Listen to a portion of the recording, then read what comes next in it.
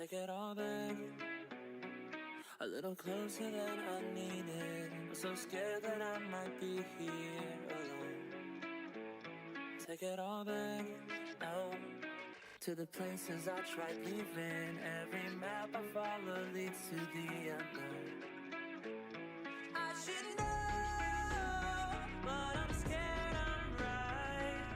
Bending break to see through the lines, afraid to frame my life. I should know, but I'm scared I'm right. Bending break to see through the lines is easier than saying goodbye. Why do I still feel so lost? Why do I still seem out of place? Everyone's out of focus.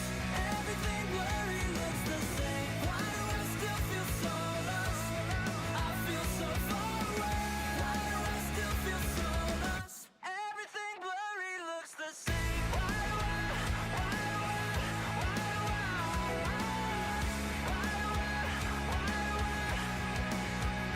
When I look back, I never seem to see things clearly. I'm busy, yeah, I'm spun out of control. Cause when I look back now, to the lie I keep repeating, I'm so scared that I believe it. I'm so scared that I believe it.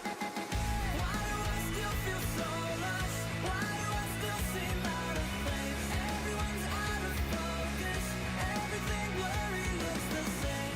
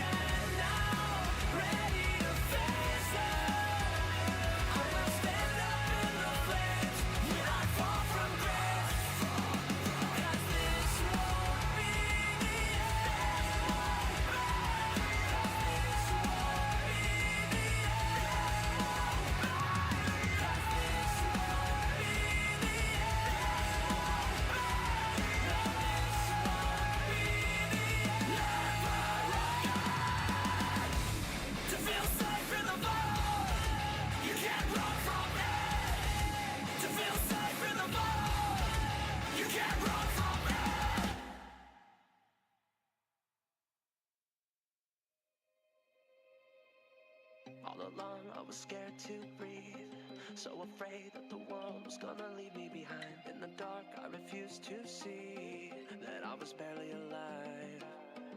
It's such a bitter pill to swallow, but I learned to call it reality. I didn't wanna wake up, I didn't wanna wake up, I didn't wanna wake up and miss the misery.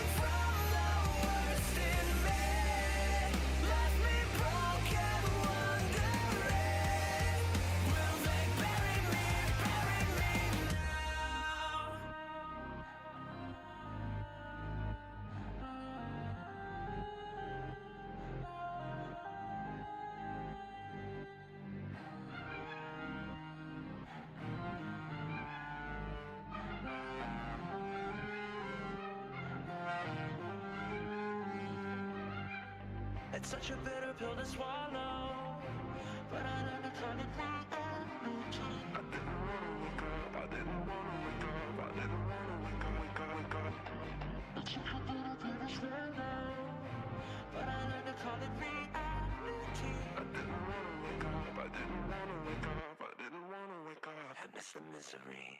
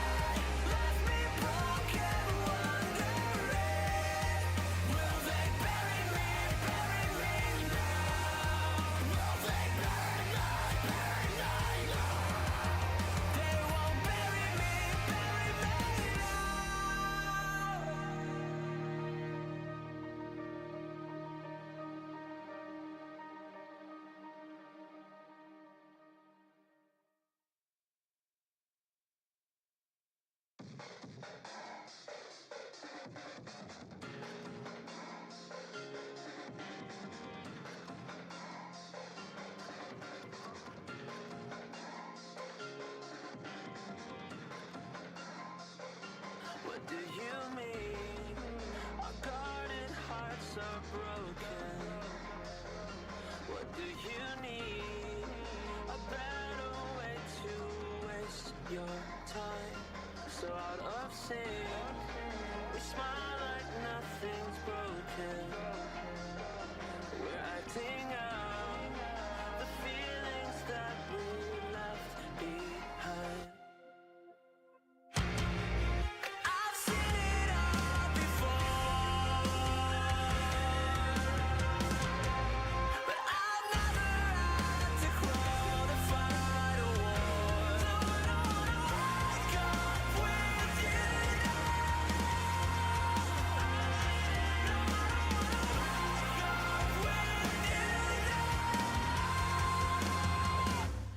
do you see?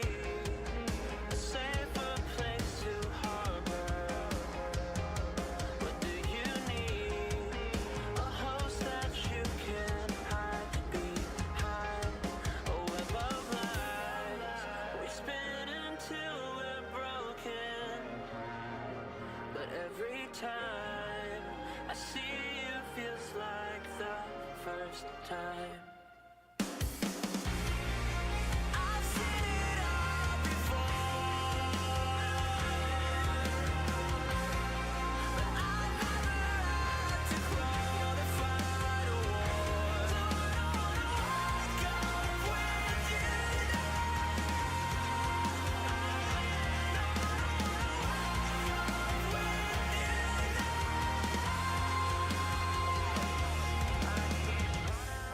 you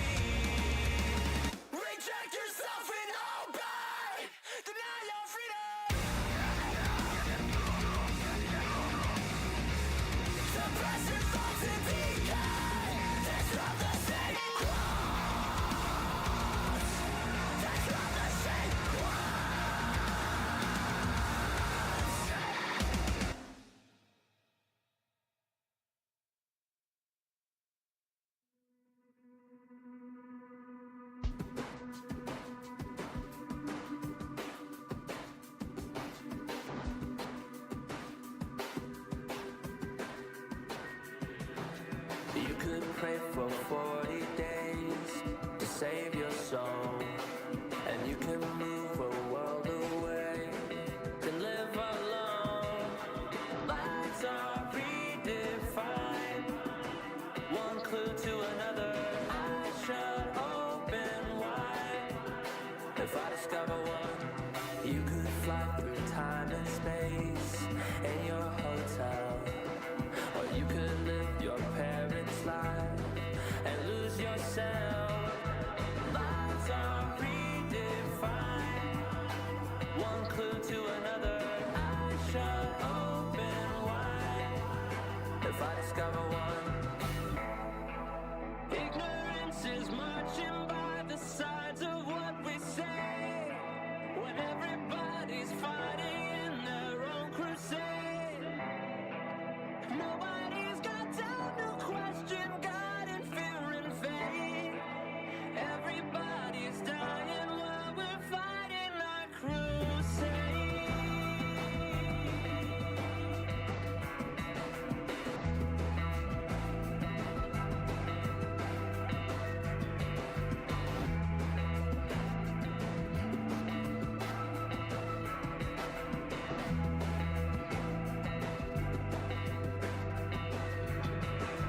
You could feel what you're too scared to understand, or you could open up your mind and breathe it in. Lives are redefined, one clue to another. I should open wide if I discover one. Ignorance is marching by the sides of what we say, when everybody's fighting in their own crusade. Nobody's got time to question God and fear and faith. Everybody's dying while we're fighting our crusade.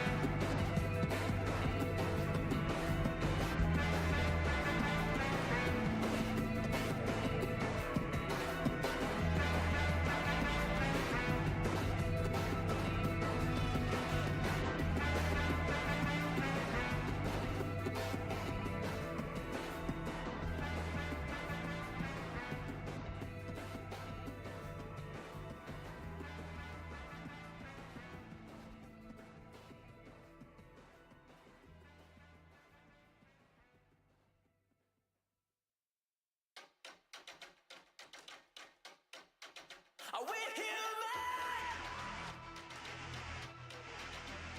Are we programmed beyond our control? You wanna find out? Pay attention, the battery's low. Are you ready?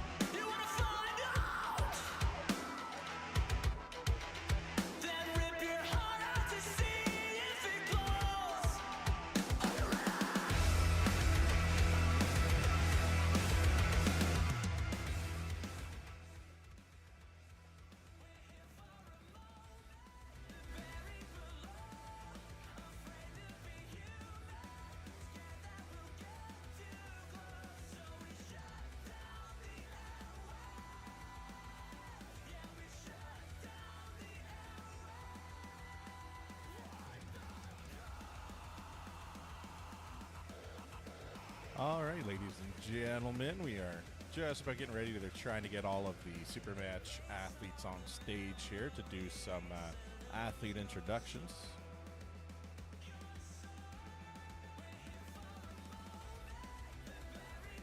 As they're gathering around there, just wanted to give a shout out and thank you to Twistmasters Armwrestling here in Grande Prarie for having me out here, driving all my gear out and stuff for the show today. Pretty excited. I've been to a couple arm wrestling shows around Edmonton, which is my home base, previously, and they're always fun. It's a good time.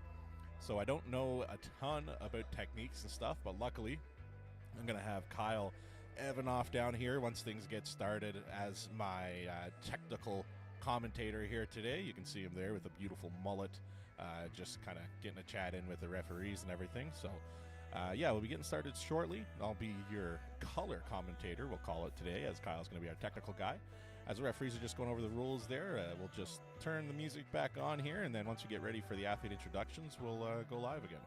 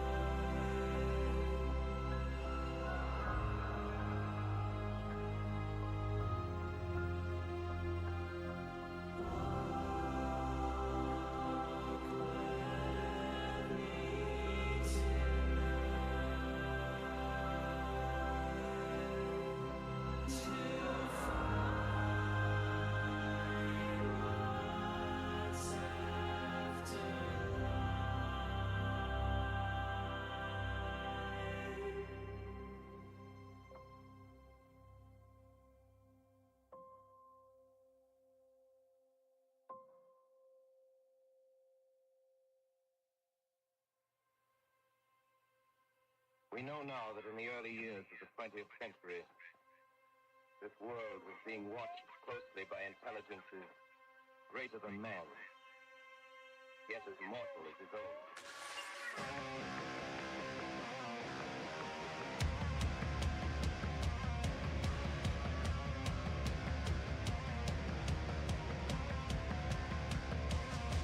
That I find the blood inside.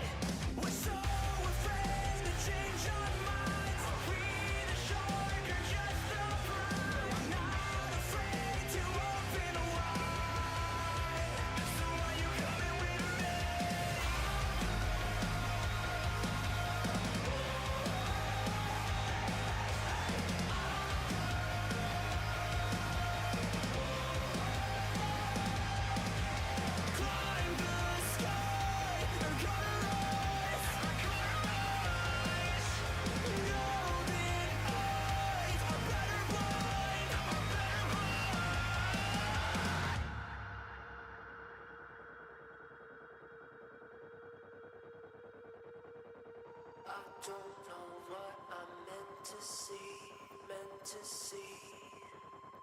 So I'll just hold my breath and wait for gravity.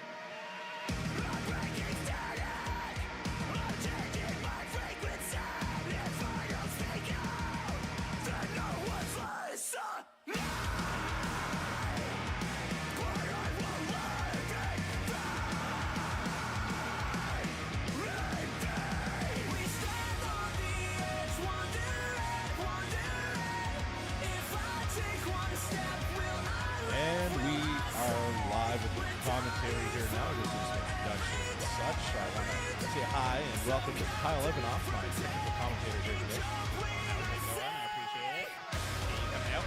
Pretty good, pretty good. Happy to be here. These two fine gentlemen here are our guests here today for the show. On the microphone today is Todd Hutchings. You mind sharing a bit of who he is? So Todd Hutchings is actually a multi-time world champion. Known as Todd Zilla or Uncle Todd. Yeah, he's been doing it for a very, very long time. He's one of the best commentators. The large fellow with the beard there is Uncle John, who is actually in-house commentator. And we have Brian Parliament here on the right, who's actually from Calgary. Nice, yeah, excited for this. Uncle John's one of our hosts here today, so excited to see how he does on the platform as well. Yeah, no, it definitely should be a good thing. So more or less what's going on right now is we actually have what's called the general setup here. So the guys are kind of fighting and vying for the position, trying to cheat as much as humanly possible without being caught. Yeah. Any advantage you can get in strength sports is a good thing. Whether it's powerlifting, strongman, this, whatever. Know the rules and follow by the rules, but just ride that line hard. Good hit there. John has taken his hand. He's capped, trying to control there. Brian's trying to actually escape here. So what Brian is trying to actually do is get his hand away so then he can get out to the straps. So John's transition to, Looked like he slipped there, hey? Nope, that is a win. Oh, nice. Yeah, so that's a win for John. But very, very good start for Brian. All in all, I know Brian only actually had a week's notice for this match. Oh, wow. Yes. So you got to stay ready and off season, got to be ready to go. Yeah, it's definitely one of those things where arm wrestling can happen at any given time, and that's the magic of the sport. Yeah, that's awesome. Where is Brian from? Looks like Red Deer? Calgary. Calgary, okay, well, cool. Red Deer, Calgary, he's kind of all up and down the southern part of Alberta here. He's wearing a Red Deer shirt today, though, so supporting the Red Deer Club. Yeah, no, that's cool. Yeah, I just kind of went with that, saw the big red deer on the front of it. It's pretty self-explanatory. It is most definitely, yes. So how long? What's the standard rules for time between matches? So usually we have about a minute between matches for the competitors to kind of take a break. Usually when it goes to slip like this, I guess it was a win. So yeah, it's about a minute between to kind of get your arm feeling a little bit better. Realistically, there's only so much you can do, or come up with a different strategy. Cool. Cool, and I see Uncle John's on the other side of the table now. That's traditional to switch sides in between. That is correct, yes. Cool. So you do swap sides if there is a win. Uncle John showing a little bit more confidence, though, getting back to the table a little bit faster. Some people like to do that when they feel they have a clear-cut advantage, try and put a little pressure. Yeah, kind of a little bit of a mind game there, too, when you see your competitor back ready to go, just waiting for you. Absolutely, absolutely. I'd imagine there's a lot of that mental game to this as well. Big time, big time. I mean, competitor's head. The other thing, too, is it's not just you're trying to play mental games with your competitor, but also the referees and distract them from what you're doing on the table. I like it. I like it. All right, so we're looking for a setup here. It's looking like Uncle John's taking the higher position, probably going to go for that same route. Looks good from the refs. Got to start. Oh, Brian went through. John's going back, trying to press through.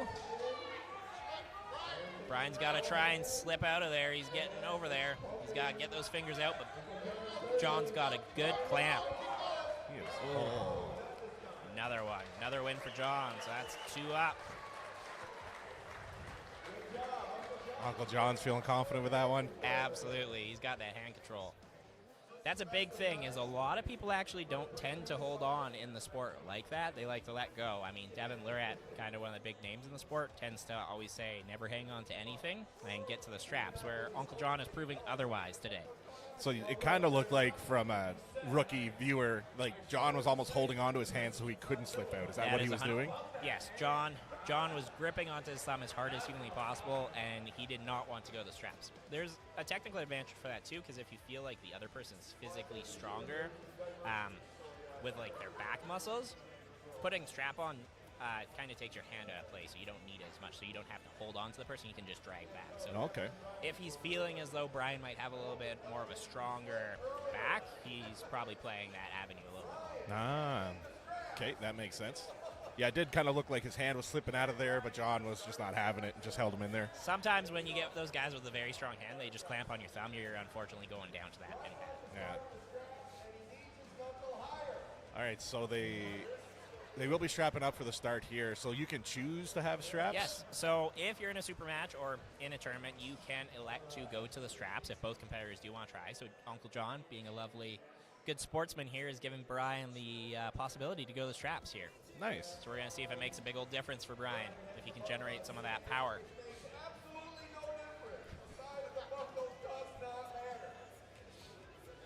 So what Todd's talking about there is there's a back and forth in arm wrestling where if you have a buckle on your side of the hand, it usually means that you're at a disadvantage or an advantage, where Todd's actually done the math behind it. He's a mechanical engineer and has proven there's no actual difference. Oh, really? Yes. He's a man of science. That's why he went to get his engineering degree, just for that. Absolutely, just for that, for that. Well, he learned a lot about torque and movements there, so that's good. Yeah, looks like they're a little bit even this time. John's wrist, no. Oh, Brian's got some good back pressure, but John looks pretty confident here. He's talking to him, and it's all done for Brian. Brian, not even mad. He's just like, yeah, okay. Yeah, no, Brian came out, like I said, on a week's notice to pull Uncle John. So, yeah. Well, congratulations, Uncle John. That was a fun first match.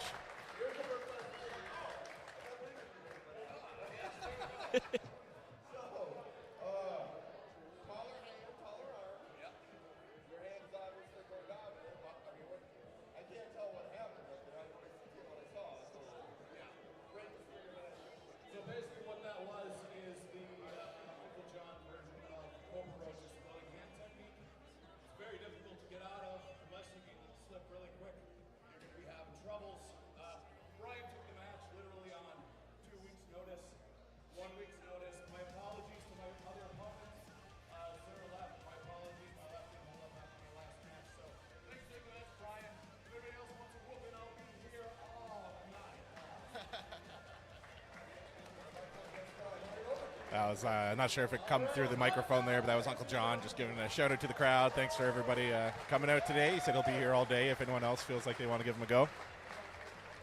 Kyle, as a non-experienced arm wrestler myself, what do you think of the chance of me beating John is today? Not very high. No? Not very high at Okay. all. I would say even going up there against some of our 176-pound individuals, it is not a very high chance. I believe it. Yeah. I really believe it. Yeah. I definitely learned that the hard way when I transitioned over from strongman. I was like, hey, I'm pretty strong at the strongman thing. I could probably be pretty okay at arm wrestling. Learned very quickly that it is not the same sport at all. Psych. Yeah, no, as I looked into it a bit before this show, as we were talking, I looked at some videos and stuff. Yeah, there's a lot of technique to it. Like, it's so much. And, like, when you can kind of predict what they're going to do based on their positioning and stuff, it kind of helps. So, Absolutely, yeah. I mean, it's really a sport of millimeters, and a lot of people talk of it as almost like it's hand jiu-jitsu, realistically, is a good way to look at it, because there's a counterattack and attack for everything you're doing. Nice. Chess. All right. Moving on, we have the next super match here. We have Jeremy Etsy, who I believe is from Lethbridge, and then Cody, who is also a Red Deer athlete. So this is in the 220-pound division, left hand. Jeremy was actually ranked in, I believe, the top 3 in Alberta. Cody is on the rise up the ranking, so this will be an interesting one. Is that Cody? Cody's the one on the left. Okay, yes. So, unlike the graphic says, Cody is the one on the left. Jeremy is going to be the one on the right. During the next match, though, we'll be correct. So Yes. we'll leave it as is for now. You can also look at the shirts, too. Shirts help. Cody Yep. is Red Deer, and Jeremy is Lethbridge, the LAWC club. Yeah, there you go. And statistically, how much advantage do you think you get for having a mustache like Jeremy's? It's a pretty big one. It's quite a stash. It is quite a Very- stash. very So nice. we're going to see if some of that stash power does translate here. It is definitely looking like a little bit more of a fighting in the setup. So both athletes don't feel as though, you know, they're going to give up any ground there. What they're going to hear now is the ref grip. So if the athletes can't agree or find a spot to start, the refs take over and they're going to actually set the grip and then begin the match that way. Perfect. How common would that be where the refs got to step in, you think, to? Super matches is much more common because usually the competitors are a lot more experienced, so they're going to try and fight and gain every little advantage. Where in the ref grip, you're still trying to get that. Oh, this is a hook battle. Jeremy's coming back through there. Looks pretty darn even in here at the center. Jeremy's trying to transition over there, get a little bit more pronation through his hand. But Cody's digging in deep. Jeremy, oh, this is a very close one. What a war. Cody's transitioning over, trying to get his shoulder behind to generate a little bit more pressing strength. Oh, Jeremy staying in deep, though. As you see here, both athletes are trying to use their body to get behind. Ooh, That was a battle on that one. that was a battle for That was sure. good. Both athletes were almost off the floor at one point in time, just Yep. kind of giving all again into the torque there. That's a big difference, too. A lot of people think arm wrestling is only your arms. That is not true. As you can see, you can use any part of your body to wrap yourself around that table. Your feet don't even actually have to stay planted on the ground. As long as one hand remains on the peg and then your elbow is connected to that pad, you're good to go. I think I might have saw this on a video one time or something, but you're kind of allowed to wrap your foot around the bar if you think it'll help you with some leverage. That's allowed to. Absolutely, yeah. So Cody actually did hook his leg around there to try and generate a little bit more side force. So did Jeremy at the end, and that's actually what helped Jeremy transfer, because you create what's called a bit of a wedge to kind of push off of using your leg. So Makes sense. yep. And for those at home and for yourself too, you might have saw I kind of zoomed in on the athletes there when they were wrestling. Do you think people at home and yourself, would you like to see the full length with the legs and everything, or do you kind of enjoy just getting closer to the arms? I would say it's a little bit in between. It's always good to see kind of what the lower body's doing as well. Okay. But the big battle is usually the hands kind of mid height up. So Yeah, for someone like less experienced like me, it's kind of cool to see the upper body just with the arms going at it. 100%. But for an experienced athlete like yourself, yeah, it does make sense to see their technique with the legs, what they're doing. absolutely, because that does kind of dictate if someone's loosely flailing their legs around, they're not going to be able to generate as much force from their lower half. And we saw when Jeremy actually did hook his leg around that post, he was able to create a lot more torque there and finish the match. All right, we're going to see if either of the guys make any adjustments, and if they've elected to go to the referee's grip right off the get-go. All right, so this time it's going to be Jeremy on the left and Cody on the right, correct? That is correct, indeed. It's looking like Cody's going for a little bit of a higher hand position here. Gonna see, yeah, he's got high knuckles there, Cody does. Looks like we got a movement. No, a warning. Oh, they got a warning during the ref setup? Yep. So ref's grip, if you move at all in the setup, you can actually get fouled. So a match can lose based on 2 fouls. Yep. But in the ref's grip, if they feel as though no advantage was gained, they can give you a warning. Flashed him right into a hook there. That was fast. So the tournament you're going to see, a lot of matches are going to be that quick. It's very, very quick. That's impressive. Yeah, so Cody made the right adjustments there in the setup. He definitely felt like there was a little bit of a gap. Maybe Jeremy was a little bit behind on the start, but he definitely made a good hit. Cody took that, so now we're 1-1 here. That's awesome. Yeah, excited to see it. I even recognize some of the referees from the Edmonton shows. Yep, the refs are actually longtime competitors themselves. We have Dave Hicks out here and Patrick Butcher. Both guys have flown in from BC. Dave Hicks is actually a world champion and been around the sport very, very, very long time. Great referees. Happy to have them out here. Yeah, that's awesome. And they're the best at what they do. So, I mean, obviously, we want to put on a high-class, good caliber show and keep the athletes safe. So, need the best to do that. Oh, yeah, absolutely. All right. Do they have to take a course or anything for this, or is it just experience? So, it's seminars. They actually put on a class, and it goes from level 1, level 2, and I believe level 3. Cool. So, yeah, these guys are your higher-level referees in Canada. And we have Terry as well, who's, I believe, one of the highest-level refs in Canada. Awesome. You guys are really putting on a primo show here with the venue and the high-end athletes, the guests from America. Ooh, and Cody's got him again. I think Jeremy, unfortunately, spent a little too much in that first round. Cody found a weakness that he felt and is exploiting it there. So that's where the interesting part, as I mentioned, comes in of the gaming, right? Like, for the average person that's never done any arm wrestling, you're like, oh, yeah, it's just a bunch of tough guys, like, pulling arms. Like, not at all. Like, no. I'm learning a lot even just today, like, talking with you here. Just the setup alone is just a huge starting point towards whether you're going to win or not. Oh, absolutely. I've been doing this now for, like, about 2-ish years on and off, and I still feel as though I'm very much in the infancy of the sport, and there's so much depth to it, and that's one of the most, I would say, interesting aspects of it is how deep you can go into it, and you're really never a great master. You can always learn or find something different because people are built different. It's always a different puzzle that steps up to the table against you. Yeah, a bit of psychology there, too, kind of just getting a feel for the guy and what you think he's going to do and everything. It's just like chess. You got to predict their move and what they're going to do. And you were the one that sent me some videos talking about if something's not really working, you can transition mid-pull to adjust and stuff, which sounds quite difficult just to do that transition. It very rarely happens. Yeah. In amateur tournaments, you're going to see someone try and adjust, and at higher levels, like what we're seeing here, Cody made a good adjustment there, and we saw that in the very first match where they went back and forth, and they transitioned to a couple different moves offensively and defensively. But amateur-wise, you very rarely see that. Usually it's you're shooting for one move and swinging for the fences. Yeah, I'd imagine you'd be very vulnerable during that transition to a move on their end, right? Absolutely. Yeah. Well, if the athlete is experienced. A lot of times you get two unexperienced athletes and you're just playing whack-a-fuck for lack of better terms. Fair enough. Makes sense. All right, Jeremy and Cody about to go at it here. All right, we'll see if Jeremy makes any adjustments or if Cody's going to take this win home here today and climb up the Alberta rankings. Yeah, Cody's currently 2-1 here, correct? Cody's on the right-hand side. So we're seeing Jeremy there complain a little bit how Cody's actually carving in. So that's giving him an advantage to commit to that hook that he's going for, that low dragon hook, as we've seen Jeremy be susceptible to two times already. Yeah, we'll see if he adjusts for that here now. Cody's going for that higher knuckle position, leaving a little bit of gap, it looks like. So he's going to probably go for that same route and dive in. Oh, transition to a press. Takes the win. And Cody takes the win. Yeah, that was impressive. Good showing from Cody there. Absolutely. If there was Vegas odds on this, do you think that went the way it was expected to go, or was that an upset?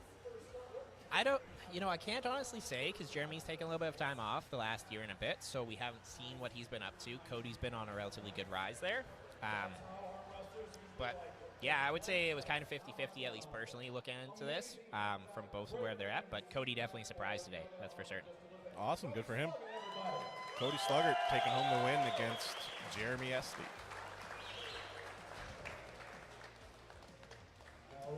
So coming up next, we're going to have Jesse Harrow and Jordan Weed. Jesse is one of our locals here from Grande Prairie as well, one of our hometown heroes. Jordan, we actually got second at Nationals this year in the 198 category, so Jesse's stepping up here. Yeah, you can tell he's a local, getting lots of love here from the crowd as he gets called up on stage. Jesse trains upper body 5 times a week. He's a thick individual, a thick young man. And where did you say Jordan's from? Jordan's actually from Manitoba. Manitoba. He's come all the way out here. A good group of guys from Manitoba. He's took this match, I think it's 8 weeks notice, 6 weeks notice, something of that nature. But yeah, Jordan is actually currently number 2 in the nation on the right hand. So Jesse is actually moving up a weight class. He used to pull 176, and now he's in the 198s, testing his mettle against the second best guy in the country. So we're going to see how it goes. That's awesome, and we're also going to be playing on the, I mean, you look at Jesse's quite a bit thicker than Jordan, it seems. So it's interesting to see that Jordan is known as the second best in the world, to see how Jesse, or in Canada, to see how Jesse does here. So both competitors like to go inside to hook. Jordan tends to be a very quick individual going for a high hook. Jesse tends to be a slower puller, kind of dragging down a bit. So we're going to see probably either a very quick battle or it's going to go deep inside and just get real ugly, which the crowd loves. Oh, yeah. Yeah, that definitely makes it more fun. Ref script, because they both wanted to just carve in and go to town. And would you say that's, the ref script I think you mentioned is more common in these super matches as opposed to amateurs? Absolutely, yeah. Because both competitors are trying to fight and get as much as possible. You don't want to give anything up in a super match, because any millimeter that you give to your opponent, especially an experienced opponent, can make a big difference. Oh, yeah, I believe it.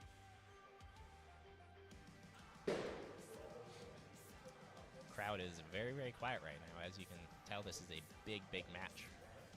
Yeah, definitely the quietest the room has been so far. Yes. I almost feel like I got to whisper a little bit because I don't want them to judge me about what I'm saying. That was a quick flash pin. Yeah, that was quick. Where would Jesse be ranked in Canada then if Jordan's second? Jesse hasn't actually been to nationals, so it's hard to say where he would rank at the 198. Not officially ranked. Not officially ranked nationally, and even in the 198s, he's not officially ranked. This is his first kind of step up in this weight class. That's perfect. I mean, it's good to like step in and then you're like, hey, this is where I got to be. And you're either there or you just got a little bit of work to do. And sounds like he's experienced anyways, so. Absolutely, yeah. I mean, Jesse's been around doing this for about 4 years now, working his way up the ladder, pulled a much lighter weight class and stuff like that, but he wanted to really test himself today and see if he could step up to that national level and just see where he kind of goes. Oh, yeah, that's the best. The only way to grow is to test yourself, even if you know, like, I'm probably going to fail, not saying he will, but if you have that mindset, that's how you learn. Oh, exactly. It's the only way you know, right? And especially in a sport where it's competitive, like you compete against individuals, you got to test yourself, right? So. Yeah. All right. Looking like they might not go to ref script here. Just turn him in, take him out. Yeah, that was so what Jordan's doing here is he's turning Jesse over onto his bicep, but still driving directly to the side and catching Jesse right off the hop there, so he doesn't have the time to adjust or catch. Yeah, that's where those fast twitch muscle fibers come in. You got to be able to catch him before he gets too far, I guess. Yeah. And so, me, as I said, kind of rookie, it didn't look like Jesse's hand actually touched the platform during that. Does his hand have to touch the platform for it to be over? So it's anything from the wrist bone up. Okay, so even just a knuckle or something touches the mat? Okay. Yeah, so that would count. The other thing, too, is right there, it could be what's called a parallel pin, where he could have went below the line but not actually physically touched it. Okay. And Jordan walks away with that one pretty unscathed. Yeah, there's a reason why he's number 2 in Canada right there. Yep, that is very, very true.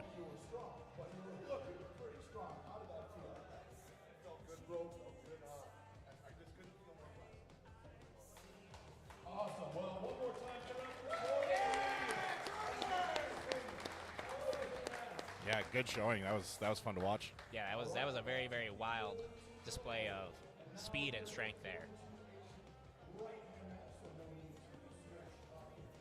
Now we're going to the right hand, which will be Jeremy and Cody. Okay, yeah. I was confused there for a second. I had the list of upcoming matches. I was like, these guys just went. But yeah, they're switching hands now, working on the right-hand side. That is correct. So that is the thing, is that arm wrestling, you can pull with both arms, and most people tend to. It's not just your dominant arm.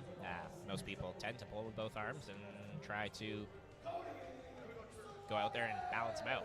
Yeah, so yeah, as we mentioned, this will be a right-hand match here. These gentlemen went earlier, and I think Cody took the win on the first set of matches, Cody correct? did indeed take the win, 3-1. Yeah. Looks like we're waiting for Cody.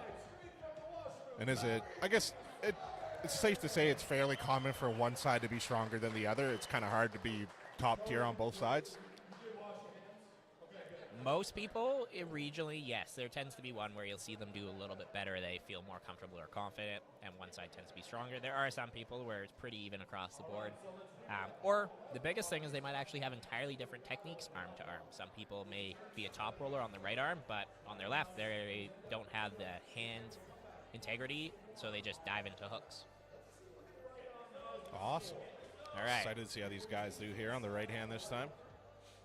So Jeremy was ranked higher, I believe, on the right hand. His last provincials, he was second on the left. So we'll see if he can put a stop to Cody here a little bit better than he did on the left hand.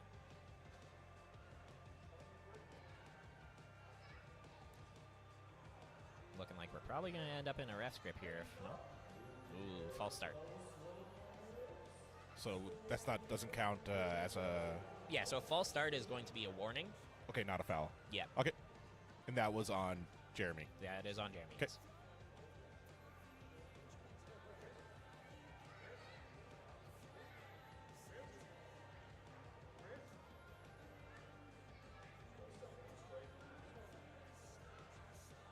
Really fight for position here. This is probably over 30 seconds at this point in time. I would call that a ref script. I would say that's a... Yeah, about 30 seconds.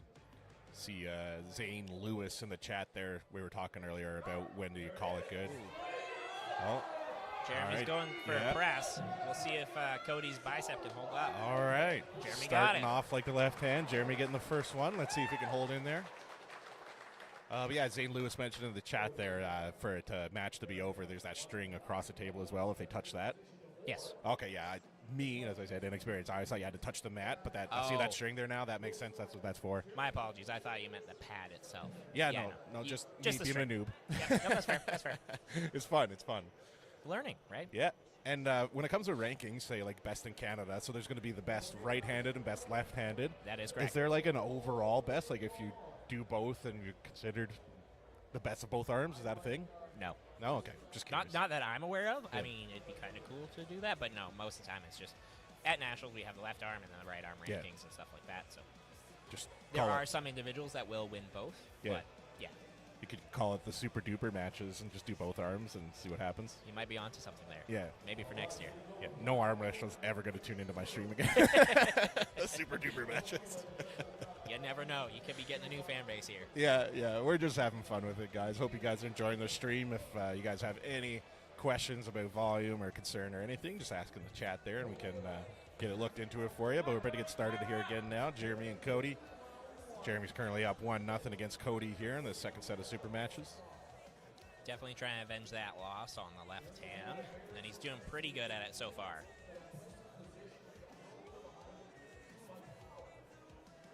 We're going to see if Jeremy goes back for that press because it was quite successful there, and if Cody's going to make any adjustments. Oh, yep. Okay. Cody made that adjustment he needed to. Catch him just a little bit before Jeremy could lock in that press, take him outside his shoulder, and yep, there it is.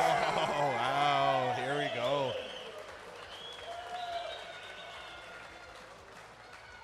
Cody is looking mighty strong today when he finds his lane. Oh, yeah. That was very impressive performance there. Good little grind, fighting it out there, able to get a finish there. See Dakota Shipton in the chat, said he's sad he can't be here today, but will support any other way he can. We definitely miss you up here, Dakota. It's a darn shame you couldn't make it. Where's he out of? Dakota, I believe, is out of Red Deer. I mean, he travels all over the province, so he's flies out to Turkey and down to Florida with Sean Crowther, who's actually here, who's also from Red Deer. Cool. So yeah, Dakota is very well traveled. So yeah, we're sad that he's not here. He's definitely an up-and-coming young arm wrestler that's kicking some ass down in America lately. Love it. Love to see it. Keep it up, Dakota. You mentioned Turkey. Is arm wrestling big in Turkey too, or? It's kind of a big deal over in the other side of the world. My dad's from Turkey. Huh. I'm a Turkish newfie. Wow. Literally one of a kind. That is a wild combo, my friend. Yeah. I've never met any others, so it's my one claim to fame. Well, there you go. Yeah, no, actually, the main super matches are ideal. Like, if we were to equivalent it to UFC, the East vs. West is mostly hosted in Turkey. That's cool. Well, I kind of feeling like I have to get into arm wrestling now. You might have to. It's now. in my blood. It is. Oh, false start there from Jeremy. He's got a warning. So if you get 2 warnings, I believe, then that leads to a foul. Okay, so one more, he'll get a foul. Bingo. Okay. All right, we'll see if Cody can do the same thing or if Jeremy can actually get him off that hop and get over to his side of the table with that press. The big thing with the press is it's very hard to come back to after your hand's outside your shoulder. As we can see, Jeremy's getting a little frustrated here. Oh, Cody's got him here. He's got him inside. Takes that second one. Might be having a recreation of the left hand here, 1 and 3. I do hope that Jeremy's going to be able to come through here. I love it when it's neck to neck. We'll see. Yep, absolutely. I mean, it's looking like Jeremy is a little bit fatigued up there, just kind of looking at how he's getting turned over and getting dragged out. I think that initial battle in the press was, he just hasn't quite recovered from it yet. Yeah, 1 minute's not really a lot of time to recover from anything. No, not really, especially if you're going 110% to finish something. It's not easy to redline and then just be like, all right, let's try and do that again. Yeah, no, it totally makes sense. Does someone have a timer, or do you guys just kind of like eyeball it? We YOLO it. Yeah, okay, fair enough. 100%. A lot of the times it's realistically just an eyeballing. Even at the top level of the sport, the 60 seconds is very much so like, oh, there's a language barrier. Guy walks off, grabs some more chalk, comes back to the table. Then someone yells at him. He's like, oh, nope, forgot my water, and wanders off. So yeah, arm wrestling is really a sport for cheaters and how much you can get away with. How much you can game the system. Absolutely. But it is by far one of my favorite sports I've done so far, and the community is absolutely great. Everyone's out here having a good time, wanting everyone to do well. Oh, yeah. It helps when it's a good community and supporting and just fun. Yeah, absolutely. All right, got Cody on the left here, Jeremy on the right. Let's see if Cody can just turn him in and pull him back over into that low dragon hook. It's definitely had success again. Or if Jeremy's going to try and find a different avenue. No, there's not much left there for Jeremy. Cody takes it on both hands. Yeah, Jeremy looked to be in a bit of pain there on that one. Yeah, Didn't I seem think to have as much Jeremy's fun. inner elbow after that first battle took a little hit there. So, But at least he didn't get swept. He was able to get one in both the matches, so absolutely. that's good.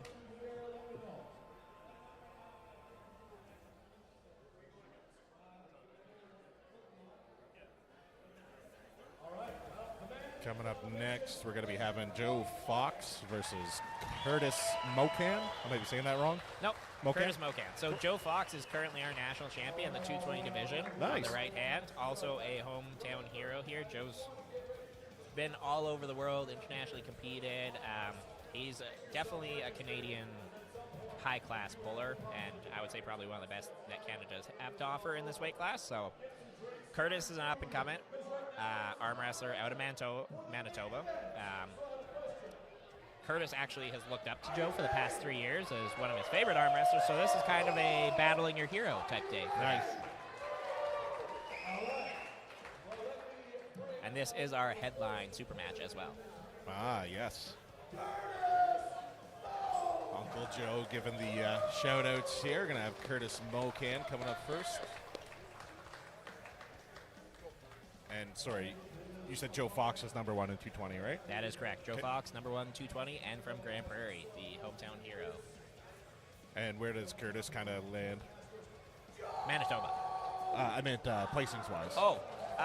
Curtis didn't go to nationals this year, but I would say he's probably up there. We're going to find out today. That's Yeah. the biggest thing is, once again, just kind of like how Jesse was going against Jordan.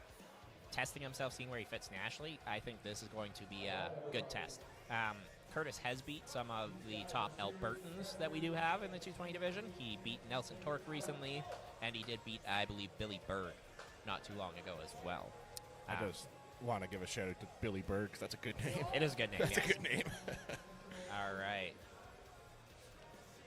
So Curtis tends to have a lot of what we call sticky spots. So he gets hit and gets kind of stuck in these bone lock positions. Joe is a very quick, explosive hitter where he'll get taken back to his side and then fire through reeling. This one's going to be super interesting. We're going to see kind of right at the get-go of if it's going to be a one-sided battle or if it's going to be a dogfight. So we're going to see what they're doing here, and they're definitely not going to give any gaps at the start and try and make sure that, there's no advantage on either side.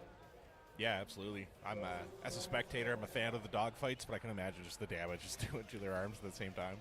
It is not fun. Yeah. One dogfight ruins your day very quickly. How's the soreness the next day? I've done strongman. Have you ever had toothache? Yeah. Like a bad toothache, like almost needing to get a tooth removed? Yeah. Imagine that in your elbows. Oh, wow. Yeah, it's terrible. That sounds fun. It's not. It's not. One of the worst pains I've ever experienced in my life, but it does go away eventually. Okay. So it looks like they're going to go for the referee grip They here? are going for the ref's grip, yep. So when they stepped away there, I saw the ref, he kind of closed his hand like this and pointed to both of them. What was he doing there? So he was asking if they want their thumbs capped or not capped. So the cap is kind of like a hook grip in deadlift. It allows you to hang on a little bit more, where uncapped, you might slip. So that's dependent on each athlete's technique. Okay. Gives you a little bit more hand control if you're capped as well, so you can kind of hold on, kind of like Uncle On did there in that first match. Curtis digging in deep, but Joe looks pretty comfortable there. Oh. Yeah, it looked like Curtis's elbow come off the play. Curtis got an elbow foul. Yeah. So that means Joe takes the win. Nope. On So that match? 2 fouls. Oh, okay. So even with that rule, it's 2 fouls. 2 fouls and then a loss. So you're allowed to foul. Some people will technically foul as well, where they're just going to pick their elbow up because they're in a losing position. Okay, and so that match counts as nothing. There is no win, loss, or draw. It's No, just, so we're still in the same match. okay, perfect. Yeah. All right. Curtis did look fairly strong there, dragging over onto the right. Almost looked kind of like a nasty high hook press thing, really high shoulder commitment there. Joe looked comfortable, though. It didn't look like there was too much struggle on his face. I've seen Joe kind of look a little more worried than that, and he didn't look terribly worried in his face. Could just be kind of gauging it and waiting for his time to strike. Nope. Curtis takes him offside. To the straps they go. Joe looked a little bit more uncomfortable there. I think Curtis has found a lane there. We're going to see if the straps make a big difference, though, here. Yeah. Very, very close. Curtis kind of slipped out of it there. You can see his kind of finger tipping it at the end. Yeah, so then that would be called a flop press, is when he loses his hand and he's trying to roll his shoulders behind and just finish the job. Yeah. There is some arm wrestlers that will completely give up their wrist in the strap and just lean their entire body, and that is a flop wrist press. We'll see if he goes to that. Yeah, Joe's definitely putting up a bit of a good fight for Joe, Curtis is putting up a good fight for Joe, kind of creating a wall there, hard for him to get him down. Absolutely. Yeah, But he is best in the country, so that's just still an honor that he can put up this good of a fight. Oh, 100%, because at practice, I know Joe runs through pretty much all of us. The only person that stops him is our open weight national champion, Josh Bellin, who is a 340-pound giant of a man. So is he here today? That big fella right over there. Oh, yeah. I seen him compete in Edmonton, yeah. Yeah. And he's a heavy-duty mechanic, I think, right? So He it is makes indeed. sense. Working with his hands, heavy bearings and all that all day. Yep, that is all Josh does. He does zero strength training. He just works on big trucks and big machines. That's awesome. All right, we're going to see how this goes here, if the strap proves more favorable for Joe or if Curtis is still going to get him over on that losing side there. Still the ref's grip here.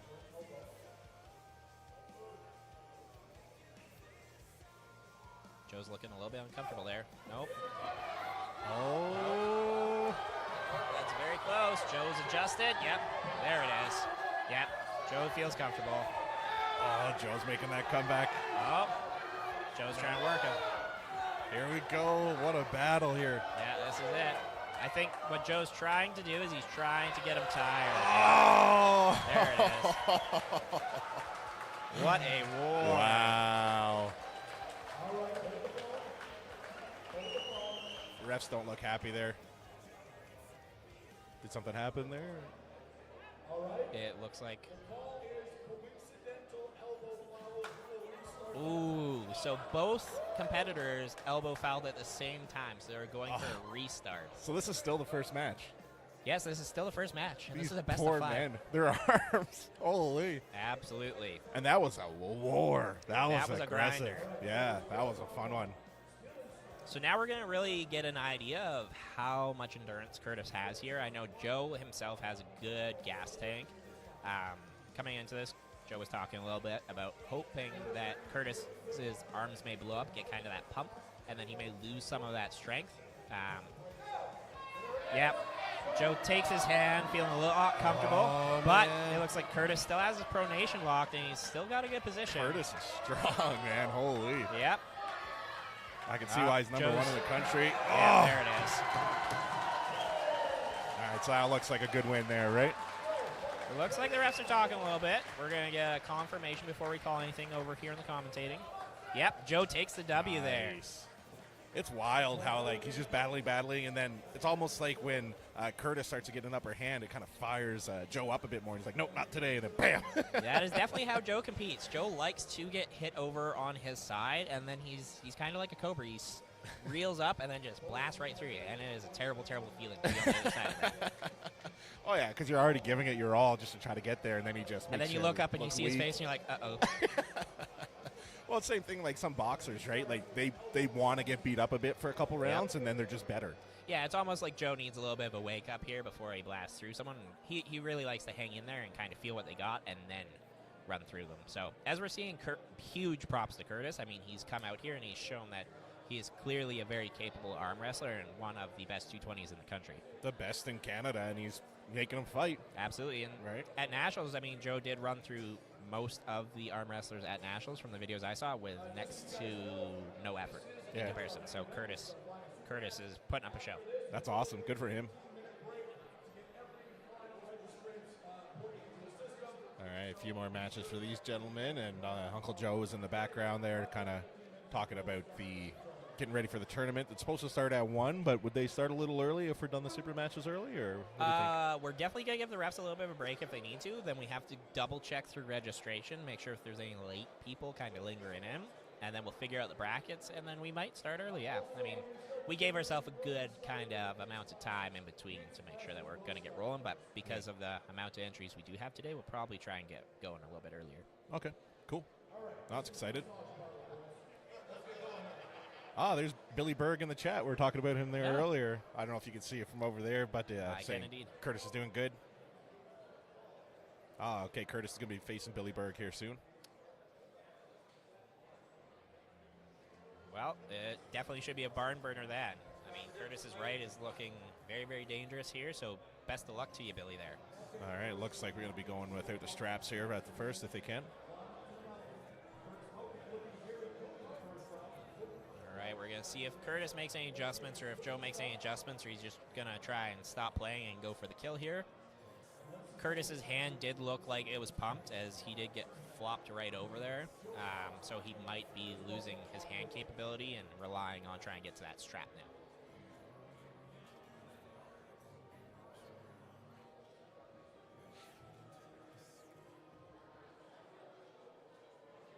Thanks for that info on Jeremy there, Mike. Appreciate the updates. Yeah, I love it when people are in the chat, kind of interact with the stream and stuff. So feel free to hop in and ask any questions, concerns. That's the nice thing is that arm wrestling. Oh wow! His glasses right off. How did that happen? Joe created a lot of torque. They went fly.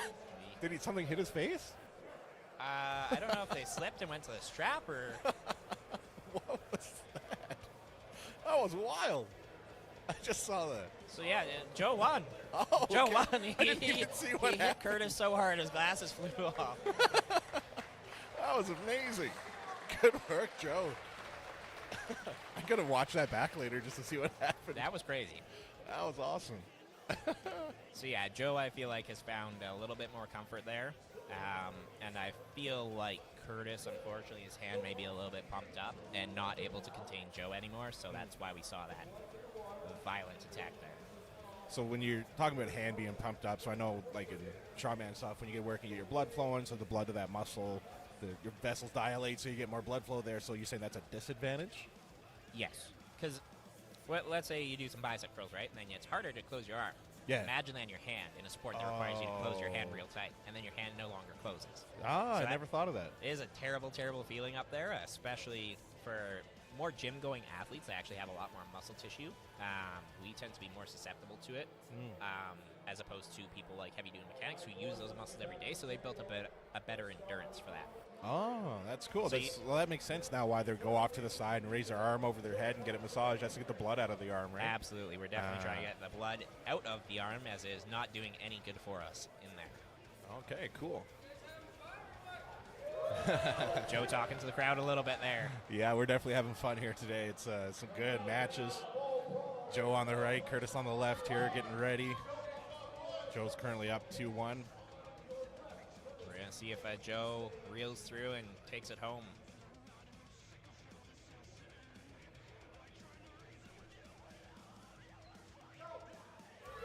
Oh, Curtis got a little bit more purchase there. He managed to slip out to the strap.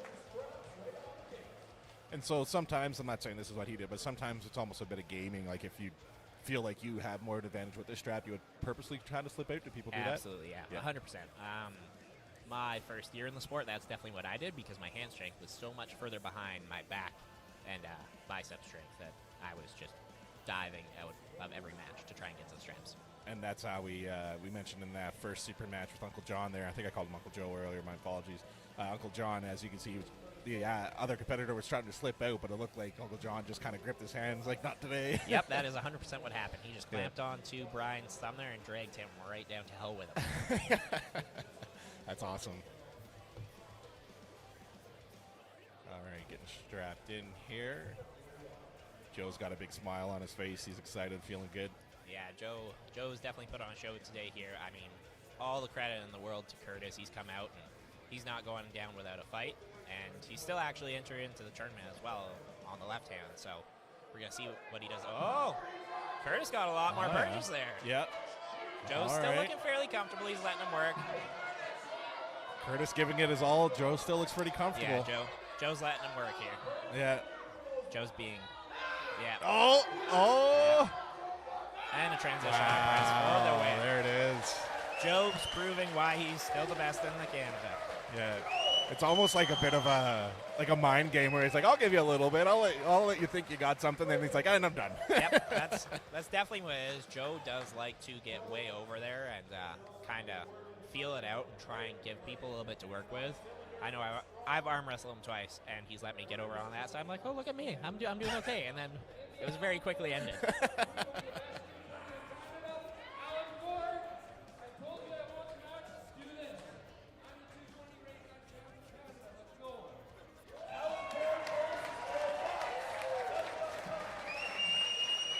Kind of missed it there, but it sounded like Joe was calling out somebody for a match. That is correct. Joe was calling out Alan Ford. I know they've been having a little bit of back and forth there.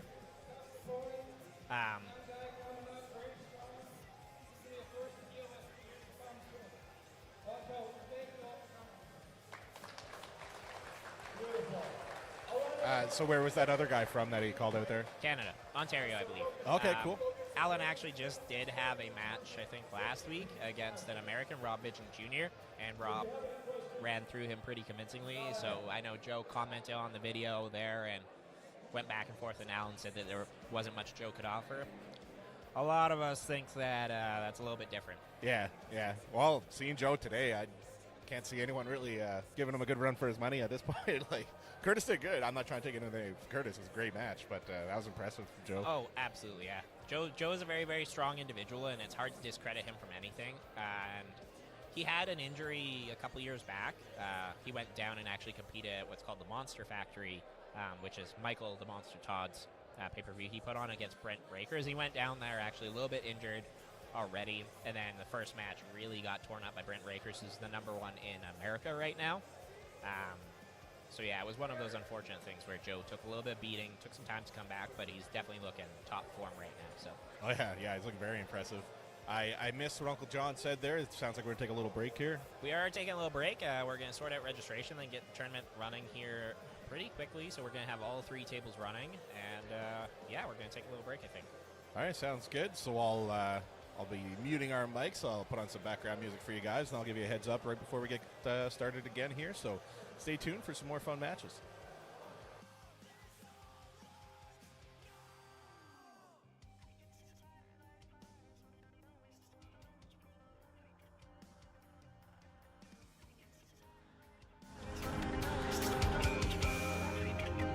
So how much longer must I wait to feel this emptiness? I made mistakes and now my dreams slip through the cracks. I've seen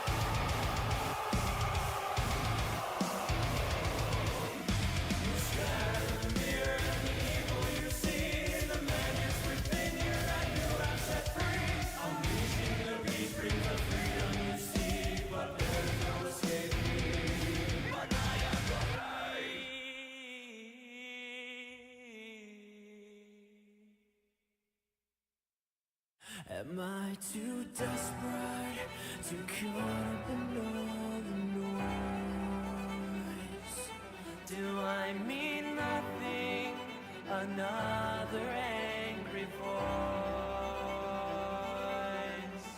Did I even have a choice? Did I only make things worse? Am I just another angry voice? Then I hear the heart sing.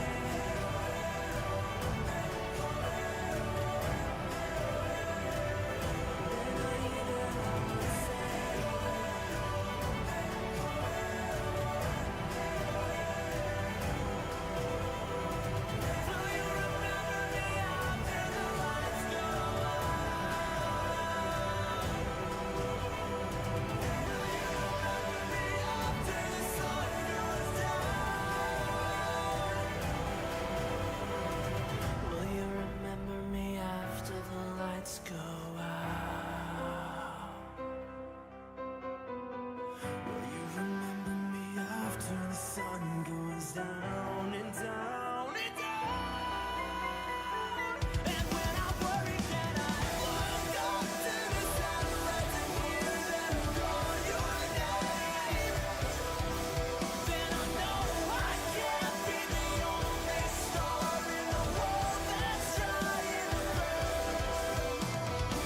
So look up to the sunrise and hear them call your name. They're singing it, and I know that I'm never alone.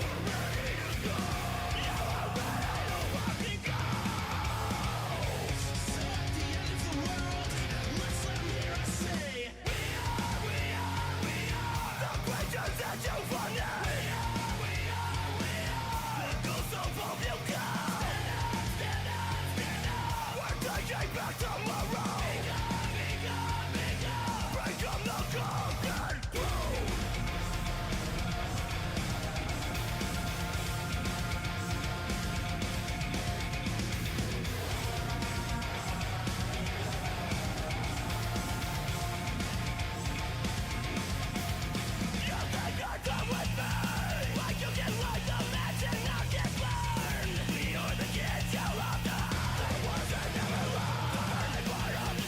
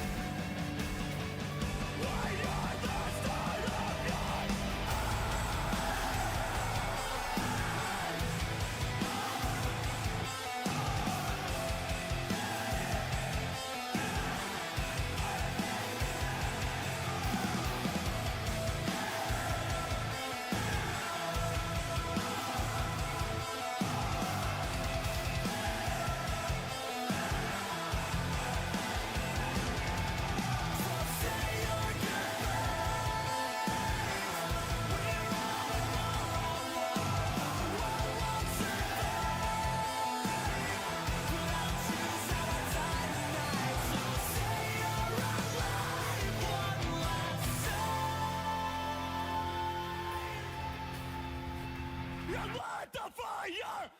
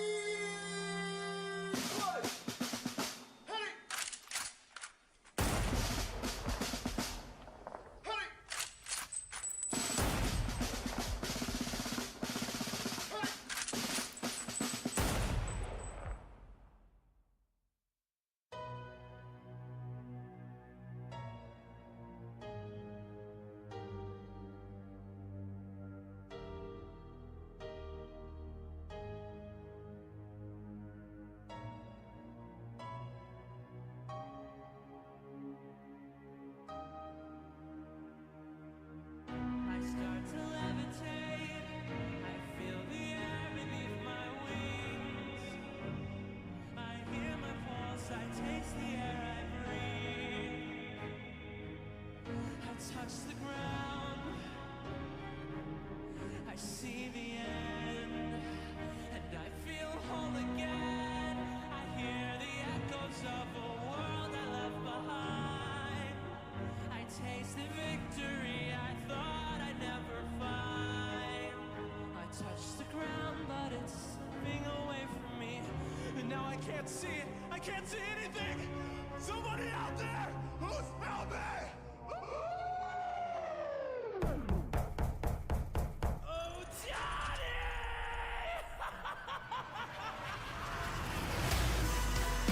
Wake the fuck up!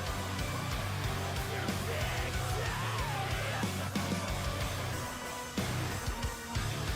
Didn't wanna keep all of those angry souls waiting, now it's you!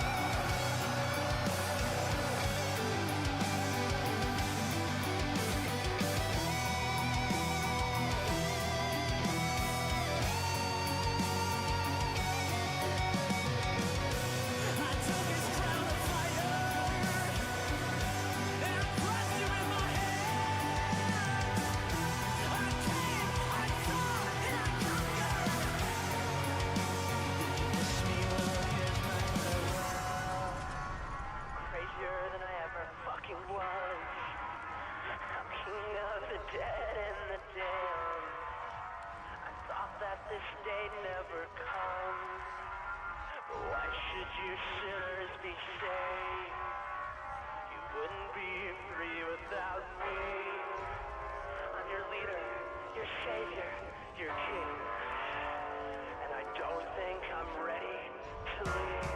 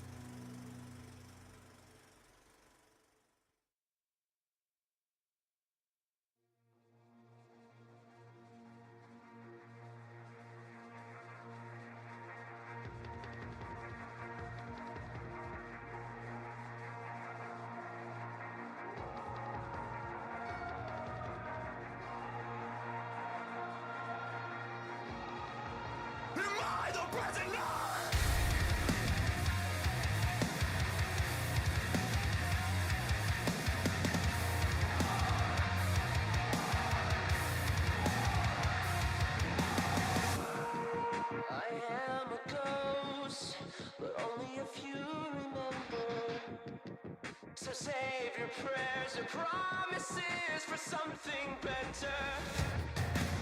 My hands are tied, stuck in this room forever. I scream, but only echoes care to answer. We wage our war, but failed to find our home. We made our world, but lost our way back home. Will we fight through the storm, or stay forevermore? The prisoners of war. Am I the prisoner?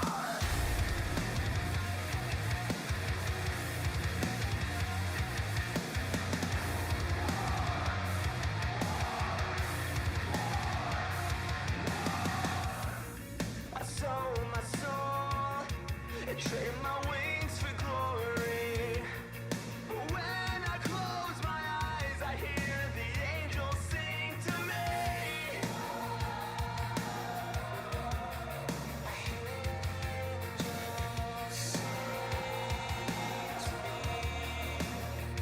We waged our war, but failed to find our home. We made our world, but lost our way back home. Will we fight through the storm, or stay forevermore? The prisoners of war. Am I the prisoner? We live to exist, but are we alive? We can't run away. How will we survive? I'm losing my grip. I can't wait to die. This time I'll learn from all I've done. And find myself behind the sun.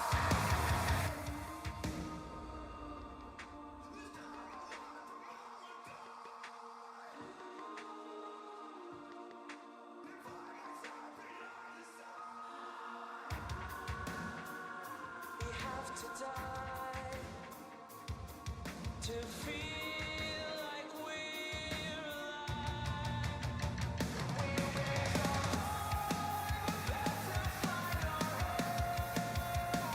We made our world, but lost our way back home. Will we fight through the storm, or stay forevermore?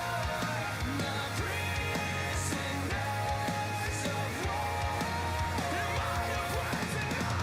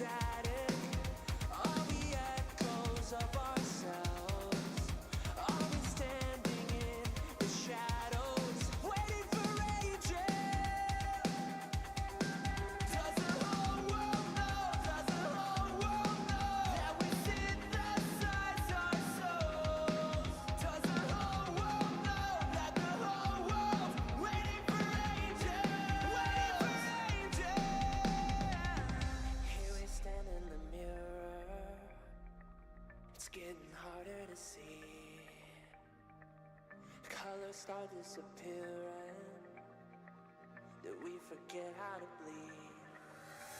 We cross our bounds for miracles and pray we get better. They say we get better. We found the holes with chemicals. They say we get better. Who cares if we're never alive? We cross our bones. We cross our bones. Are we drifting into silence, mesmerized and overwhelmed? Have we made the heavens useless, waiting for angels?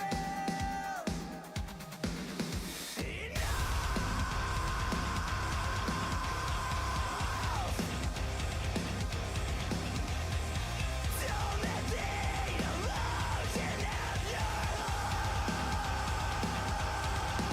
Does the whole world know? Does the whole world know that we synthesize our souls? Does the whole world know that the whole world's waiting for angels? We cross our bones for miracles and pray we get better. They say we get better. We found the holes with chemicals. They say we get better. Who cares if we're never alive? We cross our bones.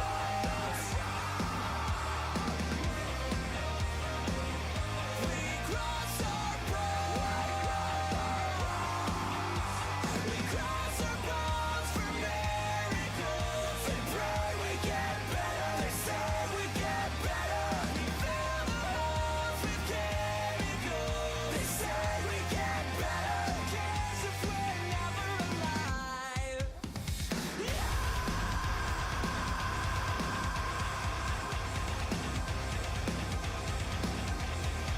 Don't let the illusion of your heart.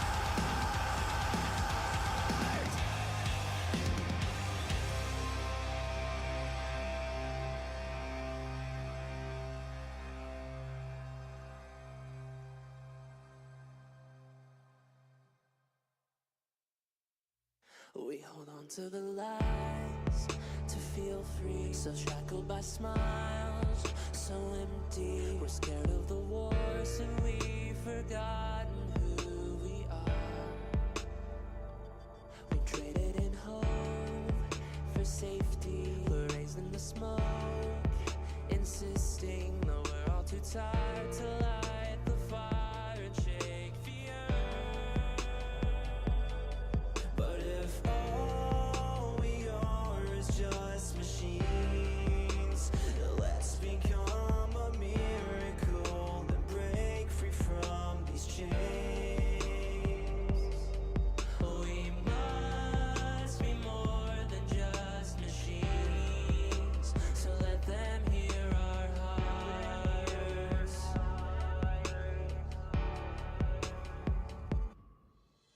Where will you run when there's no place left for you to hide? When you're faced with the flood, will you stand for the future and swallow your pride? Where will you run? Where will you run?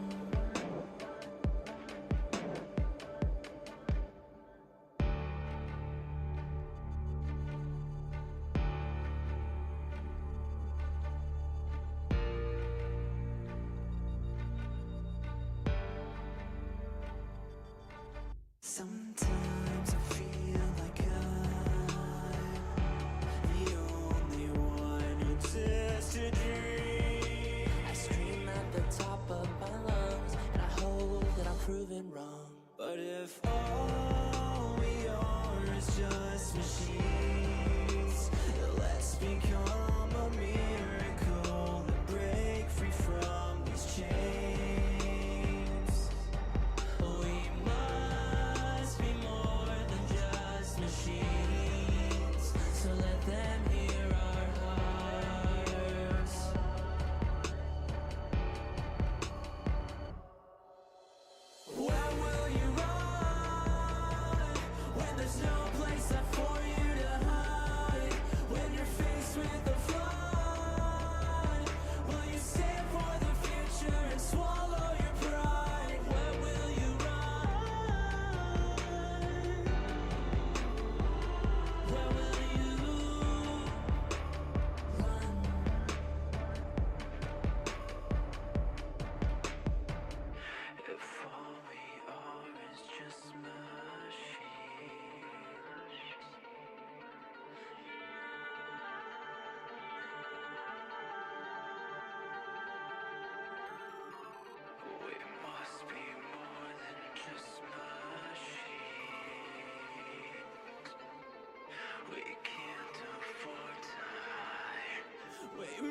must embrace the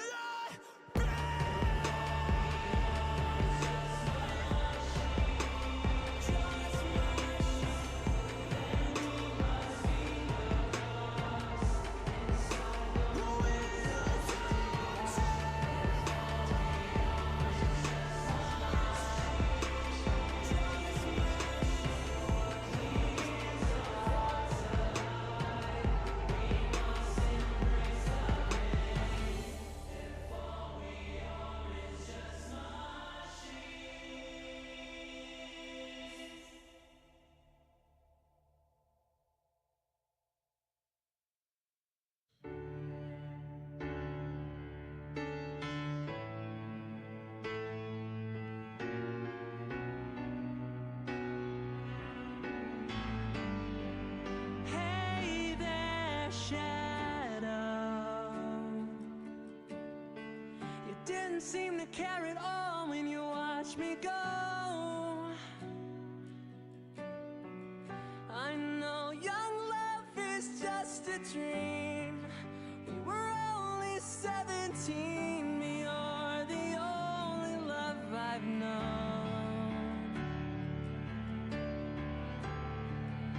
So please just let me go if you dare, 'cause it's hope that kills this heart. So please set me free, kill the spark. I've been gone from this world for what seems like millennia, looking for nothing short of a miracle. I only ever wanted to come home. So won't you let me go? When I have nowhere left, I can run away. Will you lie to me, tell me I'll be okay? Close my eyes and lay me in my dome. Now pull the trigger and send me home.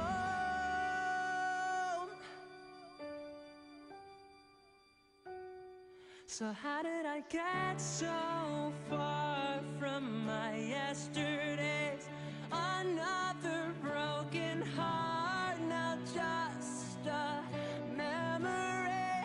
I should have left you in the dark. I should have left this awful town. Never found out how to love.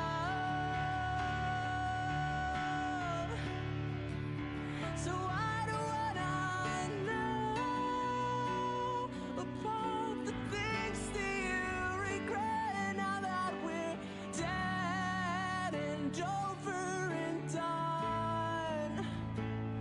Get away from me and set my heart under the rug. 'Cause I've been gone from this world for what seems like millennia, looking for nothing short of a miracle.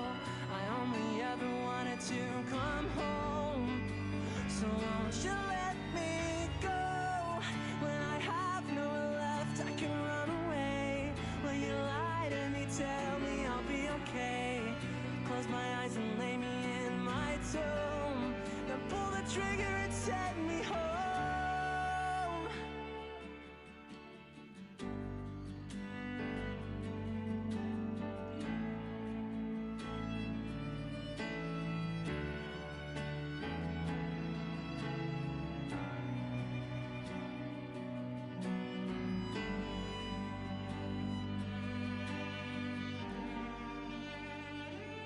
I've been gone from this world for what seems like millennia, looking for nothing short of a miracle. I only ever wanted to come home. So won't you let me go? When I have nowhere left, I can run away. Will you lie to me, tell me I'll be okay? Close my eyes and lay me in my tomb. And pull the trigger and send me.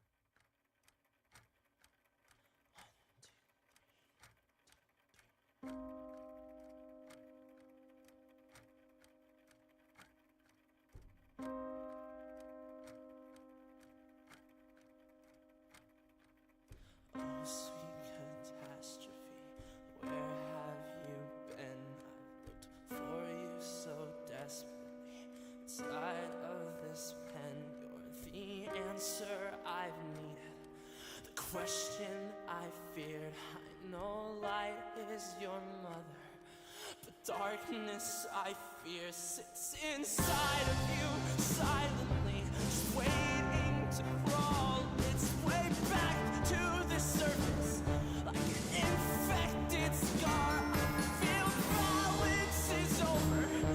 The balance is gone. Ladies and gentlemen, just about to get started up again here with the youth side of things here. It's kind of hard to see on the sign, but we're going to have youth 10 to 13 years old boys on the right-hand side and youth 7 to 9 mix on the left-hand side. So, Kyle, if I understand that correctly, can male and female youth go against each other? That is correct. Up to, I believe it's 14, and then we do separate them into the boys and the female. Oh, that's pretty boys. cool. Oh, no. 10 to 13, so it's boys. Yeah, okay, that's Yeah. cool. And then below the 9 is the mix. Okay, Yeah. that's awesome. And Do you ever see that in, like, the adults? Like, the same weight class, they still don't even... No? Okay. Definitely not. No. Unfortunately, it's one of those things where tendon and ligament strength is just a little bit different. This is awesome. I love seeing kids do these things, whether it's this or powerlifting, strongman, whatever it may be. It's just fun to see. Oh, absolutely. And then the big thing there, too, is a lot of times the kids, when they start this young, tend to develop into world champions because they have that tendon and ligament strength before the muscle strength. Oh, yeah. You see it, same thing in America with, like, football players, the kids that start out at 5 years old. Yeah, they tend to have a good long history in football. Absolutely. If they can stay healthy. Yep. All right. So they just did one match here. Is it just one and done for youth, or...? So, yeah, in the tournament setting, you just do one match, and then it's a win-loss. Then you go tell the score table. If you win or lose, it's a double elimination match. So what that means is that if you lose twice, you're out of the tournament at that point in time. Oh, okay. Cool. Yeah. And so we'll run it like that, all the youth right to the finals, and then move into the adults? Yep, so how it's going to go today is we're going to go through the youth, and then we're going to take a brief break, just realistically hand out the medals, kind of all the placings, and we're going to go into the Masters and Grandmasters and Women category, run through all of them to finish, take a little bit of a break, hand out those medals, and then we'll get to the Amateurs and Pro divisions. Awesome, awesome. Looking forward to it. Love to see the little ones killing it out here. It's fun.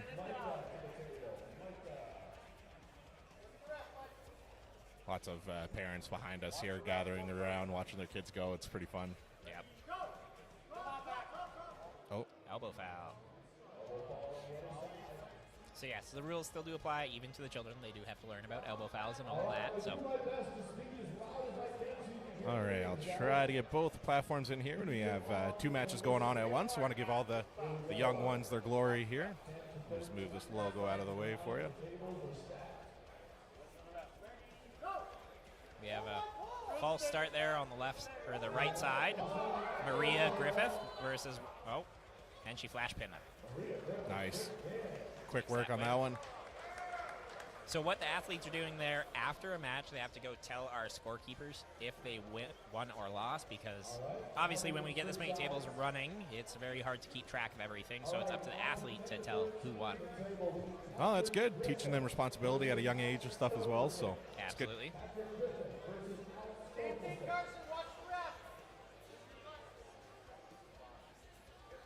We'll see if there's a difference here. If either of the boys make a technique change on the left here on our youth 7 to 9. It's cool. You can see on the left-hand side the young fellow with his foot against the pole, Yep. kind of getting his position he likes. Yep. Oh, he's connected. Oh. And Diebold All still right. takes the W there for the Peace River Primates. Good work, buddy. All right, over here at the 10 to 13-year-old table, we got two young men going here. Nice Oh. hand control. Oh, looks like he slipped, right? Yep, Yeah. that's a slip going to strap. Came close. They use the same size strap, or do they have youth straps for this? Same size straps. Okay. Yep. Just wrap it around more. Yep. Just Cool. The nice thing about strap is it tightens. It's a one size fit all. Ah, yes. That's nice. I don't have good experience with that. One size fits all thing. I am a large fella, for those that know me. that is fair. That is fair. That's Yeah. a very good point. Even the like hats and stuff, like Flex Fits hats. It's a large, it's as big as they go. It's like not large enough. I wear a size 8 hat, so it's, It's a fair size hat. yeah, it looks like a cute little top hat when I try to wear those. Yeah, with some of the straps that are larger individuals like Josh Bellin and stuff like that, if he goes up against someone like Jay Smith, for example, there's not a lot of strap left between those two hands. So Yeah, I can only imagine. yeah, it gets kind of tight. But obviously for the youth, there's still plenty of strap left, and it kind of is all over there. Ooh, good flash hit, but he looks. That was cool. He looks like he stopped, like he was waiting for something, and then he finished. Yeah, he definitely felt comfortable in that setup there and was waiting and seeing if the other boy could do anything. That's good. Looks like that one young fella, Griffith, is with Extreme Edmonton. Yep, that is correct. So we do see a couple of the children here in club shirts. We have Nice. Good another little battle over here. I'm putting my Solid money on the low kid in hand. Crocs. Let's go, Croc guy. Oh, this is a battle. Oh, he's holding. He's coming back a little. Made the adjustment. Good war. There was not enough power in those Crocs. Well, that's why he doesn't have them in sport mode. Yeah, that's why. Yeah. This is a bad promotion for Crocs right now. I feel like arm wrestlers aren't their like typical demographic to go after, though. Yeah, that's fair. Oh, good match over here. Nice. Oh. What? He just won. Okay, perfect. Yep. So that was a Twistmaster versus Twistmaster match there. Good battle. That's awesome. One thing you will see too is the kids that have actually been doing it tend to have sometimes even better technique than some of the amateur adults. Yeah, especially if their parent is an athlete as well, right? Like they get all the inside information at a young age. Oh, absolutely.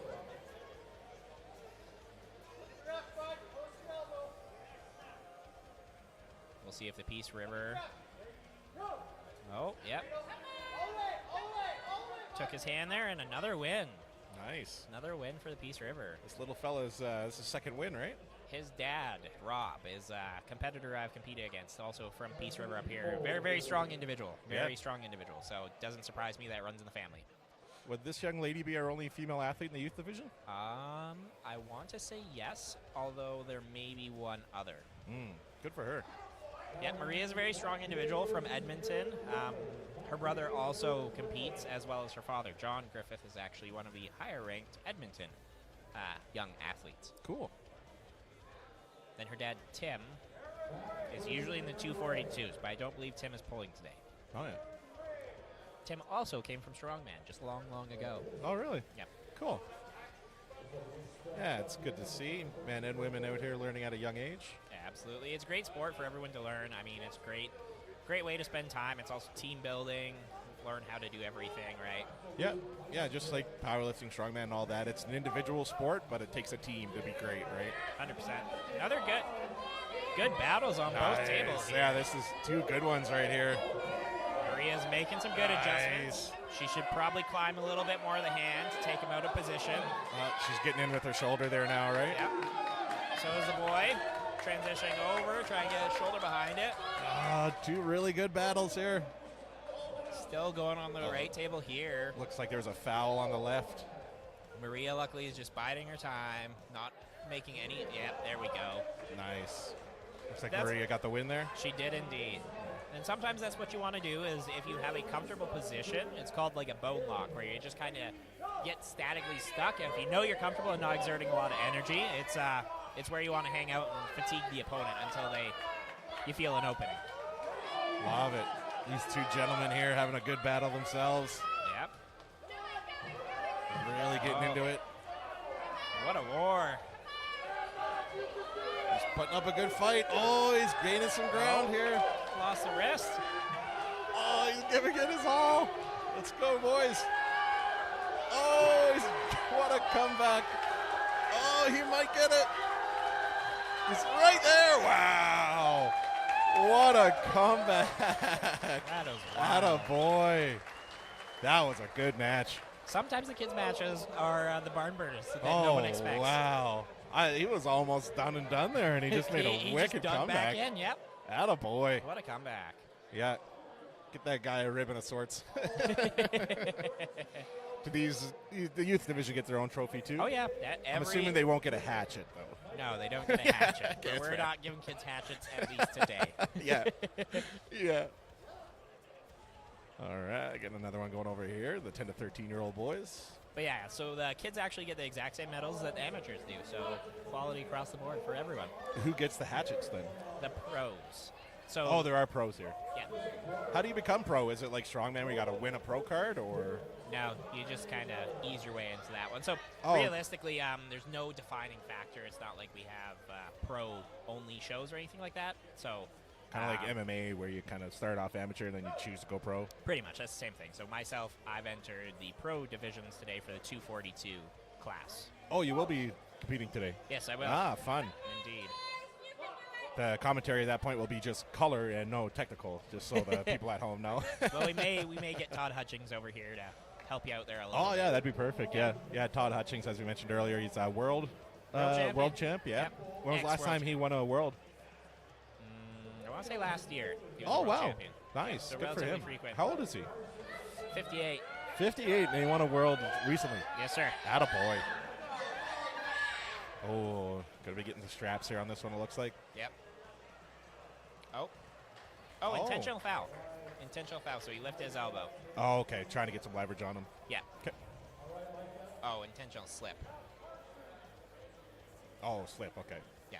So the other thing is, in more tournaments, they are stricter than some of the pay-per-views you would watch, for example. So there's intentional slips in tournaments, in this case, where if you are on, let's say, the losing side and you bail out, like you're not going to come back from it, and you try and get out to the strap, that's an intentional slip here, where you will get a foul for that. And if you slip on the losing side, then it's sometimes a loss, sometimes a foul. Where in pay-per-view matches, all slips go to straps. So a little different. Sometimes there's different rule sets and stuff like that. Tournaments tend to be a little bit more strict because we want to make sure all the athletes are safe. All right. Both these boys have been having a good show today. Oh, table slipping. Oh, he got him there? Yep, oh, he got yeah, him. Nice, yeah. Yep. Didn't see. It was couldn't probably see a the top angle. knuckle. A top knuckle right Yeah, over. just bent his wrist, and yeah. Good. Good for them.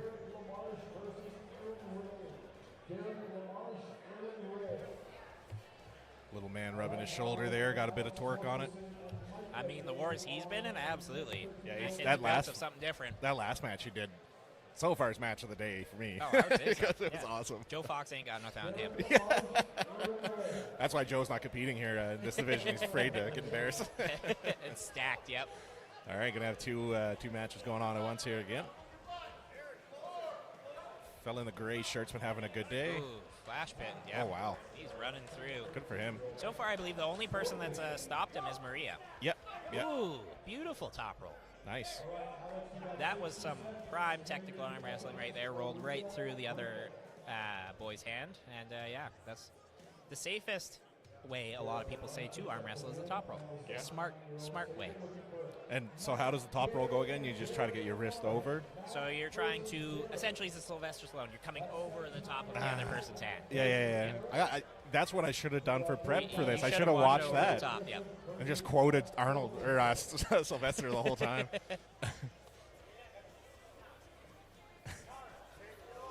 I love Sylvester Stallone's a man. Oh, yeah, I love The it. new season of Tulsa King just went on Amazon. Have you seen that? I have not watched the new season, but the first season was very, very good. Yeah, just episode 1. They're doing it one at a time. They're making us wait. I hate when they do that. It's funny how we went full circle from cable to online to cable. That's so true. All right, good match here. Oh, I thought he had him. He's right there. Oh, Coming back around. we know this guy likes to make a comeback. He's a young Joe Fox. And that's There you it. go. Yeah, he's a young Another Joe win. Fox. That's like give him a little bit and then okay, Yep. now I'm finishing. Waited and brought him back around. Yeah, that's awesome. Kid's doing awesome. Yeah, that's great. I got 2 young daughters at home, 7 and 3, and I'm gonna show them this stream and see if I can convince them You to start definitely competing. should. Yeah, this is awesome. The Edmonton Clubhouse, I believe, trains Tuesdays and Fridays. There you go. So, Just bring them down, and it's Yep. good. Get some confidence and build some strength and stuff. absolutely. It's where I started arm wrestling. They definitely have a great club there with lots of great teachers. These 2 went already, I think, correct? Yes, so I think we're probably back towards the finals. Oh, wow. For that side, Maria made a statement there. Yep. Yep. So She's he's the had champion. some good matches. He hasn't been a chumper, and he's been doing pretty good. So Just shows your strength of Maria here. And then these two gentlemen are coming Yep. back again, I too. They had a assume good this match. will be the finals as well. Yeah, this is fun. Yeah, so the ref just said this is the final. So the little boy on the right is on the B side. So he actually will have to beat the boy on the left twice to become the champion. Oh, Where the because boy- the guy on the left is higher ranked. Yep, so he's one more. But it's looking like the old Peace River Primates are going to take their... Oh, yeah. Yep, they're taking their first gold medal There you go. for the club.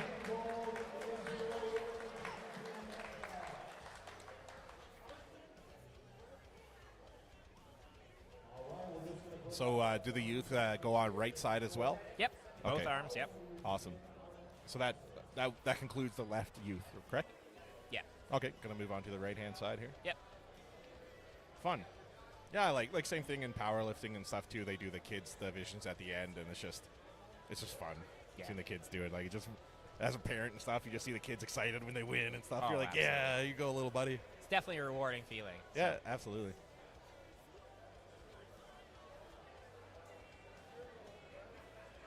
Oh, they're gonna get rid of. Yeah, so I think we're bringing out the larger table here in the youth boys on the right arm.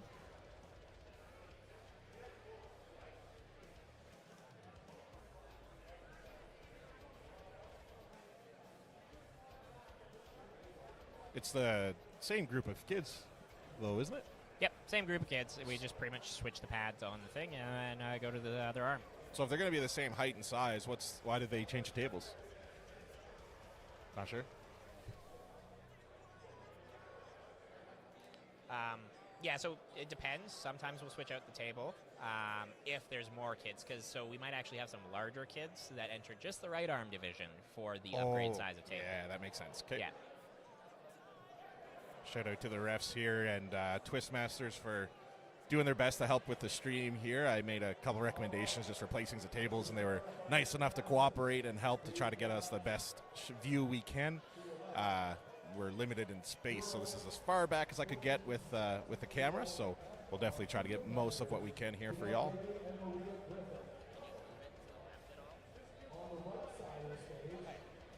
Yeah, that works. Yeah, we'll just have to just go back and forth between the tables here. Yep. But we'll definitely try to make sure we get as many of the athletes as we can. Everyone deserves their little bit of spotlight so they can go home with their parents later and kind of watch it on YouTube. And that'll be cool, right? As a kid, you're like, oh, I'm on YouTube, right? Yep, So 100%, 100%. So, Yeah. okay. So the reason why we did increase the size of the table on the left is we're actually the youth 14 to 17 girls. there we go. That And makes then sense. the youth 10 to 13 right is still on the same side on the right. Okay. Hypothetically, so I think the lady that competed last was Maria, was her Correct. name? Yep. If she wanted to, could she compete in the 14 to 17 as well? Yep. So Okay. we wouldn't necessarily limit any athlete from that if they're younger. And like, for example, Maria, I believe, was competing in the boys class as well on Okay. the left arm. Yep. Just because she didn't have any other female competitors in that division. So Yeah. she favored to go to that side. Yeah, no, that's good. Let's make sure all the athletes get the opportunities, right? Absolutely. We want to try and make sure that everyone obviously gets their own divisions, stuff like that. But if they also want to go up and challenge themselves, Yeah. let's Make it fair so everyone has a chance, and then if somebody wants to be bold and try to step it up, let them do that too, right? Yep, and that's kind of what I'm doing today. Is I only walked in at 220 pounds, but I'm going up to the 242 division because yeah, why not? Have a Attaboy. little fun. Oh yeah, that's how you learn from challenging yourself, right? But especially in such a large tournament like this, where we have so many different people from so many different places, it's always a nice experience to try and pull some newer people that you don't usually get to, right? What a smooth pin Yeah, from Griffith there. Griffith making quick work there. Arm wrestler Jeff in the chat saying these kids are future adult champions. Point in case Mason DeRose is now world champion at about 20 years old. So I'm assuming he got started at a young age as well. Yes, that he most definitely did. His dad started him quite young. Scott DeRossi as well is a local competitor, but Mason is actually, I believe, from Whitecourt, and yeah, is a world champion here in Alberta. That's awesome. We actually have a couple world champions here in the house today. We have Vern Martell out from Prince George, and then we have obviously Todd Hutchings. We have Dave Hicks, who's one of the referees. So that's the crazy thing is Alberta's got a boatload of talent, and it always starts with the youth here, just like Jeff pointed out. Yeah, you'll have to see it. especially starting at this young age, their tendons and everything are going to be so strong by the time they get to 20 years old, man. It's Mason DeRossi is a perfect example of that. Pulling that individual is like pulling Josh Bellin. He's a very freaky individual, and there's a reason why he's a world champion. Yeah. I'd love to see some MRIs and X-rays of people's arms, like non-arm wrestlers versus someone that's doing it 5 years versus 20 years type thing. Like, it's probably an amazing physiological differences. Oh, so wild. I mean, the bone density alone would be very, very different. Because I know, like, coming from strongman to arm wrestling, I took some butt whoopings in my elbows for the last 2-ish years. And I feel as though now I'm getting a little bit closer, but I'd like to actually see the data of someone like you pointed out. It'd be very, very interesting. Yeah. And like MMA, there's a fighter. Yoel Romero. Yeah, you hear the stories yes, of like, yes. his eye tendons alone are like some of the craziest things the doctors have ever seen. Stuff like that, just like you get those advantages as you work your craft, right? Yeah. They say, like with musical instruments and stuff, you don't become a master until you do it for 10,000 hours. Yep. Same principle here. It's all the repetitions. That's very, very true. Yeah.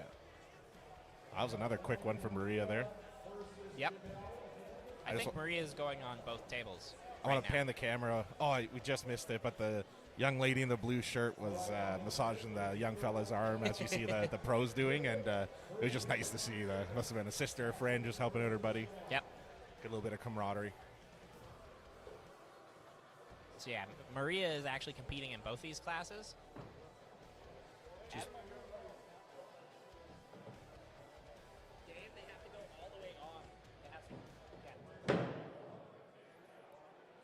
All right, we got Griffith here on the right again, going against this fella. He's a bigger opponent than his last here. We'll see how Sean he does. is from Grand Prairie. Made a slip out good there. adjustment there. Let's see if we can catch Maria's before the next one gets started. So Maria's younger brother is actually on the right table right now. Maria is also a Griffith. Oh, good. Yep, they have a large family. And Maria takes the win again. Maria is putting on a clinic today. Good for her. Yeah, that family is a family of very good arm wrestlers. Her brother John, as I said, is going to be competing a little bit later in the, I believe, 156 and 176 division. He's definitely come a long way since I first met him a couple of years ago. Yeah, in the chat there, they're talking about John Griffith. Is also an Alberta champion. Was also a kid arm wrestler. Got started at a young age. Yep. You can see here the table on the right. They're strapping up these young gentlemen here.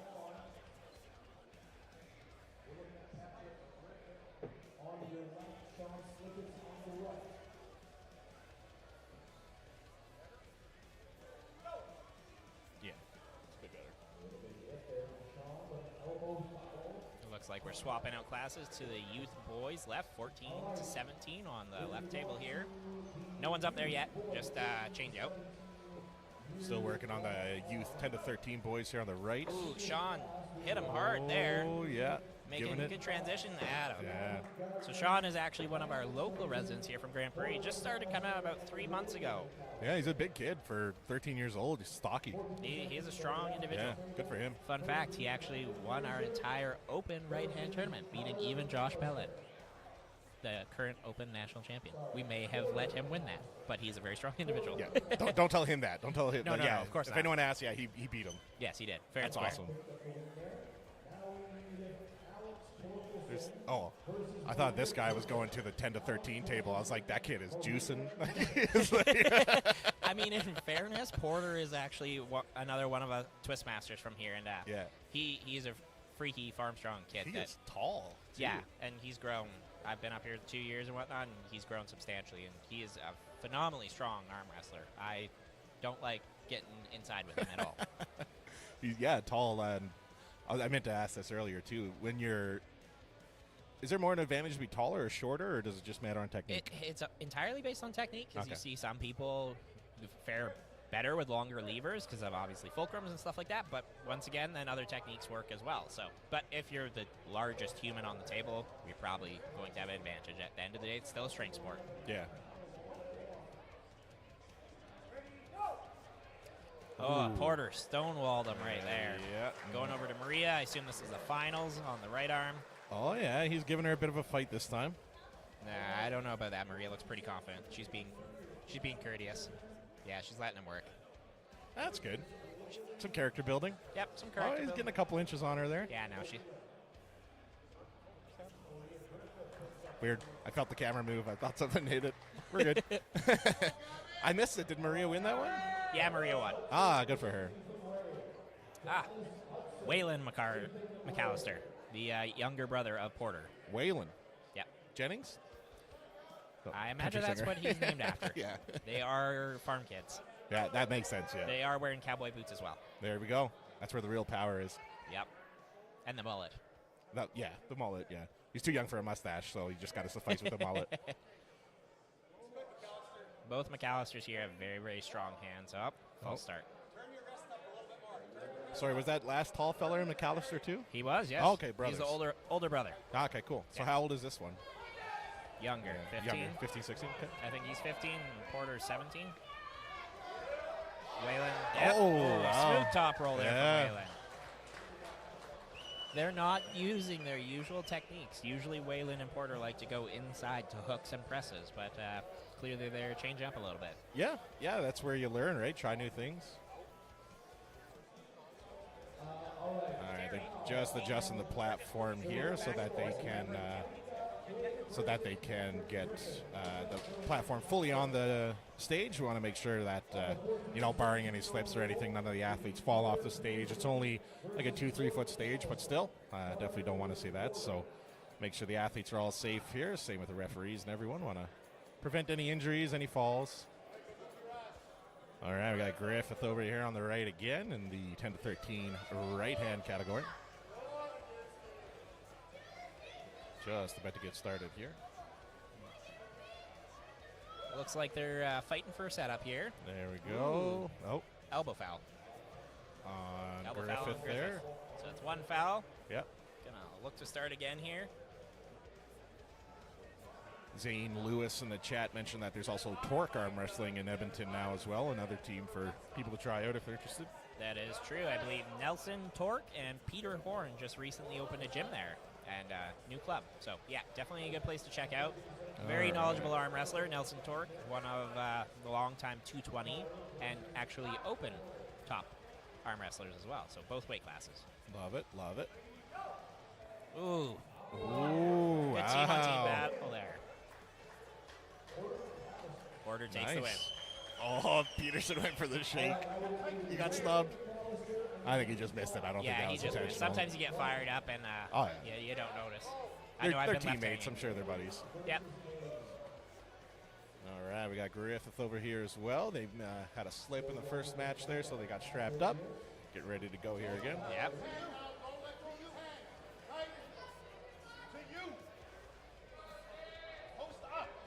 Over on the left here, can't see it on the camera, but we do actually have Joe Fox's one son, Dane Fox, I believe, going against McAllister. On the right, they're still negotiating for setup here. And, Twistmaster victory on the right there. You have to move those stanchions back a bit. People keep hitting it. We can do it after. I can do it right now. If you want. All right, yeah.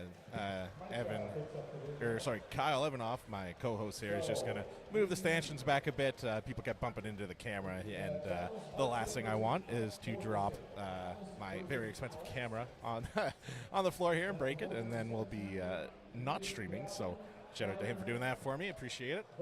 We're back over here. The youth 10 to 13 right arm athletes here.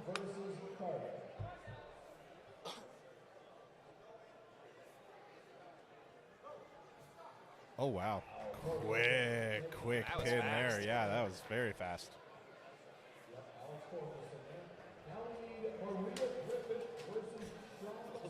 Those whiteboards keep falling. Yeah, we really didn't come up with a good keeping the whiteboard up I plan. got command strips in my thing. I could just... We still have to take them down and back on, though, so. Yeah, fair enough, yeah. All right, we got Peterson here with Twistmasters versus this young fella. I believe it is Gavin, maybe, is his name on the right. Good flop press there. No, Oh! he gave it up. Got to commit to that shoulder. He's fighting. Yeah, we definitely want to try and keep that commitment, get that shoulder behind. Don't try and flip back in. So is Peterson still holding on there, or do you think he's going for the slip? He's holding on because he's trying to go back inside to hook every odd time. But Gavin is just ripping on his fingers there. Gavin got the elbow foul, though. So did Peterson get the elbow foul, or? Gavin from Red Deer. Okay, when they point that way, that's where the foul correct. is. Okay. So they'll tap their elbow and point down towards the floor. All right, so he's elbow foul. going with the foot on the platform this time. Yeah, he definitely. Oh, no. Okay, just little adjustment there, yeah.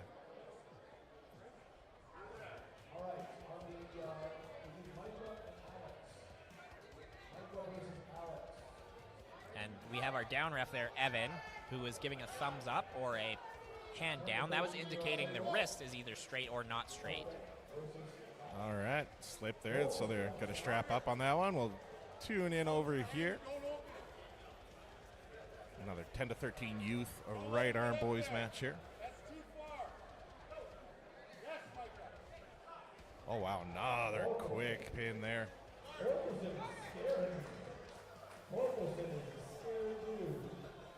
Those signs are taking a beat. Yeah.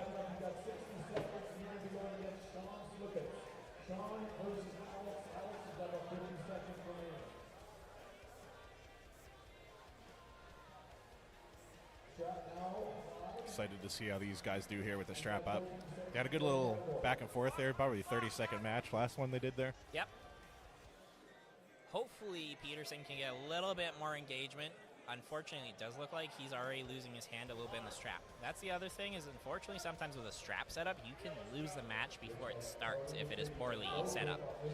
But he committed for that flop press. Gavin took him outside, though. All right, we're going to see if Sean can try and get a victory. Oh. Can't really. Good transition to hooks there. Some serious battling. Oh, they're going Good for it. Good transition now from Sean to the top roll. Oh, He should man. climb. He should keep climbing a little bit. Oh, good battle. What a great battle. Yeah, good grind there. Undersized against his opponent as well, and able to get that one in there. That's beautiful. Because there is no weight classes in youth, correct? Yeah, that is correct. Yeah. No, that's good. Good for him. David and Goliath kind of story there. Absolutely, absolutely. And he made beautiful transitions, too. Very good showing of technical arm wrestling there. Yeah, that's good.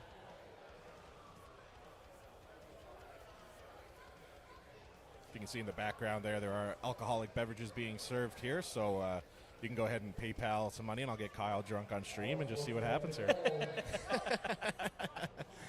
All right, quick work there for Frazier. Evolution Arm Wrestling, where are they out of? I want to say that they are from Whitecourt. That is actually Scott and Mason DeRossi's club. Okay. Yeah, and they mentioned Mason DeRose on there earlier. He's a champ, right? Scott chimed in, too. Mason's dad. Okay, perfect. Oh, we got a battle of the brothers here on the left. We have Porter versus Wayland. Oh, we got Maria and Alex in a battle on the right-hand side there. Looks like Maria's still toying with him, unfortunately, though. She's being kind and courteous in positioning. Yeah, she's looking up, waiting for the kill sign from the crowd. Oh. Ooh, elbow foul on Porter. All right, McAllister brothers. Joe Nelson, yeah, they are brothers. McAllister, that was the family name in Home Alone, too. I believe it was, yes. A little fun fact of the day for you. Their dad, Corey McAllister, also is an arm wrestler who is very, very strong. Whoa, that's a surprise there. Oh. Wayland getting the jump on his older brother. Now they're going for slip. All right, let's strap him up. This is fun. Porter tends to take the lead here on Wayland, so seeing Wayland get him on the jump was quite surprising. Yeah, let's see how they do with the straps here. And you can see the proud dad standing there back to the side in the green sweater there, right against the bar. Yeah, big smile. Corey, yep. His sons are taller than him, I think. They are, yes. Who do you think would win if they arm wrestled him? Oh, no, he's a champ, right? He's not a champ, Oh. but Corey's very strong. He's one of the strongest in our club, yes. Okay. So he would probably win. Oh, absolutely. Yeah. It was a bad day at the office, pulling that man. Yeah. He just chooses not to arm wrestle his sons because he doesn't want to hurt him. Correct. Yeah. Well, I mean, he also wouldn't be able to enter the youth 14 to 17, so. Well, if he shaved, I don't know. All right, looks like they're really fighting for everything on the strap. I mean, they train together all the time. They know exactly where they're going, so. Yeah, that makes it interesting, right? Like, you know they see everything they do. They know how they train. Porter's looking a little bit more of a compromised position. His wrist is actually kicked back in the strap and Oh! I think Porter got a bad strap there. It looked like he was compromised from the get-go. Good battle of the brothers there. I felt a sneeze coming on there, but it did not arrive. Yeah, it looked like you were suffering a little bit, a little struggle busting. They just kept building and just never arrived. That's the worst when that happens. Yeah. All right, looking at the chat there, Matthew Sador wanted to give a shout out to Fraser's Next Level Coaching. Sorry, Joe, no sneeze for you on that one, but I'll be sure to give it right to the crowd here if it comes back.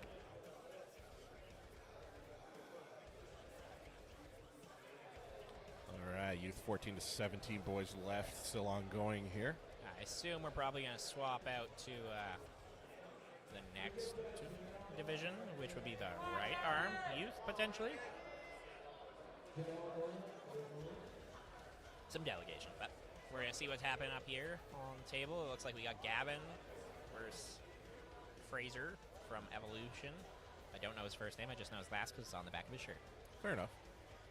Oh, there we go. If I were those two young individuals, I would not still be gripping up, wasting precious stamina. That is a learning opportunity here. Yeah, no, that makes sense. Unless the other one might be gaming, thinking his endurance is better, so he's just kind of wearing him out a little bit. Oh, yeah, I mean, that's definitely one of the things is you holding on to someone's hand. If you're squeezing the heck out of that, you're just doing yourself no degrees of favors. Unless you feel very confident that you're just going to run right through the individual. Yeah. Zane Lewis in the chat said his name's Landon, his first name. Landon. Thank you, Zane. Landon is looking mighty strong today.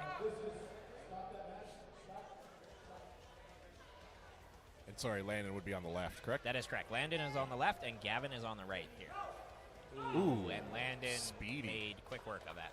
It's the aerodynamic hairstyle that helped Yes, him with that that's speedy back. pin there. Yeah. Strategy, man. It's in everything. It's true. Very Yeah. true. Hairstyle is half the battle. Hairstyle and facial hair. They Yep. go a long way for Yep. power output. If you can slick back a mullet and have a mustache, you Oh, just give boy. him the trophy. Yeah, You know what I yeah. mean? It's over. Yep. Especially if it's like a handlebar mustache a little bit. Ooh. Woo. So it looks like it's going to be Porter versus Landon on the left table. Yep, we have lost signs left and right. All right. Maria takes the win. Yeah.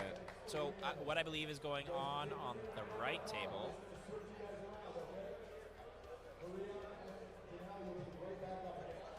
Yeah, so on the right table, they need to go right back up because they're the only two individuals in the class, so it's essentially like they're just doing a super match back and forth.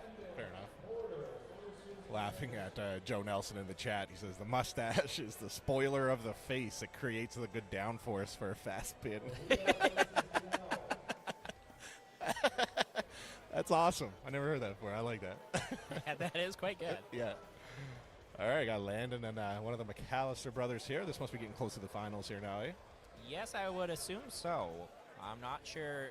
Technically, this might be the B side because I feel like Waylon did get a win over Porter. Okay. So then there might be something after this.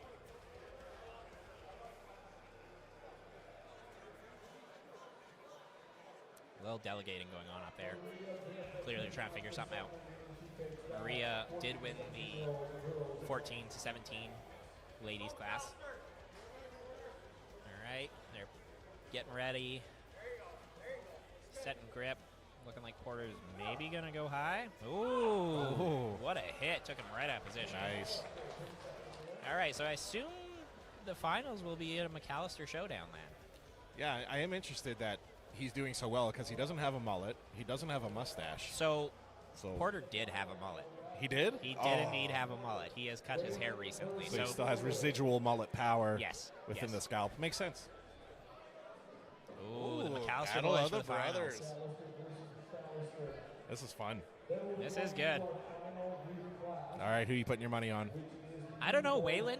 Waylon looked pretty good the last time. I mean, he did get the hit off the go, and he did get the strap advantage. We'll see if Porter's a little more fatigued here. Which one was Waylon again, sorry? Waylon's the one on the left with the mullet. Okay, Waylon on Waylon's the got that left. sick flow. Porter's wrist is already buckling. Oh. Oh. No. Oh. Elbow foul on Porter.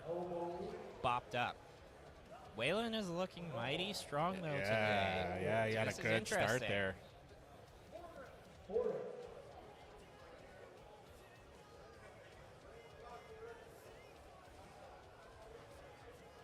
Oh, there. Porter got a little bit of height on Waylon. Oh, Waylon climbed and took it. Wow. Well done, Waylon.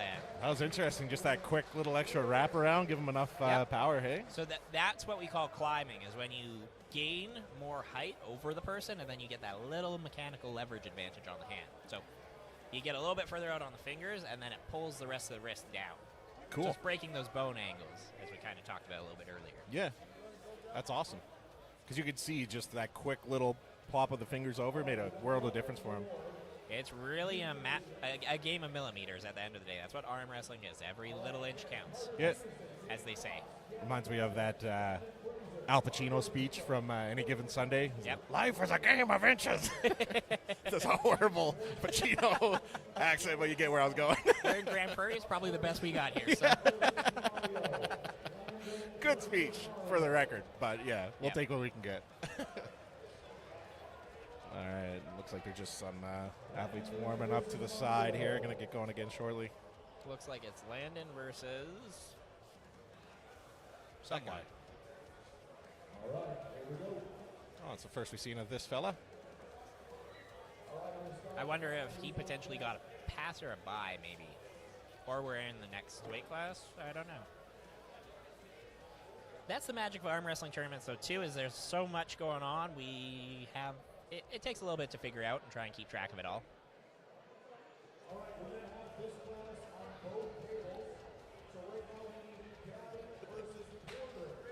Mehmet is just struggling with that sneeze again, just can't get that leading sneeze. everyone on. Apparently, if you look at light, it will make you sneeze. Show me the light, God. It's like a turkey. You Yeah. stare up. Yeah, look at it. Just don't go to the light. That's all. Okay, so we have the youth 14 to 17 boys right arm on both tables now. So that's what's going on.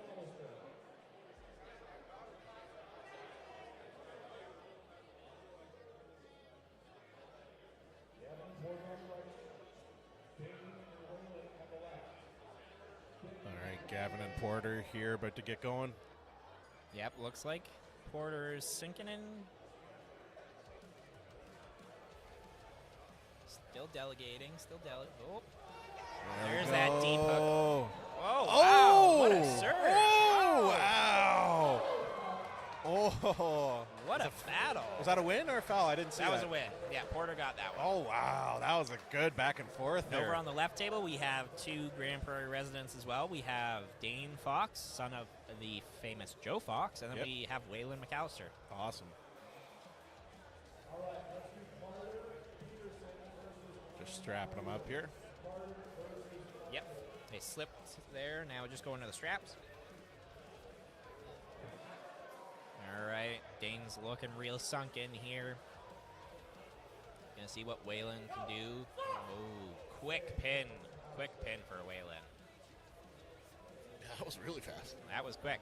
All right, I looks thought like he called a foul or something there. I was like, what? Why are they stopping? flash pin. Yeah. We have Landon and Carter over here. Carter Peterson. So we'll see if Carter's right hand handles a little better. Ooh, flash Ooh, pin. wow. Carter did try and get out there for a slip, but Landon just had too much hand control and took him down. Like I said, I don't have any experience doing this, but I feel like the guys that are really fast, I would just not have a chance. Like, I feel like I would be fast enough to engage to stop that. Like, Speed is a very, very, very important thing. I was actually having a conversation with Jeff Miller not too long ago, one of the longtime arm wrestlers here in Alberta, about kind of speed and stuff like that. Coming from strongman, I'm not super fast. Jay Smith as well, not super fast. We have the strength when we kind of get to a spot and stop, it's okay. But speed kills in this sport. That's definitely a key ingredient. All right, Gavin just won another match there off on the left, and we're going to have And a the battle of the McAllisters brothers. again. Oh, Foul on Porter. Elbow foul on Porter. okay. So that's 1 foul.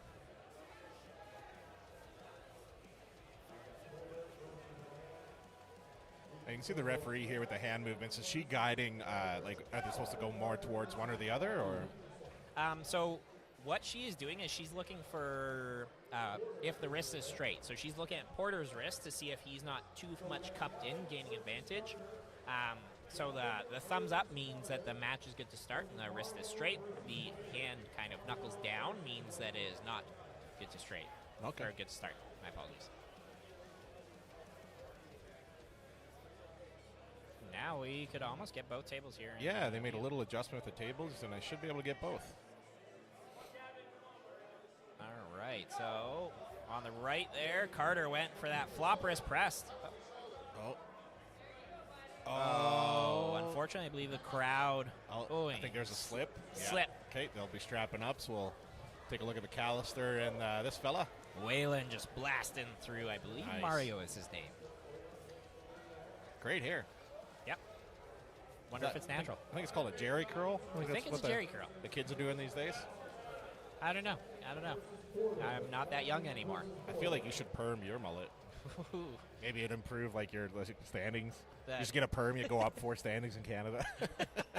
The fiance did inquire about perming it for this, but I was like, no. Yes. We're not you gotta about do it. I'm gonna bug her after to make sure she keeps bugging you to do it. Well, I thought you still had your mullet, so yeah, I did have for a little bit there. It got hot. It's so hot this summer.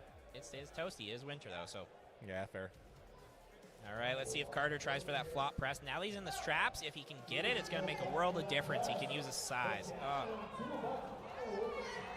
Unfortunately, so what's occurring there for Carter is that his shoulder is touching his hand when he goes to that flop wrist, and it's throwing him off his game. So you still need to have space between them. Oh, good Porter battle. Made Wow. that good transition. Oh, elbow foul. Oh, that was a big comeback.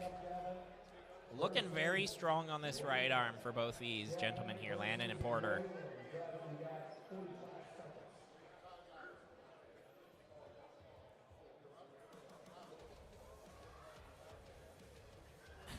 Joe.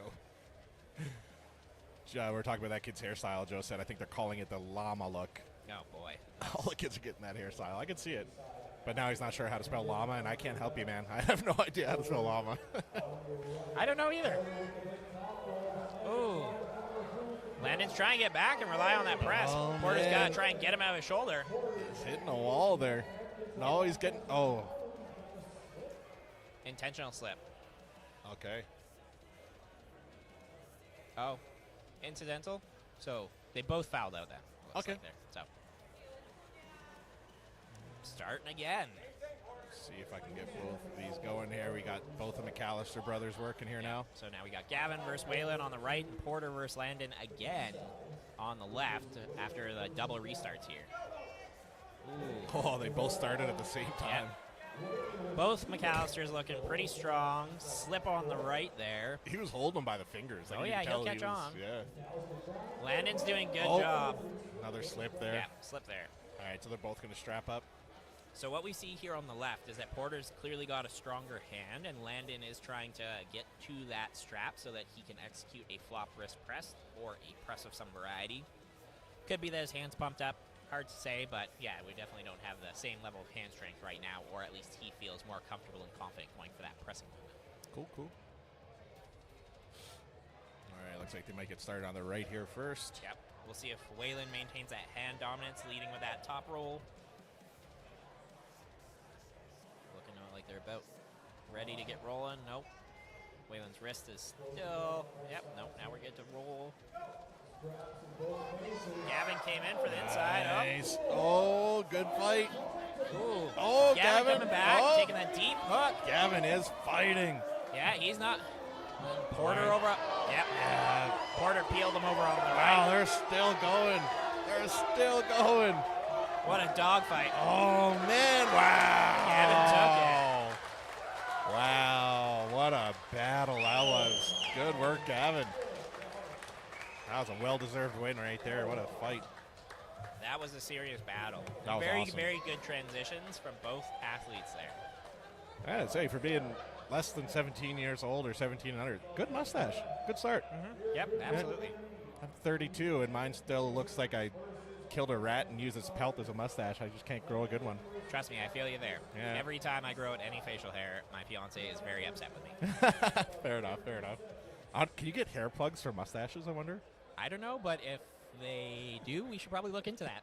We'll do a trip to Turkey. That's where all the hair There we go. replacement Arm places wrestling are. and hair plugs. Come out your lips all swollen like your Botox. Fun fact, one of the top arm wrestlers and top ranked in Alberta, Matt Mask, did go get hair plugs from Turkey. Oh, yeah, Yes. yeah. They sell literal vacation packages. That's what he did, yes. Yeah, for that, and like plastic surgery of any kind is like quite popular because here in Canada and U.S. it's so expensive. So expensive. But hey, why don't you fly to Turkey, spend a week there, and then before you leave, get whatever you want done, and then come home? Yeah. That's Yeah, the way okay. to do it. Why not, right? Looks like they're just having a break here. We get started for another match. Yeah, I think we're waiting, giving them a little bit of a breather in between here for the finals. Oh yeah, it's pretty fast paced. Like you don't get a lot of downtime in these tournaments. Is it like this No. for the like adult leagues too? Like it's pretty quick. Oh yeah, it gets rough. It gets rough real fast. And then some athletes will pull multiple weight divisions as well, so it gets a little bit crappier too.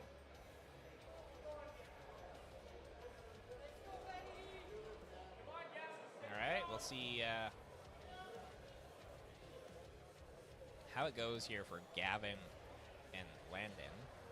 I don't know who Joe Nelson is. Do you know who he is? I actually don't know Joe. I'm Nelson. enjoying his comments though. It's pretty funny. He's like, look at that lip spoiler. That kid. Ooh, Oh, that that was was- a. Is that a win? Yep, that's a win. Yeah, wow. That was fast. That was a quick. Good Quick work win. for Frazier there. I think that might be the end of the youth class here. We may swap out. Okay. Joe's watching from Victoria, BC. Thanks for tuning in, Joe. Are you an athlete as well, Joe, or just a fan of the sport?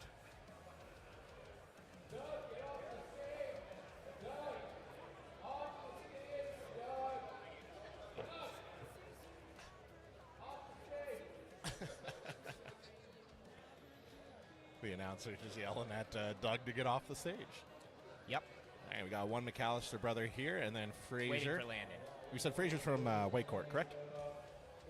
Yes, this fellow over Landon here? Frazier. Yeah. Landon Frazier. Yeah. We got that. Yeah. Someone told us in the chat. This must be for all the bacon. This is the final. I believe this is for all the bacon. Both these young men have had good days. Porter was rubbing his pronator and his arm, so the pronator is a little muscle down there that helps you top roll. It did look like he was a little bit sore. We're going to see how it goes this time. Yeah. No, this. Turns the hand over. Oh, there it is. Palm down, palm down. Cool. Learning about arm wrestling and biomechanics at the same time today. It's good. Ooh. Oh. So Porter's already beaten Landon once. They They did go the slip. So Porter's hand is looking stronger than Landon. Landon is definitely reliant on that press. We did see the last match, though, when they both went up. Landon did lose quite quickly and convincingly when the strap was applied. His hand went, and then Porter was able to engage more back pressure and drag him out and around and get that finish. Cool. Yeah, and being growing up on a farm as a farm boy, you know that they're used to working with their hands all day, you know, throwing hay bales around and stuff. So Yep. they're definitely going to have a bit of an advantage, as we mentioned with, I think Joe was his name, the Yep. large fella, being a heavy-duty mechanic. You know, you can train, you know, once or twice a day, you know, 4 or 5 times a week, but when it's your job to actually lift heavy things with your hands all day, Makes a world of difference. oh, world of difference, yeah. Yeah. Josh was his name.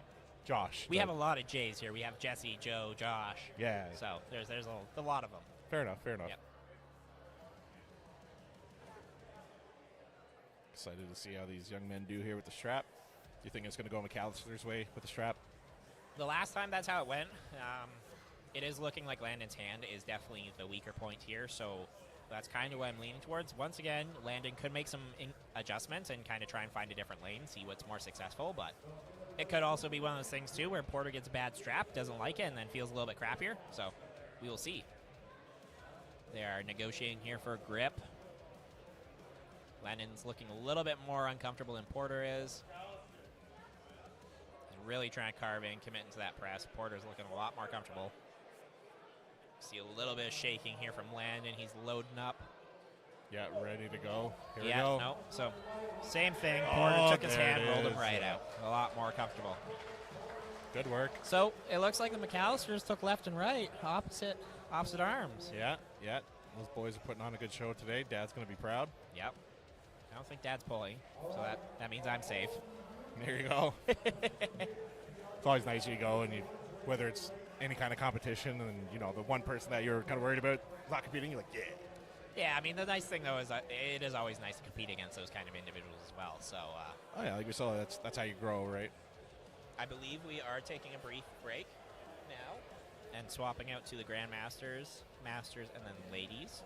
Okay, so they won't give the awards to the youth. Oh, no, now? we're probably going to do the... Yeah, we're going to do the awards, I Oh, believe. yeah, that's Jesse is over there, right? Yeah, Jesse's over there, so we're going to do the awards. I'm going to quickly pop up to the score table and figure out what we're doing here, and I'll return in a second. Yeah, no, sounds good. And I'll stay here, and as they announce the awards, we'll give the kids credit where it's due. Once again, thanks for tuning in, everybody. Watching the channel, don't forget to like the stream, and comments always help as well. Helps grow the sport. I love strength sports. I got started competing in strongman myself and got into live streaming shortly after. And yeah, I love it. Anything, powerlifting, strongman, arm wrestling, Olympic lifting, any kind of strength sports. If you're a fan of it, feel free to follow the page and you'll get lots of updates whenever we go live. All right, first recipient here is this little fella. Oh, he's going to stay up there. Give all the kids credit where credit is due.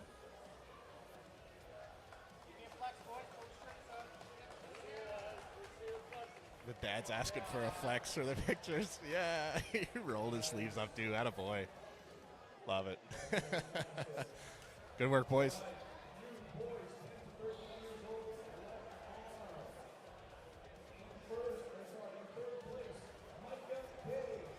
All right, this is for the boys 10 to 13 years old. For the next set of athletes coming up here.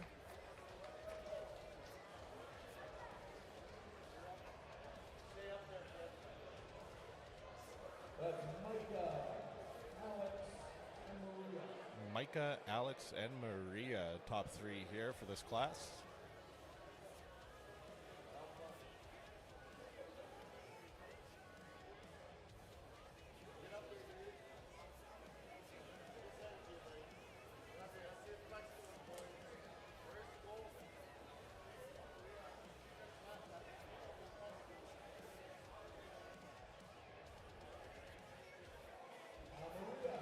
Maria stepped out for a second, it seems. I think she's working her way up to the platform here now so the family can get a photo.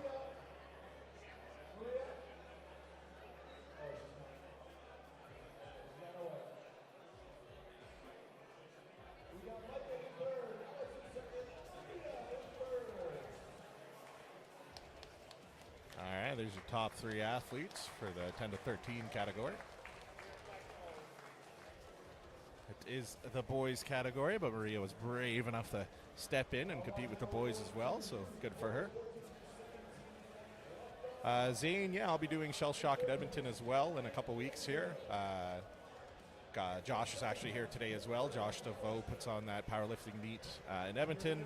They've been doing it for, I think, like 8 or 9 years now, so it's pretty cool that they're keeping that going. So, yeah, I'll be at Shell Shock on October 5th, 6th weekend. Of course, the McAllister brothers are up here, placing very well for themselves. Both these gentlemen had a good day today. And, of course, Landon Frazier as well.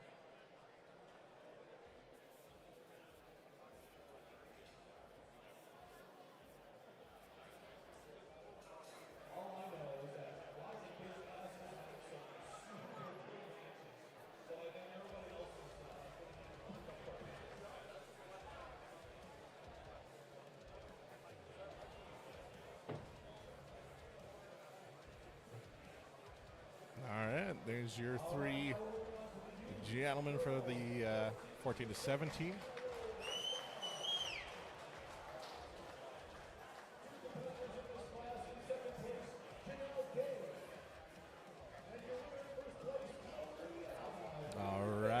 2 female athletes here today.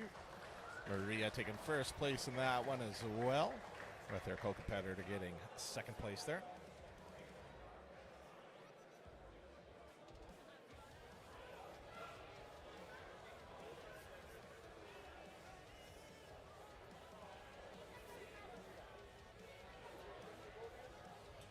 Parents wanting to get a picture of their kids.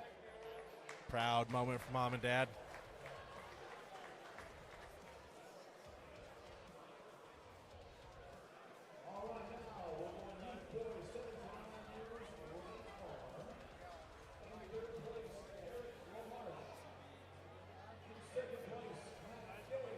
All right, and right arm athletes coming up next for the boys 10 to 13. Oh, pardon me, I think this was the 7 to 10 category.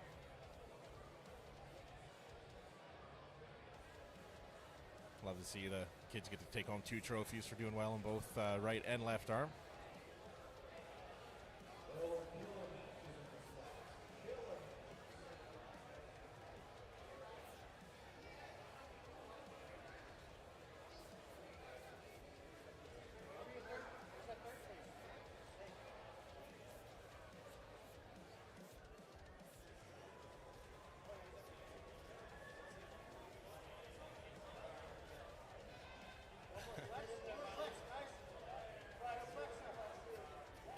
Dads are asking the boys to flex for the pictures for them. Mom's asking for a nice smile. Dad's asking for a flex. Seems on par. All right, now it's going to be the 10 to 13-year-old boys on the right arm as well.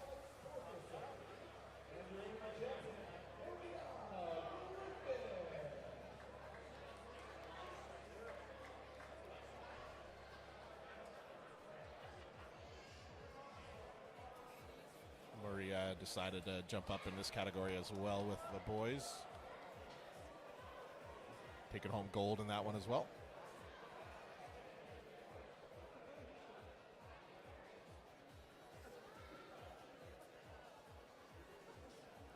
Congratulations to the athletes.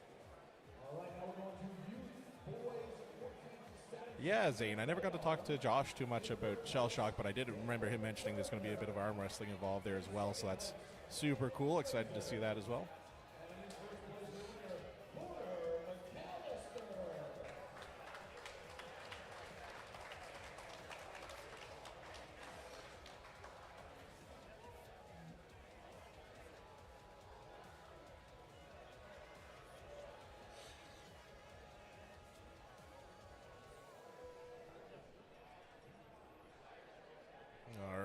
Top 3 athletes here for the 14 to 17 boys as well. Good showing from all these young men here, going for a nice little flex off for the gram.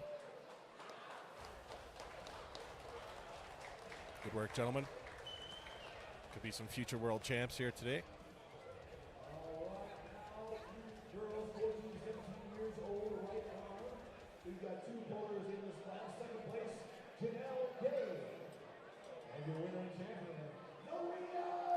All right, for the women's 14 to 17 right arm as well. Going to have Maria up here again for gold.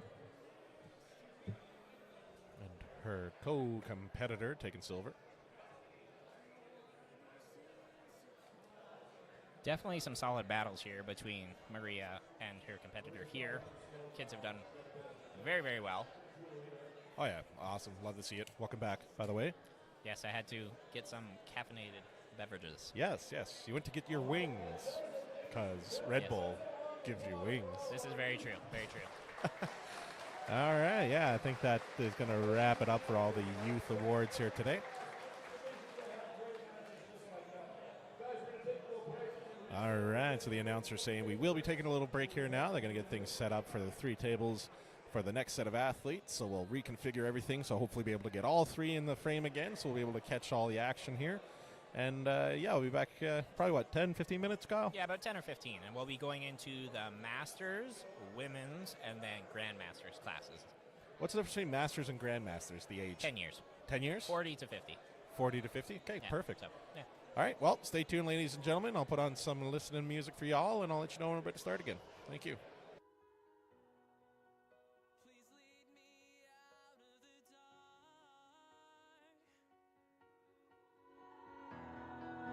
Please lead me out of the dark.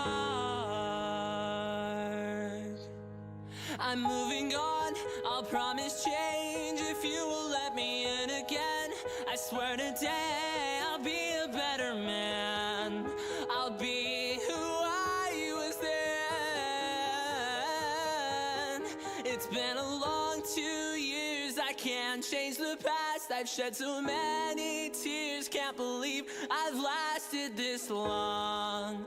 I see now that I'm wrong. The only way out of here is the way I've avoided for all my life. There's so many things I want to say, but there's too many things still in the way. I've lost, please help me find my place. You're the only one, please lead me out of the dark.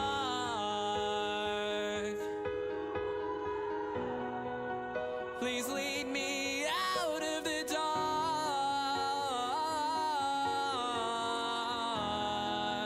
Ooh.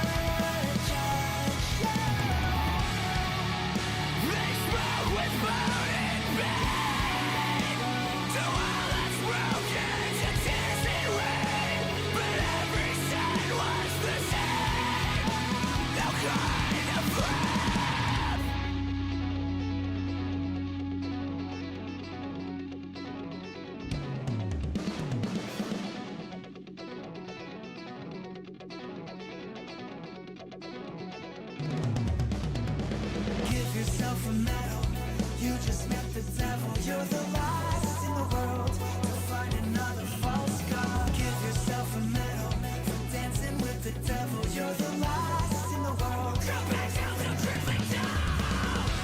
We'll bury back some poison in a grave. Smokes a bag of Christian Barrett, folks on an island.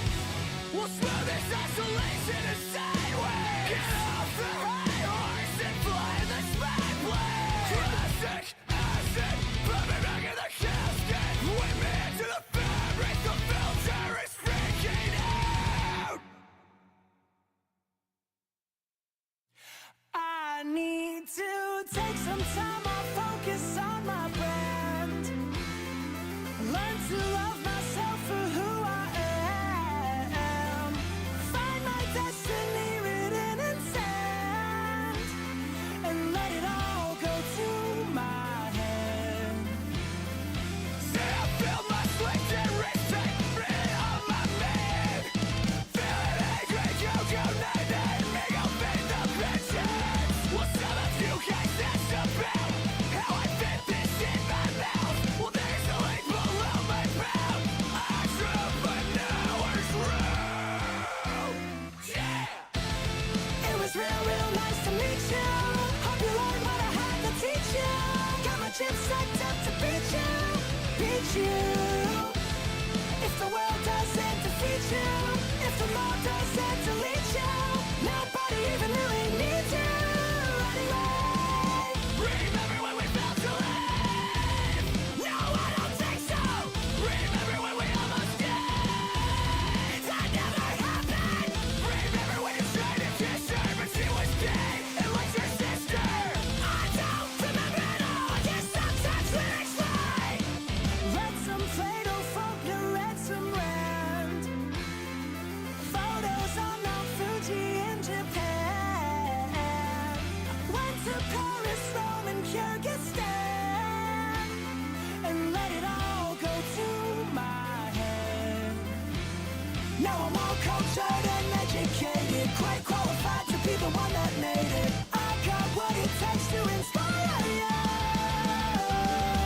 Some of you guys asked about how I fit this in my mouth. There's a link below my mouth. Entrepreneur's room.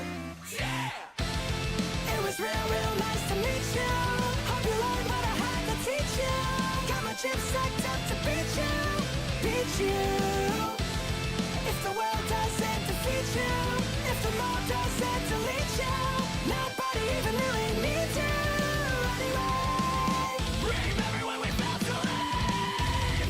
No, I don't think so. Remember when we almost did? That never happened. Remember when you tried to kiss her, but she was gay and like your sister? I don't remember at all. I guess sometimes lyrics lie. Sorry, didn't mean to fight. Just sit back down and learn from the best. I was born with a silver spoon, feeding me pure fortitude, confidence and stamina. I'm focused like a camera.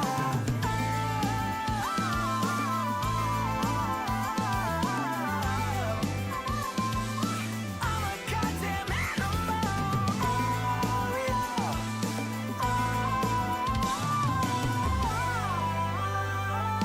Everything comes natural.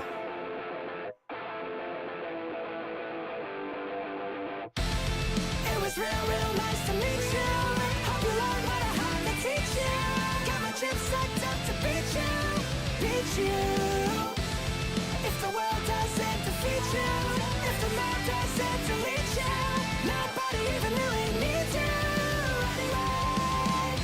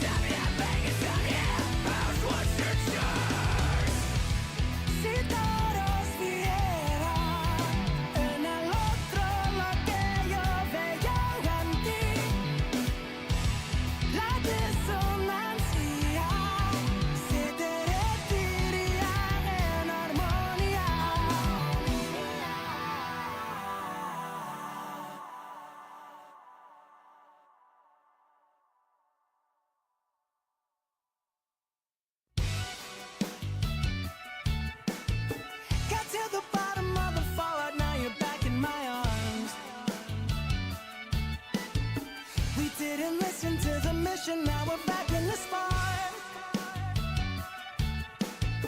You couldn't take another second, now you're back in the car. Another minute, right back in it, and we're falling apart. I guess I'm still learning that your brain is bizarre.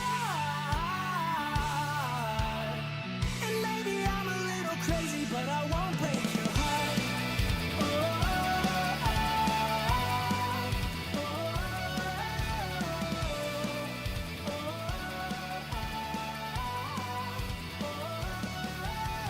Multiple stab wounds. Multiple stab wounds, yeah. Multiple stab wounds.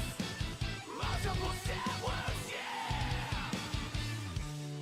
I won't tame you. I won't fade your shine. Won't restrain you. I won't break your stride. Repetitions of the limiting reps. Authentic new embraces, I'm completely obsessed. My mouth is open wider than the time I had sex. I know you do this, you're awesome, bitch. I make offbeat noises with my little guitar. Always been a little crazy, but I don't think too hard.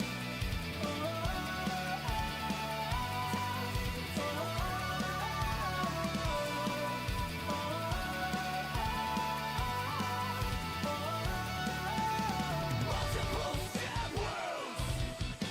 Multiple stab wounds, yeah. Multiple stab wounds. Multiple stab wounds,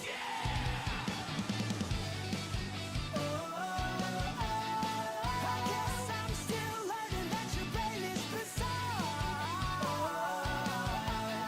Another minute, right back in it, and we're falling apart.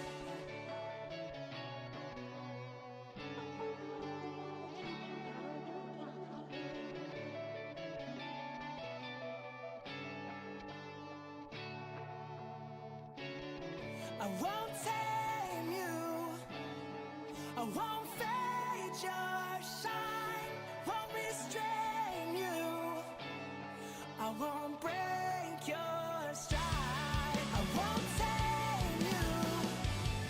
I won't fade your shine. Won't restrain you. I won't break your stride. Repetitions of the limiting reps. Authentic new embraces, I'm completely obsessed. My mouth is open wider than the time I had sex. I know you do this, you're awesome, bitch. stride.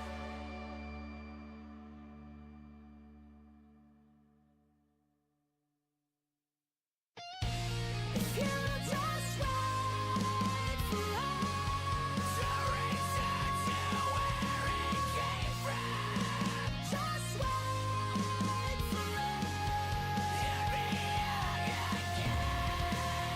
Heal my demons, make it dirty on principle.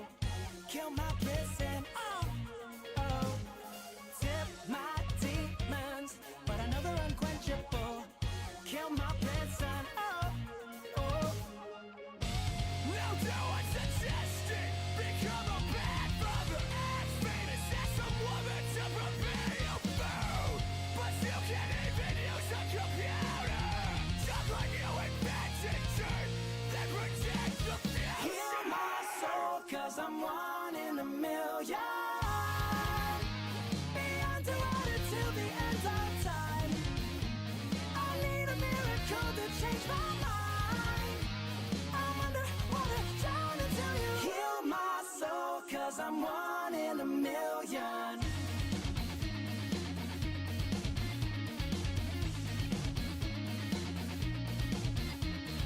Get straight, dominate, dictate fate, don't tolerate. You gotta concentrate, conglomerate.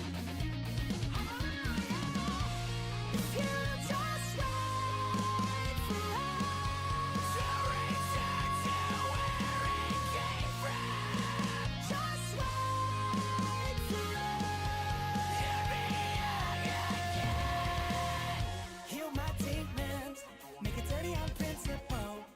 kill my prison. Oh, tip my demons, but I know they're unquenchable. Kill my prison. Oh. Looking through the lens with that malfunction. Nighttime seems so far away. Clouds are spinning half-as round. The feeling that we found was contagious. Heal my soul, 'cause I'm one in a million. Beyond the water till the end of time. I need a miracle to change my mind. I'm underwater, down until you heal my soul, 'cause I'm one in a million.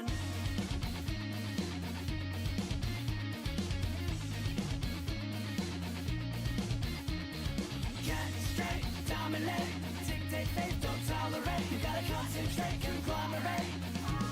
Hallelujah.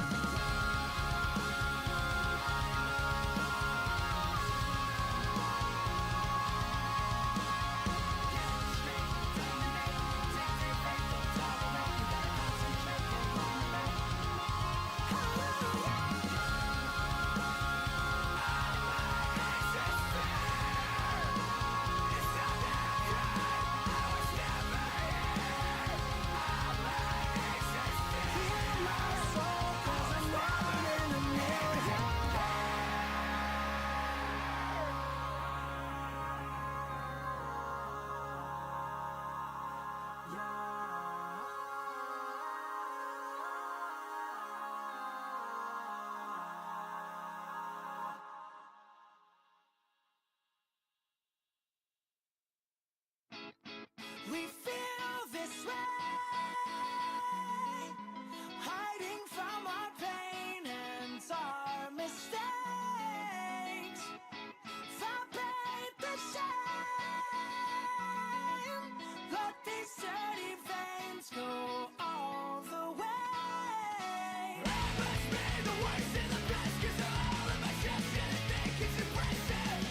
It murders a bit like this, doing Prarie, catharsis. Everything don't have a place to start, you say it, but shit. Once I got what they want, they act like they don't want it. Gotta let up, know when to sit down, when to get up. Gotta let up, I took the whole thing, now I'm better. Don't wanna be your shoulder to cry on. Don't turn the light on, don't tell me your name. I know you're hurting, but at the same time I need to numb my butt till I'm okay. As the world is crumbling down, I'm falling in love. Don't need your politics, I'm focused. As the world is turning round, I'm cutting a rug. Don't need your common sense, I'm focused. We feel this way, hiding from our pain and our mistakes. Vibrate the shame, let these dirty veins go all the way. I must be the worst and the best, 'cause all of my chest and think it's impressive. It murders a bit like this, doing Prarie, catharsis. Everything don't have a place to start, you say it, but shit. Once I got what they want, they act like they don't want it. Gotta leg up, know when to sit down, when to get up. Gotta leg up, I took the whole game, now I'm better. Don't wanna be your shoulder to cry on. Don't turn the light on, don't tell me your name. I know you're hurting, but at the same time I need to numb my butt till I'm okay. As the world is crumbling down, I'm falling in love. Don't need your politics, I'm focused. As the world is turning round, I'm cutting a rug. Don't need your common sense, I'm focused. This is where you blame it on the weather or blame it on the devil.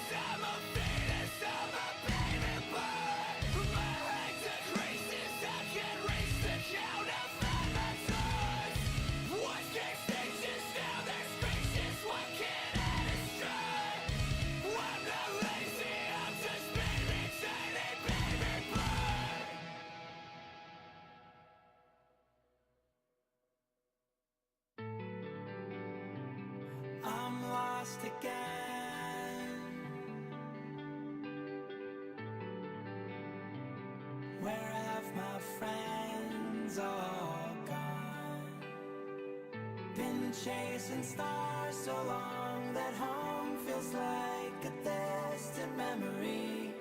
Guess I can turn my woes into familiar melodies.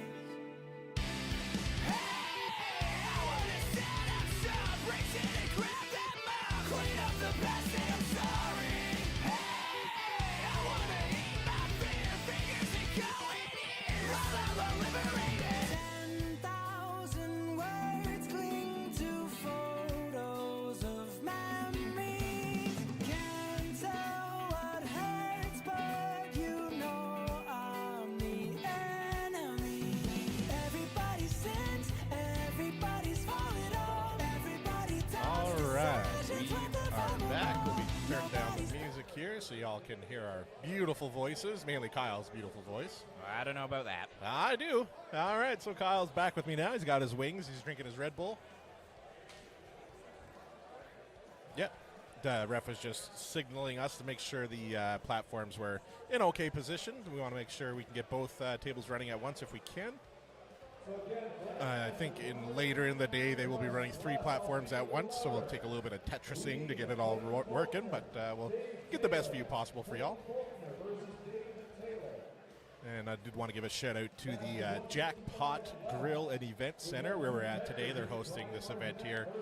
During the break, I helped myself to some chicken fingers and fries, which I'm still slowly working on, and they're actually quite good. So if you're ever in the Grande Prarie area, Jackpot Event Center and Grill, check it out. It's good stuff. I saw they had Chinese food on there too, but They do have a buffet. yeah, at I lunch. wanted something kind of Not finger Chinese. foody so that I wouldn't, I could still do this and snack at the same time. So I was able to get that going.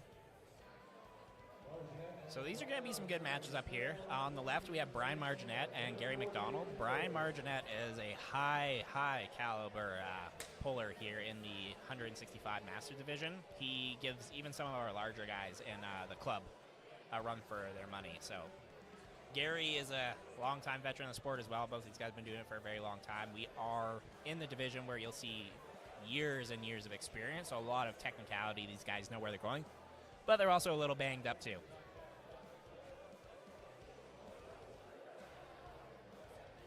All right, this table's about to get started here. The other table's just waiting for the last couple athletes to get up there.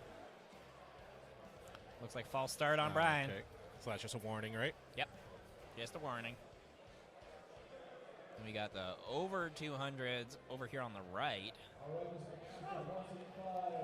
Ooh, Gary takes hand of Brian. Not an easy feat to do. All right. Over looks on like the a right, slip. we Oh, no. have- He won that one? Or was that a foul? No. Foul maybe? Slip? Yeah, I missed it. I think it was a slip. I missed it. But, okay, yeah, here on the right. So here on the right, we have Clayton Faulkner, who actually is a Worlds competitor. Unfortunately, I believe he did have an injury that took him out of the sport for a little while, but it's great to see him back. He flew all the way out from Vancouver. And then we have Dave Taylor on the left. Another battle on the left table here. They're going on the strap, though. Yeah, let them strap up. We'll take a closer look at these gentlemen. So Clayton Faulkner on the right in the blue muscle shirt is also in the Pro 242 division as well. Looking like he has a very, very strong hand there. Dave is not a weak individual there, so taking his hand like that is a very, very impressive feat. I am also in Clayton Faulkner's division in the Pro, so I'm taking notes. Ah, yes. Getting the front row seat here. All right, gentlemen on the left are just about strapped in there, so let's pan over, get both these gentlemen, or both these tables. Looks like it's going gentlemen to start pretty quick here on the right.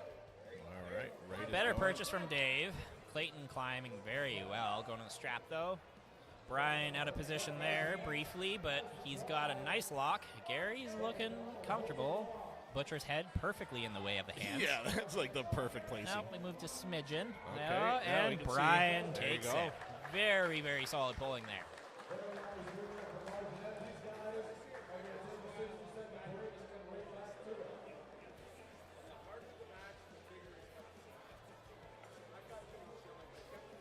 All right, these gentlemen here on the right are just about strapped in.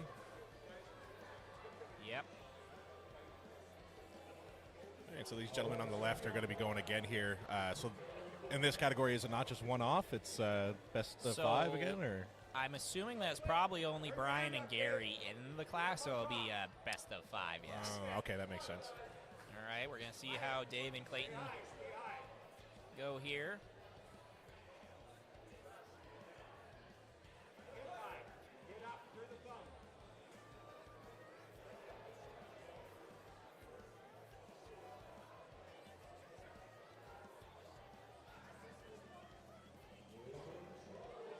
Very, very set in their grips, very comfortable, which is, very connected is Clayton. Dave's getting peeled out. That is not an easy thing to do. That's going to be hard to come back from that, yeah. Yep, he would have had to make a lot of body positional adjustments to get back in there, but that was just trying to rely on pure bicep strength, which, unless you have biceps the size of Jesse, it's not usually flying. Fair enough, yeah. All right, got these two young men here going for their second bout. Yep, we're going to see if Gary can make any adjustments. Gary's on the left.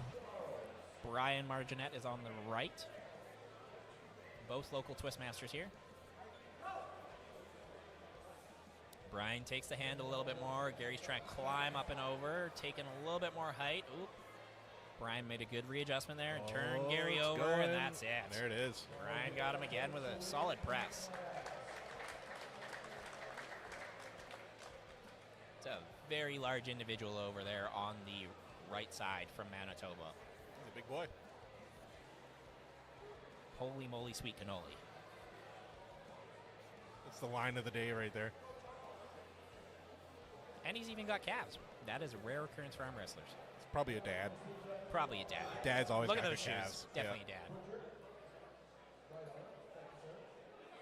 I do got to say, though, the mustache on the right there. He has been doing it for a long time. I was talking with him when he registered. He's been to the sit-down World Championships in Costa Rica in 1988, he was saying.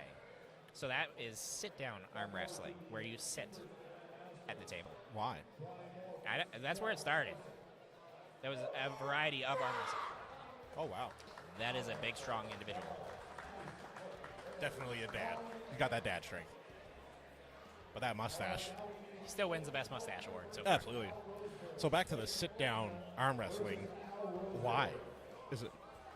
It was just one of those ways, because replicating bars, right? So when you're at the bar table, you're sitting, arm wrestle that style. So that's how one of the derivatives of arm wrestling did begin, right? Cool. So, yeah, it was a variety and a league of that type of arm wrestling. Do they still do that?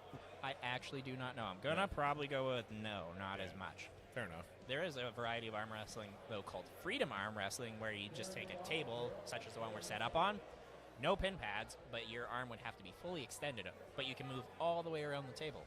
Interesting. Yep, they do that in Japan. I have to give that a goog later. All right. We have Clayton Faulkner up here on the right again.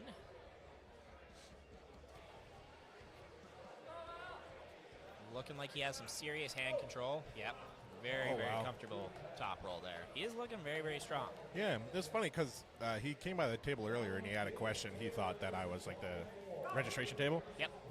Very, like, quiet guy, kind of. Yes. Very, very like, quiet. very, like, I don't want to say timid in a bad way, but like timid, just kind of like, hey, you know, I'm just wondering about this. And then, oh, you're an athlete. And now he's put on quite a show. Yep, and he has been to Worlds at a very high level. Very, very competitive. So, yeah. So Good for him. Not all arm wrestlers are like, going up there, shouting, screaming, smashing tables. You'll see some just chill individuals. That's cool. Especially some of these older individuals, too. I mean, they've been doing it for much, much longer. They're not all fired up. They're up here with their friends, just having a good time, right? So they've known and competed against each other forever and ever and ever. To get to that age and still have, you know, the muscles and the skeleton to be able to handle those torques is it's impressive. That's one of the cool parts about arm wrestling is it's a sport that realistically there's no age cap on it. We have a Canadian fellow named Crazy George, who's I believe 77 or 78, who is still arm wrestling quite competitively at high level. Really? Yeah. Good for him. I believe he won nationals in his weight class this year. Oh, here we go. There you go. Beautiful. Solid hook. Very good job. He's wearing rugby shorts, too, so he probably played rugby at some point in his life. Yep. He's a mean fella. From the Okanagan. They're from Penticton. Ah, yes, yes.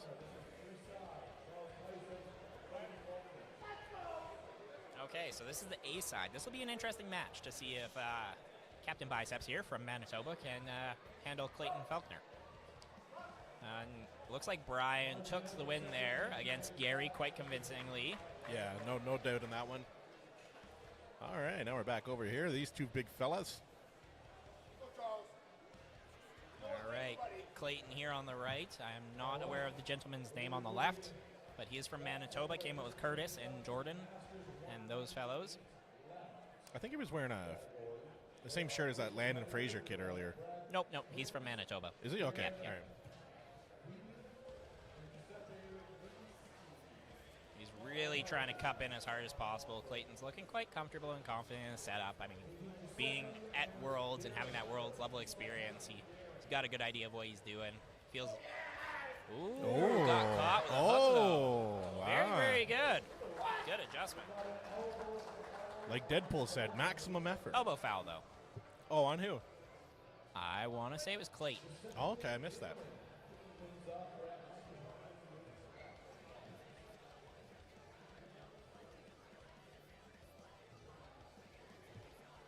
All right, see if we can get this next match at this table done before the next guys start, but I'll pan out to catch both. I believe the guys on the left table are the only two in the class as well. Okay, so they'll be doing head-to-heads. Yeah. Guy on the left here, Darren Guidi, is actually one who I've competed against. We kind of have a back-and-forth rivalry. Cool.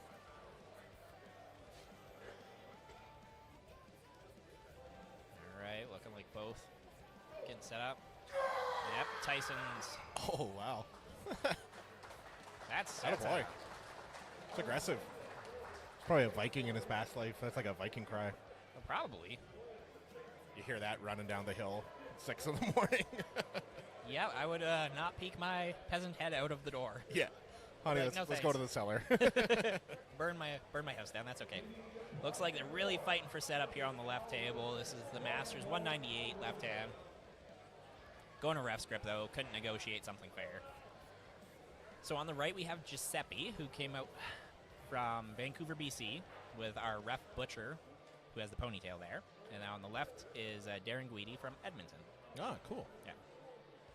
Edmonton's my home base as well, so I'll be a little biased on that one. I'm personally pulling for Giuseppe making the long trip out here, and Darren is, like I said, a rival. So, you know, Fair enough. a little casual rivalry there. Like to see him lose every once in a while. Find different ways I can beat him. Hey, Nate's in the chat there. Yeah, Nate, Jay Smith is here today as well. I think he's competing later. Yep. And yeah, I don't know the audio thing. It's interesting, but I am getting a new audio interface here shortly. So hopefully that'll settle the issue with the audio in one ear, not the other. Nate mentioned before when you hears which headphones, you can tell a distinct difference that like I'm coming at it just the left headphone and you're coming at it just the right. So it's kind of interesting, yeah. All right, seeing how this whole ref grip goes on the left for the Masters here. And when they go to ref grip, it's a judge's or a ref's decision, right? Yeah, Like he so just gives them whatever, like 20 seconds to figure it out, and if they don't, he makes the call. 30 seconds, yep, and then they adjust and figure it out. Okay. And once again, just like a eyeballed 30 seconds, right? Yeah, it's an eyeball, 30 seconds.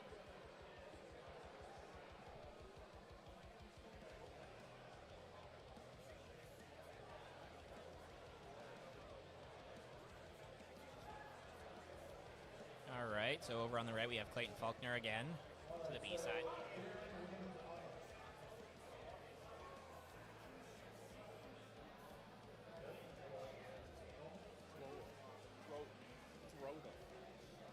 Open your mouth.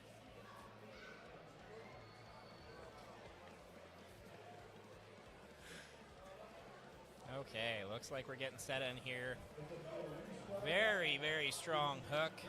It's looking like we got a big old battle here, getting pulled out on the bicep, though. Very, very strong individuals. Yeah, he's doing very well. I see now why you mean being a high-level athlete, he's very strong. All right, going back, seeing Darren and Giuseppe again here for the left hand.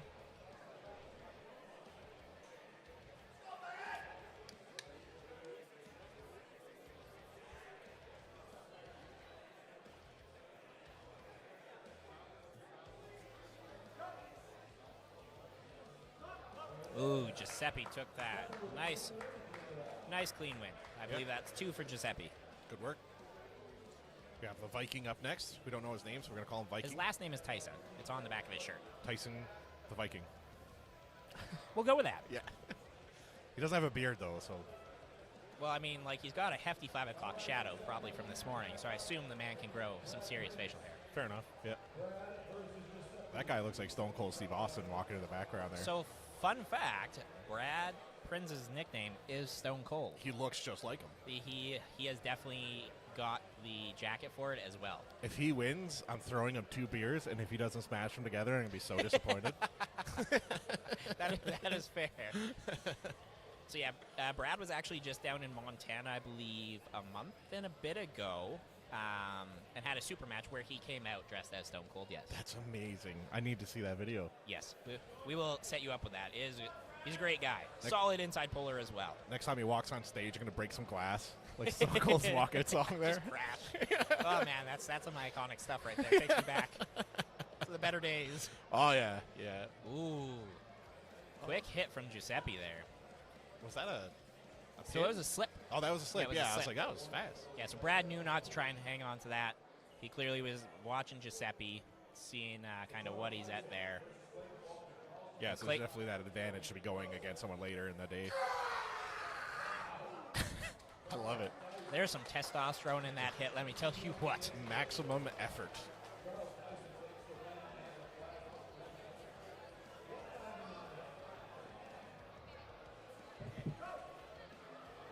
All right, we got a good hand battle here. Oh, So yeah. strap, slip. Strap it up. Stone Cold.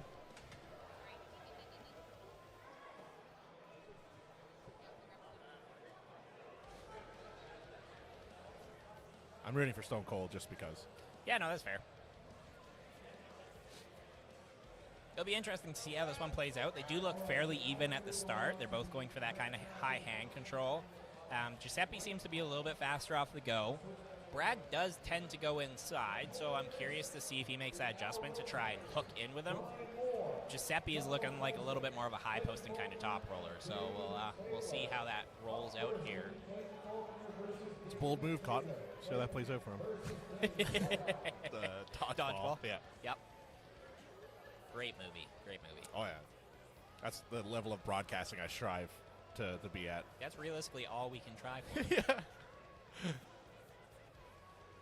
All right. They're negotiating grip here, so it's not a ref's grip, I don't believe. So they're just trying to find a reasonable thing. Will they get to a setup that they like? We will see. Butcher's giving the thumbs up, saying wrist is straight on this side. Ooh, Giuseppe took that hand very quickly. Very, very solid hit. All Was there a foul there? Or? So they're going to talk about it. Usually when that happens, they've seen something that may indicate a restart.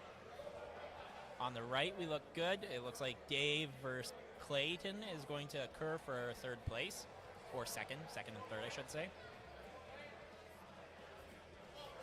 Or we've potentially swapped over to the right hand, I believe, of the Grandmasters. Because it was left yet, so my apologies there.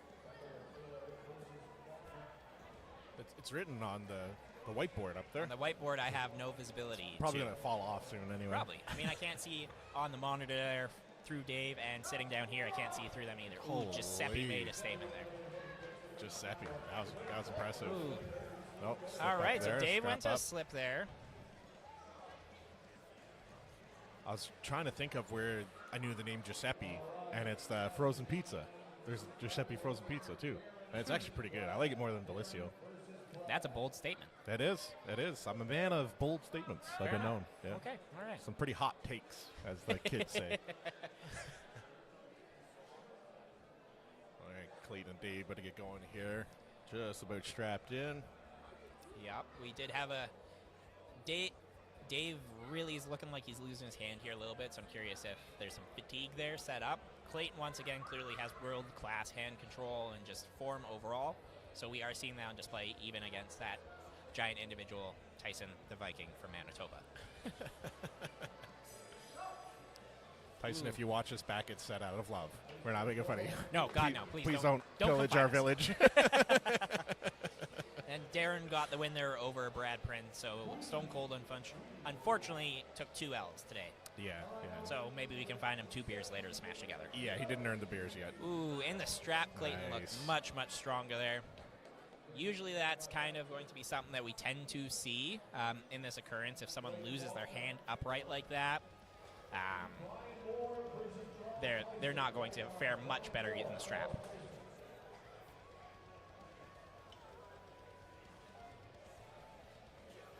The man with the mustache name is Brian. Over here? Yes. Nice. Go, Brian. Oh. Oh, Lord. Okay. Well, let's see if Come on, Brian Brian. has anything different to offer Tyson on the right hand. I mean, he did have a very, very strong hook and cup against Clayton. I mean, setup-wise, though, Brian looks very uncomfortable against Tyson here.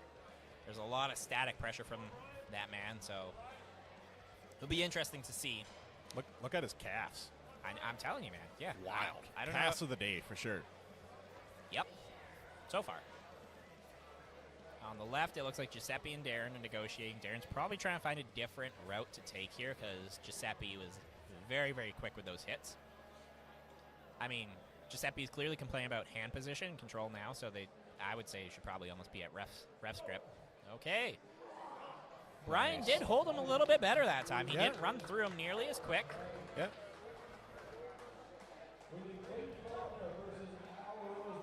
Oh, wow. And Giuseppe takes him again, so I believe Giuseppe takes the gold there for the Masters 198, quite convincingly. Good for him. Yeah, Oh. I mean, the trip was definitely worth it at that point in time. I'm not certain if he's pulling in any other classes today, but the way he's looked at the Masters, I would almost tell him to hop into the 198s. Yeah, he's looking very strong. Put on quite a show. You said Masters is 40 to 50 and Grandmasters is 50 plus? Correct. Okay. I believe there is another category. I don't know what the name of it is. We could just refer to them as wizards at that point if you're at 70 and over. Yes. Arm wrestling wizards. Yes, the Vikings, the Wizards. We're creating our own little J.R. Tolkien universe here today. Pretty much, yeah. I think that was a Lord of the Rings writer's name. Something Tolkien. Yep, J.R.R. Tolkien. Yeah. Okay, we got Clayton up here. We'll see if he continues with some solid efforts today. Very, very comfortable in his setup. Very close to the table. You can tell he's been here a lot. Gentleman on the right is trying to engage back pressure and find something. Clayton jumped the gun there a little bit. Doesn't look like he's getting a warning even. Okay. Looking good. Ooh, Oh, very, wow. very quick. Yeah. Oh, Oh, you didn't call it, but one for good luck. sometimes that'll happen where you hit someone and get right to the line, but it's not actually called, so you gotta double back and double tap them, as they say. The old double tap. The old double tap. All right, Brian's working his way back up here.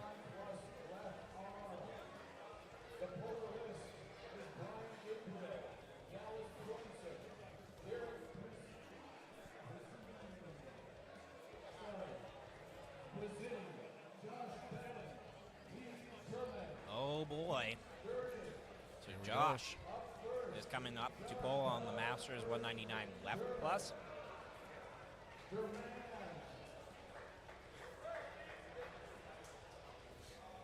Okay, so we got Dave and Brian here on the right. Both strong-looking individuals.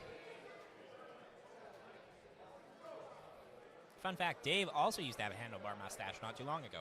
But it looks like he shaved it, and clearly is proving I don't like know a problem for him today. why you would downgrade your coolness like that. Sometimes the oil field makes people do things they don't want to do for money. Quit.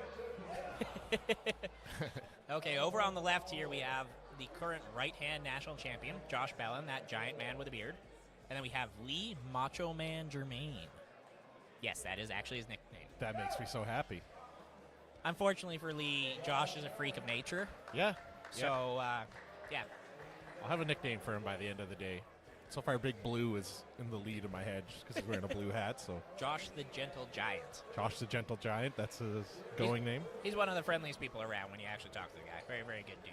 Is he, like, how's his, like, cuddle level? Is he, like, pretty good cuddler? Or I don't think he wants me to divulge that information. what happens in camp stays in camp? All right, we'll see if Alright. Brian's going to change anything up. Dave, I believe they went to a foul.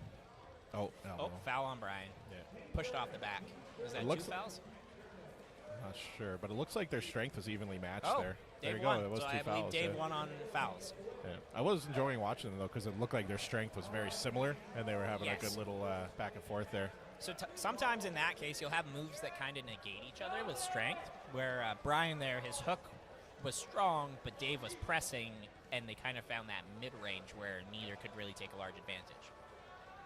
So I believe we have Pete here on the right, Pete Durning from BC, I want to say. And the man on the left, also from BC, but I believe this is his first tournament ever. Oh, cool. Oh. That's a learning lesson. That's how we grow. All right, back over here on the right, we got Clayton back up. Clayton versus Tyson the Viking Oh. from Manitoba. All right, I'm curious to see if Clayton's got anything else for him on the right. We did see how the left went. At world levels, usually you tend to see a pretty big difference right to left, at least in some Canadian athletes. Oh, yeah. Stronger, Oh, yeah. but elbow foul, he popped off, so Clayton popped off? Clayton popped off. Okay. So the cause for that, sometimes if someone's very gym strong and has a lot of back pressure, they'll pull someone up off. Ah. So Clayton was stopping him, but unfortunately Tyson was so strong that he forced Clayton to physically lift off the pad. Makes sense. And on the left here we have Josh against, I believe, Brian as well. Yeah, Brian Gabriel. Yeah. Josh doing what Josh does. I want to arm wrestle Josh later. Josh, I just wanna see what it Oh feels yeah, no, like. he's got like, it's trying to wrestle like a baseball mitt. Wrestling a what? Baseball mitt. It's so warm. No, I was talking to him a little bit earlier. He seems like a fun guy. He's a good guy. He Very told good me guy. he broke 2 chairs when he first got here today. That is correct. Josh is our way to test the integrity of chairs here. Yeah, he's a big fella. He's saying he went to go sit on one and he sat too fast, I guess, and it kind of crumbled. And then he fell to the side and landed on another one, and that one crumbled too. I've been there, man. I've broken a few chairs in my day. I get it. I hear ya. I have not broken any chairs yet. Oh, look at One this. day, maybe. Is that Bjorson on the back of the shirt? That is Dallas Bjornson. He is Ah. also a local here. Halfthorn. School teacher. School teacher. That's one class you don't talk back in. Also one of the friendliest individuals I've ever met. But still. When you hear him talk, you're like, oh, he's very nice. Ooh, Pete flashed him there. Very, very strong. That's how it tends to go, though. Like, the bigger you are, you tend to be a pretty nice guy because no Usually. one gives you a reason to be an asshole. Exactly. That's how I got by in life. I'm not a fighter. You know me. I'm a lover. I'm just extra large. So no. Size XL loving. Yes. Team tons of fun. Looks like they're really negotiating over here in the strap Yeah. for Tyson. So that was a slip they had there? They went to the slip. Yeah. Yes, they slipped to the strap.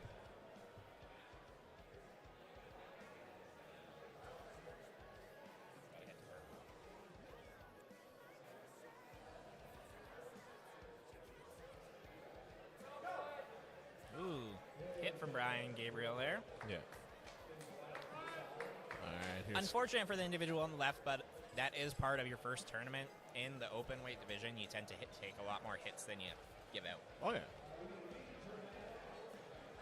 All right. Excited to see what Clayton and Tyson the Viking do here. Really rooting for Clayton here. It'd be great to see what he can pull off.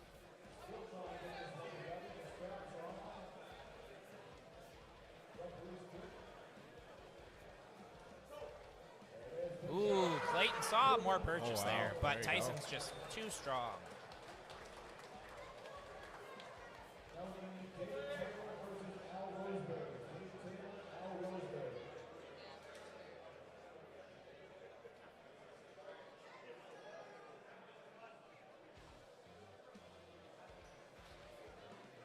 So Bjorson is a Twistmaster as well. Yep, that is correct. Oh, he got beat by... Lee is a very strong individual.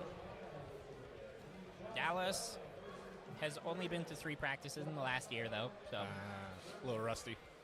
a little rusty, but at the same time, life happens. And but he made it out to have some fun with the club. That's the main thing, right? Oh, yeah. That should be your only goal. Come out, have fun. Do your best. Absolutely.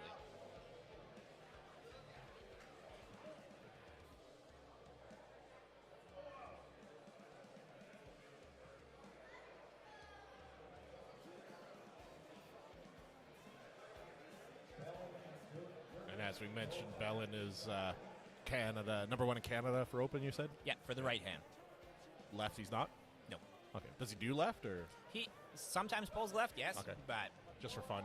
yeah, it's what we call the party arm. Oh, wow. Elbow foul on Pete. So that's a good example, as Josh generates enough back pressure where if you just hold on to him, he'll lift you right up off the pad. Yeah. He just has to lean backwards because he's got those long levers. So he's not always the quickest, but when he engages, it sucks. I can imagine. I'm going to give him a run for his money later. I believe. Gonna take him down a notch. I'm just kidding. Please don't hurt me. There you go. Another elbow foul, and That'll be match. 2 elbow fouls, right? yep, that's it. So that's the thing, too. Sometimes Josh will let you hit into him, and that was a good example of it, is that you run and you hit a wall, Yeah. and you have nowhere to go but off the pad. Yeah. Pete is looking very strong today. I believe he's also pulling in the Pro 220 division. This isn't pro right now? So this is Masters. Oh, that's right. Yeah. Okay. Yeah, we're still in just the Masters division, the over 40 and over 50. Is there not a amateur and pro masters? No. No? Okay. No. Fair enough. At this point in time, we assume that you've been around long enough. Yeah. They had their glory.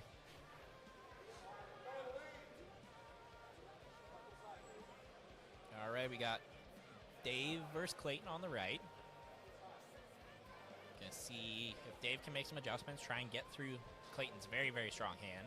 Yeah, he's been putting up a wall for a lot of guys here today. Yep, the only person that's really given him any trouble was a Tyson. Dave's once again reliant on that bicep, but just wasn't enough to stop him. So, at any point, will Clayton face Josh? Or Joe? No. Jay? What's his name again? Josh.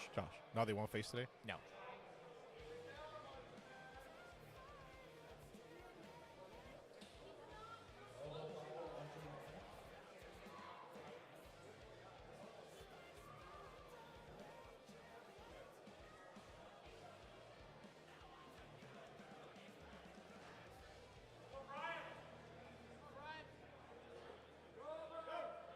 Oh, Lee got good Ooh, hand wow. control there and rolled right on through Brian. Made the adjustments he needed. Just straight, consistent power there. Lee, if he gets connected to his hand, is a very, very hard individual to get through. If you manage to get him outside of his hand, though, into like a hook or something like that, it'll much, much easier to deal with. But his hand strength, he's also a heavy-duty mechanic. Surprise, surprise. There's a trend here. Yes. All right, looks like Clayton and Tyson the Viking are going again. Yep, they're going to try and finish it off here for who's taking home the gold in the Grand Masters.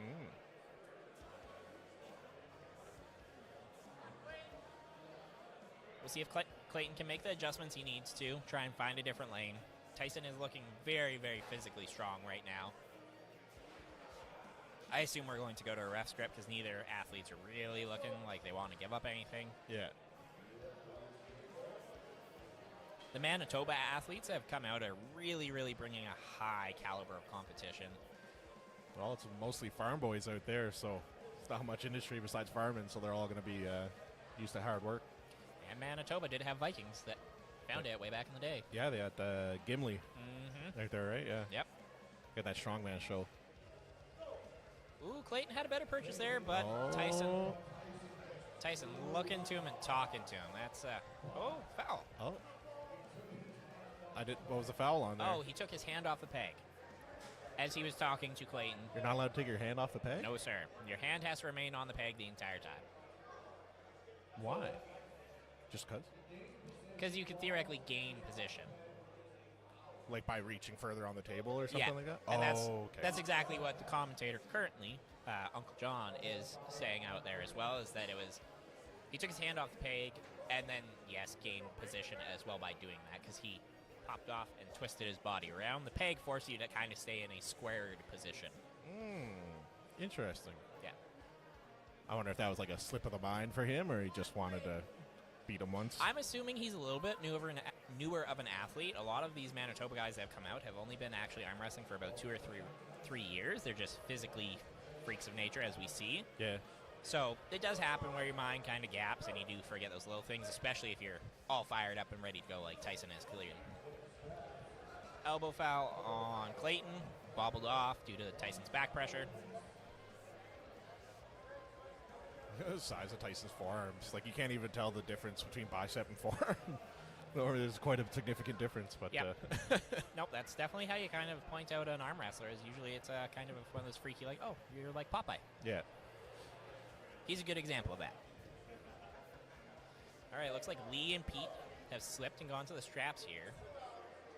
This will be an interesting match. Pete's hitting very quickly. Lee tends to be quick-ish, but a little bit slower off the get-go. Really looking for every little advantage. Oh, Clayton's out on Tyson's hand there. Oh, elbow foul, though. He definitely found a purchase there, though. All right, so Tyson won by default, Tyson did win due to fouls. which is unfortunate. It's not a bittersweet victory, right? Yeah, I mean, every competitor wants to win via the pin, but at the same time, a win's a win. Yeah. Ooh, Lee managed to find that hand connection that I was talking about. Pete's turned out, relying on that bone It's lock. right there. Oh, he's put up a good Yeah. fight, but yeah. That would have been hard to come back from. He was way over there. Yeah, to try and get through something like that, usually what you'd have to do is you'd have to kind of shoot your elbow slightly forward to get your hand and palm around the other individual. Very, very high level technical kind of stuff. Very rarely see it. A lot of people just rely on trying to bicep curl them up at that point in time. Yeah, fair enough. But that was definitely a little bit of a slog there for those guys. You were talking earlier about winning by default. You said, a win's a win. It reminded me of my good friend Dominic Toretto once said that it doesn't matter if you win by an inch or a mile, winning's winning. Really good friend. Really good friend. Good Way buddy. back. Yeah. You could say even family. Yeah. But you got to say it like family. Get your Batman voice on. Yeah. Where are the drugs? All right. This looks like it'll be for first place here with these two gentlemen. Yep.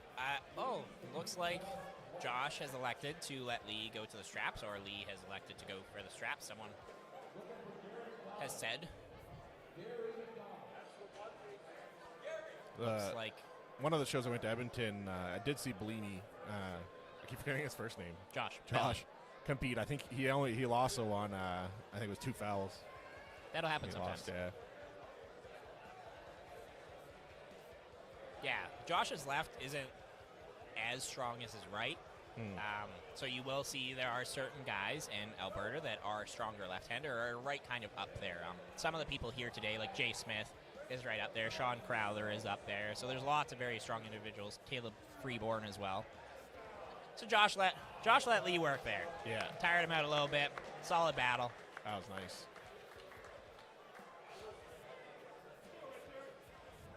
Okay. Would so we these got- be Grandmasters here then? Yes, this is Grandmasters. How old is the fella on the left there? Gary?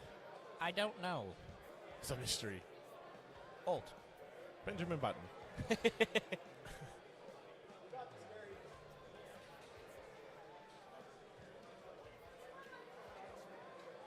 So it looks like they're both pretty confident in their grip there. Not a lot of adjustments. They're just kind of fighting for center, realistically.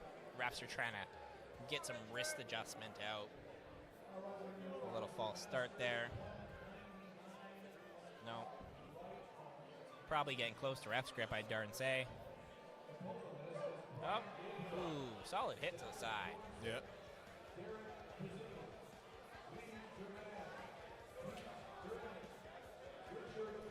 And is that going to wrap it up here for Masters, Grandmasters? Nope, we have the Masters right arm 199 plus on the left. Yes, yes. Because we have the below 200 and then the above 200.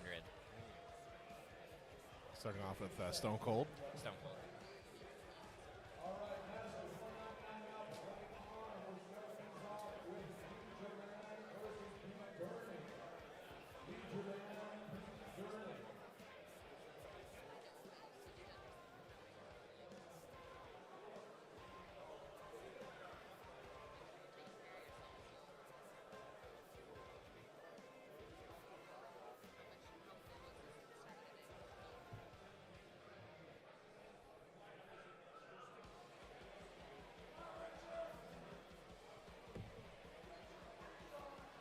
All right, let's see what Stone Cold can do here on the right. And we got Lee, the Macho Man, Jermaine.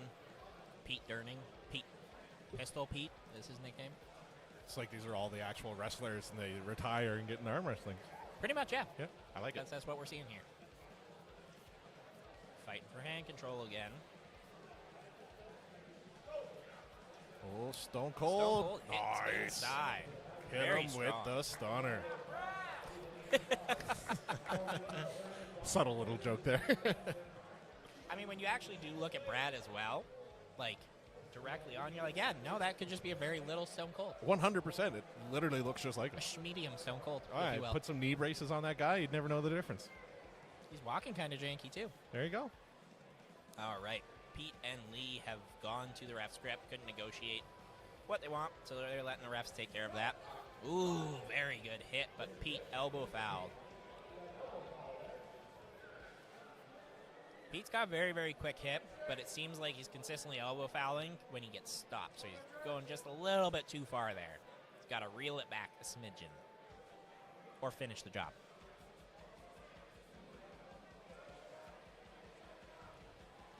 Looking good over here on the right between Gary and the other gentleman from the Okanagan. Ooh. And a pin. Jared caught him a little bit at the end there, but he's able to push through. That is correct, yep. All right. Ooh. Elbow foul on Lee. Nah.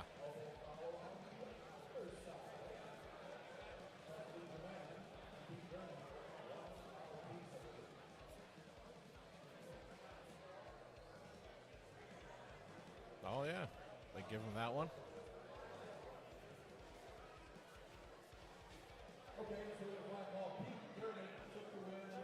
Did they go? No, not yet. Oh, it looked like he was walking away as if they were done. I was like, I didn't see them wrestle. No, I believe they're waiting.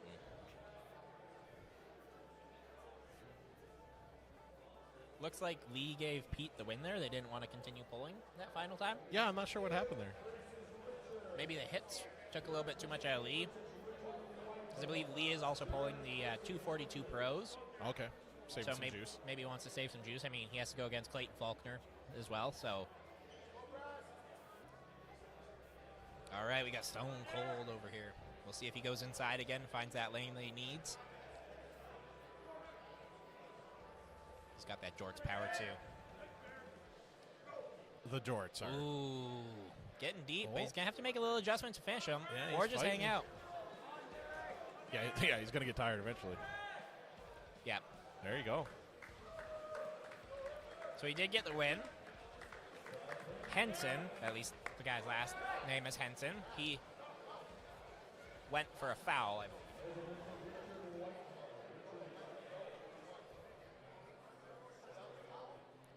Have you ever seen or many times of guys going to their first tournament and like dominating?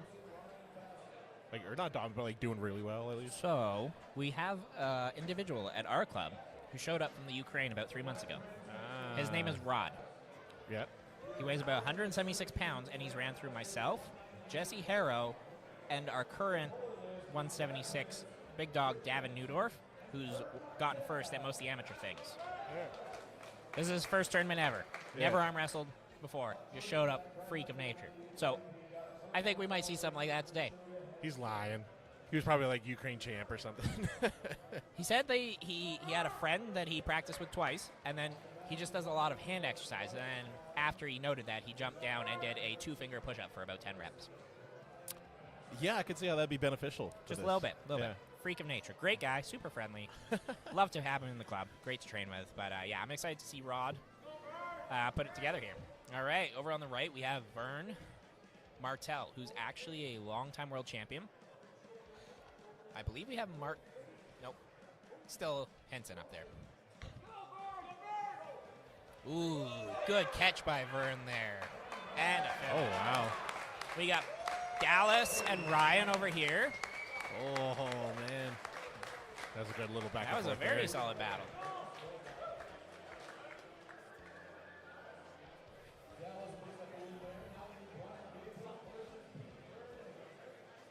It's a little fun fact here about Vern Martel, the man on the right there. They call him the one-armed bandit. The reason for that, he was actually a world champion I believe a couple years in a row or 1 year, and then he got in a motorcycle accident. Lost the function of his left arm. Came back and then started training again. Found a way to arm wrestle only with one arm, and then went on to, I believe, win another world champion. No way. Yeah, so a very, very legendary Canadian figure here. Oh.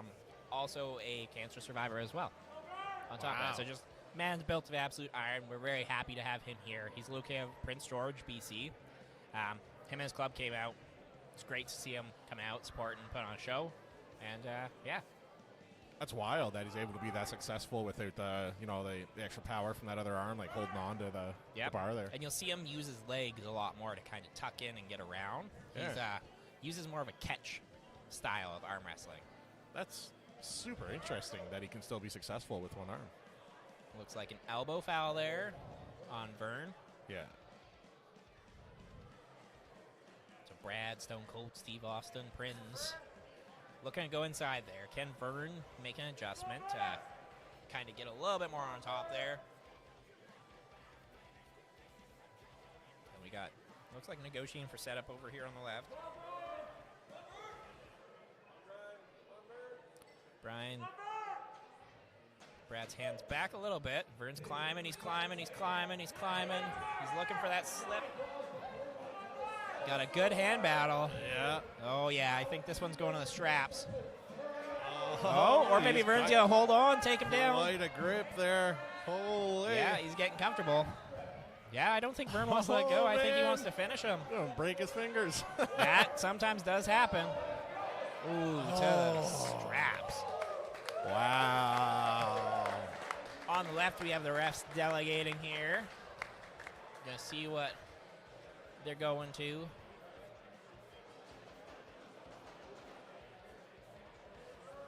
Looks like a foul potentially on Pete, Okay. I think. Doesn't look like it's very clear.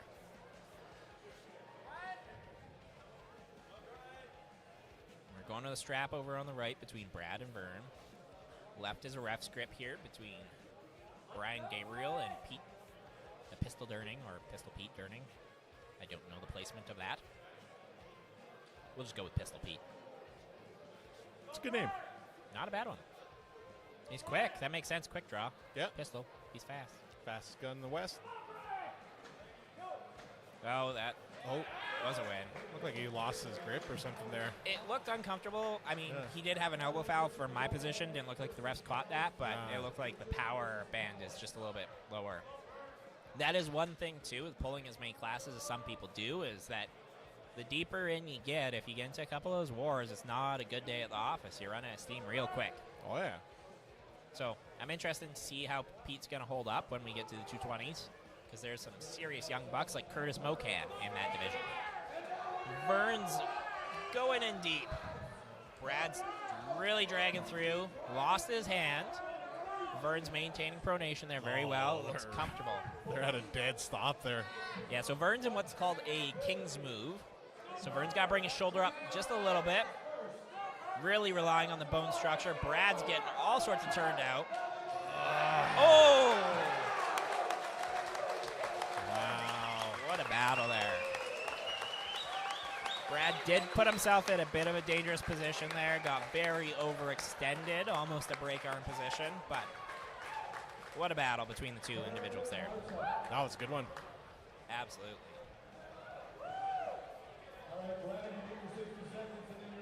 So, I mean, that's the thing. World level experience is put on show here today at our event. You're seeing all levels of arm wrestlers coming out. Someone like Vern, who's been doing it since longer than I've been alive. Yeah. That's awesome. Yep, we are definitely lucky to have such a wealth of caliber of athletes in the province of Alberta. It's really cool to see, and the world-class nature, and it's being shared across through the many generations as well. Oh, yeah. Yeah, it's very unheard of. Like, you don't really hear much about it, so it's good to have live streams and stuff to help promote the sport. Exactly. Look at that. It's growing. What a quinky-dink.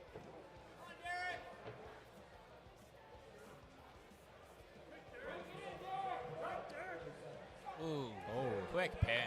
nice. That's his first show. Gonna learn a lot. Yep. I mean, that was me at my first show. I got wall up left, right, and center. So it happens sometimes. I did only get one victory my very first show, but it was against a 16-year-old boy who entered my weight division. So Doesn't matter if you win by an inch or a mile, Kyle. a win is a win. I will still take the W. Oh, absolutely.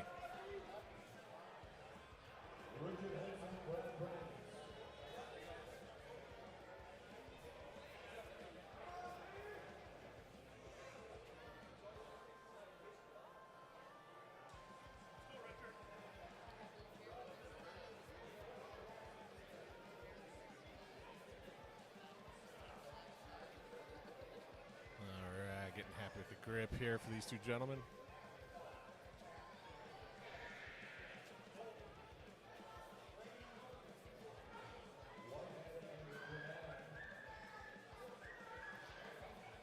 So he's pulling his shoulder in there. Do you get an advantage from having your shoulder out, or? Yes. So if you are leaned all the way back, you're already generating force towards the pin pad. So we try and square it up to make sure that it's just initially using like your lat drag, your arm initially. Because if you're leaning all the way back, you're already in the direction of the pin pad, right? Yeah. So yeah, try and even up as much as possible. But you're still going to try and cheat as well. Yeah. All right, we got Brad back up on the table with Henson. We'll see how recovered Brad's arm is, because he just was in that war with Vern. Yeah, that was a big war, too. He's back over in the hook, going into a King's move. Henson's going for a press, but Brad's whole arm almost looks fully extended here. No. He had to call it dangerous position. That's the Foul. thing? Yes. So you got a foul for that? Yeah. So the King's move, if you duck below your table or fully open and extend your arm to that point, you will get a foul for. And as we that's saw for it. his own safety. Yes, absolutely. You'll see less of that at higher level tournaments. The biggest thing is shoulder position. So your shoulder has to stay above the table in the King's move. There, Brad's arm was fully extended and bent open as well. So that was more so of a break arm position for his own safety. We'll see if don't want any of that. No, definitely not. Which is also a wild concept, too, that I always thought the fact that the bones break before the muscles tear, that's amazing. Yep, that's very real. Oh, yeah. Pete's looking a little weathered. We'll see how Brad's still hanging in there, man. He's got a lot of heart and determination. Stone Cold, don't play. Yeah, he's maintaining. I mean, he's still... There it is. He's not going out easily. That is for certain. He's making everyone work for that win. That's for true.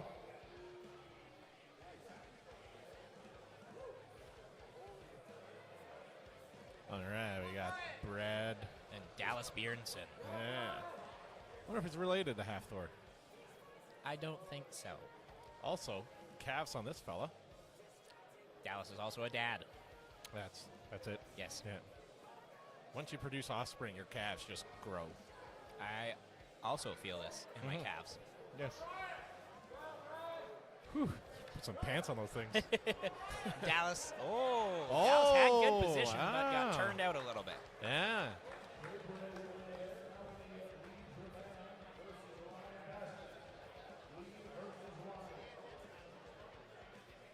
All right, back over here.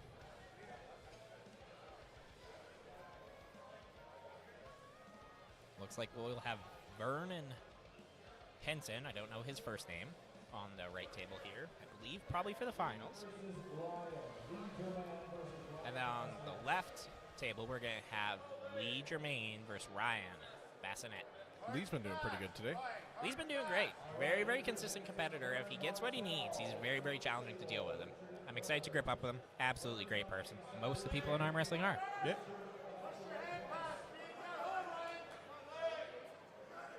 Ryan's trying to get a good deep. Oh, Lee's hand is just too much. Ryan kind of baited into it. Oh. There you have it. Henson's first name is Richard. Richard there we go. Henson. Joe is like our He's like correspondent. an encyclopedia. Yeah, he's our online correspondent. Anything you need to know, ask Joe Nelson. Perfect. Well, we appreciate Joe. Yeah, thank you, Joe. Oh, so the Drew 24 said that he went back to watch the matches and the ref smacked the glasses off Joe Fox's face by mistake. You remember when they went flying? Yep. So the ref must have reached in to grab him or something, and then slapped him because of the glasses, he was gone, man. Yep. That He was got so blasted funny. off. All right, let's see if Dallas can get out of Lee's hand. I mean, he has a better leverage to do it. He doesn't sink in as much as Ryan. And we also got Vern setting up here with Richard. Oh, Lee's hand is ironclad today. Yeah. I think Dallas is getting a little tired, too. He's shaking that right arm. Ooh, Vern hit hard. Yeah. Very good hit. Oh. A beautiful transition. Vern takes Amazing. And he takes the win today for the Grandmasters right arm. Love it.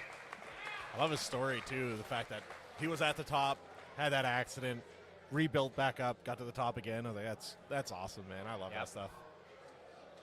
Fun fact, Vern was actually in a documentary as well as some of the other arm wrestlers in Canada. I believe it's on Amazon Prime. I don't recall the name of it, but yeah, a Canadian documentary, like a docu-series type thing that filmed and stuff. Just about arm wrestling? Yep, entirely about arm wrestling. Different parts across the community with Aboriginal and Native communities. Cool. Yeah. So yeah, explains his story and everything like that a little bit in that. So give that a check out if you I didn't know it absolutely existed. will. Yeah, I'd like to know. All right, let's see what Brian Gabriel and Lee got here. Lee's wrist looking a little bent back already, but oh no, Lee's looking strong. Ooh, Oh. he lost No. off a little bit of the surge. Yeah. No, he just A little surge and a little adjustment. Ooh, There you very, go. very good. Ah, Lee. Lee is looking solid today. Yeah, The macho man on the right hand. there we go. You're going to go up against him later, right? Did you say? If I get lucky enough to make it that far, yes. Yeah. I still have to go through Clayton Faulkner and a bunch of other 242s. So we will see. Good luck. I will need it. I'm excited to compete against caliber of opponent or potentially yeah. grip up with someone that's been to World. So Now, we were talking about mustaches today. Would you take a look at that one? That is a Oh, lip spoiler another if I trucker. ever seen it. I think we have a new contender for mustache of the day here. I guarantee you he knows how to drive an 18-wheeler. I hope so. Can shift the shit out of those gears with his mustache. Ooh. Gary takes it. Gary usually has a mustache as well.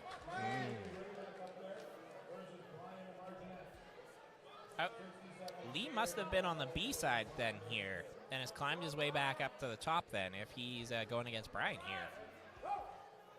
Oh, Brian found a better purchase there on Lee and got out of his hand. Looks like Lee's elbow's soft there a little bit. Oh, Nope, still on. Never mind. oh, hand off the bag. Wow. Taken away. Okay, fair enough. I think that's the first loss for Lee today, isn't it? No, Lee's gotten beat. He ran through Josh Ballin. Right? Oh, that's right. Yeah. Yeah. Ah, that was impressive, though. On the right arm, though, I think. No, he would have had to have lost earlier to be on the B side to Brian, so. Joe said that he thinks that movie's called Arm Nation that Vern was in. Yes, that would be the docuseries. Thank you, Joe. Look at you. Help us Hashtag out. Joe knows. All right, we got Brian and Gary here.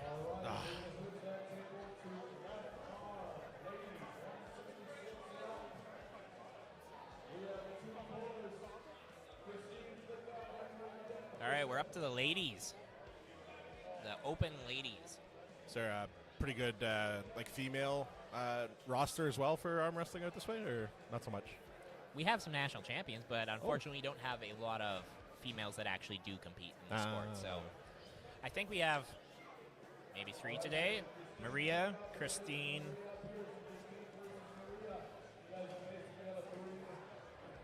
Okay, never mind. It's just Maria and Christina. Cool. So both are national. I want to say they're both national champions. Cool. She was reffing earlier, right? Yep. Yeah. I saw when she was reffing, you could see her forearms. I was like, she arm wrestles. Yeah, there's very few people that do the arm wrestling refereeing that don't arm wrestle themselves. Yeah. Or the referees potentially stop arm wrestling because of injuries, things like that, and they want to stay in the sport, become referees, that kind of stuff. So. Yeah, I made a joke on stream one time how I used to compete in strongman, and it's like, they say with teachers that those that can't do teach. Yeah. Now it's like those that can't live stream. Hands up. I am now a streamer.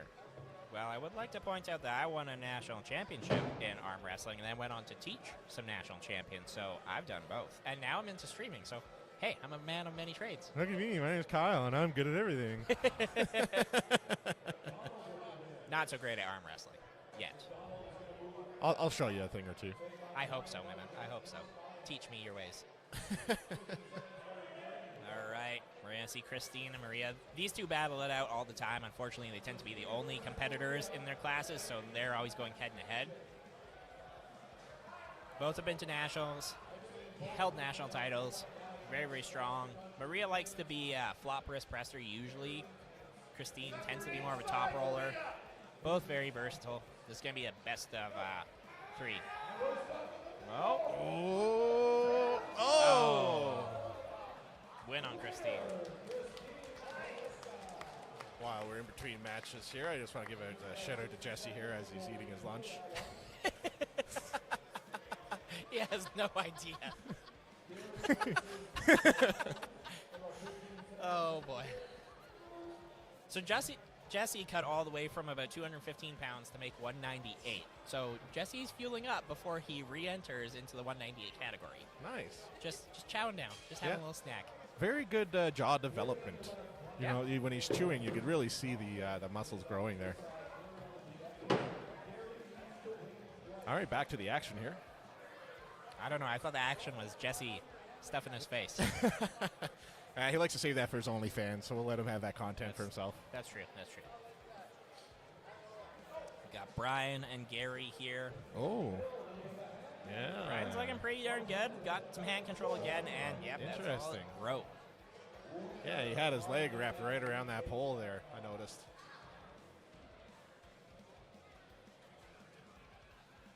All right, we're going to switch that over to Grandmasters 165 right arm. 165 right arm. Our pole is just as much the same. Ryan Martinez, Cody Grande, Joel Christensen. Alrighty. Joe said he's glad that Jesse chews with his mouth closed. Aren't we all? That is a terrible, terrible habit to chew with your mouth open. It is. Like, I hate that sound. Oh. It's just, it gets, like, under my skin like no It's other. like rage invoking. Like what? Rage invoking. Yes. Yeah, absolutely. Makes me want to scream at people like Tyson the Viking. Yeah. Christine takes it. Good work, Christine.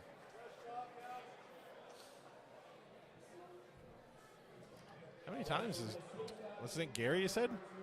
On the left? Yeah, Gary on the left. Gary McDonald. This is like his 10th match or something. Yeah, Gary will pull pretty much every class you can let him pull. Cool. So Good for him. yeah, he'll do them all. Keeps him young. Gary is also a referee. Oh, cool. Oh, he's holding him. Oh. So we're in there pretty deep. Both looking relatively comfortable. Like, how do you even recover when he's hanging down off the side like that? You can't. Can you? You can. Yeah, If he's his strong as an bicep ox. fatigues, and you... So what he's trying to do is he's trying to climb up his hand a little bit to engage more of his pronation to break Gary's hand open. Not easy. Not easy at all, but you can see it occurring a little bit because you'll see the bottom part of Gary's palm turning out there as he's coming through, and it's going to slowly open his hand. So it's really a flexor. Yep, right there. So also timing, because Gary can't finish him from there. He's going to have to come up to kind of actually make that finish, especially if the other individual feels comfortable in that position. Holy, man. Something's got to give here. Looks like they're in this. Oh, yeah. He's gaining a little bit of ground there. I think he got like an extra inch or two up. But And that's the thing, is that if you can make those adjustments and keep pulling through, it can occur sometimes where you do crack that hand. Oh, there it is. There it is. Getting back up Yep, there. he's getting that height. No way. This is going to be a comeback of the day for sure. Yep, getting that height. Oh. Made a bad adjustment. Going Gary's back. tired, though. No! Oh, Gary wow. got it. What a war. What a match. What a war. Wow, beautiful.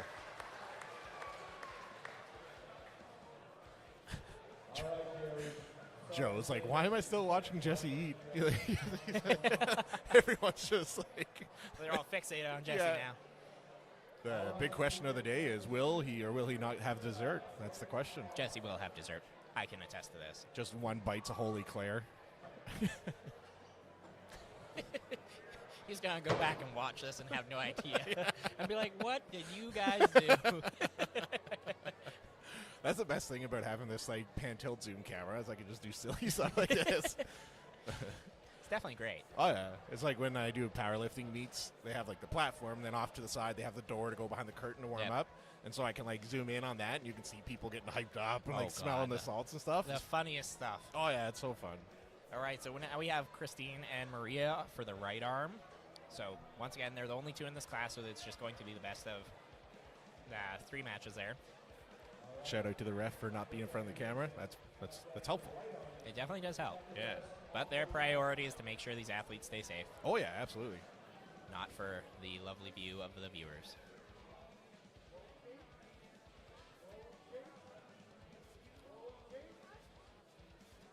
They're fighting for everything here. Oh, They're yeah. really not trying to give anything. So that's the thing, is these two ladies here compete all the time. So, ooh, Holy tore it on through. That's scary. Yep.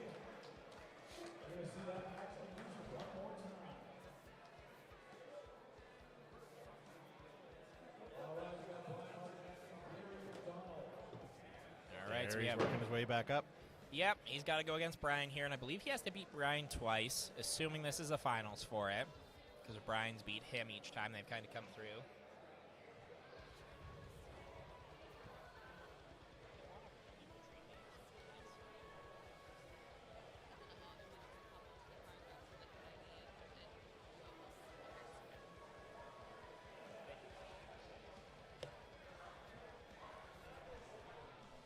Even after all these battles that Gary had today, he's still all smiles up there.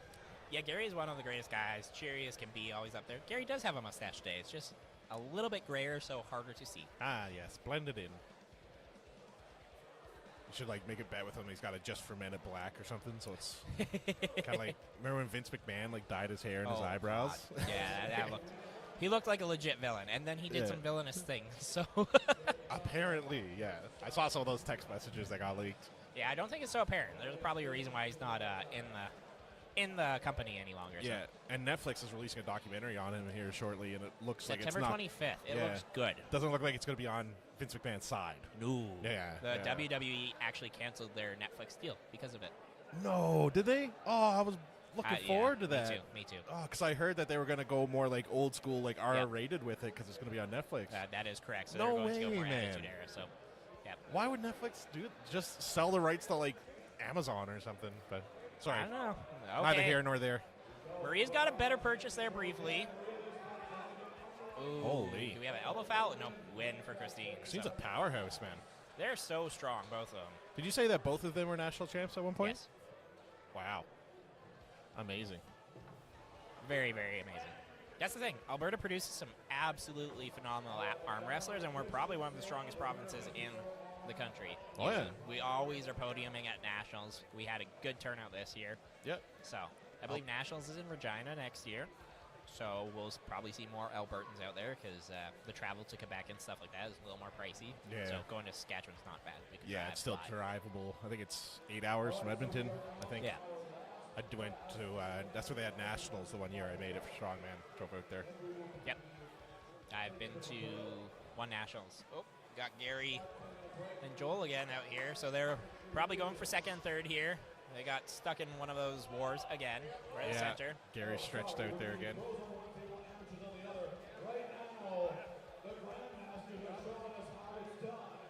All right, getting turned over a little more.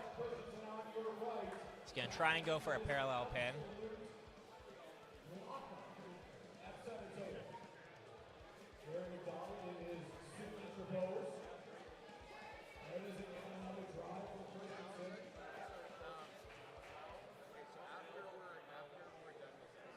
Absolute battle here between these two gentlemen.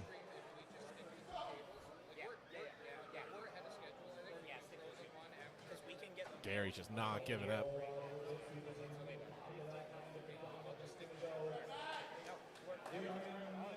He's just taking a breath, trying to dig deep here to finish him. Oh, here we go. Oh, we got quite the battle going on here. He sees it. He knows he's close. He's got to try and get a little bit more height here again on Yep. Gary. He knows what he's doing. Yep, there it is. Oh, Gary made a good adjustment. Oh, they're going to go to the straps. Oh, he's not taking that for an answer. Yeah. Oh, wow. Absolute war there. That was beautiful. It doesn't get much better than that, folks. Yeah, those two gentlemen just killing it. And in the Grandmaster division, too. That's like a young man's battle right there. Oh, They're absolutely. killing it. They got to go at it again here? Yeah, they get 60 they do. seconds. Wow. Jesse came over to the booth there. I thought he was coming. I thought someone might have texted him or something that we had him on the stream. Yes, the fiance went and told him what we did. Oh, he knew? He is now aware, yes. So now we have to do it every time he's on there. Pretty much, yeah. If there's some downtime, I'm going to spin the camera and just play a game of Find Jesse.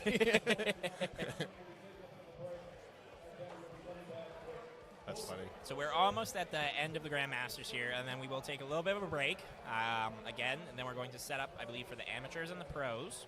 And then we're going to run those classes just on the two tables because we're actually doing quite well for time. So. Oh, we are ahead of schedule? Yeah, cool. we are ahead of schedule. So we won't need that third platform? So we won't need a third table up there, and it allows a little bit better viewing for the live stream and also our coverage because we can monitor things a little bit better and make sure everyone gets a good coverage. Yeah. Cool.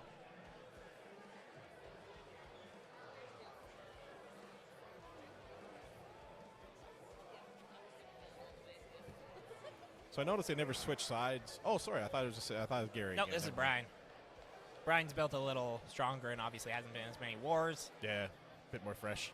Brian has a very, very strong bone lock in his arm, so he's very hard to pull open in the same way Gary is, where Gary has a little bit of a stronger hand, which we saw where it stayed cupped.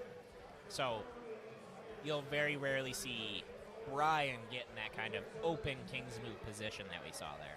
What do you mean by bone lock? You said bone So lock. it's essentially where your arm stays in like a hammer curl position. You eventually just develop like a lock, essentially, where your arm just stops, and it's like a natural spot that it hangs out. Cool. I've gotten one on my left arm at probably like the worst position. It's right above the pin pad for me, so it's not fun, but you know. Probably I'll take painful when it hits it. Like no, so there's no pain. On It feels essentially just like you get stuck, and you can hold there without discomfort or the muscle really working. So eventually people just develop them in different places. Brian's is in a very advantageous position up top where he just hangs on, can move effectively. If you start younger, usually that's a little bit easier. More muscle-bound individuals, things like that, don't have that luxury, so it takes more time. Cool. Are we taking a break? Yeah, I think we're at the point of taking a break, so. All right. Yeah, we'll take a break, and then we're getting ready. Who did you say is coming up next? Amateurs and pros, so we're on to... on men only? Yeah, so the women are all done. Women are done. It was just those two? Yep. Okay, cool. All right, yeah. Stay tuned, ladies and gentlemen. We'll be back shortly with some more arm wrestling.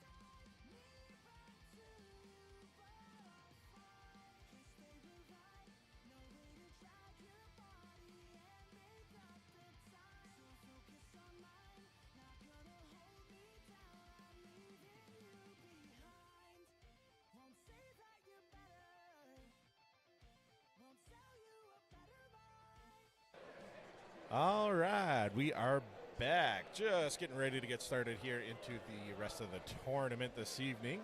As I mentioned, we got Kyle Evanoff here. Kyle, what can we expect coming up here next couple hours here? Next, we're going to have our amateurs men division as well as the pros running side by side here on the table. How we're running is we're doing each division, left and right arm, on either table. So on the right, we have our open weight division starting with the left arm, and then they're going to swap over to the right arm, pro left. So we're starting low weight class for the pros, heavyweight class for the amateurs. Cool, cool. See, Parliament's the only one with his name on his shirt. That is correct. Only one worthy. Only one worthy. Yeah, that's fair. Or he cares that much. I mean, publicity, right? You're trying to get out there. Yeah, that's very true. Very, very true. Okay, so we got Peace River Primates, big. Look at all of these guys are realistically going to be big on the right table. I mean, we have heavyweights, so going to be some serious unga bungas. There's a question for how many total entries in the tournament. I think it was 226. Oh, including both arms. Yeah, so that's entries. Yeah, Oh. 220. I believe 226, 229, and then So total at least matches like 413. 113. Yeah, give or take if you chopped in half. Some people like myself are pulling 4 divisions, so Okay. that so way maybe 4 a little entries. less. Okay, cool. Yeah. All right, getting things going. Solid battle, stuck kind of in the center there on the right. Looking very strong here. Just a hand battle. Realistically, one of these guys should either try and climb or just slip because they're not really gaining much. Neither's trying to do much yet. There So you go, yeah. that's realistically what happens a lot to top rollers is you're both trying to top roll. Unless you clamp down and pull an Uncle John, you're going to slip. Most top rollers tend to end up slipping. Fair enough. Or you hit quick and finish the match, which is the best case scenario. All right. Both tables getting strapped up here now. Yep, we got John Griffith, brother of Maria Griffith, on the left here. Alberta provincial champion, I believe. Oh, cool. Looks like a younger fella, too. Yep, he just turned 18 recently, I believe, because he moved out of the youth division. Cool. Very good high posting top roller. Ooh, buddy guy took him inside. Wow. Very strong. I feel like Jacob Lee may have gone to nationals and done quite well there. And then we're stuck in the center here on the right side with the super heavyweights battling for hand control. Individual on the right here is just surging and surging. Lots of power there from both gentlemen. He should just kind of hang out. A more experienced arm wrestler here would try and make a counter attack each time he surges. Just like the Peace Primates there in the purple did. Each time he pulses, he's wasting energy and giving space to adjust. So we made an adjustment there. And solid transition to our press. Very, very solid battle. That was a good one. You can just feel the power from both of the guys there. Like, you can tell there's a lot of strength between There's them. a lot of unga bunga, as we say. Yes. Unga bunga. Is that the same thing as the holy cannoli kind of? Yeah, same thing. Yes. You'll hear lots of that kind of stuff. I approve of it. I like learning new words. They're good ones. Just reading through the chat here, it's funny because you can see like people know each other. They're like, oh, hey, you, and they're just like making little friends in the chat. I like it. So Jacob Leah is the multi-time national champ from Prince George. Thank you, Joe, once again. Joe Nelson, like I say, our digital correspondent here, letting us in on all the info. Right, yeah, this is a crazy nice venue they have here. You can't really see, but a really nice venue. Good food. It's a good spot here at Jackpot Event Center in Grande Prairie. Definitely worth checking out. Okay, we have a Manitoba arm wrestler and another individual who I am unaware of. Up here on the left table in the 154 Pro Division. Going to the ref's grip. Getting in the zone, Team Manitoba. They are all very, very intense pullers from that neck of the woods. Come to win. Yep. Okay, we got Morgan Stade up here on the right. Is he the first-timer, Warren? No, the first timer's on the left. Morgan was actually up here in Grande Prairie, but he just moved to Edmonton for school. Ah, okay.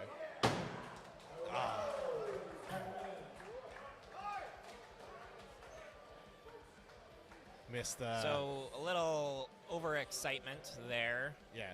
from the competitor. Got to make sure you do tell the score table if you won or lost.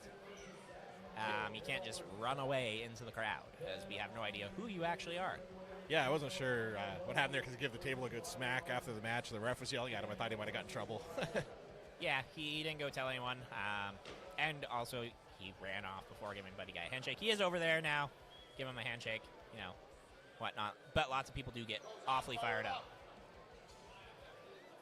So Zach over here on the right is from Red Deer. He actually does have a podcast with Brian Parliament and Dakota Shipton, I believe, called Through the Fingers, if I recall correctly. Someone confirm in the chat if they happen to know. Well, we could ask our digital correspondent, Joe Nelson. Do you know the name of the podcast of, who was it, Kyle?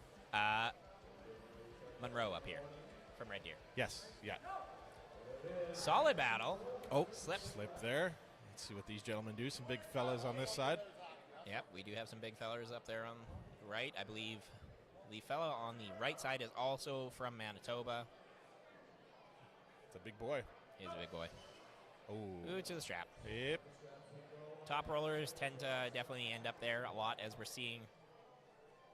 And on the pro side, you'll see that as well. Our digital correspondent, Joe Nelson, has confirmed that the podcast is called Through the Fingers. Perfect, I was correct. Thank you, Joe Nelson. Gonna have to send him a beer or something. Yeah. What's your Uber Eats address? I'll send you a beer later.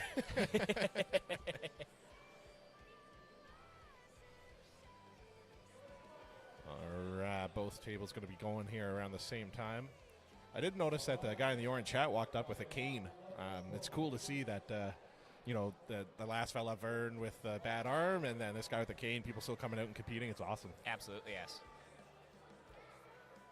I do not know the fellow on the left's name, but he was on the same pay-per-view a month ago in Montana and did actually win his pay-per-view match as well. No way. Down there. Yep. Oh, that's an honor. All right, the big boy's going on the right there. Ooh. He almost got him. There it is. Into a press, King's move as well. Yeah. Well done. Dakota Shipton, who is the host of the podcast, Through the Fingers, almost at 300 subscriptions. Well Nice. done. Well, let's get that up over 500 today with Through the Fingers. Arm Wrestling Podcast. Joe Nelson said he's going to come to a tournament next year in Alberta, and he'll hop on the stream with us. Perfect. Yeah, it'll be fun. Well, we'll be back up here doing this again in Grande Prairie, Joe, so this is definitely going to be the one you don't want to miss. Same probably time of the year as well. We'll definitely get Mehmet back up here. Is this the first one? No, this is our third, fourth. I don't know. We've done quite a few times. Fourth? Yeah, cool. Yeah. Daryl Johnson is the man with the cane's name. Thank you. All right, we got Brian Marginette versus Jacob Lee up here. Both solid pullers. Ooh, that's impressive. Jacob Lee, guys. No joke. Yep. Brian's left arm isn't as good as his right, but I mean, when you're a multi-time national champion, you're never any degree of a slouch. So he's hitting quick and fast. Very skilled competitors out here today. We got Bjornsson up here in the heavyweight division. Dallas got some serious hand control there, ripped right through him nice and easy. And we have the fella from Manitoba readjusting his pants. Mr. Monroe from Red Deer. I do want to point out that Jesse has been hiding behind the screen more ever since our little Yeah, snack Jesse date. did find out that we filmed him. He came and gave us a little trouble for that. I'd do it again. We will. We most definitely will. I will give the people what they want on this stream, and they want to see Jesse chew. All right, let's see if we get a good battle here on the left, or if the Manitoba athlete does a wild steamroll again here. I feel like Monroe's going to provide a little bit of a better battle. Does he just recognize him, or is there something written down? Because if I come up here, I don't know none of these people. Just what? Oh. All right. And table on the right is moving there. Nice. Able to hold on to his hand, get the win on that one.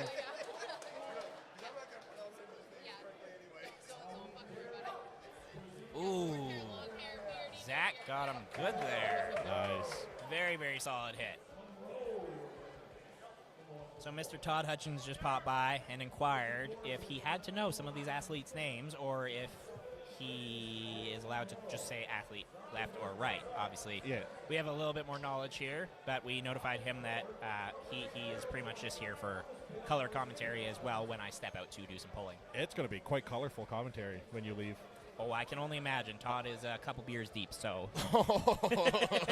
Going to go ahead and put a parental guidance warning on the stream.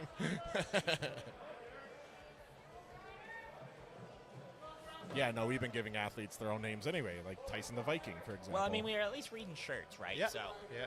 we're getting creative with it. Oh, yeah. Yeah. So we got the heavyweights back up here on the right, first timer on the left, and then the Manitoba individual on the right that kind of looks like a young Brock Lesnar. I could see it. Yeah, same complexion. Very solid pull. Nice top roll. Over on the left, we have Daryl Johnson on the right in the hat and the glasses. Very, very skilled puller. Very, very skilled. Ooh, good slip. So Joe Nelson letting us know that Daryl placed second at BC Provincials this year. So curious to see how he's going to stack up out here in Alberta. I mean, he put on a great performance at that last pay-per-view, which I believe was an Armfinity one. I have a feeling like Joe's just at home now, like pulling up articles to just kind of be like our digital, like I said, correspondent. Oh, absolutely. Yeah. Thank you, Joe. Thank you, Joe. We appreciate it. We're happy you're balls deep in the arm wrestling community. Ooh, solid pull. Morgan's climbing the hand. Very good. Very good. He's got to finish strong, make those adjustments. Oh, he's pulling. Ooh. So one thing here, the fellow on the left, Woodward, from the Peace River Primates is doing, he's hanging on when that son of a bitch should be slipping. Yeah. At a top roll, if you're losing a top roll and you're not going to transition inside to hook, you just got to get out there and try and find a different lane. There's no sense in hanging on and getting ran through, which we are seeing currently. And then it's just going to fatigue your arm as well. Ooh, very, very quick pin by Daryl. Nice. It's okay, Joe. I have a reasonable knowledge about most Alberta guys here. Reasonable.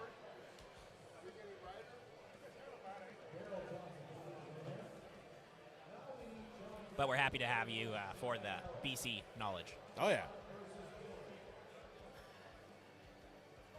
All right, we got a young Brock Lesnar here. Ooh, good hand control and very good adjustment nice. there. He's getting more comfortable up there, that's for certain. Yeah. Say hi to your dad. Ooh, it was dangerous. Almost took him out with a riser there. Can you imagine?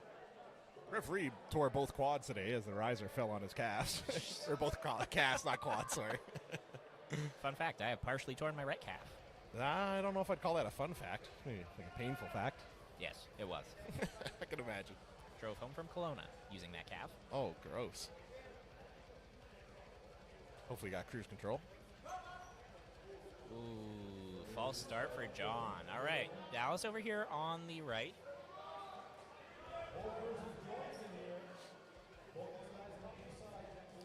Getting set in.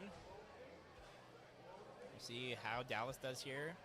Usually has fairly good hand control. And John gets to slip.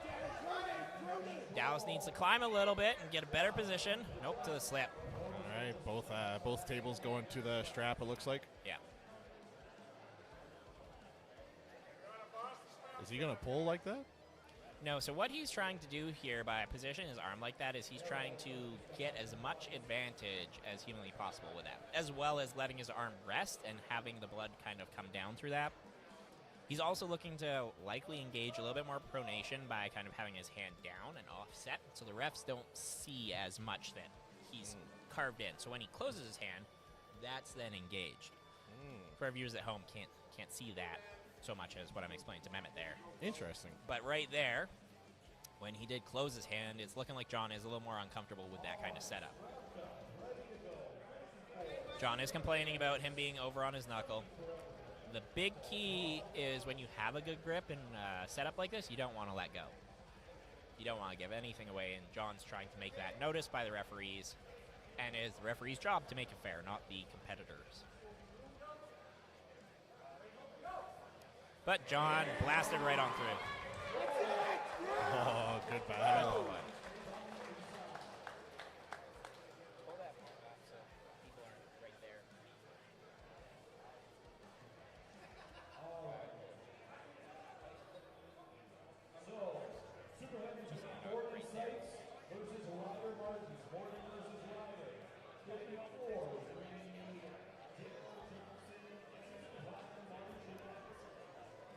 Okie dokie.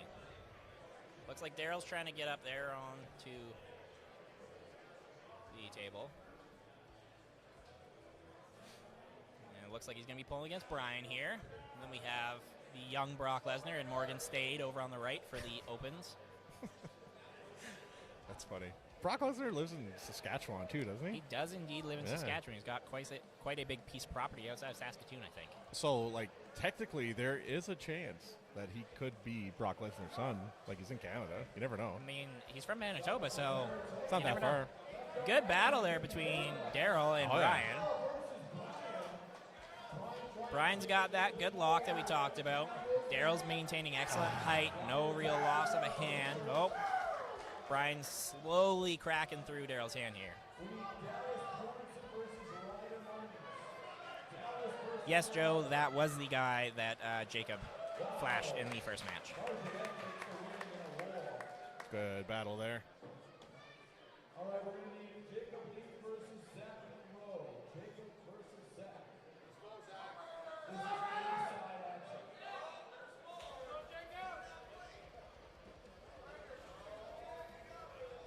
Two big boys here on that table.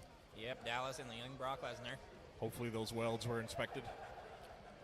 They were not. Oh!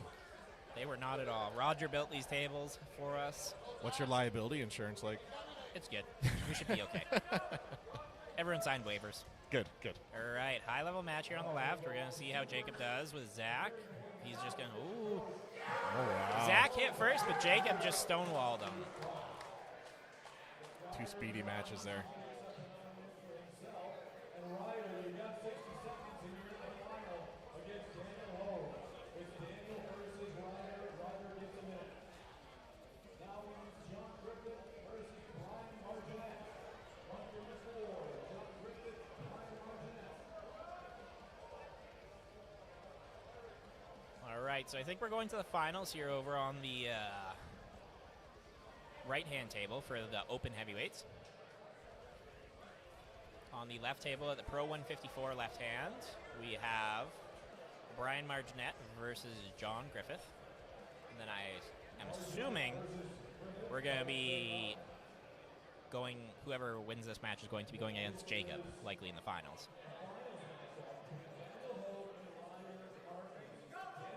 Oh, jumped the gun there. It's the second time. First this match, but second time today. Yep. Yeah, John is very quick. Ooh, John hits and takes it.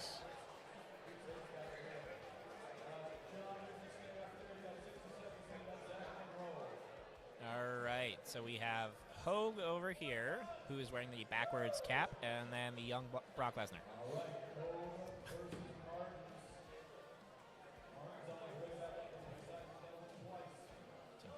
Ooh, good hand fight here. And they're going with straps. Yeah. While they're strapping up, I'll just introduce everyone to Jay Smith here. This majestic ginger fella, one of the Peace River Primates. That is correct. He is a Peace River Primate. Once upon a time, did pull with the Twistmasters, but then they actually built their own club up in Peace River, and they, as you can see right there, all those lovely individuals in purple. Purple is also my favorite color, as you can tell from the logo of the stream there. It's a good color. It is a good color, so go Peace River Primates. I mean, Twistmasters paid for me to be here. Go Twistmasters. Let's go Twistmasters. All right, we are in a... Oh, I thought they were going to strap up. That's what it kind of looked like, too, but it looked like there must have been some sort of Definitely going to discrepancy strap there. now, yeah. Probably a foul.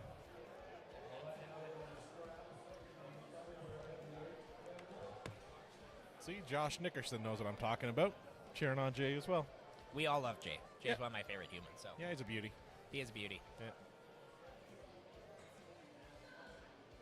Jay does have a couple national records still in grip, I believe. Mm-hmm. Ooh, slip. I used to work nightclub security with Jay back in the day, my younger years, and we would always get him to like bring in a frying pan or And bend the something, frying and pan. just so we can watch him fold the frying pan up. That and another one was a horseshoe. He would take the horseshoe and and bend it twist back it, the yep. other way. Yeah, We always used to egg them on, get them to do it. Okay, we got a solid battle at center here. Oh, man. Surging up. Oh, good transition Oh, to press. Very beautiful. good transition. Good work. Nice shoulder roll there. So I believe they're going to run it back on the right because this is the final. So the young Brock Lesnar has to beat Hogue twice. Ooh. Oh. There was no call. Oh, he thought he had it. Oh, that's disappointing.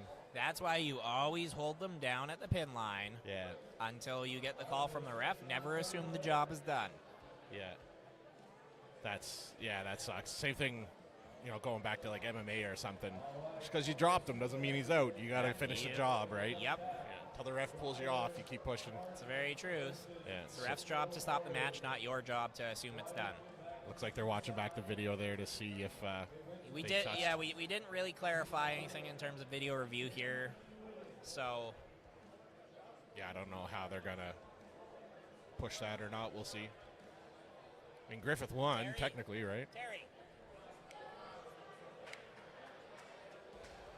They could watch back the stream on YouTube too, if they wanted another angle. Here, I'm gonna step away here. Yeah, and I got this. potentially talk to Sean.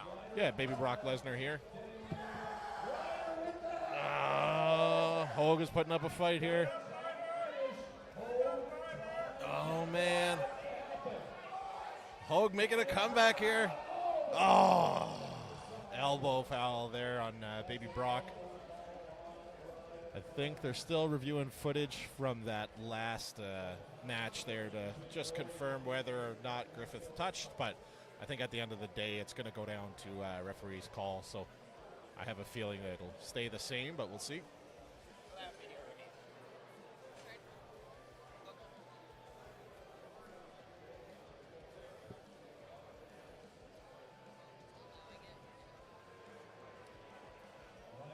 So little update here on the left table where we were talking about the video review. Give an update after this barn burner match here. What's that now? Going to straps. Strap, yeah. So over on the left table, we have got confirmation that we are going to allow a video review of that match between John and Zach Monroe to see what occurred.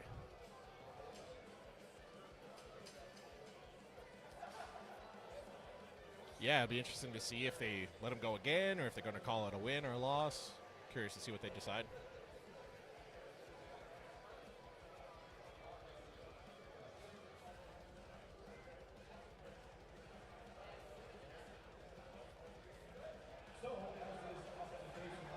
All right, looks like they're going to go again. Yeah. So Zach's going to have to beat him again here.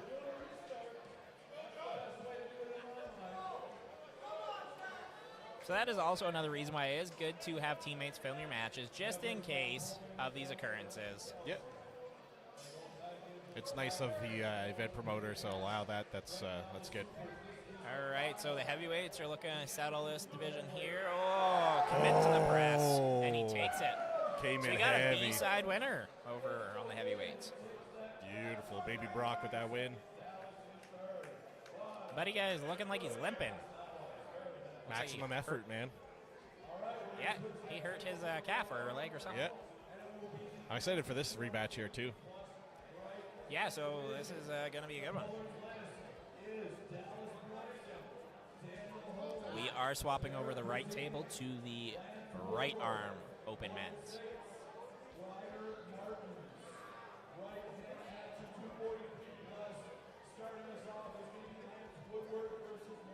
Griffith jumping the gun there again. Yeah, Kind of notorious for it at this point. yeah. Can you get fouled out eventually if you keep... Yep. Oh yeah, you can Yeah. get warnings for not listening to the ref, but theoretically it'd be a ref script, etc., etc. So there's warnings for not listening to commands.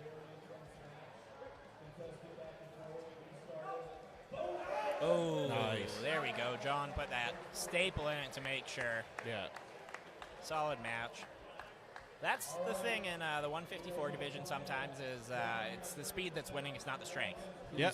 Who's firing those pistols off first. Yeah, no, I believe that for sure. Although I don't think John has won the division because Jacob's still there. All right, we got a battle going over here on the right. Nice. Morgan. Oh. Elbow foul. On who? Peace River Primate. Oh, okay.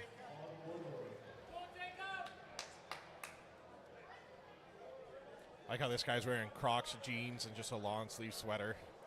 Yep, he's from this neck of the woods, and that Yeah. seems to be a thing. I wonder if Jay's wearing Crocs today. Actually, that's a silly question. Jay is definitely wearing Crocs today. He's the Croc father for sure.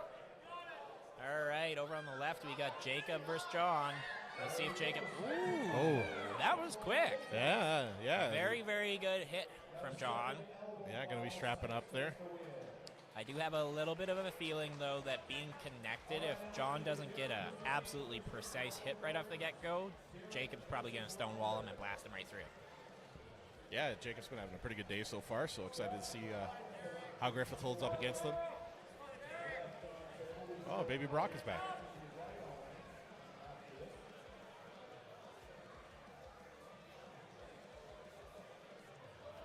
All right, they're all strapped in.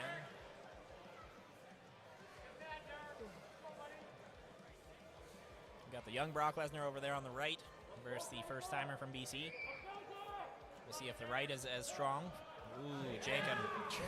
Finished. Yeah, that's where that Jacob gets one of the hatchets for the left arm. national champ status comes in there. And young Brock Lesnar takes the W.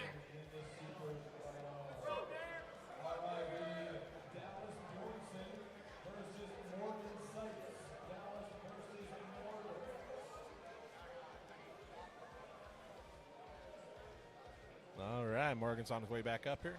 Yep, against Dallas. I keep thinking, whenever I see Morgan, I see him with his mullet, I think Morgan Wallen. That is fair. That is fair. Morgan Wallen and Dallas Smith going head-to-head here. Battle of the country music stars. Yes, sir.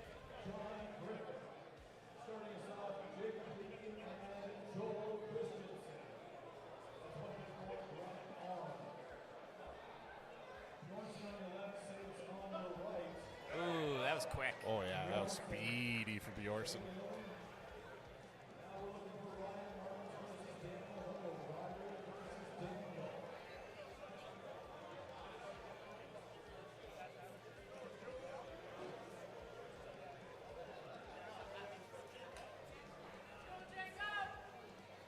All right.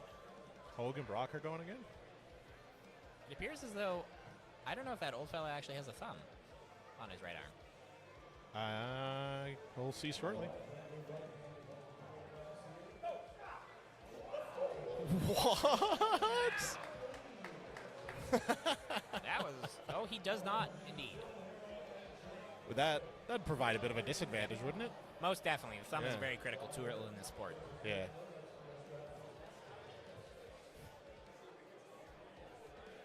All right, we have our finalist in second place from the left arm division up currently in the right arm right now. So these guys are going at it. Gonna see who's the stronger on this arm, or if they're relatively evenly matched again.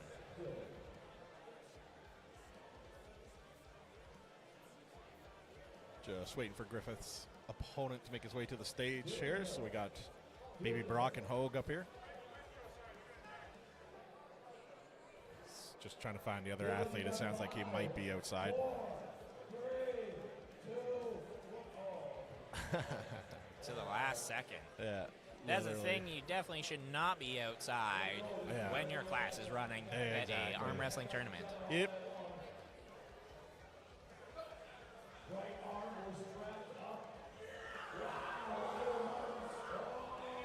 Very solid over on the right table from the opens. Benji, I see your comment there. This is in Grand Prairie at the Jackpot Event and Grill. Sorry, Grill and Event Center.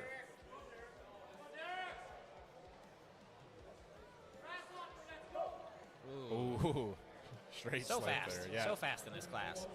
Get the strap on. Straps on. Yep, strap it up.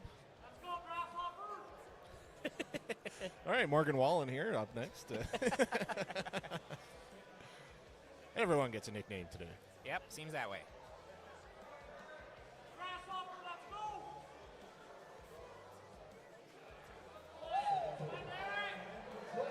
Ooh, Nice. solid.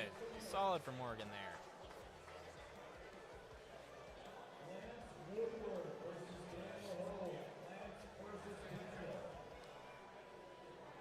Okie dokie. So we have a Doug Curtis special on the strap over here on the left.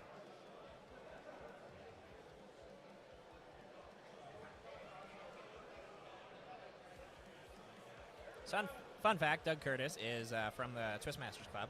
Absolutely despises the strap. Ah. Not a fan. Doesn't like practicing it, training in it, anything of that nature.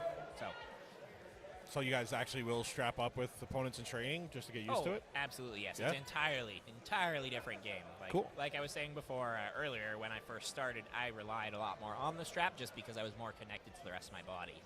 Cool. So, but it's a very, very critical tool that if you're not practicing, you're missing out on.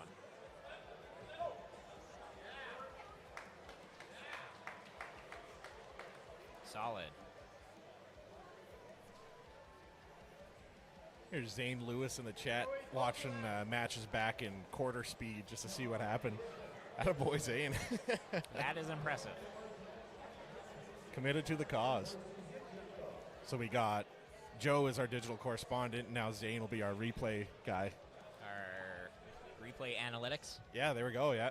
Making hockey. We're going to send it back to Toronto here to get a review on the play. Zane, please tell me you live in Toronto because that would make it even better. Yep. All right, we got Brian Marginet on the right hand versus Jacob Leah. This should be a relatively good one. It's either that or, once again, Jacob's going to run through him, but Brian is fairly strong. He has been to nationals himself as well. He's a very, very competent puller. Solid battle over here on the right between the two. Oh.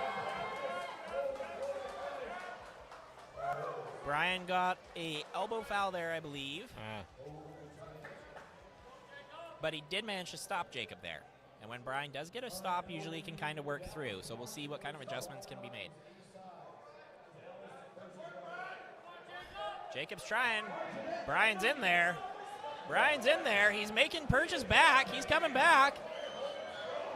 What a barn burner. Brian showing what he's made of here. He's found a decent position. He's just got to keep working. Wait for yep, there it is. Coming back Brian. around. Oh, yep, and Brian takes it. Attaboy. Wow. Hometown hero here, getting a win over the national champion, Jacob Leah. Love it. There's a reason why Brian is as strong as he is. Fun fact, does no training at home, just farmer. Amazing. His son Matthew is also arm wrestling today. Still has yet to beat his dad, though. Ah, yes, yes. Very strong kid, though. Very, very strong.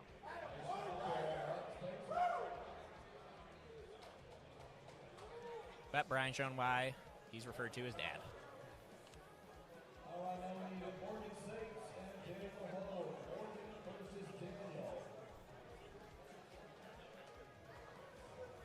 All right, we do have John and Darren up here on the left. Ooh, slipping out for Darren in there. A little slipperoo, yeah.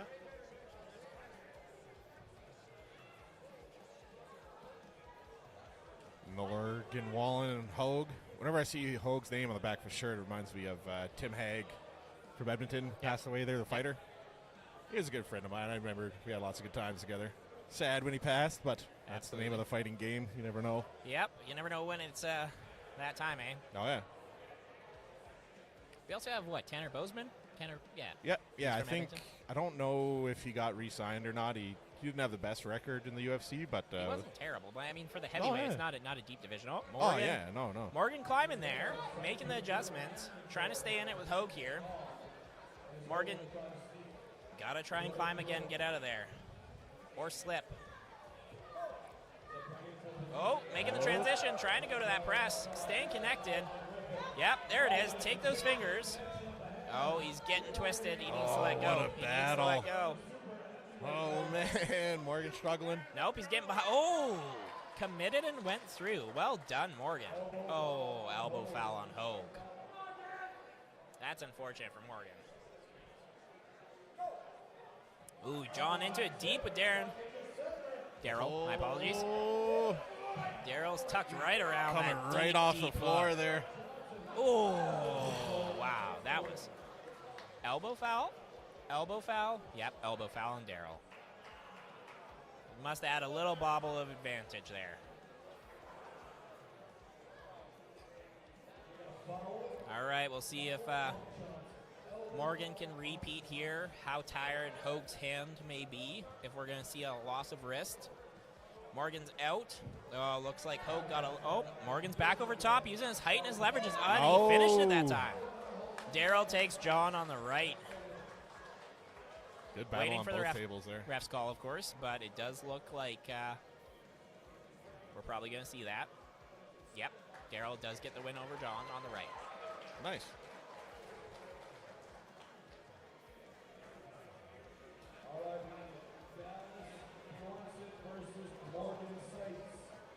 Dallas versus Morgan next. Yeah, these guys went once already, right?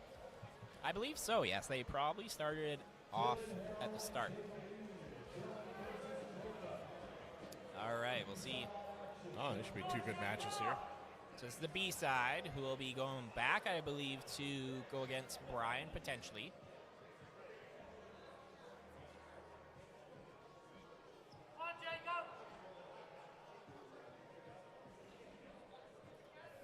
Got his leg right up over there. Yeah, he does that to set in his grip, and then he brings it down afterwards. Interesting. But it didn't look like he still got what he wanted. I mean, when you're trying to grip up with a national champion, it's always a little bit of a pain in the tuchus.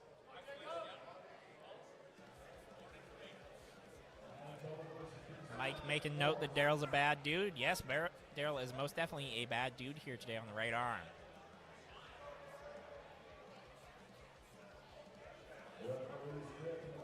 Going to ref's grip on the left table here. Right table they're trying to negotiate. Nope. Dallas rolled right on through. Dallas is so strong. So strong. I noticed they stopped and made Morgan turn his hat around. Is there a specific reason why you can't wear your hat forward? I believe it's so you don't interfere with the other person because of the brim of the hat. They're worried the brim could like hit them, or pretty much, yeah. I guess it could almost cover their hand. You can't really see exactly. Yeah, it's just what's in the going way. on. Same Fair thing, enough. like you're supposed to take rings off as well. Nothing on your wrist, that kind of stuff.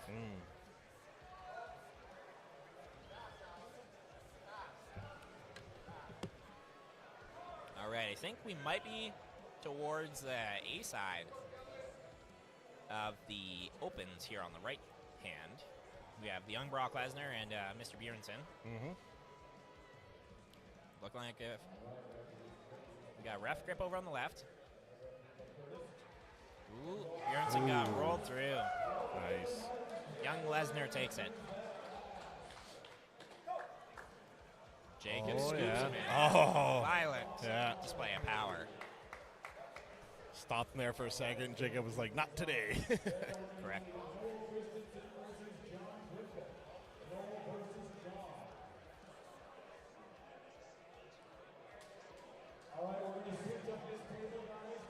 I am going to have to bid adieu. My class is up, so we're going to grab Todd Hutchins and get him over here for you. Sounds good.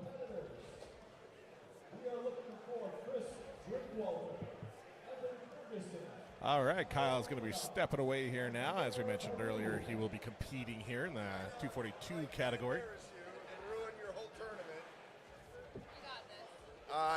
You have no idea my level to fuck shit up. All right, can you hear me? I can hear you. Beautiful. Welcome to the table. Thank you, Uncle Todd here. Hello, children. So, okay, we're looking at, which table are we looking at, left or right? Right now, we just have the left running. Those guys are getting ready for the right, so it's kind of back and forth. We just focus on whoever you want to focus on, and we'll just talk about it. Oh, no, I don't know these guys. We give them nicknames, like this fella, that fella, guy on the left, guy on the right. Yeah. The guy at the other table knows their name. Yeah, there you go. Yeah. We're just going off of appearances. All right, sorry, kids. Yeah. Okay. You should be here live if you want the real show. So if you're like on the live stream, you cheap bastard.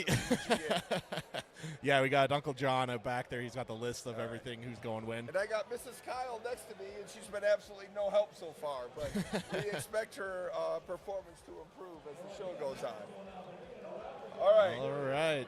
Nice quick strap up there. Griffith gets the win on the left-hand table. Oh, we're going to comment. Oh, we're commenting now on both tables. Oh, yeah. We just comment so as what you sorry. see. No, it's okay. You just sat here, man. You'll get a hang of it. First, this is an awesome tournament. Hey, everybody in the States, you come here next fall. This is the tournament you need to be at. Yeah, he's been blowing it up. I think this is the 4th one he's done. So We're looking at the right tournament. I can only see the young guy in the left in khaki pants. yeah, it's hard to see him. You don't get the best angle sometimes. It looks like it's a strap, and it looks like it's also a ref's grip. Very smart. I don't know who initiated that, but hope it was khaki pants because I'm voting for him because he's the only one I can see. Yeah, fair enough. You have no idea who his opponent is, so we'll go with Casper, the friendly Help me ghost. out here, Miss Kyle. Who's the opponent for khaki pants? Pierre and Chris. Okay. Pierre's in khaki pants. Chris looks comfortable. Higher knuckles. Oh, my God. I think Chris is going to win this. Khaki pants. Pierre is frantic, and he hits high. He hits low. And he comes over the top. There it Turned is. him over. Khaki Pants wins. Khaki pants Pierre. Way to go. Khaki Pants Pierre. Yep, that's who he is. Good job, Mrs. Kyle. All right, moving on to the All left right. table here now. Who's this dude? Who's Stevie Wonder in the orange hat? Because this guy has been kicking ass. This I blonde think someone kid. said his name is John in the chat earlier. John in the chat earlier. This guy is impressive. Daryl, they said, Daryl. yeah. You can't see your opponents. You don't know if they're top roll or not. This guy is old school level toughness. Daryl Johnson, yeah, he's killing Daryl Johnson. And he goes, okay, he's trying to slip out. He's got the side pressure. But he never knows if his opponent's hooking or towing in. And he just needs to calm and settle down. He's got the power to match this guy. Who's Daryl Johnson's opponent? Do we know? Get out. I can't We all remember. want to see a strike. Oh! Oh, able to get the finish there. Magino. Okay, good job. What was Magino's first one? And we got Kyle Brian. Evanoff, my previous co-host. Okay. Brian did a good job. That kid in that orange hat has been tearing it up. Oh, yeah, he's been putting on quite a show today. He's been doing very well. Oh, these two. Okay, I watched this match. This guy in the left, Griffin, super fast. He's got stopped a few times. Leah was the first guy to stop him when I watched. Yeah. And then Leah did a mistake against a very experienced puller earlier. Oh, slipped right out. Wow, that's fast. I am yeah. so glad I'm in the chubby man class. Yeah. I do not want to see these fast guys. Griffith's been doing just snap speed all day. But I'm going to tell you what, the fast. straps slow everything down, and Leah beat him once before. Oh, Leah. Oh, they slipped out there on the right side. Okay, LEA. Oh, shit, I forgot Kyle's pulling. And he's the guy who Yep. hired me. I should be watching that. Anyways, LEA on the left, all he's got to do is really load up that wrist and get that strap in. Actually, Kyle's in the strap too. Yep. Hopefully, Kyle gets that strap a little low, loads that wrist up, keeps his knuckles up, lets his hand go if he has to. All we need is when you're in the straps, back pressure, back pressure, back pressure, back pressure. Do not hook, do not top rope, just back pressure, back pressure. That stops everything. LEA did it on the, look at that. LEA Griffith is holding him. Stop, chain blue lightning. Oh. We're about to see Kyle. How do y'all pronounce your last Elbow name? foul, I think. Evanoff, Kyle Evanoff over here. All right. And we're going to get a ref's grip. And then in a ref's grip, a false start is a warning, so you better take all three of them. Go, go, go, go. Oh, Kyle off slow. Hey, is your husband that slow always?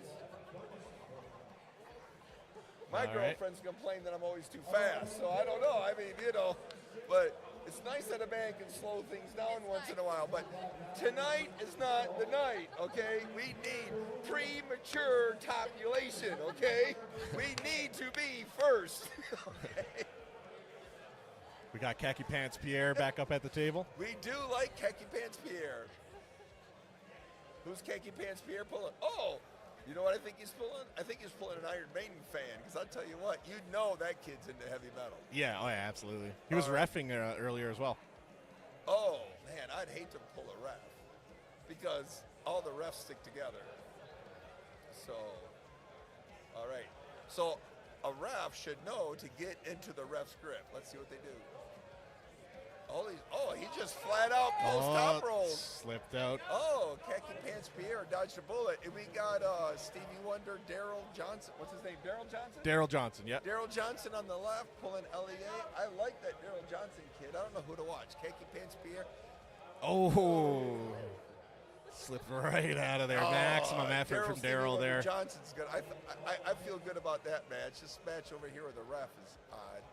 Putting the straps on, Daryl Johnson, and yep, Khaki Pants Pierre is also getting the straps.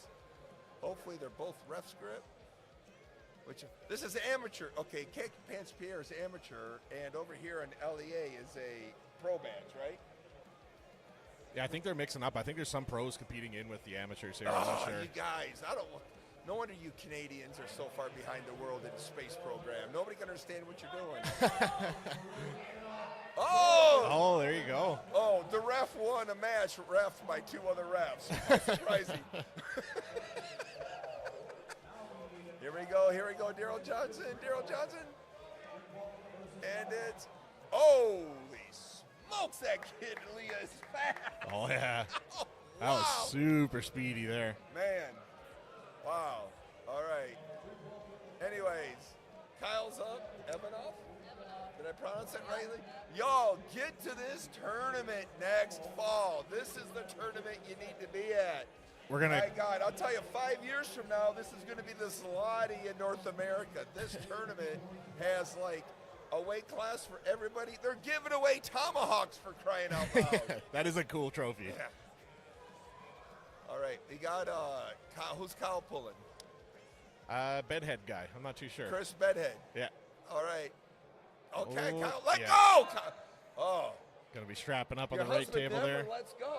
Your husband needs to let things go.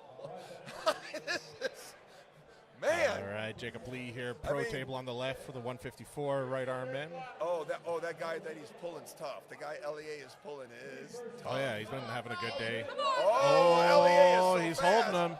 But he's calm, isn't he? Yeah. The guy in the left needs to get that wrist out of there. He needs to get some up pressure, get that wrist out of there. He needs to get that He's wrist out of holding there. Okay, you cover that one. I'm going to watch Kyle. Kyle and Bedhead Chris are fighting for a grip. Jacob Lee is losing ground, stopping. Elbow penalty on Lee. Good job. Elbow That's foul. smart. That's smart on that old man. I don't know what his really name is. What's his name? Brian. Yeah. Brian. Brian Martinet. Yeah. Okay. Brian Martinet, not Martineau. Not French. I heard there's a lot of French people up here. All right, they're going with the referee Okay. grip on the right-hand I'm gonna side. watch Kyle and Chris Bedhead are in the ref's grip. Hopefully Kyle slips. Kyle's learned to let go every once in a while, I've heard. Actually, I heard he doesn't. And once again, Kyle does not let go. Oh. Kyle does not let go. It does not work out well for him. So, somebody married to Kyle should go up there and say, Kyle, fucking let go. Okay? All Gonna right. be strapping up on the right table there. Left This table, might we're work out still well waiting for Kyle with the strap in the left. He needs to load result that here. strap up on his wrist because he's got back pressure. He just can't ever let anything go. Man. Jacob Lee's holding him. There he goes. Up pressure, Brian. Oh. I wouldn't have given him Lee that. take the win. I yeah. tell you what, WAL and East vs. West says pins are smashes. Pins are not bounces, man. You need to see that string deviate. I wouldn't have called that flash pin. You know what I'm saying? That's a kinetic motion type thing. You need to see that wrist buried in that pad. I wouldn't have called that. But that LEA kid, man, is tough. Oh yeah, he's been putting on quite a show today. Let's see if tournament director Kyle can learn from everything I said that he hasn't heard. He needs to load up that wrist and let go again because now the strap's on, so he doesn't need it to strain his body with that finger pressure. Kyle's going to be digging deep into that mullet power here, hoping to get a win. Oh, mullets are timeless. Oh yeah, they never. They're like arrowheads, man. You find mullets throughout history. It's like the Sphinx and the pyramids. I mean, they're just. All right, getting ready here. Boys on the right are strapped up. Jacob Wait a Lee on the second. left. How the hell does a ref in a ref script set somebody and then unset him? Oh. Wait, did they just foul? Did they give Kyle Giving Lee a warning? run for his money here, holding on to him. That's it. Yeah, Jacob takes it. All right, they close. Kyle, backwards, but there we go! Nice. Kyle Good job, sinking Mrs. him Kyle. there when the straps are on. Beautiful. You like all that foreplay before the actual getting down to business stuff. Tell him to speed things up in the future, all right? We ain't got time for all that shenanigans. All right. What do we call this guy? Khaki Pants Prince? Khaki Pants Pierre, yeah. We're giving Kyle no rest. Oh, this is left arm. Oh, even the missus doesn't care about the left arm. All right. Why is my left table empty, refs? Switching it to what? Switching it to empty to put some people on this left table. There we go. Kyle's loading. Good for him. Good to him. I hope he slips. Kyle should be getting a ref's grip and then slipping. Do not lose to anybody with pants that tight. Good job. Oh, slipped right out. Now he needs a ref's grip, missus. This is the time where, like, if I was married to him, I would be screaming at him, get the ref's grip and learn to let go. It's fine for a little while, but you know we have to make some money here. Speed it up, let it go. Hopefully he learns a lot. Faster, slower. There you go. Steady. Ah, that's what we need.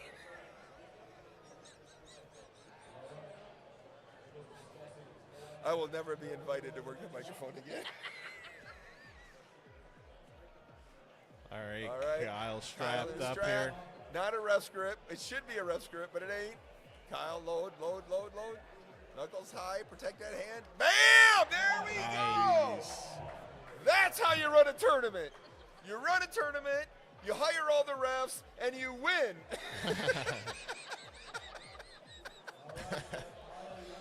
Good job having your cousins ref the tournament.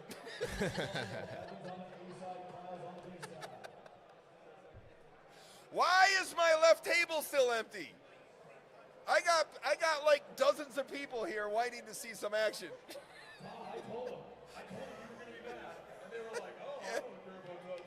All right, $5 for anybody who steps up and arm wrestles Uncle John right now. That's American money, not Canadian. We need some dancers or something. Give me some karaoke machine. Uh-oh. It's Kyle versus the ref he hired. Are the refs under a performance bonus when they arm wrestle the tournament director?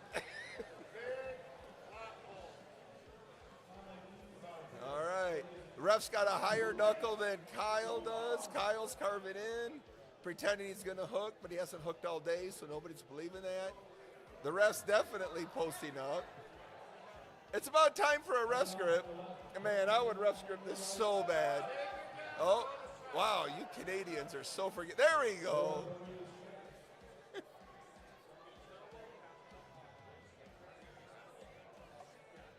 Oh, good job, ref, blocking the commentator's view so I can't see what's going on. Not really. I think the screen is like directly over my head because I think I see the same thing. Yeah, the camera's right behind you. Oh, I just have to trust that Brian Parliament, who like lost every match today, is being a fair ref. All right, they wrap Kyle they wrap Kyle first, and Kyle's trying to slip. I don't know. Kyle's doing the butterfly motion. That ref's got a hold of him. Oh! Kyle, backwards. That ref's comfortable. He's got him deep inside. It's hard to dig an arm out of there. He's cheering Kyle on there. I'd worry about being, wow. Man, you hire a ref and then he shows up to your own tournament and beats you.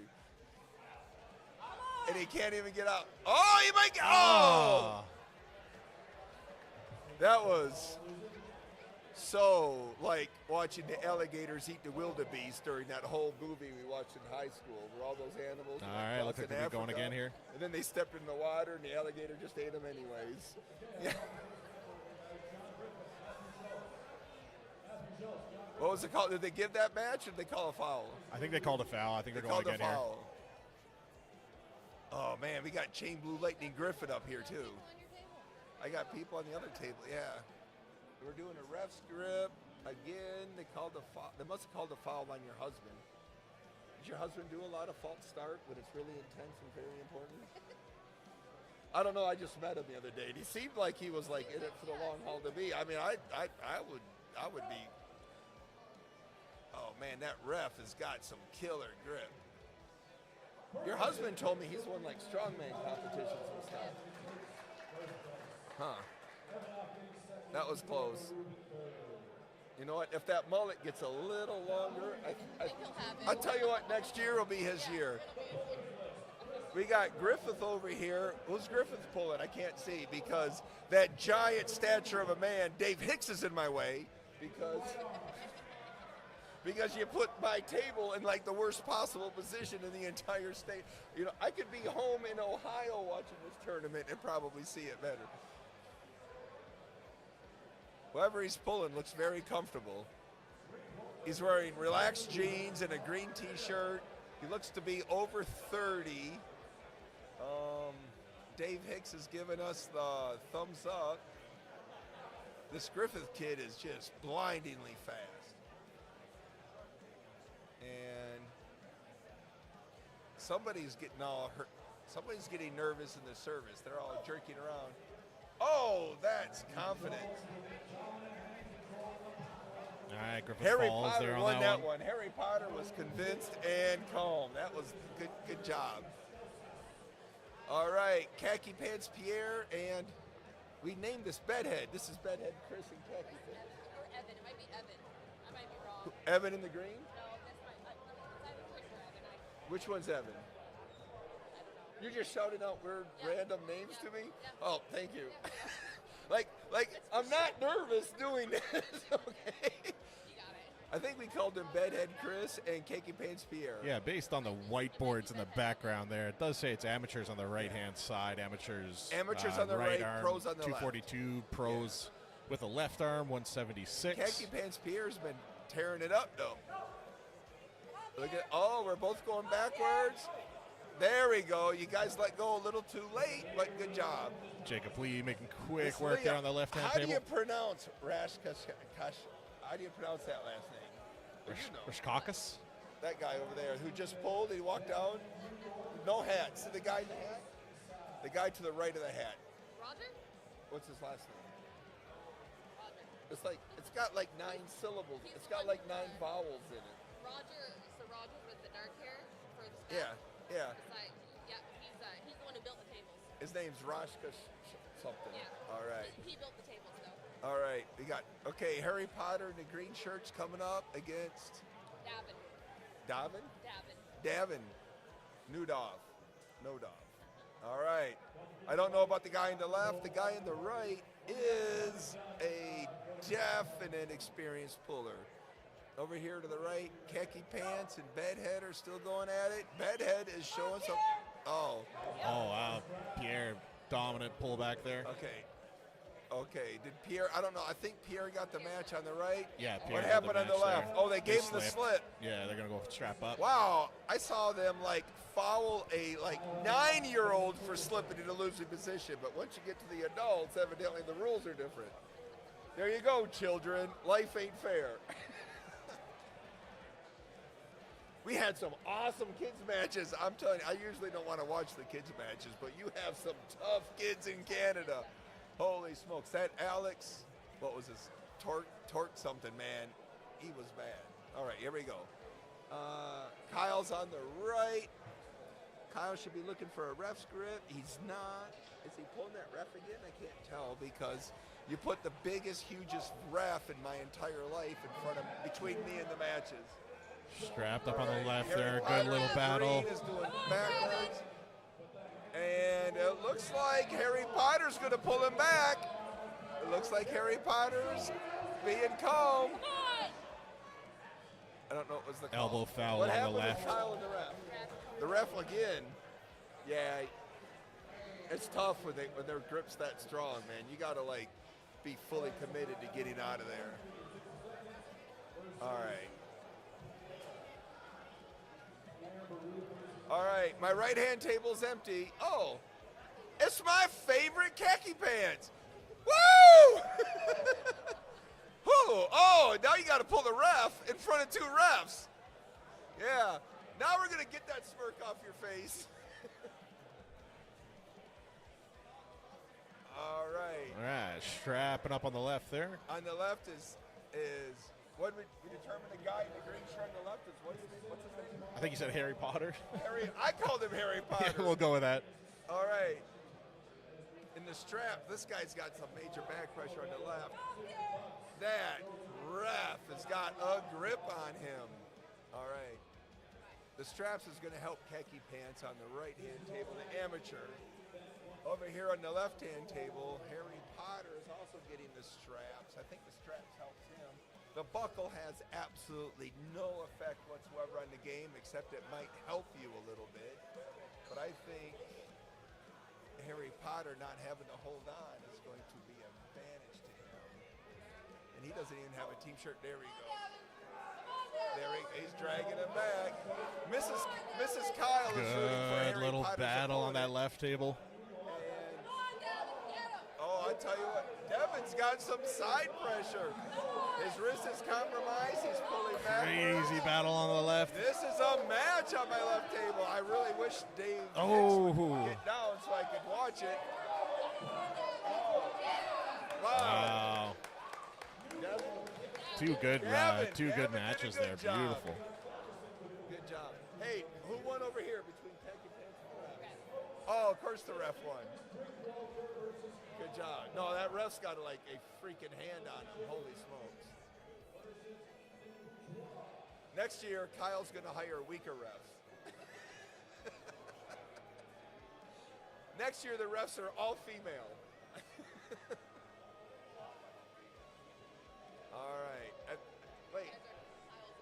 Have these two pulled today? All right. What happened? Kyle won, right? Okay. So Kyle's setting up very high knuckle. Chris is setting down low, trying to get more finger containment. Kyle's very high, and he gets out. Kyle with Kyle Twistmasters. should be letting go, but he didn't. Slip Kyle up there. slipped out. Kyle's same move will work. What Chris needs to do if Kyle's going to do that same thing is hit more backwards and fold his wrist backwards and compromise Kyle's control of his hand. Over here we got, man, this kid, Leah, is just so fast. Him and Griffin, man. Who's he waiting on? He's so fast, he's up to the table like minutes before the other guy was even called. It's like he's like in the future. Yeah. Everything is fast. All right, looks like there's a little mix up on the Kyle's left-hand loading table up. there, so they're going to get that figured Chris is out. getting smart. I think He you might have got the crinkles order his mixed up or fingers. He's getting something. his So knuckles higher. back to He Twistmasters versus Team met Extreme. Kyle. Okay. Chris countered correctly. Kyle just had too much power. Good job, Kyle, my boss. You know, who I love more than every other arm wrestler in Canada. You know. All right. I'm now an announcer for my first time ever. I'm looking at two empty tables. This is so inefficient. Oh, here we go. All right, we're going to have Khaki Pants Pierre and Kyle Evanoff going here. Khaki pants Pierre.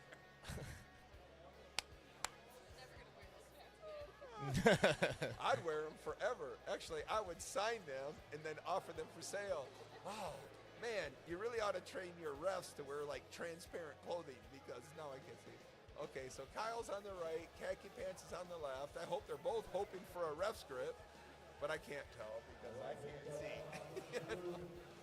So, and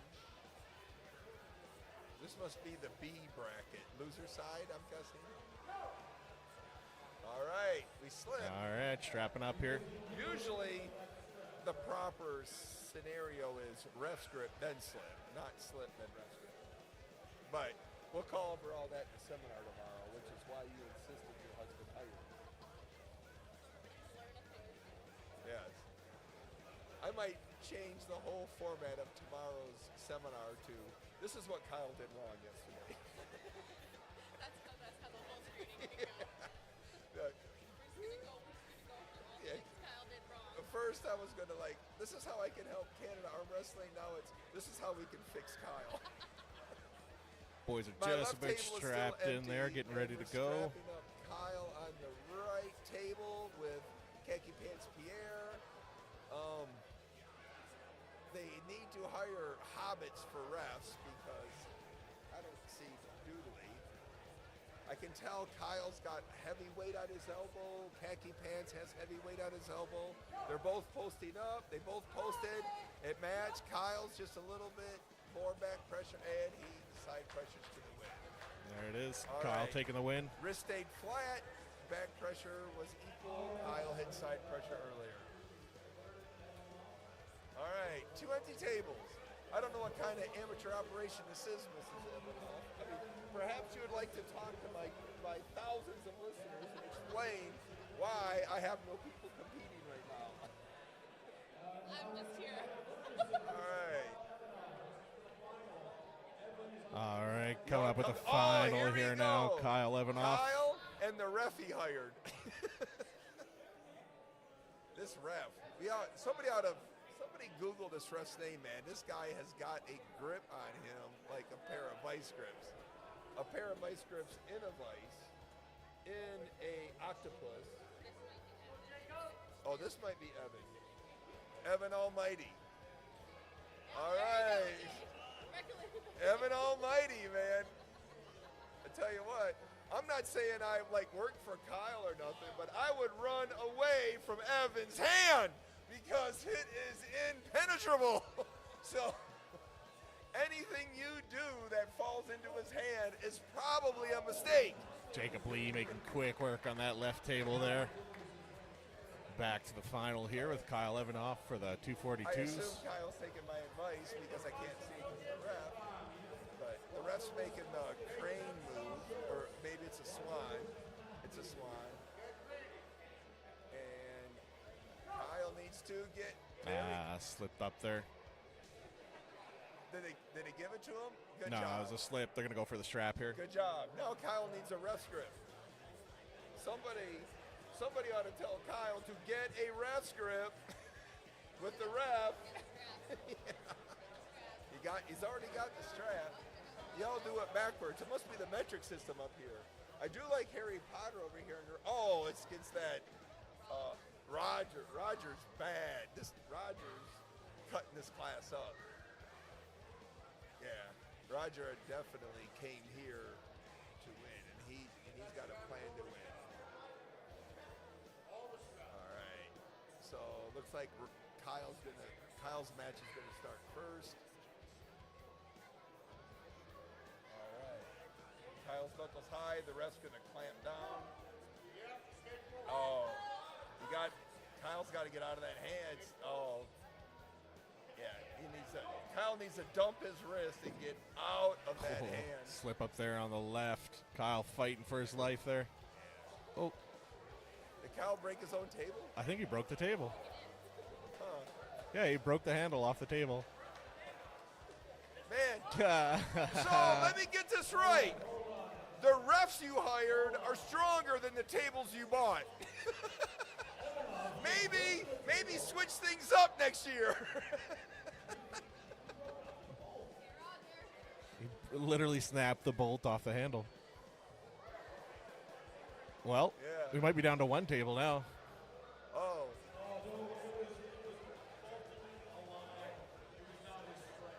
Oh.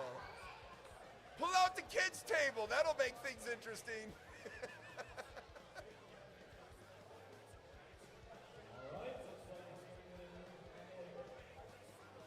Kyle just getting comfy, taking a little nap there. Hey, if I was you guys, I'd take that strap off. I mean, I'm a visitor here, but what the hell? Give yourself a little moment. Hey, Kyle, you know, maybe his hand's kind of strong. Maybe you should be like getting away from that hand.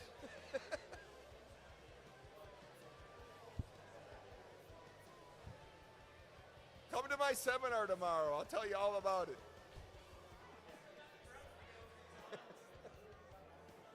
Why is my left table empty? Did somebody break the left table too? Hey, Uncle John, why is my left table empty? Oh, I see, guys. I think Kyle doesn't normally compete at 242. I think that's why he's competing in the amateur division. I just saw that in the That's chat no there. excuse. And there's no excuse for a ref to be in an amateur division. Oh, that'll be a good one.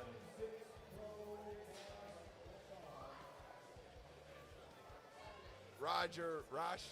Oh, All right, we got Speedy Griffith on the left table here This again. Roger guy is Gonna going be to have to strapping minimize up that Kyle chain here. blue lightning. That Griffin kid is so fast. All right. You handle the left table, Roger. Man, that kid's fast. Speed. Yeah, you just have to load that shoulder up to beat that speed. Let's see if Kyle's learned anything during that embarrassing debacle of him, like, completely destroying the table he bought for this event.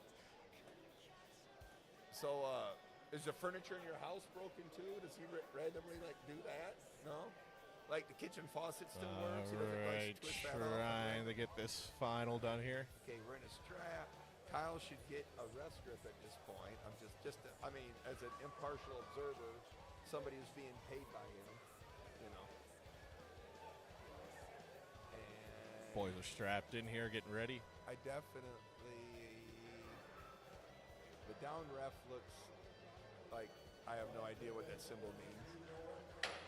She's giving the fist. I don't know if it's power to the people or if it's, okay, thumbs up is good. Ref's got the knuckles high, Kyle's palm up, and he's slowly being dragged over. Yeah, Kyle needs to get out of that hand. He needs to, like, bend his wrist backwards and apply Griffith all jumping kinds the of gun on crazy the left back there. pressure. It's tough to dig an arm out of that. That's a hard spot to be in. Slipped All out there right. on the left table. Roger and Gonna be Griffin strapping up. Got into the straps will slow that speed down. Nice try, Kyle. I mean, it was embarrassing for all of us, especially your wife, but the rest of us, you know, we all cheer you on. All right. Roger. Anybody got Griffith's first name? John? John? And Davin. Oh, new match. John and Davin. All right. Oh, because he beat Roger. Yeah. All right. John and Davin. Man, that kid's fast. Okay, let's see if, All right, warning. Griffith jumped the gun there. Davin, a false start is a warning. You get 3 of them. Use all 3.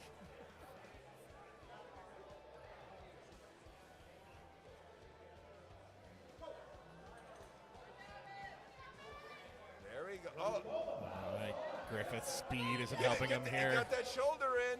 Now we're in a war. What Nice. happened? Oh. Foul or pin? Foul.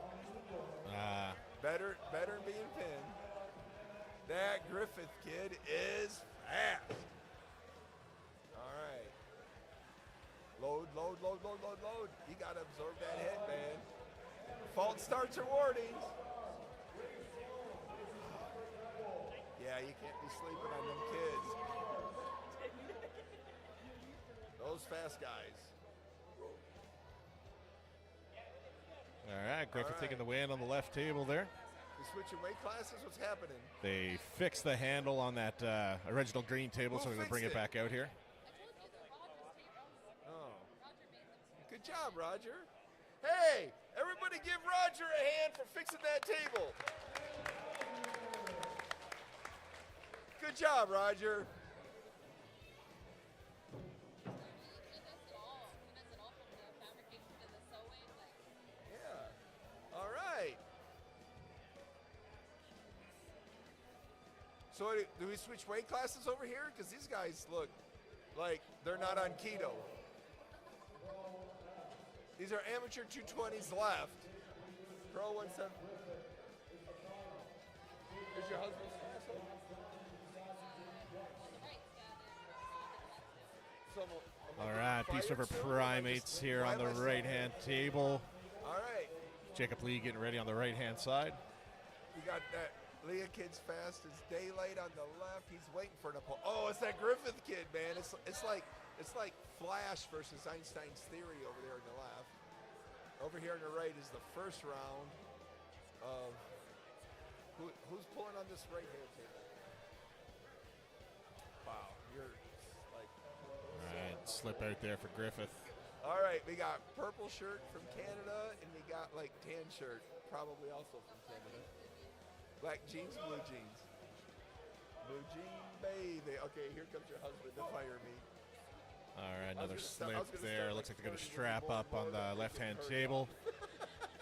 While they're strapping up there, we'll take a look. Although the one time I touched Piece of a primate representing. I don't think you care.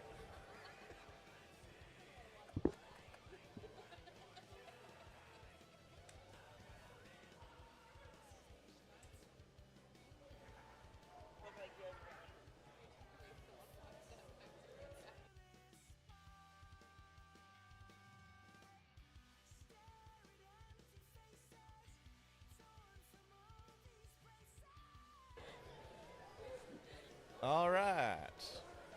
Griffith and Jacob are strapped up there on the left-hand table. Jacob Lee takes the win there on the left-hand table. A super speedy pull, as always.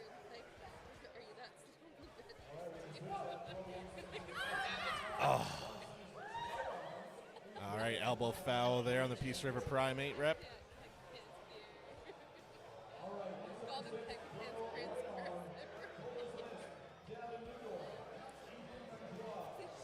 All right, getting set in there.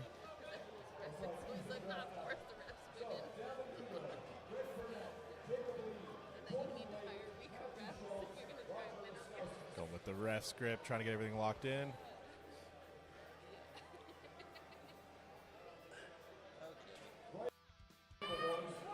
All right. Oh, able to get the pin on him there.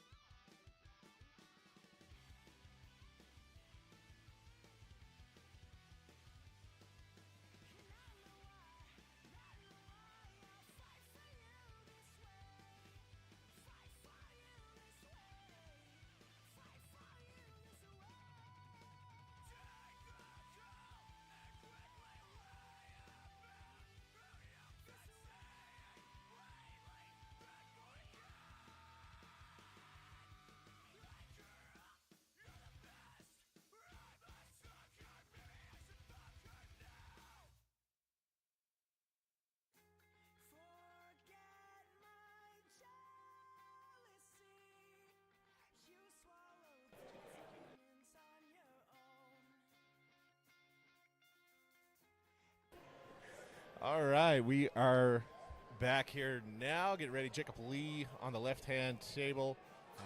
We got Pierre and Derek Glennie over on the right in the 220 amateur class. Hey, everyone, welcome Kyle back to the table. After the casual butt whooping by Evan Ferguson.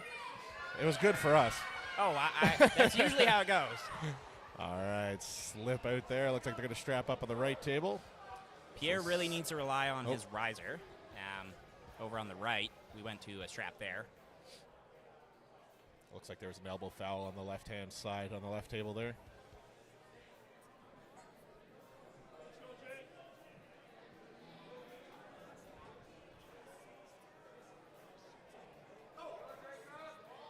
Ooh, good stop there. That is a really good stop, yeah. Good adjustment to finish. Yeah.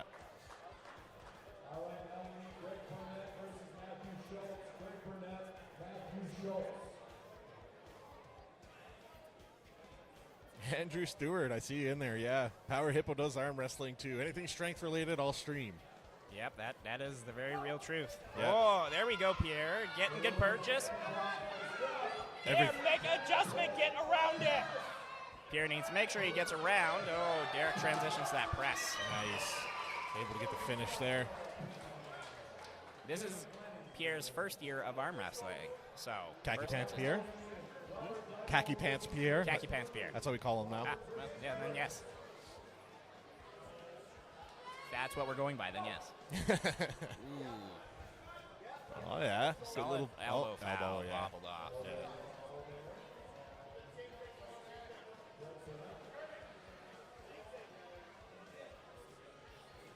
You were here? No, you didn't move your body. You fought in. You just need to shift your body from the table. You stayed here and was trying to pull it back. Bring it here so you can wedge through. All right, bringing up the platform there for the Peace River Primates representative. All right, we got Rob DeBoll over on the right side here. Last year's Fall Brawl 220-pound silver medalist. They're going to be strapping up on the right-hand side there, so let's take a closer look at the... They're strapping up on the left, sorry.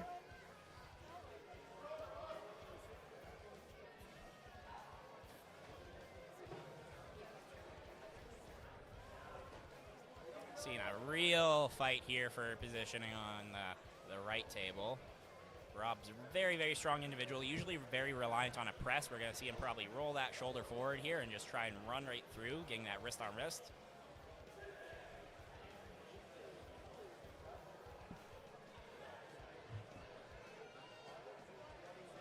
All right, left-hand table strapped up, ready to go. All right, we're going to see if the Manitoba native, I believe on the left there, can translate some of that power. It does look like the Edmonton athlete on the right is not nearly as comfortable with that grip. Very, very poor finger position, it looks like.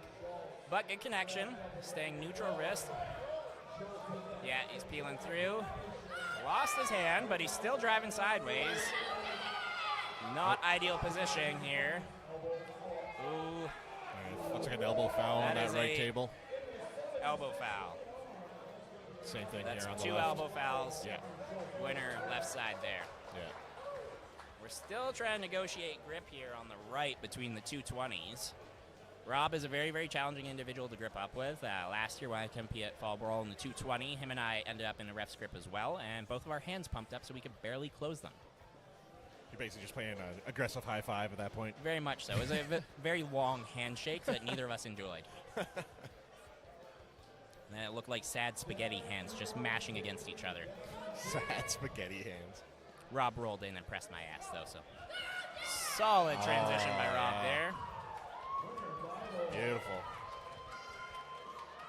I am definitely making the prediction here based on, I believe, most of the people. I'm thinking Rob should probably be the favorite in the 220 division. He was the guy that just won there? Yeah. On that one? Yeah. Yeah. All right, got Jacob Lee back here. Against Davin, the hometown kid. This is Davin's first jump up to the pro weight division. He got gold in every competition he entered, I believe, last time in his 176 natural division. He did pull up the 198s a couple times, so we'll see how. Oh, Davin slipping, finding a little purchase. Now, Doug doesn't like it when people slip. He's going to call it an intentional foul probably on Davin. Ah. It's that strap bias he has. Oh, Jacob fouled. Interesting. There you go. Okay, still a foul on the slippage. All right, we got Pierre over here. Pierre needs to make sure he takes that height. He gets a good purchase with the fingers. Not getting too turned over like he kind of already is. Ooh, Davin's got rolled out into his hand. Davin has very strong bone lock, but Jacob made good technical adjustments to get through his hand there.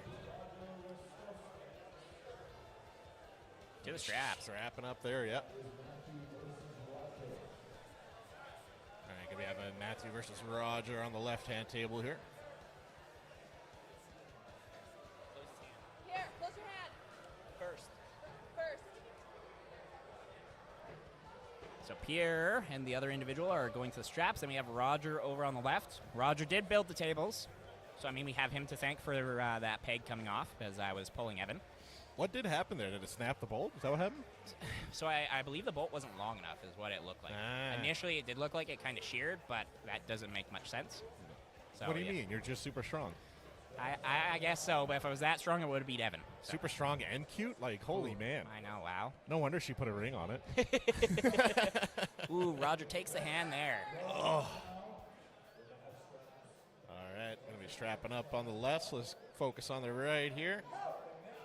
Oh, Ooh, very wow. solid hit from the Yeah, hand. that was very fast. Yeah, powerful. Pierre taking the loss on that one, unfortunately.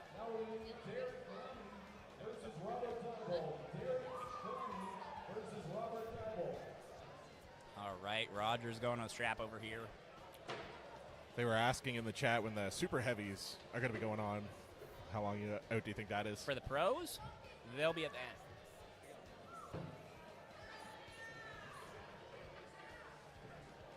All right, they're just getting the platform ready here on the right-hand table. They're going to be having the Peace River Primate versus Peace River Primate. We got Rob versus Derek.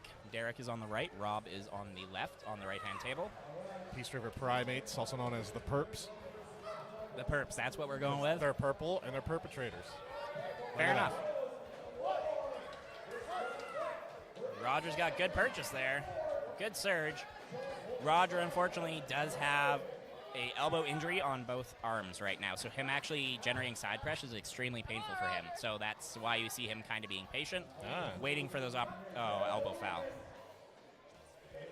It's a wise decision, as the individual on the left felt as though he wasn't getting good purchase, I assume.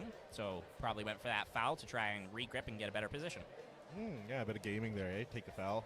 Yeah, and then we have some casual team banter over here on the right. Obviously, both guys knowing where they're going. Ooh, Rob still takes it. Very, very strong individual.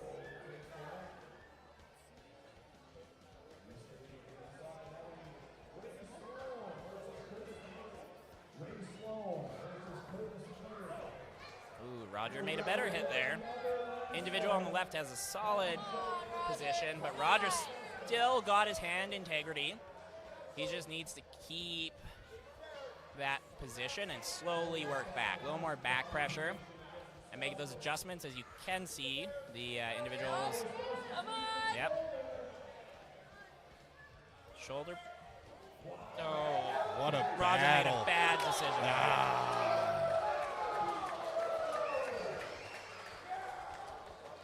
Looks like a solid hand fight over here on the right as well.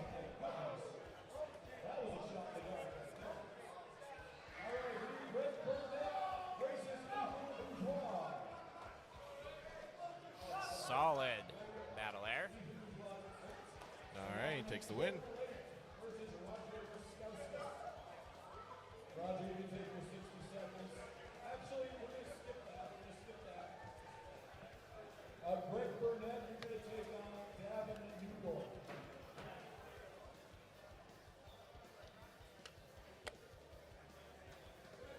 Jordan Lake, Roger Ruskauskas. Greg Burnett versus Gavin Newborn. Sorry, we're going backwards. This side, Derek Fleming versus Ray Sloan. Derek Fleming. All right, another match getting set up here on the left-hand side. Got Can't remember his name, but Ponytail Guy lost the last match due to 2 elbow fouls. So let's see if he can keep it on the pad this time. I believe it's Greg. Greg is on the right, and then Davin's on the left. Greg is from Edmonton. Originally from Williams Lake, BC, though. Oh, yeah. Whenever I hear the name Greg, do you ever see that old skit about old Greg who likes Baileys? No. Little swamp monster? No, I have not. You wouldn't find it. It's funny then. But yes. I probably would find it funny. Well, if you knew what it was, Oh. you get. I'd show it to you later. Okay. I look forward to it. I'm disappointed we have no athletes today with the name Aaron for AA Ron. Ah, you done messed up, AA Ron. Jake Quaylen. Ooh, Derek. Derek maintains Nice. solid hand control there. Reliance on that top roll, Yeah. getting him. Perp taking the win on that one. All right, we're going to see if Greg can make any adjustments. He's losing his hand almost every time so far. I think his hand may be a little bit fatigued. Davin is a very strong individual. You can't realistically let your hand get lost because he's Gonna do that. Press through. Yeah. He's got a very, very solid shoulder roll and a very good inside game. Devin's actually just generally well-rounded. So. Nice. Peace River Primates are all going head-to-head here today. Yeah, the Peace River team is a very, very strong team. They're all just a bunch of large fellers from up north with nothing better to do outside lift weights and arm wrestle. So Large and in charge. that is accurate, and with someone as large as Jay Smith leading the charge, Yep. that's a good. May not have a soul because he's a ginger, but he's got lots of mass. This is true. This is true. He's stealing souls today, I imagine. He is. I'd imagine it's quite disappointing when he just smacks you into the table. Yes. Leaves you soulless. All right, we're going to see if Derek can make any adjustments here to get out of Rob's hand. And we'll see how Roger does here on the left. I know this individual on the right from Burns Lake did manage to get a stop on Jacob Lee.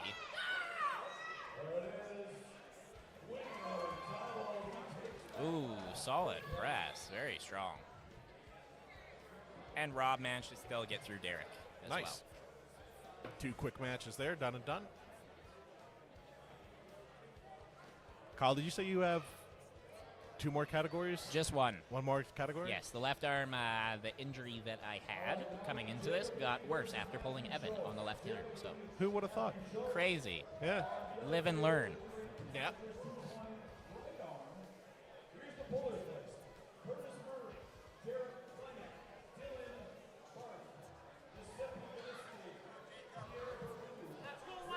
Alright, the right table switching up to the amateur 220 right arms. That is correct. I'm assuming so. Derek got second, and Rob got first on the 220 amateurs arm. All right, we'll see how Jacob does here against the individual in the green.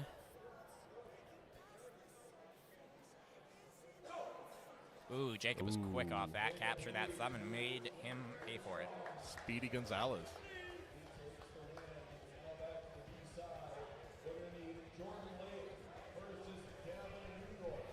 Here, less hand fighting. Less hand fighting. All right, so we have Pierre versus Giuseppe. The battle of the French or potentially Italian names. Pierre is obviously a French name. Giuseppe, I honestly have no idea. Giuseppe is, yeah, I'd say Italian. Italian, Yeah. French, I don't know, something European. You, like when you say Giuseppe, you got the little hand, the wrist flick. That's Italian. That's fair, that's fair. Yeah. I've watched Sopranos. I know what I'm talking about. Okay, we'll go with it. All right, we got Davin over here, seeing if he can get through this Burns Lake fellow, who was very, very quick with that press. Oh, Davin's in there and got him. Nice transition. All right, Giuseppe and Pierre, our international match here. Yep. Giuseppe flew in from Vancouver. Pierre is here from Grande Prarie. Ooh. Long drive for Pierre. Elbow foul on Giuseppe, I think. Pierre's got a very strong hand. That's the one thing that pulls advantage to him. Unfortunately, for him pulling 242s before the 220s definitely fatigued him a little bit, as Chris Drinkwalter also has an extraordinarily strong hand, so a lot of our battles get a little ugly and drawn out, as everyone did see. Fair enough. And yeah, Pierre only walks around at 220, so this is his natural weight class. Solid pull. Yep. Pierre needs to climb. Pierre! Climb. Chat was saying, someone please fix Khaki Pants' feet. What's wrong with his feet? He's new. He doesn't have his right foot forward, and his left foot should be slightly back. Okay. So ideally, you always want to step forward with the same foot you're pulling with, and then the other foot should be pointing the direction you want the pin to go. Ah, okay. If you look at Giuseppe's feet, that is a better representation. So Giuseppe's left foot is pointed out to the pin pad. And now we know. Well, I know. They knew because they mentioned it. But Correct. Even if you look at Davin's feet, stuff like that, people are naturally going to, set up. Pierre's still relatively new in the sport overall in terms of infancy. He only trains once every other week if his arms aren't too battered. So he's got dad duties that come first. all right, strapping up on the left table there. Solid pull. Ooh. Giuseppe is clearly a lot more connected when he does get to that strap and takes his hand out of it. So He was force to be reckoned with at the start of the day there. He had a few matches. Yeah, the 198 Masters, he ran through some solid individuals there. So yeah. he's Very looking pretty strong. impressive. Yeah. Especially considering he's pulling up a class here. I was going to say he looked small for the people he was competing against. Yeah, because he pulled in the, I want to say the 199 Masters or below 199. So at the start, because he pulled against Darren Guidi, who's a 198er.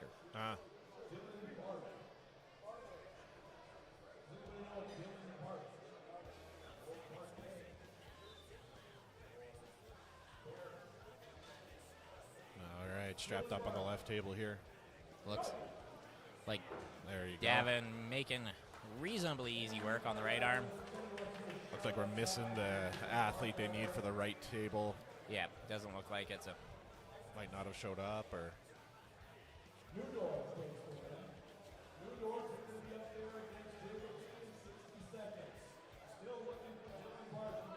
Dylan Park is the guy they're looking for. Give him a 15-second warning. We're going to move on. Yep, seems to be that way. Called up Jacob Lee here. Is going to be going on that left-hand table again.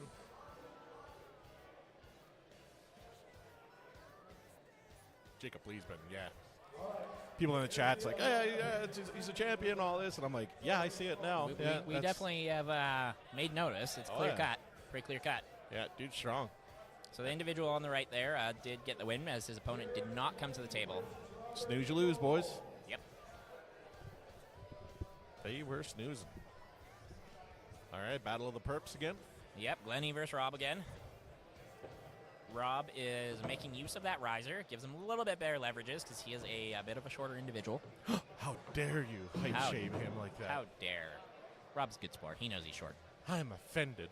Well, I mean, he's still walloping folks, so you can't really say much beyond that. Yeah, he's having a good day. Yes, I do believe Rob is at that point where he'd be able to make a relatively good transition to the 220 Pro class. Ooh, going a different direction that time. Interesting. Strapping up. Jacob's waiting for Casper the Friendly Ghost, I think. No, Davin Newdorf. Oh, he gets 60 seconds. Yeah, correct, because he just pulled. So he's definitely taking the time, obviously needing that going against the national champion. Davin did have a bit of a stop, I believe, on the left hand against Jacob. Davin is substantially stronger on the right hand, but I'm kind of assuming that Jacob is also probably a little bit stronger on the right hand as well, if anyone knows if he's both hand national champion or just right hand. Well, that's a good question for our digital correspondent, Joe Nelson, to get to the bottom of. Joe could let us know what's what. Yep, no. Clear cut, lightning fast. Yeah.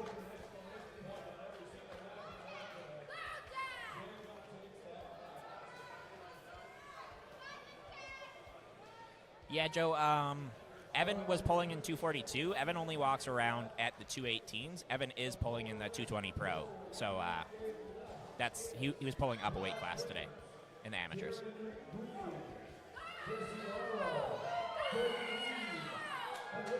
Solid battle here. Nice. Able to get on top of him there and get that. He made a good transition to his natural move to press, but looked like he's trying a little bit of a different thing. So cool. Good effort. All right, switching up the left-hand table now to the Pro 198. Left arm.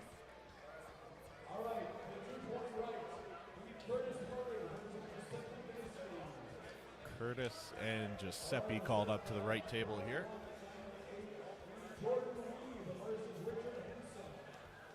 So now we have the 198. So we have Jordan Weeb, who's the number 2 in Canada that we saw earlier in the super match. He's coming out pulling this class. So we're going to see, obviously, if Richard is going to be able to do something or if Jordan is going to still put on the old clinic that we expect him to. I am curious to see his left hand because I do believe that his left hand isn't as strong as his right from the videos I've seen. So Jesse's left hand is pretty much comparable to his right. So I'm curious to see if there's any more slowing down in that regard. The right hand, we obviously know he's lightning fast, super strong. And I spoke with him a little bit too, actually, after the super matches, and this is all he does. He says he's absolutely obsessed. 45 years old, and this is pretty much entirely what he's about right now. So nice. Committed to the cause.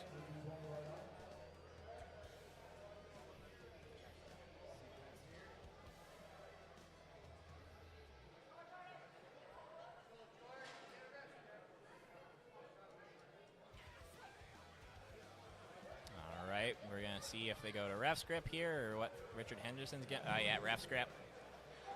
We do definitely see a lot of intensity out of Jordan. He's an intense puller. Obviously up there to get going. Yep. And we have Giuseppe and Curtis over here just looking like it's about to get going here. Are they ref script, strap? Can't quite see from this angle.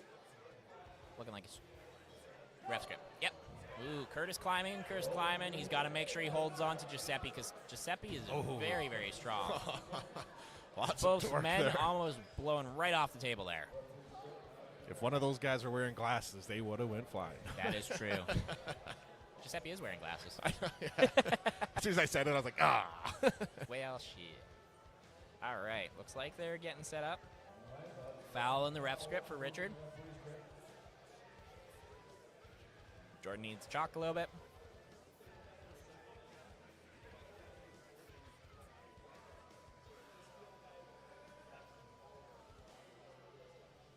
So Doug is explaining there that you're allowed to load up into yourself, like flex your muscles in the ref script, but you can't load into an individual.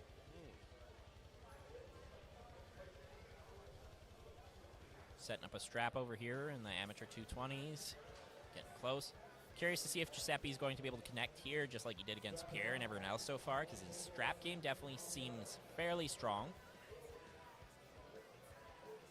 It looks like we're about ready to get set here on the left as well. Going through the ref script.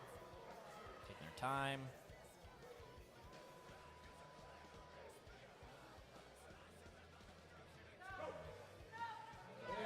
There you go.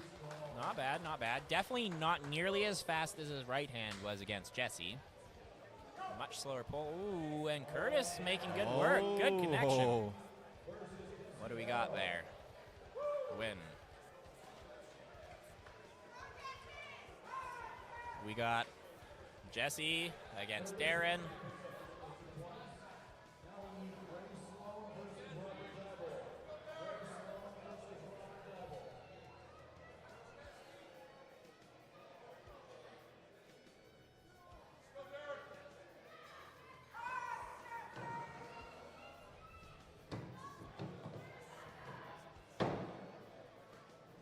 All right, so Darren is a very quick-hitting, high-hand style top roller, sometimes high hooking. Realistically, Jesse's got a very, very good chance of stopping containment and just pulling him right on over. We'll see if Darren's made any adjustments to be a little bit quicker and if they've come up with a game plan in Edmonton for Jesse. That is one thing Edmonton is very good up, is picking apart videos and coming up with technical strategies for the other club individuals. Oh, yeah. Yeah, that's watching tape, right? Whether it's football, 100%. basketball, whatever. You got to get as much info as you can. Well, yeah, that was Evan and Chris I was speaking with over there as well, and they were saying they were well aware to stay away from going inside to the hook with me, so obviously they were doing everything in their power to stay out of my power. Yeah. And Jesse made quick work of Darren there, Yeah. running sideways. And both Rob and the other individual went to the straps there. Yep. It's like Dawson Weeb's on his... That's Dawson, right? Weeb? Jordan Weed. Jordan Weeb, pardon Yep, me. Jordan Weeb. On his way back up. Yeah. So now, I do not know who Jordan is going up against. Oh, Brad Prinz. Stone Cold Brad Prinz. Oh, yeah. Breaks the glass.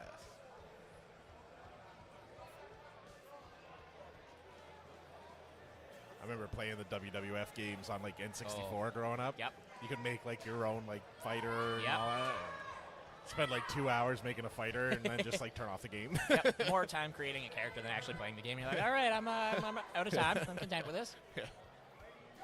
All right, I believe Brad is feeling quite sore from his matches earlier, so he did kind of notion to Jordan that his left shoulder is a little rougher. Still looks like he's setting up for a proper match, not going to lay down or anything like that, so we'll see how recovered he is and what kind of battle he's going to put up here.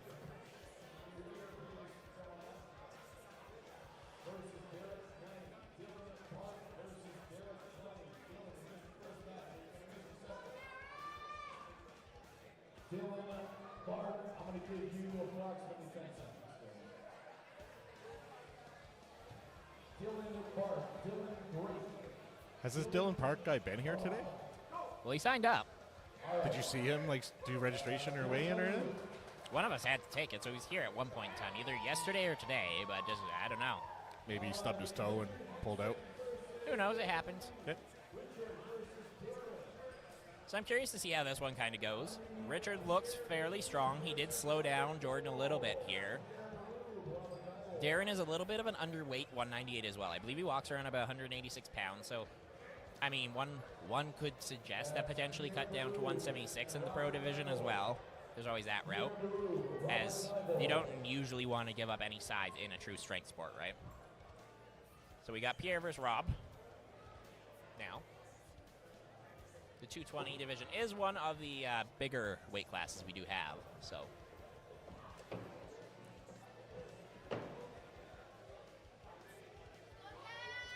All right, looks like Darren and Richard are getting set up here.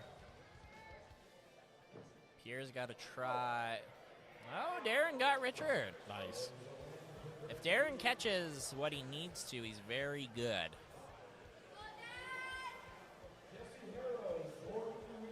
Oh, we got the rematch on the left arm.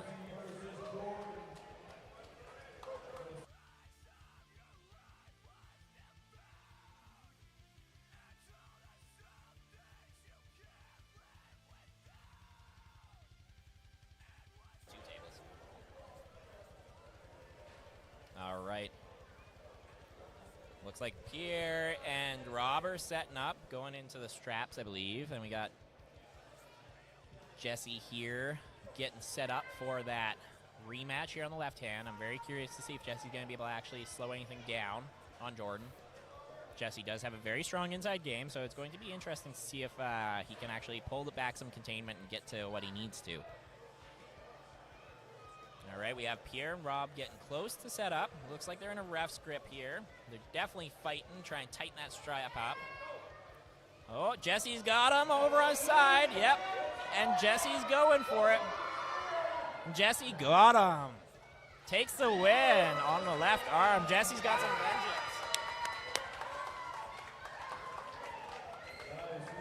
So as I kind of mentioned, it was going to be interesting to see if Jesse could get around Jordan's left arm. Obviously, there's a little bit of a power discrepancy between the two. Rob looking very, very strong today, running right through Pierre there. Looked like there was potentially a false start or maybe a foul. Got a restart. Darren's up at the table here waiting for Brad Stone Cold Prince. My co-host here, Mehmet, just had to step away for a brief bathroom break.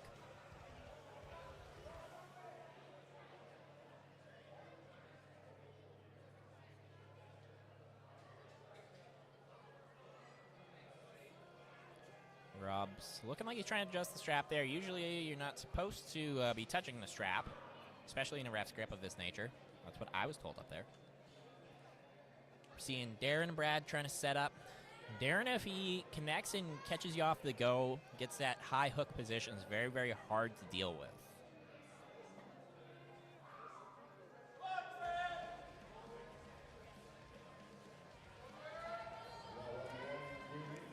Good to start over on the right. Yep, Rob still runs. Darren's got a warning. Not taking a grip, potentially not setting up. Hard to know for certain, but he definitely got a warning there.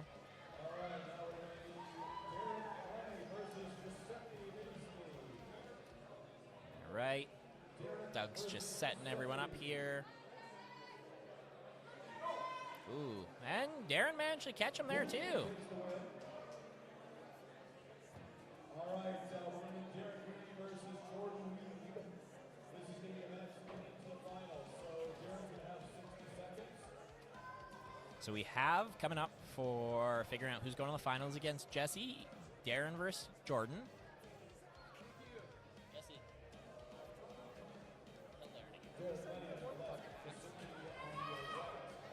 All right, so Darren's taking his time. We got Giuseppe and Derek Glennie up here on the right table. We're going to see probably Derek go for that kind of high hand top roll. Giuseppe's probably going to try and get to the strap again. False start. False start there on the right side.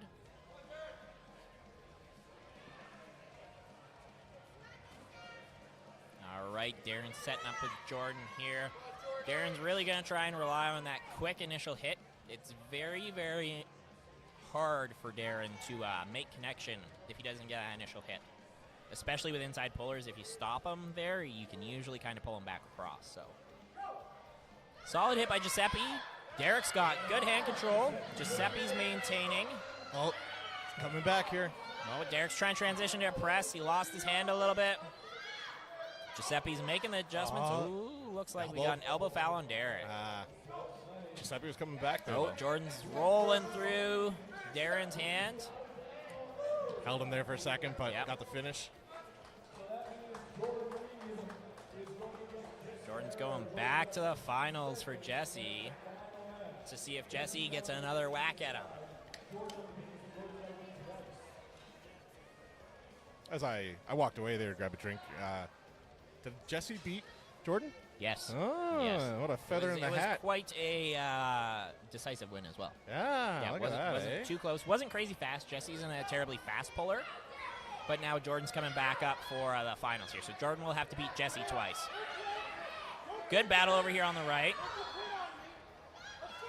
Derek's got to make some adjustments to try and get that hand back inside his shoulder. Yep, he's doing the good job of setting in. Giuseppe's also reliant on that kind of low post and top roll, using his bone structure to make sure that he has to be able to press through it, not wanting to let him slip. Oh. So now we're going to be able to see if Giuseppe can still make that kind of connection.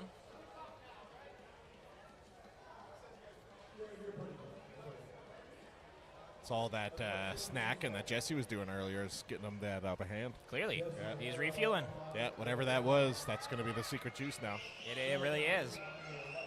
Like in Space The old Jam. Paulo Costa secret juice.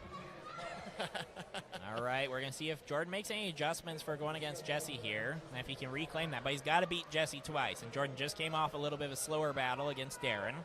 Still beat him quite convincingly, but Darren did manage to slow him down across the table. So we're going to see if Jesse can crack through him. Looks good. Oh, that's a warning. False start. False start on Jordan, right? False start on Jordan, yep. See, Dad, I'm learning. You are. I mean, You Kyle.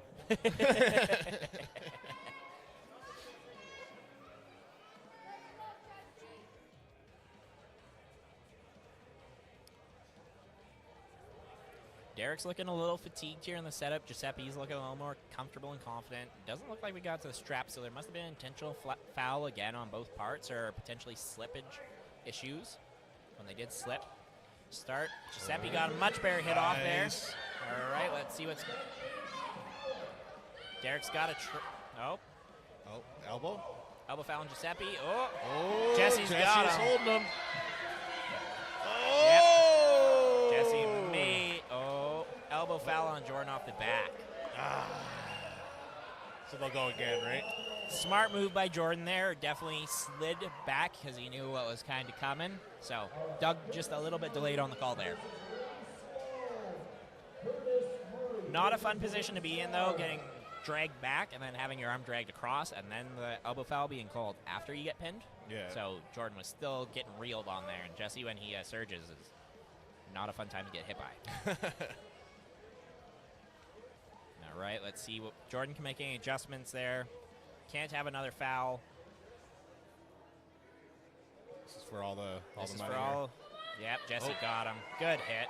Wow. Solid hit. Jesse takes it. Jesse taking down number 2 in Canada. Jordan isn't number 2 in Canada on the left hand, I will say. Just on the right. Yeah, different arm. Yeah. Okay. I believe he's 9th, maybe. I believe. Yeah. So still once again, no. Still a feather in the hat. Oh, absolutely. Top 10 in Canada is no joke, right? There you go. Got pulled over there. No, it's a cardigan, but thank you. If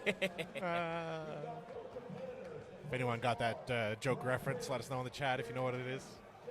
We'll see. Pull We'll over. see.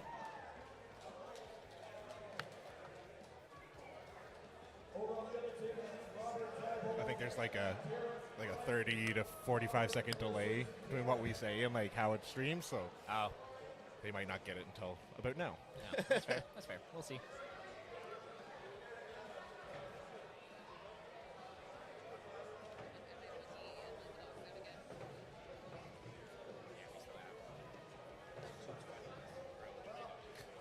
Those platforms are so cumbersome to get in and out. Yeah, they're definitely a little bit challenging to get on, but Roger did build them so they're very sturdy. So actually using them, you feel super duper solid on them. Oh yeah, absolutely. So safety is key. Better than a milk crate. Yes, most definitely. All right, right arm pro 198. Here we should see Jordan do what he did before.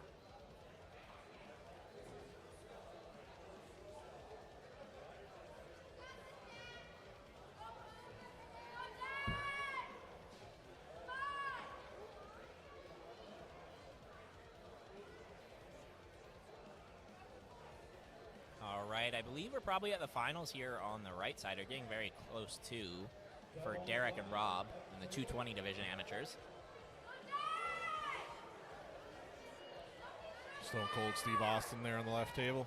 Yeah, he's trying to get everything he can because, I mean, Jordan's number 2 in the country for a reason. He puts on old whacking. Got to give it everything you got. You got the reference. I yeah. did. I did indeed. What movie is that? It's not a movie. I believe it's Brooklyn Nine-Nine. Because it's the one detective that hangs out with Andy Samberg. Yeah, when they're working out, right? Yeah. Yeah. When he's working out with Terry Charles Crews. Boyle. Yes. Yeah. Jordan took that win against Brad. Brad once again was in some absolute wars earlier, so Joe Nelson got our reference. there we go. Yeah, you can call us Harry and Lloyd Perfect. for the rest of the stream. Guys, Curtis is on the top side, so he gets the pick. Curtis is on the top. Rob's arm is looking like it's taking a little bit of a beating. He's Yeah. getting a little fatigued. So I didn't see guys doing this, but I'm just curious. Would you ice your arm? You can, yeah. So some super matches and stuff like that, they'll go sit, they'll put an ice pack on their arm. John Brazig, the goat of our sport, tends to actually put his hands directly in ice. There is some science showing that that does help recover strength.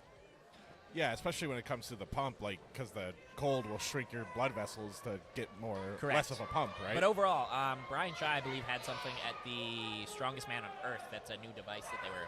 I heard- Tristan was telling me about it. So Yeah, I heard something about that. Yeah. What was it called? It was something weird. I don't recall. I can't remember either. All right, let's see what Jesse can do against Darren here on the right hand, on the left table, and Rob, and then I believe Curtis. Is Curtis on the right? Yeah. Jesse was letting him work a little bit, being gentle.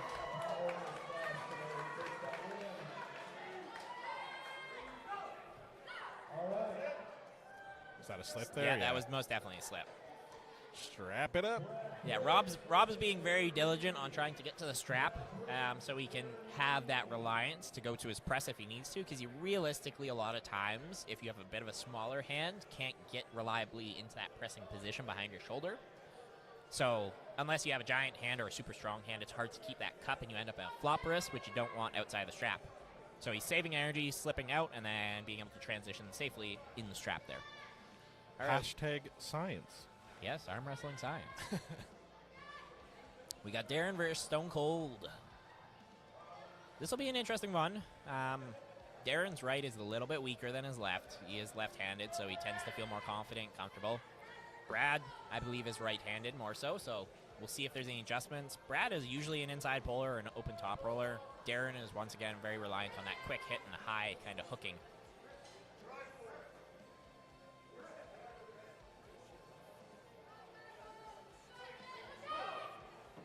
Nice. Brad got out on his hand. Looks like it's Making gonna some be- good surges. Brad's an absolute monster here. I mean, the guy's got no quit in him at any. Oh Yeah, very, very that good was win. a slam. That was very, very impressive. And once again, Brad was in some absolute barn burners earlier, where Darren, this is, I think, his third class of the evening. So Nice.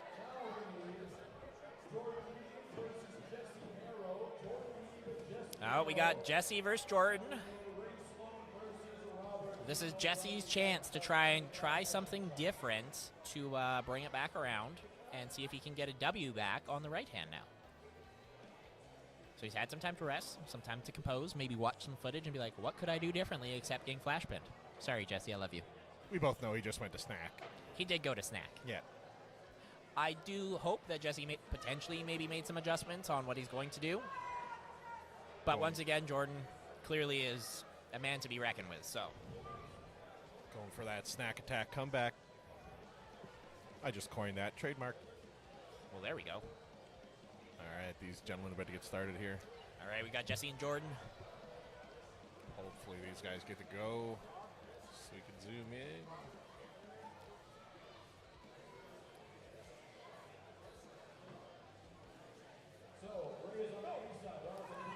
Jesse slowed him down a bit there. Yeah, he caught him. He did catch him. He did catch him, so that's a start. Oh, yeah. Lots of potential there.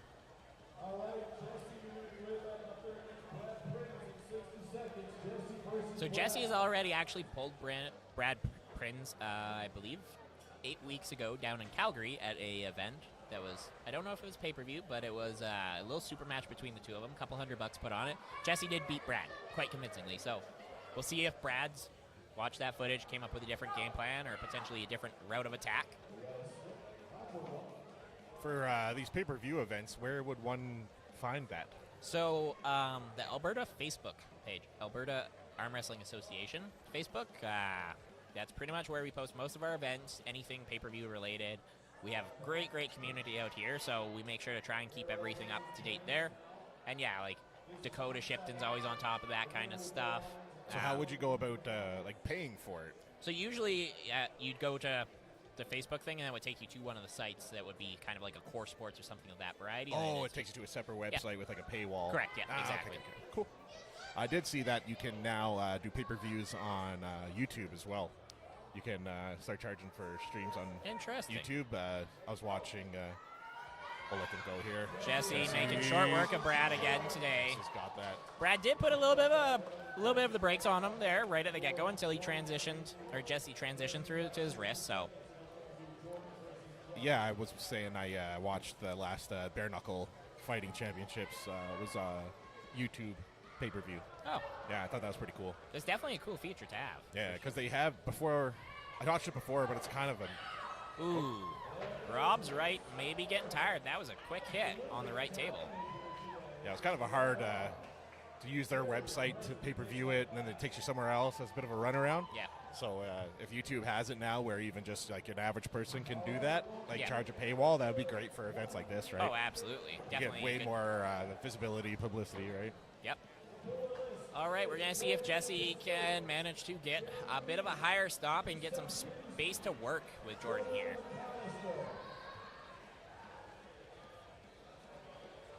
All right, left arm, 188, we need Gordon Bisco versus Gordon McAllister. You can see the veins in Jesse's arm just made the pop out of it there.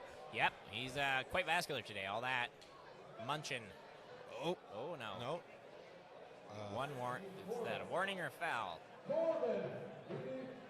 That was for early start. Is that what that was? I'm thinking so. What's going on this right table here? Who are these guys? Is it 198 amateurs. So we actually do have the same weight classes up currently. Oh, The pros and the amateurs. okay. So the youth can compete in the. Yep. Oh, yep. cool. All Remember right. McAllister from earlier? Yep, Mr. Porter McAllister. All right, we're going to see if Jesse can manage anything different. Oh, nope. Jordan's just got too much rotation and pulls Jesse right over on his wrist. Getting Jesse over onto his bicep, and there's not much to offer there. All right, Pro 220 left arm. Pro 220 left arm. Ooh, Porter Nice. got him there. Porter's got a very strong hand, very solid hand control. Joe. So now, chat, Evan is coming into the 220 pro class where he is competing. So that's where he's supposed to be. Joe Nelson. McAllister went up. He's a cousin of Kevin McAllister, who is once again home alone. Yep. I feel like Kevin McAllister's family is a little bit more high class, less farmers. If I recall, his father was a businessman that owned, Yeah. a 10-bedroom house in New York State? Well, he paid for a family of like 30 to go to Paris for Christmas, or whatever. Drug It's deals. like, Drug yeah, deals. yeah. Either Wall Street or drugs. I'm Yep. not sure which one. All right, so we got Darren over here in the amateurs on the 198s against Giuseppe, who was just pulling the 220s as well. Based on how Giuseppe looked in the 220s, this could be a very good match. Actually, I recall they did pull originally in the Masters. I'm pretty sure Giuseppe got the better of him. And then we have the 220 pros over here on the left. We have, I believe, Brent Bellamy. And then we have Pete Durning. Zane was saying Brad Prins is from Gibbons, just outside Edmonton. Yeah. Nice. Ooh. Yep, Giuseppe got the jump on him again. Yep. Jumping Giuseppe. That's gonna stick. Yep. Jumping Giuseppe. There's that, and there's Khaki Pant Paul. Pierre. Yeah, Khaki Pant Pierre. There you go. Paul. I don't think there was any Pauls today. No, I don't think so. Rob Peter to pay Paul. Pretty much. All right, 2 tables going again. Yep. Pro 220 on the left, amateur 198 on the right. So you're going to see a lot more with this pro division over here. A lot more setups, taking longer. Guys are going to be fighting more intelligently in the setup, trying to get the most out of it, that kind of stuff. Team Edmonton Extreme going head-to-head on the right table there. Yeah. So Darren is, I believe, the #1 in the 198 for the Edmonton team because they do in-house tournaments because they have so many competitors. That's awesome. So Pete is looking pretty strong. Took some general hand control. Brent's trying to get back inside. Try and make a transition, it looks like, to regain his cup. Reliant on his press here. Going for the slip there. Strapping up. Oh, we got young Sullivan, or McAllister. I don't know why I said Sullivan. This is Giuseppe. Jumping Giuseppe. Oh, no, Porter. This will be an interesting one, because Porter's got very good hand control, and it seems like Giuseppe's a little bit weaker in the hand. Not terribly weak, of course, but it does seem as though it seems to be his weakest area from what we've seen outside of getting to the strap. Well, it definitely looks like Porter is struggling in the setup here, so yeah. Giuseppe's using his experience, I assume, here, trying to take as much as possible. I'd almost see a ref script. Terry is taking a little bit longer to get to ref script today, I will say, because he gave me a 5-second warning, and then it went on for about 20 seconds further, so. Elbow foul on Porter.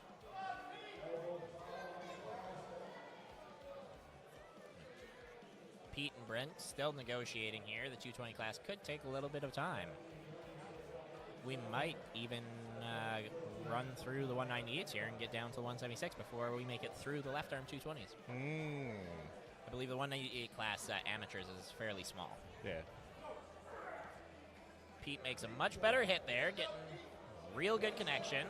Brent's trying to get behind his arm, though. He's really working on it. Getting back up. Whoa, he's found a little bit of a lock there. Oh, Pete's trying to stay connected.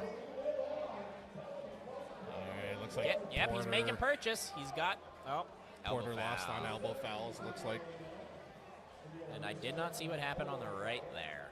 Porter lost on elbow fouls. Ah, that's unfortunate. Experience sometimes is a hard thing to get around. He gave Giuseppe a bit of a wall there, though. When he got started, he held Giuseppe for a little bit, and then, the elbow come It's up. usually how it goes with Porter. He's a bit of a challenge to get around, and, his hand's very, very strong. Hard to, take him out quickly.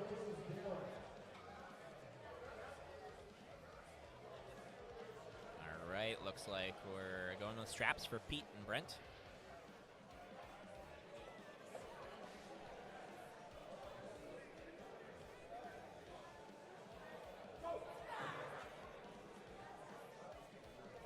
Good little battle here. We got Porter versus Darren here. We'll see if Porter can manage to get... Bellamy's starting to make a comeback on that Yep. left table here. Elbow foul Yeah. on Brent again. Yep, so Brent fouled out on elbows. Got Porter back up here. Yep, Porter against Darren. Twistmasters versus Team Extreme. It's usually how it goes. We do have a lot of good battles between them. GP versus EDM. All right, we see Evan coming up here shortly to the pro class. Yeah, he was one of our super matches this morning. Oh, Porter getting yeah, Evan versus Curtis. Yeah, there you go. All right, Evan versus, Curtis. All right, Tim, you back up here. We got 60 seconds. You're going into the finals versus the Sept. All right, so we're going to see if Evan has any tricks up his sleeve for Curtis. Any tips you'd give Evan to beat Curtis, you think? Christmas miracles. Ah, yes, yes. I love Evan, but Curtis is a very, very strong individual. I mean, he gave Joe a run for his money. Joe is #1 in Canada, so, you know. Evan is a very tricky individual. That's the biggest thing that Evan has, is he's been doing the sport for a long time. As you can see there, making intelligent adjustments, but Curtis, when he goes to the strap, is substantially stronger, and now you can't run away from him. Ah. It's like Scorpion in Mortal Kombat when he throws that chain out. Get over here. That is correct, and that's... So Curtis did try and go inside. Evan did the right thing, dropped his hand, went to that low hand top roll to be defensive with his bones. But, yeah, it's going to be interesting to see if Evan does have any tricks up his sleeve here for Curtis. Realistically, What'd be interesting to see is why Evan the ref is in the amateur fucking class when he's pulling the pros against Curtis Smoking. 220. Yeah. 242. Well, you know what? That don't matter. Weight classes don't matter. Slip out there. Yep, Giuseppe takes the win on that. Gotta hope Curtis beats him. All right, Evan and Curtis strapped up here. There we go. That's why you don't pull amateurs.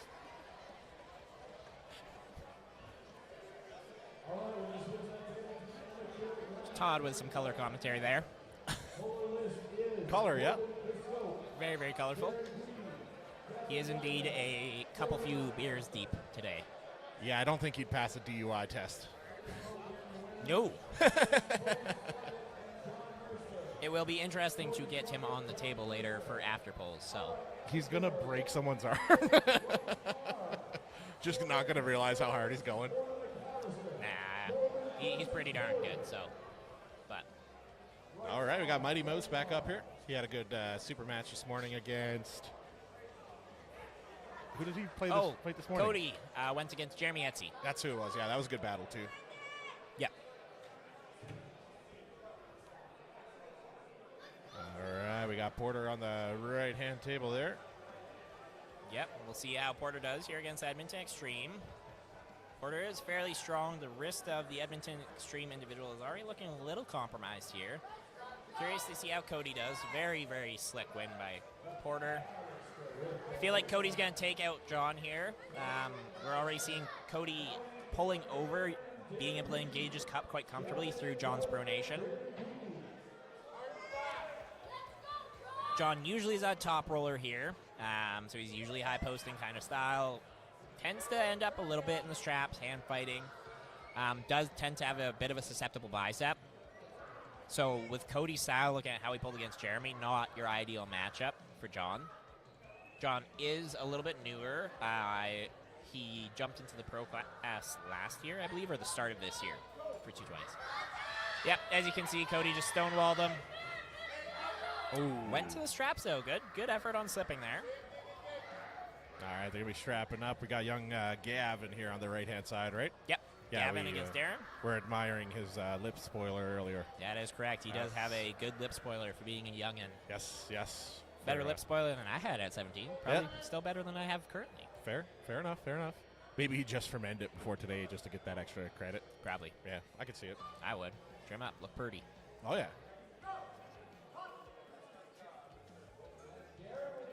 Darren takes the win there. Yep.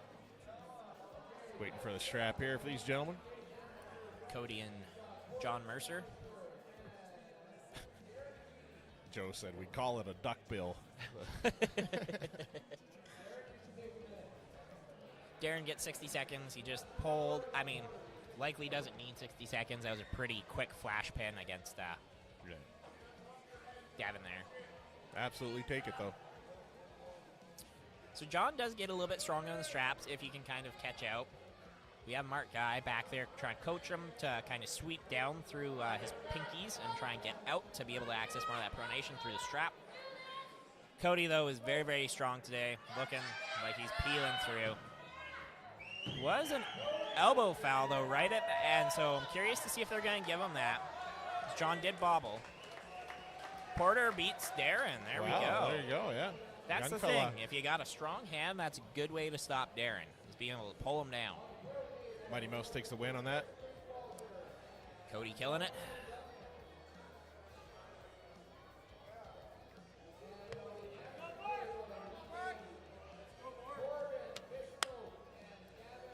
So we got Chris Drinkwalter coming up as well.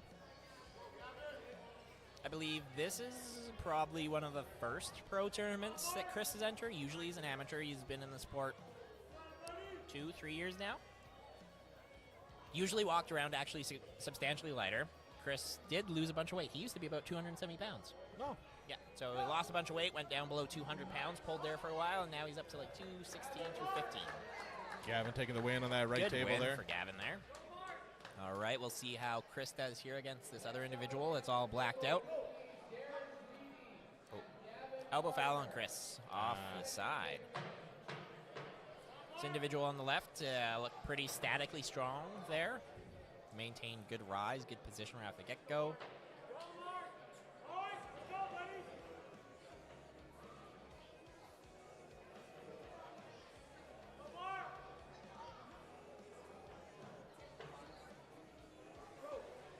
Ooh, good press.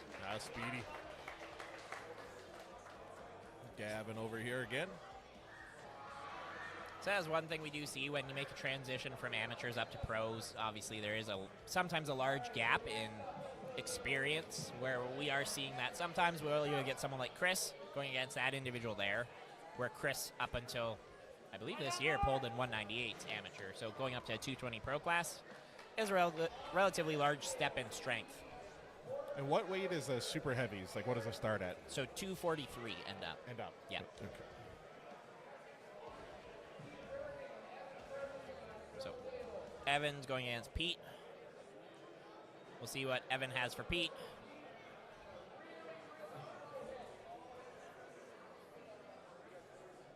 We can see if Porter can pull off another.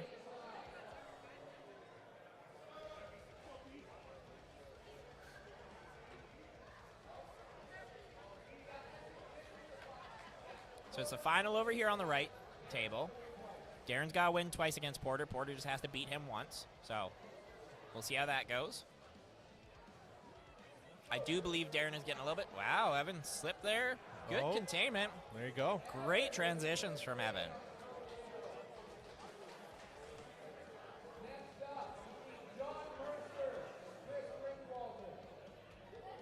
So John versus Chris will be a good kind of test of what's going on here and seeing where they're both at, because John's a relatively newer pro, and Chris, like I was mentioning, was just going there. Oh, good win from Porter. Good win from Porter there. That's awesome. Good to see the young fella taking it. Yep, Porter won gold in the amateurs, who beat a 198 pro there. Wow, good for him. Yep, Porter's a strong kid. I do believe that Darren may have been a little worn out, but no discredit to Porter. That's a great win. Very, very strong individual, and got a gold today, so. Win's a win. Yep, it is. All right. Let's see if Chris's hand control can kind of work with John. John tends to be reliant on his hand as well.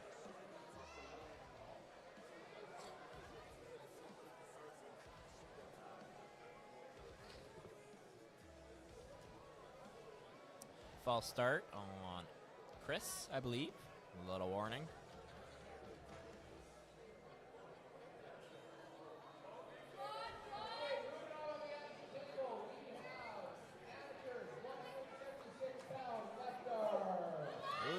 Chris is climbing well. He's got to keep that hand working.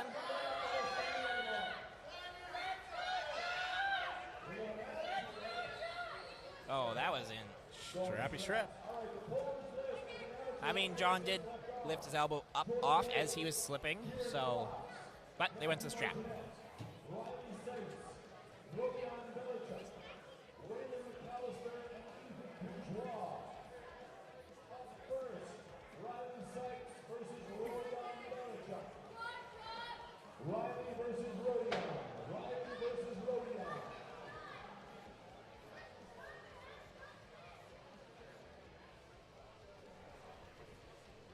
Makes for a long day if you're super heavy.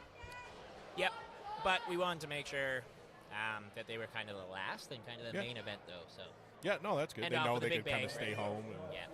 relax for a bit. All right, Rod up here on the right. Like I said, he is the person I was telling you about that's only been with the club for 3 months, but a freak of absolute nature. So, right-hand side, green shirt. Bright green shirt.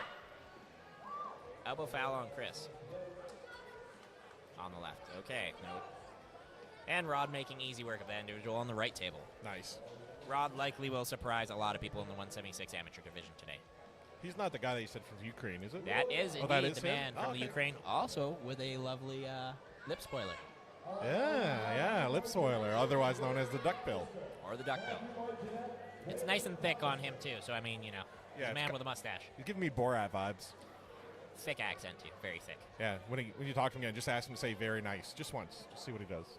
He'd probably say very nice. Very nice. Honestly, the way his voice is, too, he's not far off Borat's. I love the guy. Absolutely love the guy. Oh, Elbow foul off Chris. ah, Again. he didn't even realize. Yeah, he's getting bobbled off the front there. All right, we got Waylon Jennings. Waylon and Matthew. Matthew is one of our stronger 176s in the club. Son of the Brian Martinet. Ah, yes. He was also doing very well today. Yes, Matthew usually does quite well also.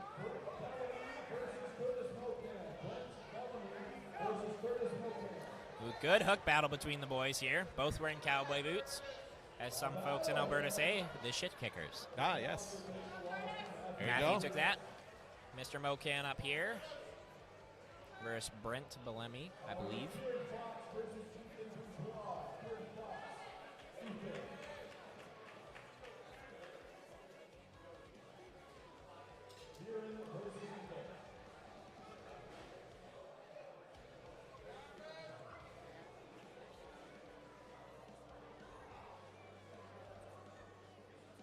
Looking good over here, getting set up on the left table for the Pro 220s. Curtis looking like they're almost negotiating a grip here. Then we have the 176s over on the right. We have the son, the other son of Joe Fox in the left. Nice. Kyra. Also his birthday today, his 18th birthday. Ah, so you can have a beer. He could indeed have a beer if he wanted. That's exciting. It is quite 18th birthday, arm wrestling at a beer serving event. Dad absolutely smashed his opponent. Maybe we'll see some of that too. Oh, yeah, there we go. Ooh. First win of his birthday of his 18th year. There we go. Attaboy. Yeah. What a birthday. What a good story for your 18th birthday. Oh, absolutely. The entire family is out to support him as well. Fox so. families out of the foxhole. Just Yep, doing their that's thing. very true. All right, Mr. Cody Sluggett versus this fella from Prince George. We'll call him Chin Strap. Well, maybe Joe Nelson knows who this is with the chin strap. Yeah, Prince Joe George Nelson. resident, Pro 220. Looking carved in real hard. Cody Sluggett looking mighty strong. A lot of power up here at the table right now. And we got Rod over here on the right pulling the individual who pulled in the pros as well, I believe, except on the right arm. So for And the- Rod Yep. crushing him. There you go. For the first time today. Oh, taking Cody's hand here on the left. Oh. For the first time today, Joe Nelson has left us without an answer. But luckily, we have the saboteur to tell us that his name is Mark. Ah, Mark from Prince George. We're going to call him Chin Strap Mark. Chin strap Mark it is. Chin Strap Mark. Well, chin strap Mark has a pretty damn good hand control because he just rolled right out of Cody's hand there. There you go. All right, we got Matthew Marginet versus Kyron Fox up here on the right between the 176 lads. We'll see who takes it from the Grand Prarie Twistmasters here. Ooh. Bobble, elbow foul on Kyron. Yeah. He hopped up to gain a little bit of height. He does have fairly long levers as well. He's trying to use that to his advantage. All right, we'll see if Cody has better access to his power now being in the strap. All right, Mr. Matthew Fox takes took the that. loss there. Yep. Ah, Cody's getting pulled. Oh, it's right there. Wow. Right there. Takes it, rolls through his hand. Very strong individual there. Yeah, good for him. Oh, did he not get it? Nope. He got it. I think they're just undoing the strap. Yeah, that's what it was. Chin Yeah, I strap couldn't Mark see. did indeed get that. Chin Strap Mark taking the dub.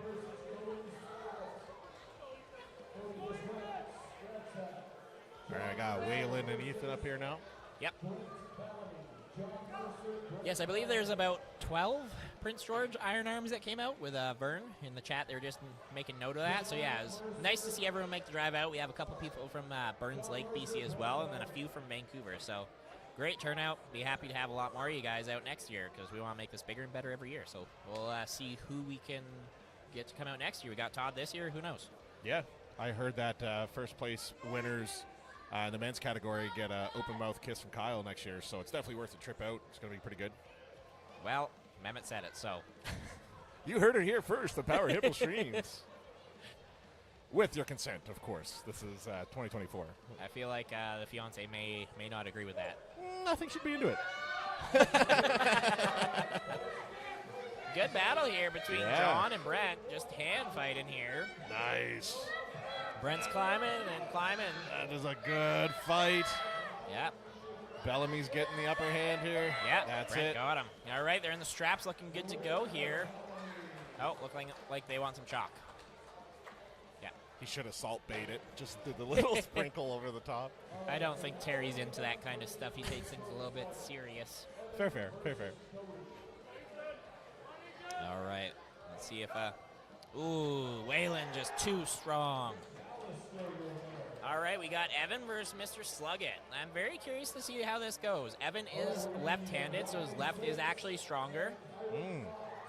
Cody's hand looked a little tired, though, but that bicep was still looking pretty darn strong. We're going to see what kind of fancy tricks Evan does have.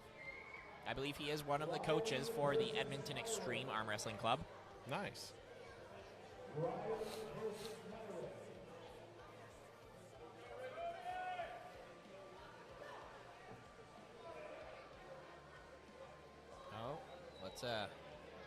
They're almost good to go on the left here between Cody and Evan.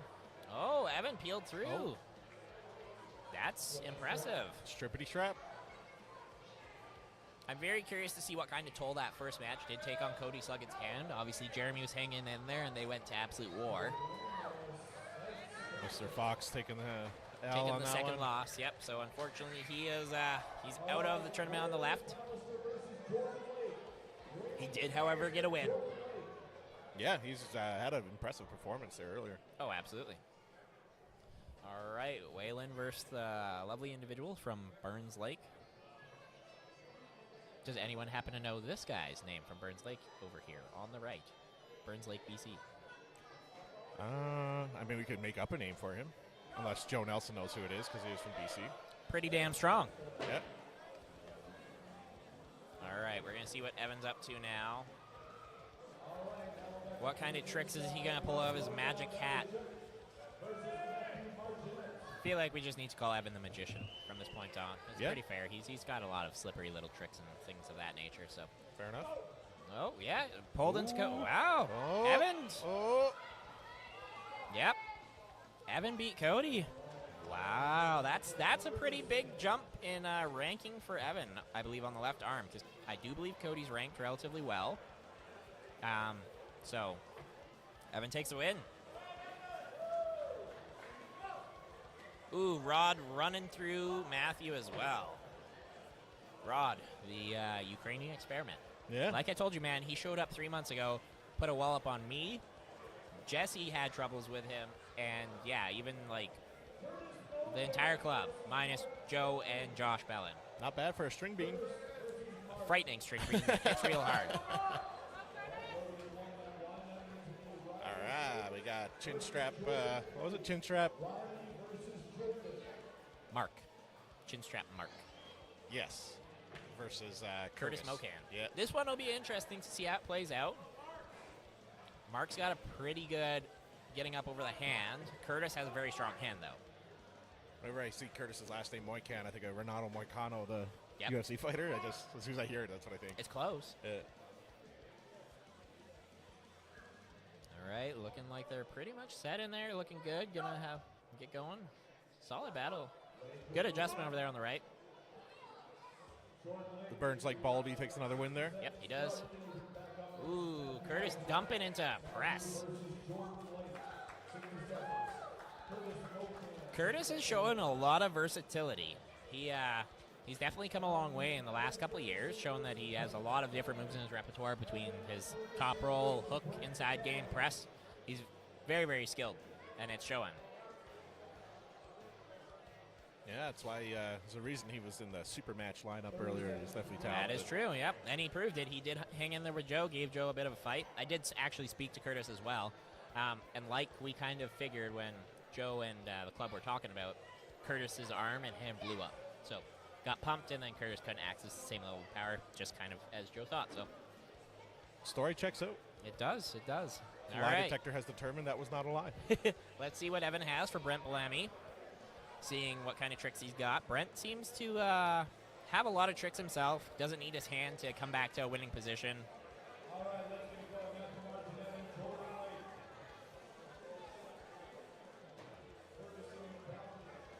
Matthew against Burns Lake. We got Evan versus Brent. Evan took Brent's hand, but Evan really has to ensure that he doesn't allow Brent to take that wrist back in. Good transitions from Evan, using that entire pad. Burns Lake takes the win on the right table. Evan's trying to get Brent out of his shoulder, but Brent is doing a very good job of staying in there. But Evan looks fairly comfortable right now with that low hand position, making very, very good transitions across the board right now. Going to the strap.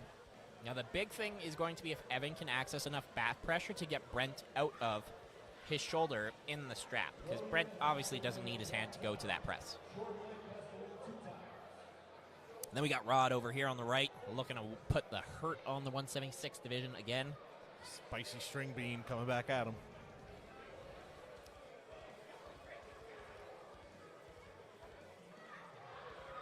Captain Borat Rod. Let's just call him Broad.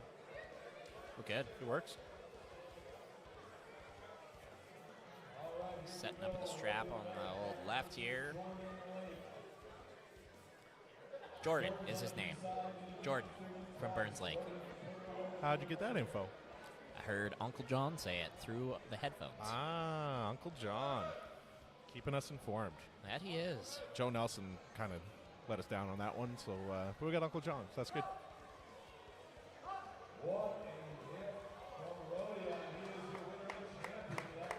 Rod took down Burns Lake. Yep, he did, as expected. All right, let's see what's going on the left table there. It looks like they're vying for position here. Evan got him, yep. I think Evan's excited. A little bit. Yeah. One would figure that Evan is a little excited. Yep. Right arm action. 176 pounds. First up is Rodian Belichuk versus Waylon McAllister. Rodian versus Waylon. All right. Going to the right hand on the 176 amateurs. So fun fact, Rod is even stronger on his right hand. Oh. Yeah, his left hand, there is weaknesses. There's weaknesses if you can get to the strap. Not many. But his right hand, yeah, that is a bulletproof problem for a lot of folks. All right, let's see what young Porter can do with him here. There you go. Oh, we got chin strap Mark versus Evan. So this will be an interesting one. Yeah, he's had a good day. So Mark's going to have to use his leverages. I mean, it looked kind of like the route to beat Mark here is going for that press. That's where Curtis saw a lot of success. Cody obviously couldn't pull off a hook, couldn't keep his hand, so it's looking like Mark's hand is very, very strong. I'm going to be curious to see what kind of strategy Evan brings up here for it. Evan getting a high knuckle position, though, looking pretty darn strong. Where Mark tend to have, Evan right through him like butter. Evan's putting the hurt on the old division here.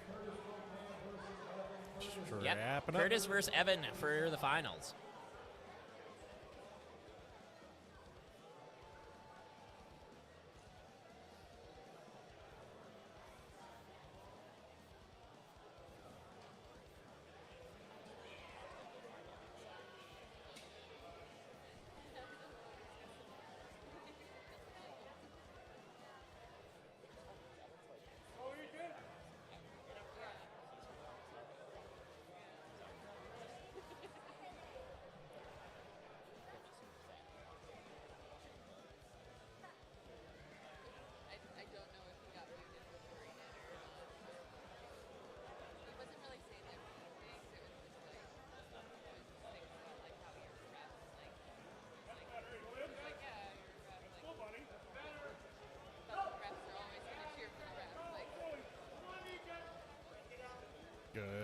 going here. Yep, looking pretty solid. Oh, loss of the hand there. Can Yep. he transit? Oh, what we got?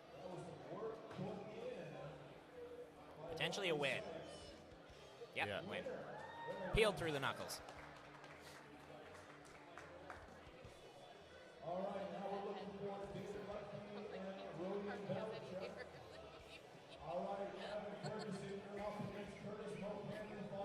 All right, we're going to see if Evan has any adjustments here for Curtis, or if Curtis is just too damn strong. We could just refer to Curtis as that, too. Curtis Too Damn Strong Mocan. Yeah. Yeah. Pretty good. Yep. All right, Rod's up at the table. We're going to see what Rod can do. This individual in the blue, I believe, has never arm wrestled before, so Cool. could be a little bit of a more... Good first challenger here. To the straps. Evan made a different approach here. I'm curious to see what the game plan is.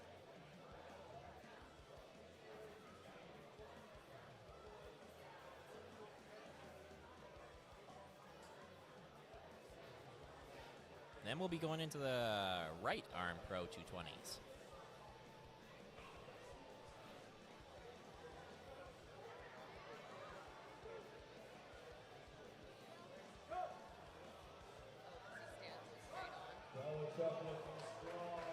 Rod takes the win as expected. All right, all No strapped up disrespect to here. the other competitor. It's just seeing what Rod's done in club. It's going to take an actual, likely a pro to stop him, in fairness. Think he'll be moving up to pro next year? I think we'll push Rod into pro at the next tournament. Yeah. Curtis giving Evan the eyes. Stopped him in the center and was glaring at him there. Showing him who daddy is today.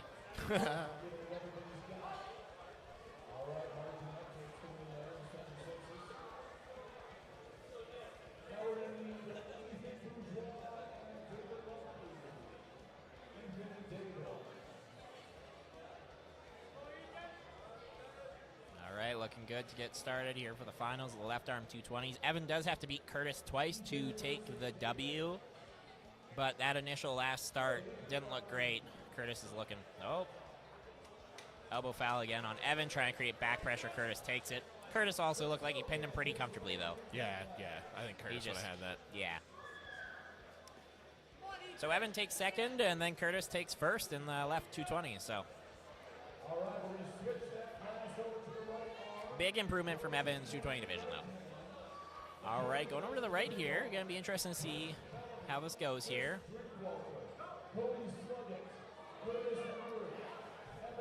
Solid win.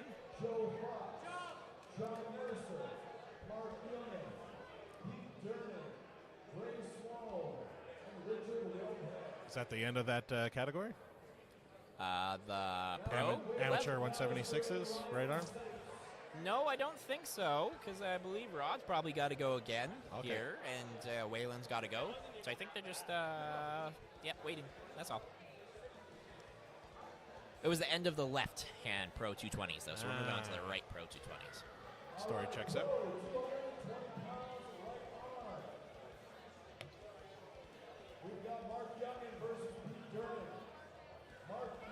So the McAllisters are stronger on their right hands than the lefts as well.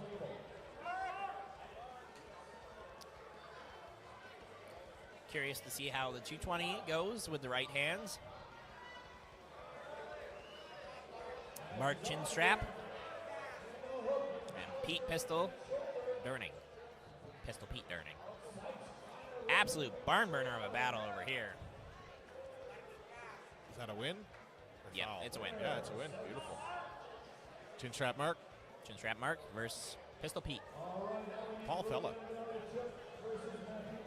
Yes, he is. We got Rod versus Matthew.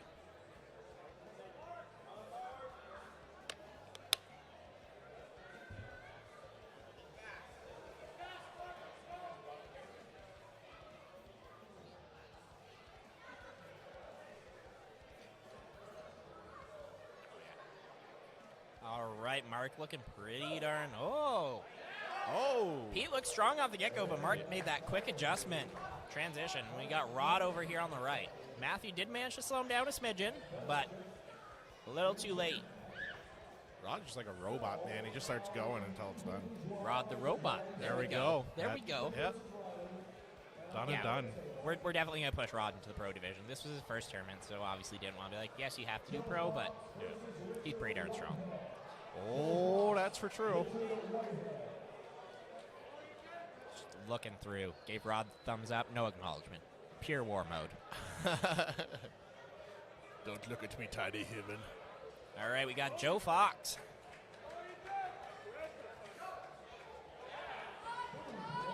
There you go. Solid win over there for Bourgeois. That's how you say his last name. All right, we got Joe Fox versus, I believe this fellow's last name is Sloan. Joe making quick work. As expected. You see Sloan's face when he pinned him? He's like, ooh, yeah, okay. That's usually, yeah. You're like, oh, we're already over the pin pad. That's not where I thought we were going to be. That was funny. Joe also has all of his family here. It's the first time he's ever competed in front of his family at hometown. Oh, nice. Looks like there was a mix-up there. Okay, yeah, so Bourgeois is facing this guy. Matthew. And the winner will take Rod. Robot Rod. Did you ever play that arcade game where it's the robot arm wrestler? I actually have never encountered one of those. So, yeah, it's at Beercade in Edmonton they got it. Well, I will have to make a trip down there. Yeah, that's right. Try. It's pretty fun. There's like no technique at all. It's just, no, it's just straight side press. Yeah. All right, Matthew. Ooh. Oh.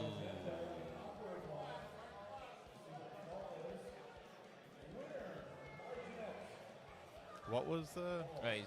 So, a slip in a losing position, I think? Oh, so they said there's no way he was going to win.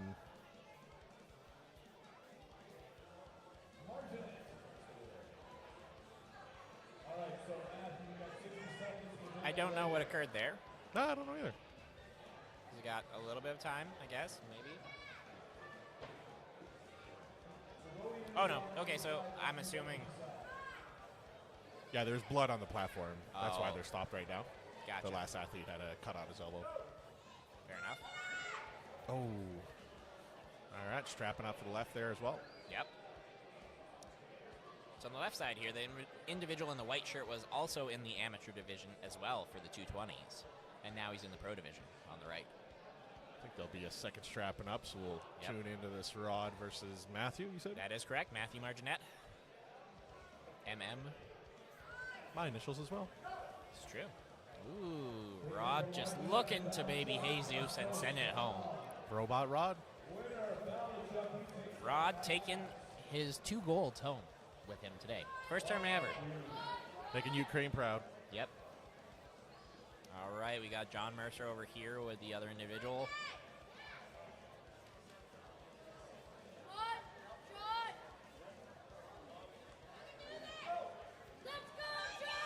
Oh, good pronation. Lost his wrist a little bit there, at the end there, and carried on through though.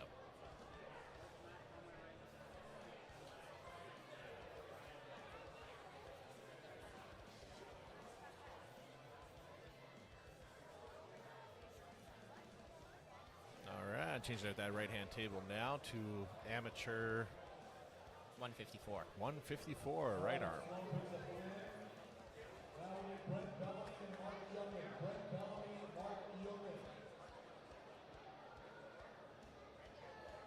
All right, amateurs 154 left arm. Here's the opponent's list. Who's got Yeah, so right-hand table's amateur 154 left arm.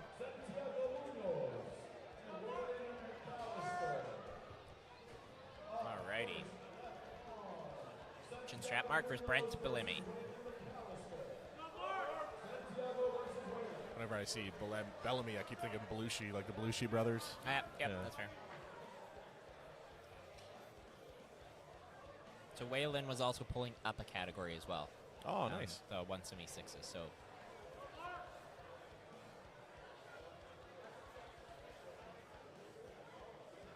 nope.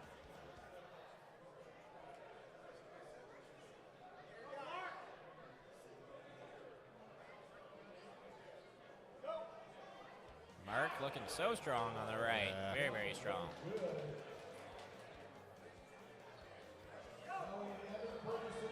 Waylon getting it done. Speedy. So Curtis here was also in the 220 amateur division because he had a couple barn burners against Rob and Derek. Now he's in the pro as well from Okanagan, I believe. Going up against Evan.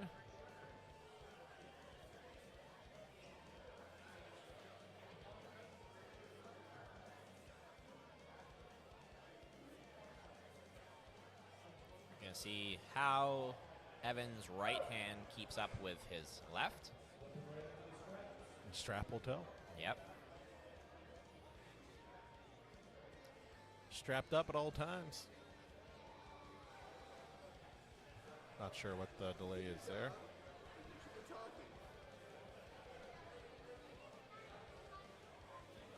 Do you know what the problem is with that one? I do not know what's happening over on the right table right now. I am uncertain. There seems to be some sort of discrepancy there.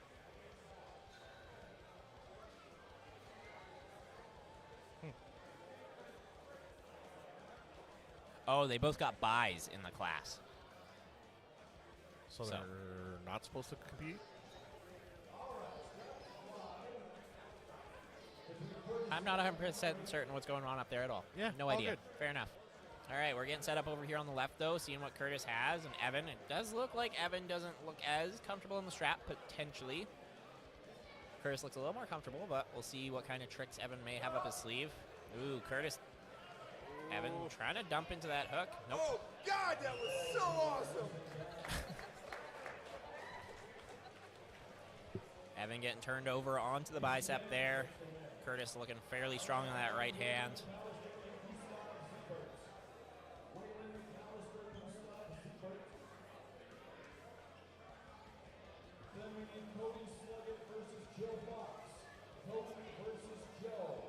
Oh, Cody versus Joe Fox Yep. coming up. That'll be fun. This should be a good one.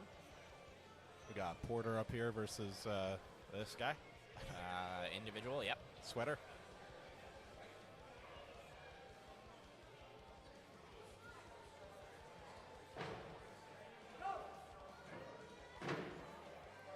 Joe looking fairly comfortable up there. Curious to see how Cody's right is feeling, because obviously it looked pretty fatigued from, at least on his left, so I'm curious to see how his right's going to handle. Yep. Be a good kind of test for Cody, too, as well. See if he gets any purchase. Oh, no. Oh, no, Cody's not got nothing. He kind of knows there. Joe's letting him work. Yeah. He's being gentle. Talking to him, yeah, Cody knows. Yeah. So things are not feeling 100%. It's a long day, man. Yep. Like, you know, the fatigue kicks in. And Well, after the super matches, that's a very hard thing, especially the kind of super matches Cody had where you sit in there and you're just grinding 112%. Like, it's hard to come back from that kind of stuff unless you train specifically for it, where tournament pulling is usually quick, fast, overdone. So having those grinders, you really don't have that explosive hit kind of left. And going against someone like Joe Fox, I mean, you need to throw the entire kitchen sink at him and potentially a truck to stop him. So. All right, we got Chris up here against this other individual who's done fairly well today, even in the amateurs. I believe he's from Burns Lake as well. Chris's right hand is stronger than his left. Chris does get in a bad habit of like hanging on a bit too long and toying with individuals, so we'll see if he does that or if he kind of tries to go a little bit quicker for the kills here. I'll start. We got Waylon over here. They're strapped up, looking good to go. Trying to take that wrist out a little bit. Waylon right into a smooth press there. All right. Good hand battle there. Elbow foul on Chris. Chris got to keep his elbow on the pad. He's bobbling left, right, and center. He's lost more, I think, due to elbow fouls in last class than overall.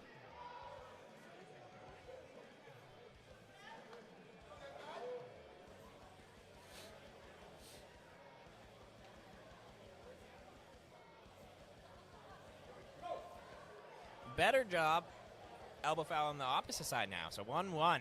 No one can have any more elbow fouls there. Oh, what do we got on the right? Elbow foul off on the individual with the glasses. Okay, well, they both have glasses. Glasses and a hat.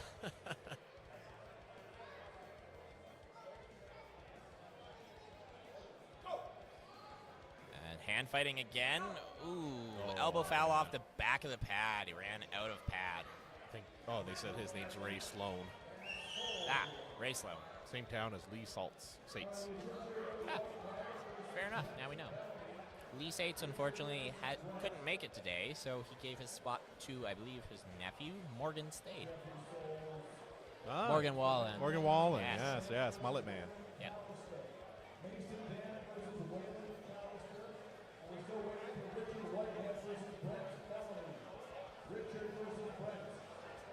Okay, so the individual coming up against Brent is named Richard here. He's coming up with the jeans. Then we have Waylon over on the right.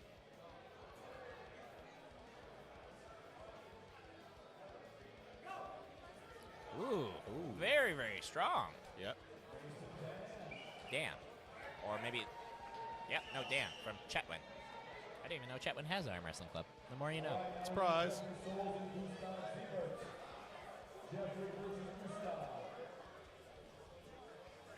Brent's really high up over on Richard's hand here. Richard's looking super uncomfortable already, kind of turned over. Hopefully refs do a decent job of getting him out there. I feel like Brent's probably going to jump right into that press that he likes. Ooh, inside hook. Richard managed to hang in there a little bit. Brent's going to take his time, I assume, as he does. He doesn't make a lot of jumpy movements here. Richard's looking strong and comfortable, though. Like how he's chewing gum while doing this. Yep. Getting a jaw workout as well as a bicep. Ooh, getting peeled out by Brent. Yep. Good job. Solid hand battle over here on the right. He's going to take his fingers home with him at this rate. Yep.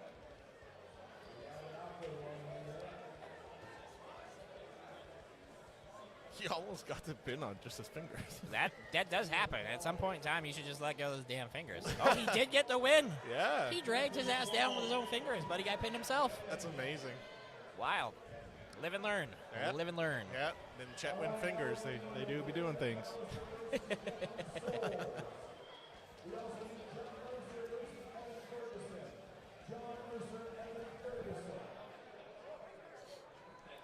All right, we have John versus Evan.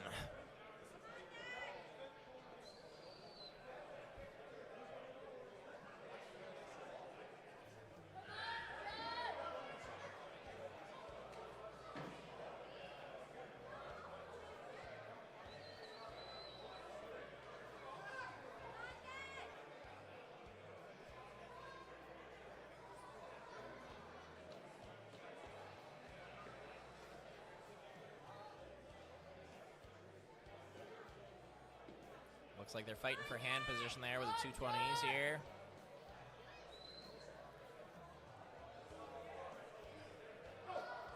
Ooh, both slipping. To the straps. To the straps they go.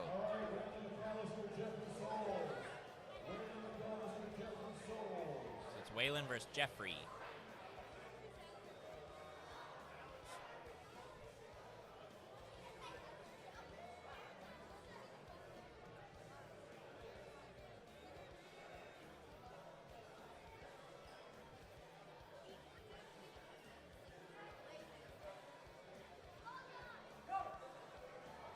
Evan does a very good job of waiting for his opponent to grip up and making intelligent adjustments. Waylon with a good win there against Jeffrey.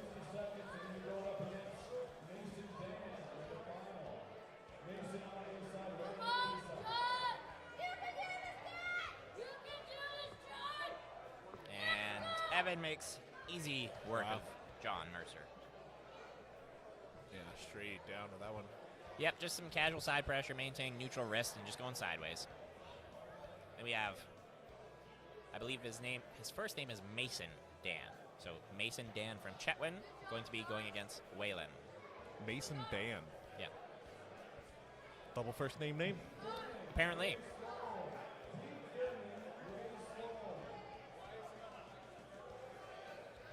So we got Pete versus Sloan.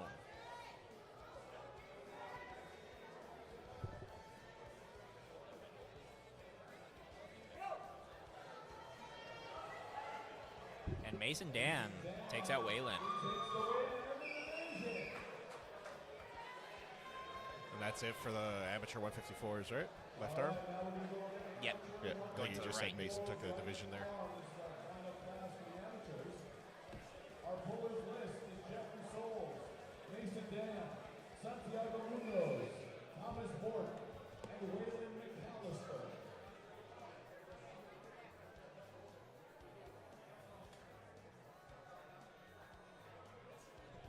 Up first, amateur 154 right arm, Thomas Bork versus Waylon McAllister.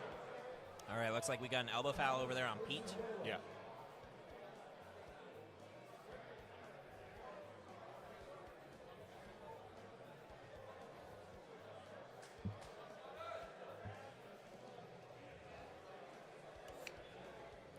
Going to the right arm over on the right table for the 154s.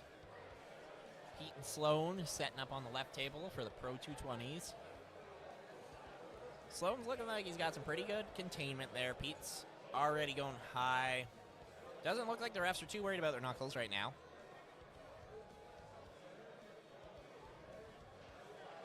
Getting to the knuckles now. To the straps they go. Waylon takes the win over on the right table.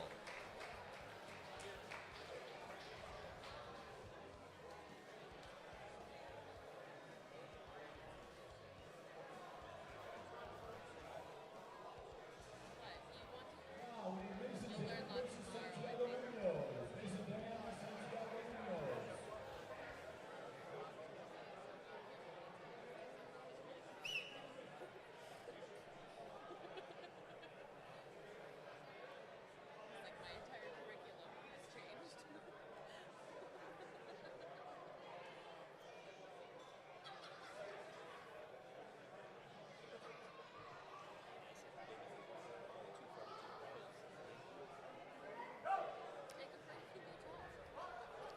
All right. Good hit over there on the right side from Mason Dan. 220s are still kind of having a little bit of a battle here. I'm going to take a quick, brief break here, Mehmet. And, a little bathroom break and then stretch my legs here before my class comes up. I'll be back, though, in a couple minutes. Yeah, no worries, man. I got it.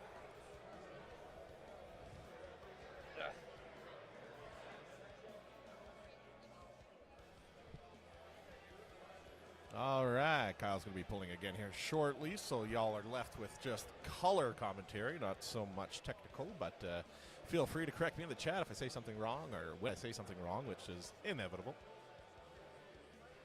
But maybe today we'll get that left table settled. Probably not, but maybe. We'll see. Nice. Waylon taking the win there against Souls from Chetwynd. All right, let's see if we can get these. Yeah, that was it. That was quick there. Speedy finish. All right, coming back to the amateur 154 right arm gentleman here.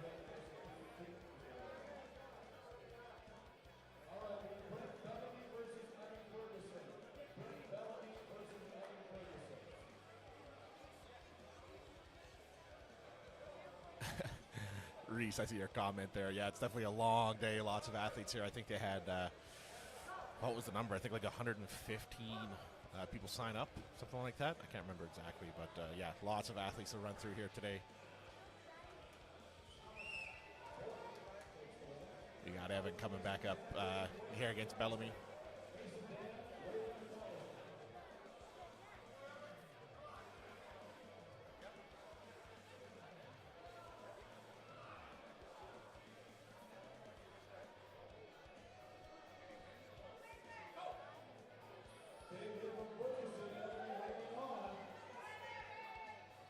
All right, Evan making Bellamy work here.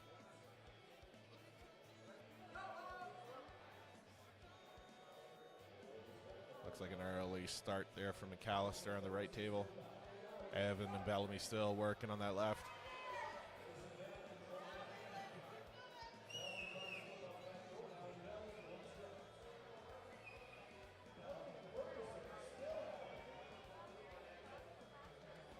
Wow, Evan and Bellamy are still fighting there on that left table. Something's got to give here soon.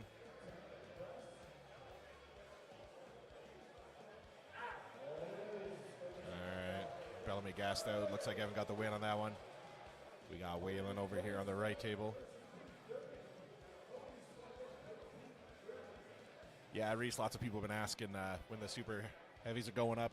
I saw some of them were here right from the start at about 11 a.m. So they've been here, 8 hours already waiting for their chance to go. So definitely takes a toll on you sitting around all day waiting. So hopefully they were able to get out and just go for a walk around the mall or something, just keep the blood flowing.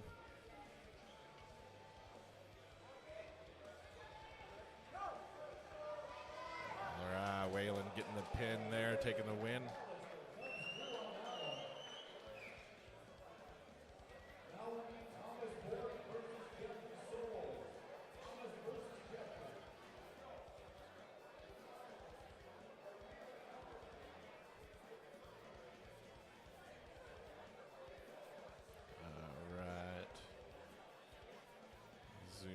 We got some more 154s over here with the right arm amateurs.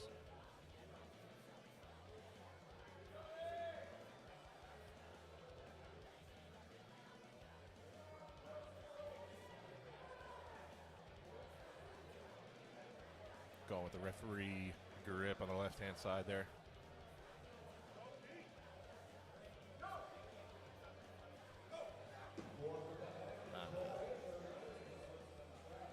Both tables going to straps here.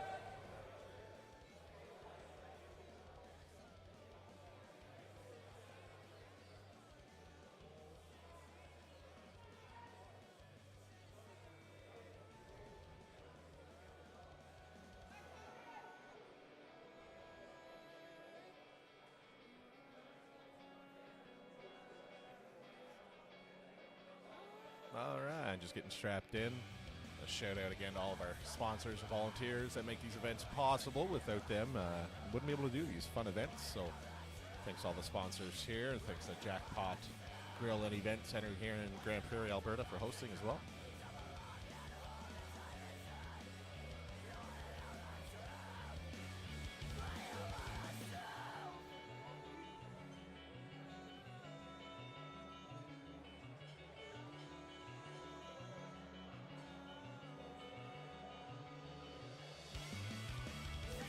Looks like we're just about ready to go here.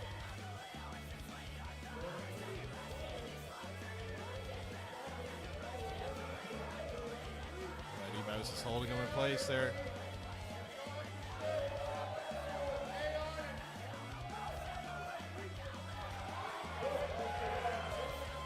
Both finishing right at the same time here, both tables. Good matches from both gentlemen.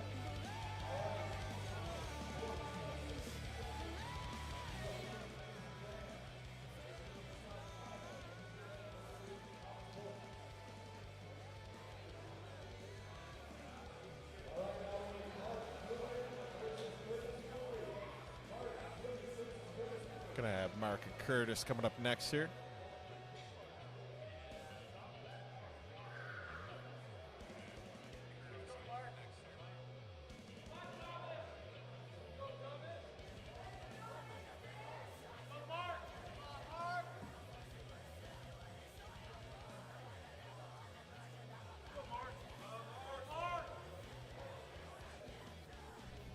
All right, chin strap Mark here.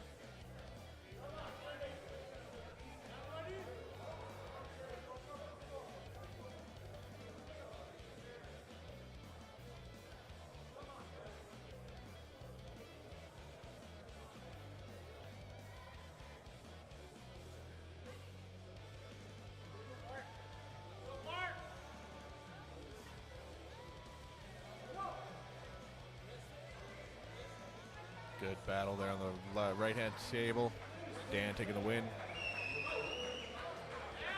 Ooh, Mark taking the speedy win there on the left-hand table for the 220 pros.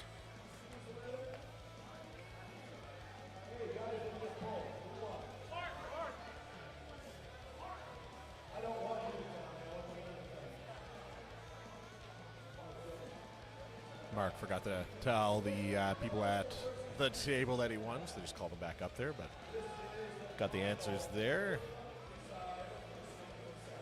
I heard the MC say this is going to be the final match here for the amateur 154 right arm. We got Dan versus, I think that was Waylon.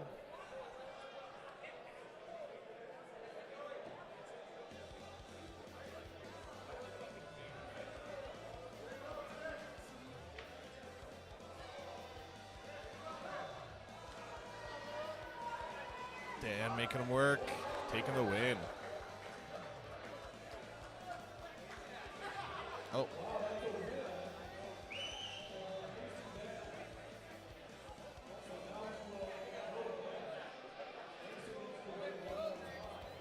Mason needs to win twice here on that right-hand table to get the win.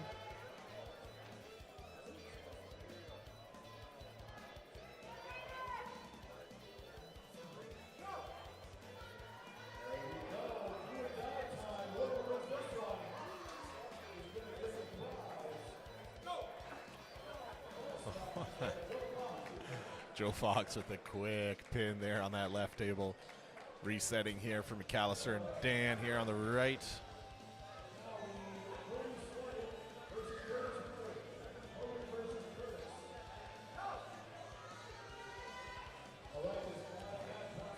Waylon fighting, but Mason's making ground.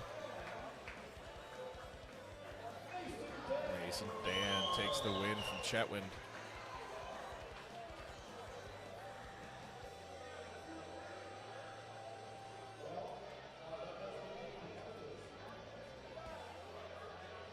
I think I heard the announcer says that rounds out the amateurs there with that last match for the 154 rights.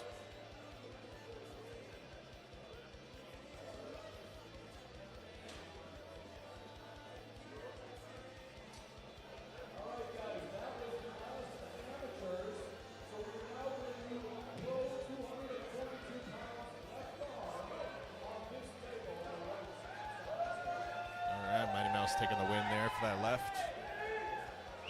So yeah, they confirmed they are done with the amateurs there now, so they're going to be moving up to the Pro 242 left arms on the right-hand table here.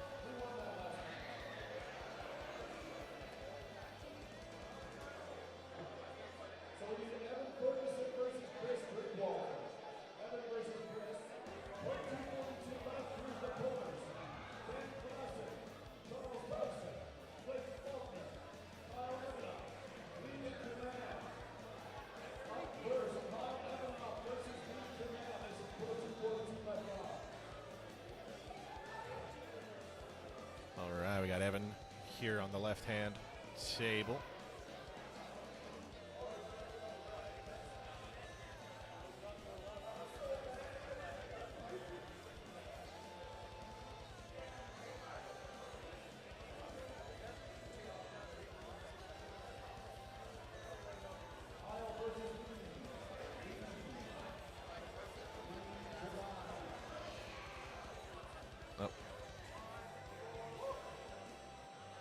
Like an early start there.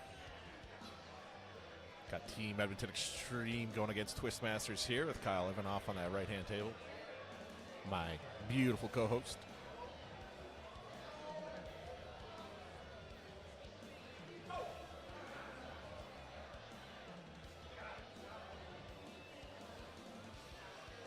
Issues on that left-hand table again. I think it was early start again. We'll see.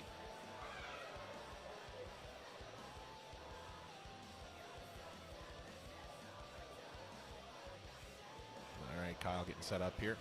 His first left arm match here with the Pro 242s.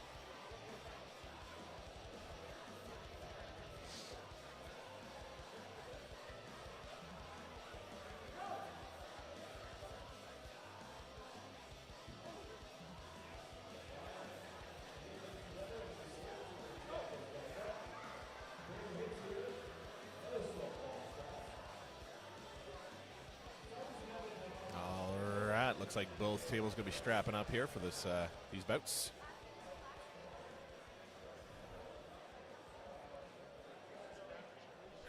Trying to convince Kyle's fiance to hop on the empty mic with me. She said no.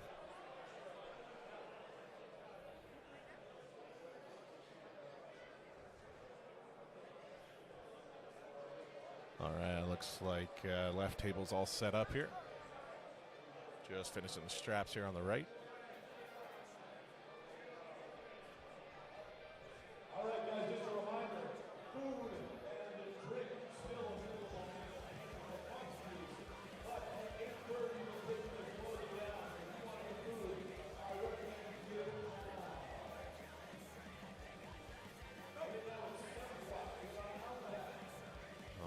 left table's going here. Evans holding strong.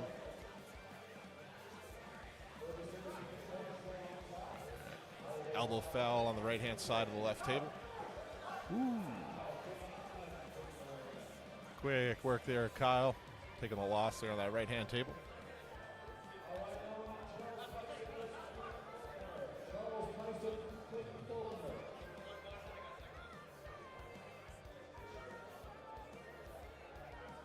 All right, that's match there too. Looks like Evan took the win. All right. Clayton and Charles coming back up here. These gentlemen were battling it out earlier. Pretty good battle. Tyson the Viking, as we coined him.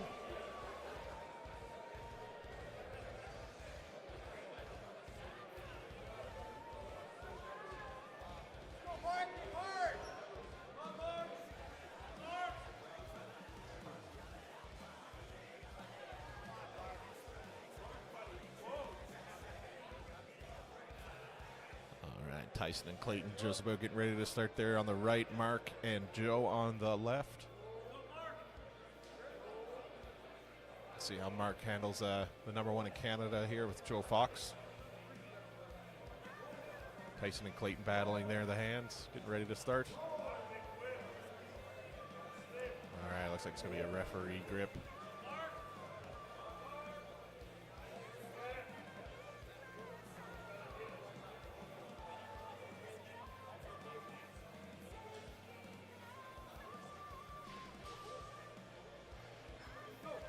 All right. Joe said, not today, Marky Mark.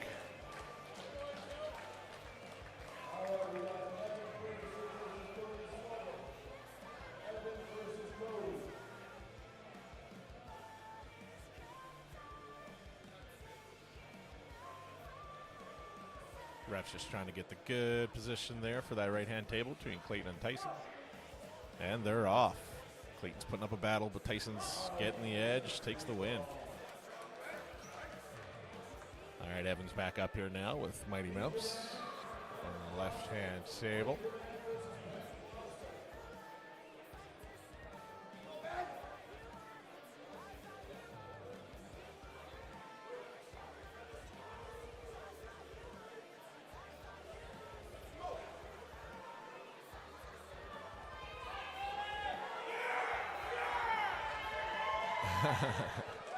Mighty Mouse happy with that win there.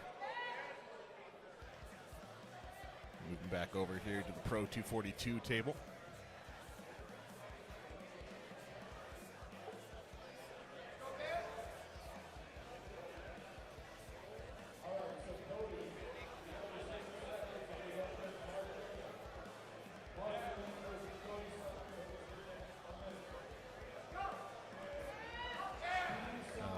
Quick work there on that right-hand table, 242.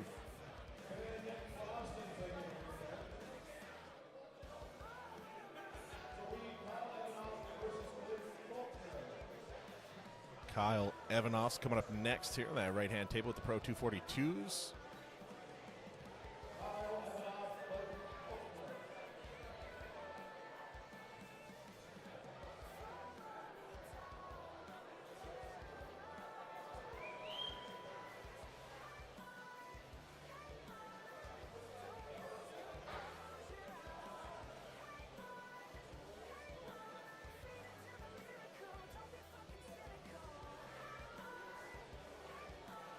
Mighty Mouse and Chin Strap Mark on the left-hand table just getting ready to get started here.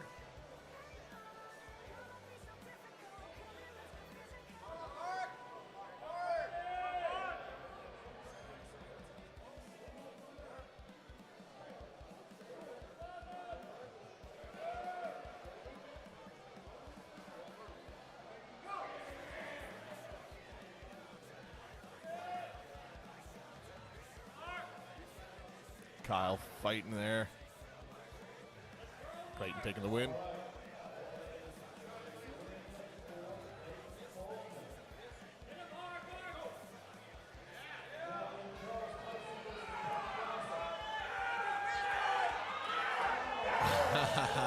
Wow.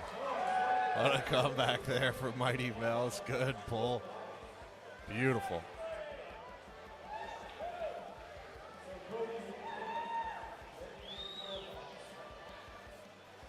Got Tyson the Viking coming up next here, 242 pro table.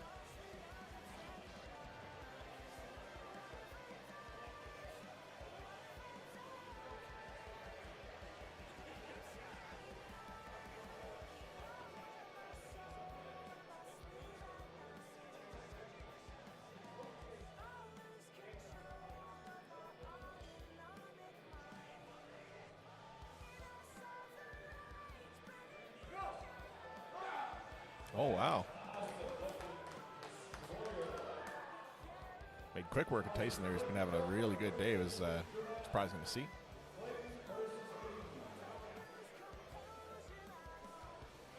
All right, got Clayton coming back up here against Team Extreme, Germain.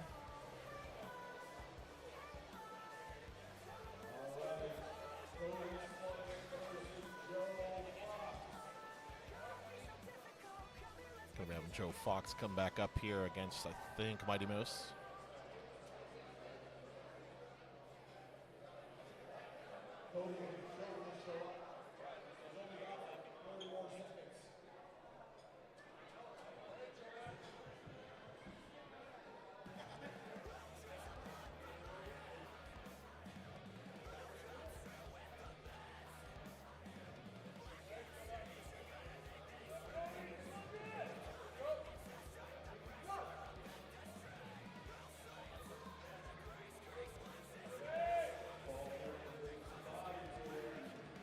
Oh, wow. Germain overpowering there, taking that win.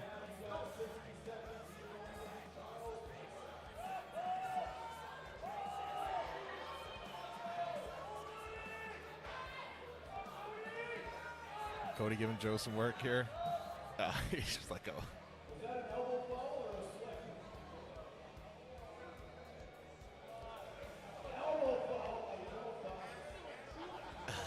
Elbow foul and a slip, they said. All right, Germain versus Tyson here on the right-hand table for the Pro 242.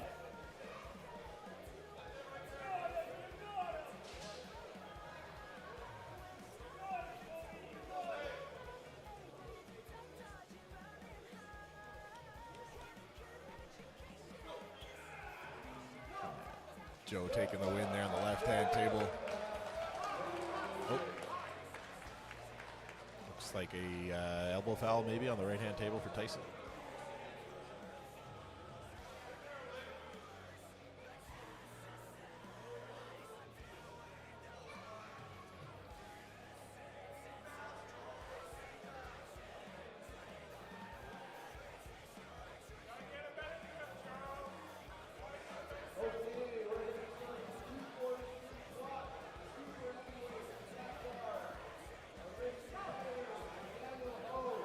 Tyson Germain, intense battle here.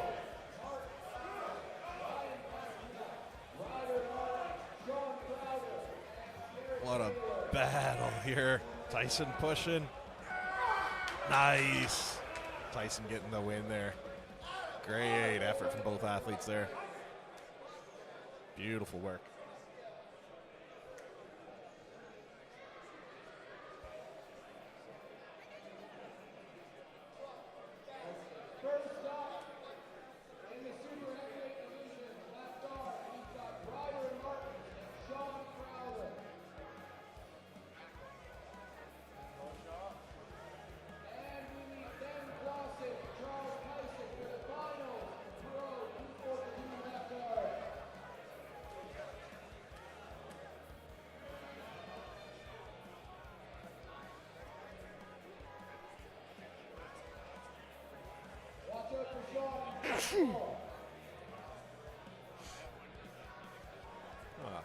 A little sneezy sneeze there. Allergies are kicking up over something.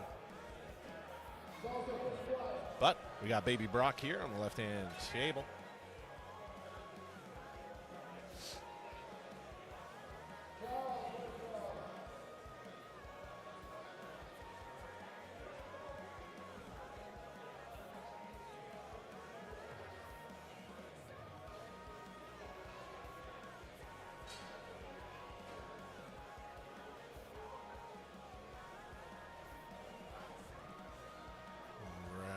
just battling for position there. We got Tyson on this right-hand table.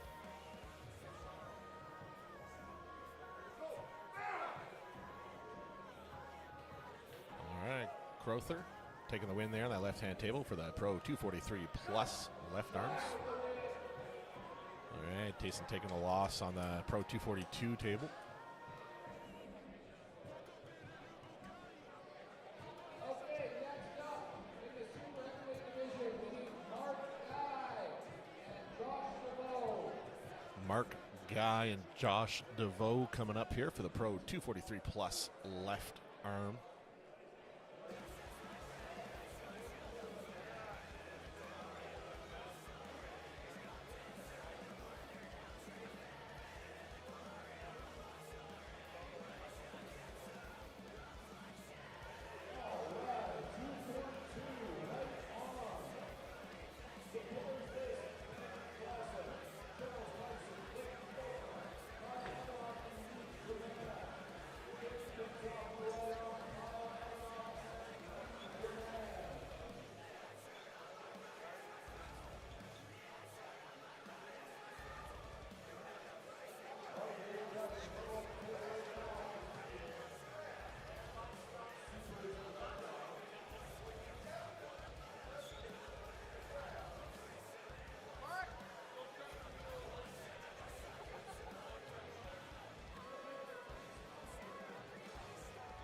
All right, getting started up here on this right-hand table. We got Jermaine and Kyle battling in the Pro 242 right arm table.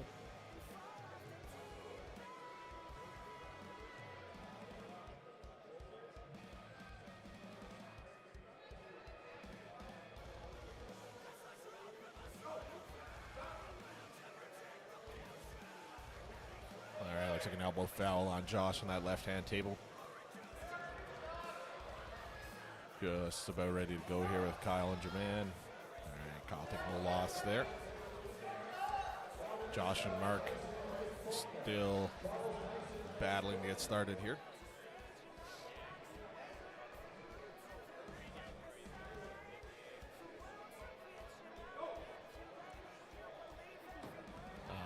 Slipped out there on that left-hand table. Going to be going for straps here with Josh and Mark.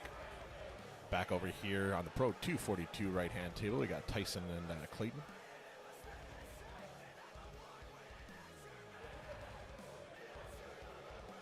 I can't remember, was it Clayton in the blue shirt or Colton? If you know in the chat, is it Clayton or Colton? Kyle's not here to remind me of everyone's names. Still waiting for the straps here on that left-hand table, so we'll just keep our focus here on the right until they're ready.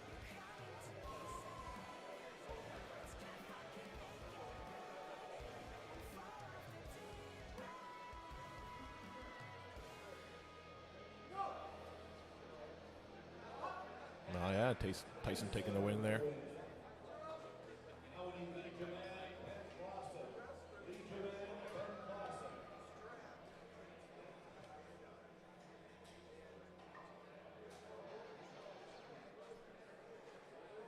Got these two gentlemen strapped up here on the 243 plus table.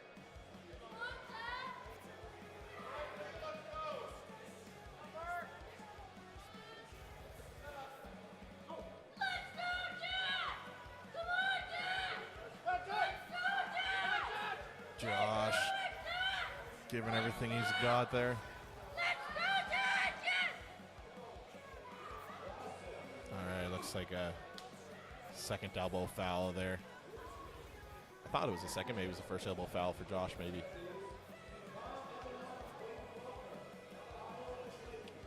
Kyle Evanoff and Clayton Faulkner coming up here on the right-hand table shortly.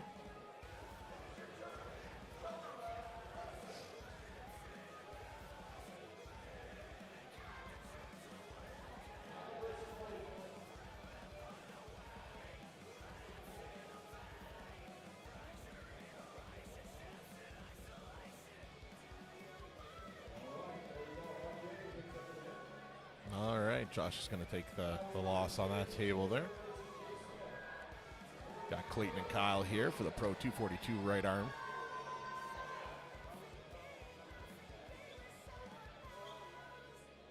Okay, Terry Taylor's not here. Chris Hickman's the win. Now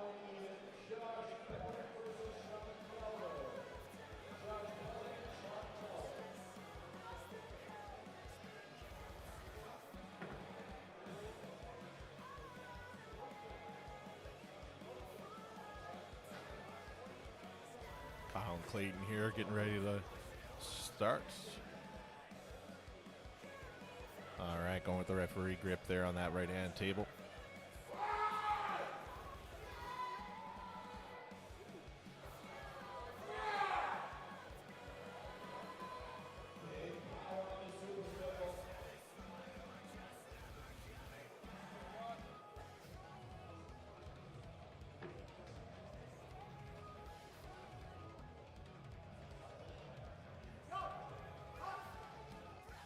Clayton taking the win there for the Pro 242 right arm table. Charles Tyson and Ben Clausen coming up next on that right-hand table.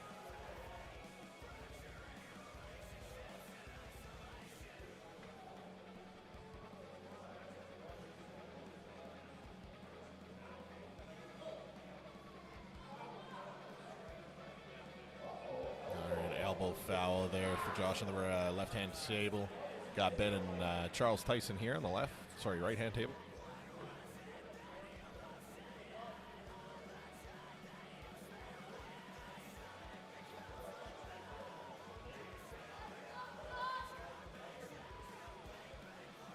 Just about ready to get started here again on the left-hand table. Josh.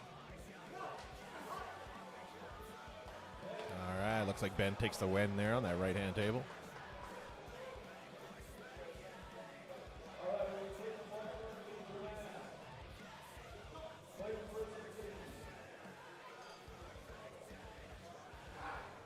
Josh taking a loss on that one. Looks like Crowther took the win. Fouled out on Josh. I might have that wrong, though. Looks like they're still standing there. I was wrong.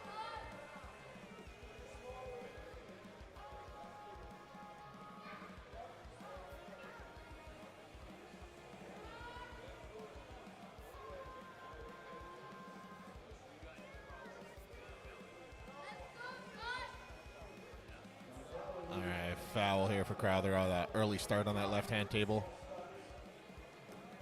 Jermaine and Faulkner there on the right-hand table going to be strapping up.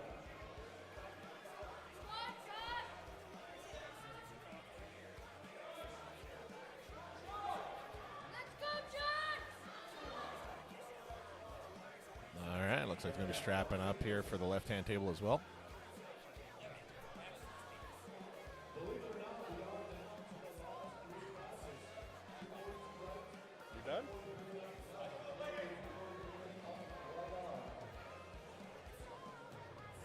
All right, I have my lovely co-host Kyle Evanoff here, back ready to give some technical information. Yep, the 242 class was a little bit of a foolish decision today for pros, but, you know, live and learn. Yeah, as long as you had fun. Ish. Yeah.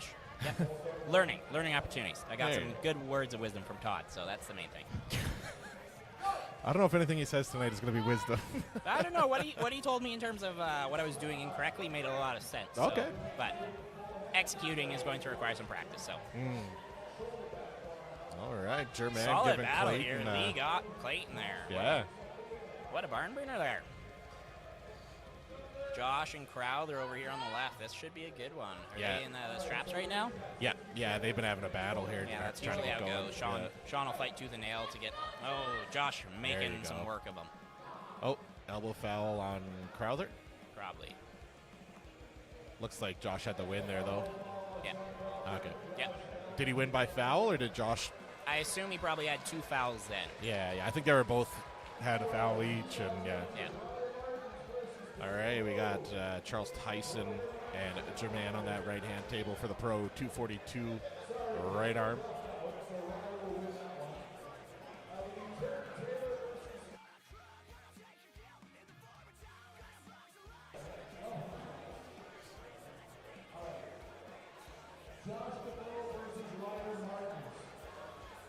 All right, so we got Josh up here against Roger, and then we have Lee and Tyson. Ooh. Elbow foul on Lee.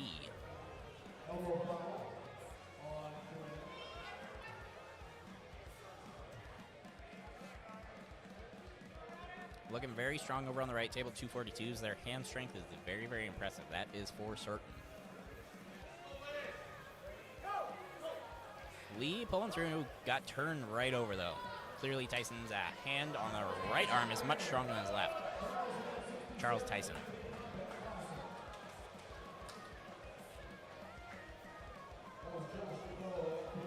Looks like Josh DeVoe takes that win over on the supers in the left.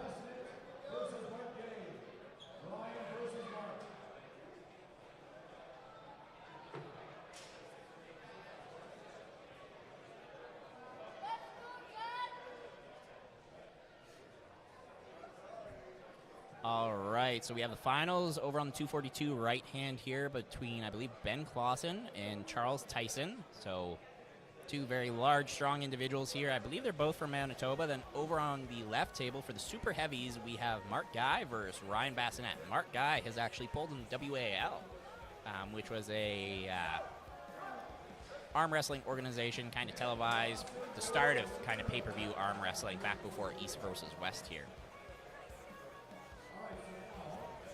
So Mark's pulled a very, very high caliber of competition before, even pulling Ron Bath out in Kamloops many, many years ago.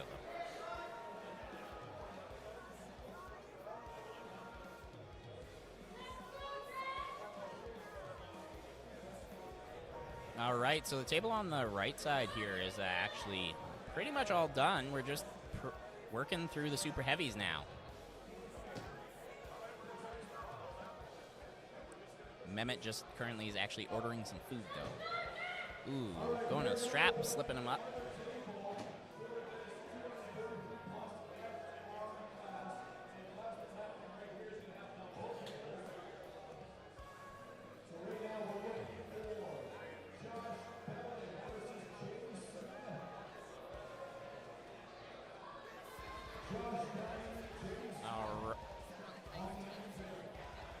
All right, they're setting up here with the straps. Looks like we're going to get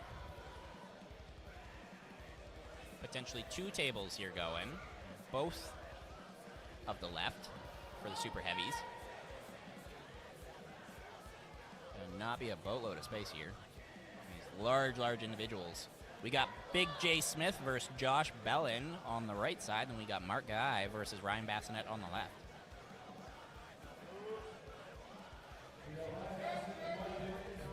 All right. Jay is left-handed. He was supposed to actually have a super match today against Uncle John, but unfortunately Uncle John did get injured. So Jay's bringing some heat to the tournament. See how he fares here. Ooh, Josh making some serious work of Jay. Josh is on fire. Oh, Mark with a big hit there. Ryan recovering good, getting good position there. Bringing back around to the... Ryan taking it. Very good hit by Mark, though.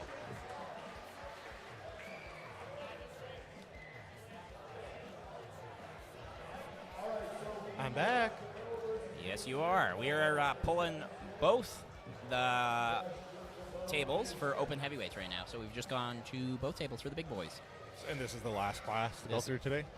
We still have the right arm, but yeah. Yes, we are in the open class. It is the final stretch here. Ah, yes. They made the announcement that they're taking last call for food orders soon, and your boy's hungry, so I just had to run over and order some food. That is fair. Right with the clubhouse. Yep.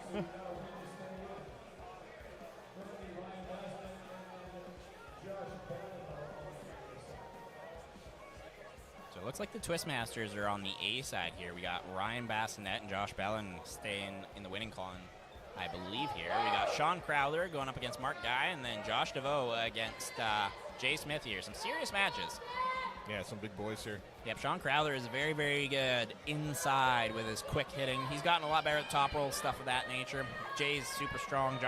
Everyone up here is freaks of nature, realistically.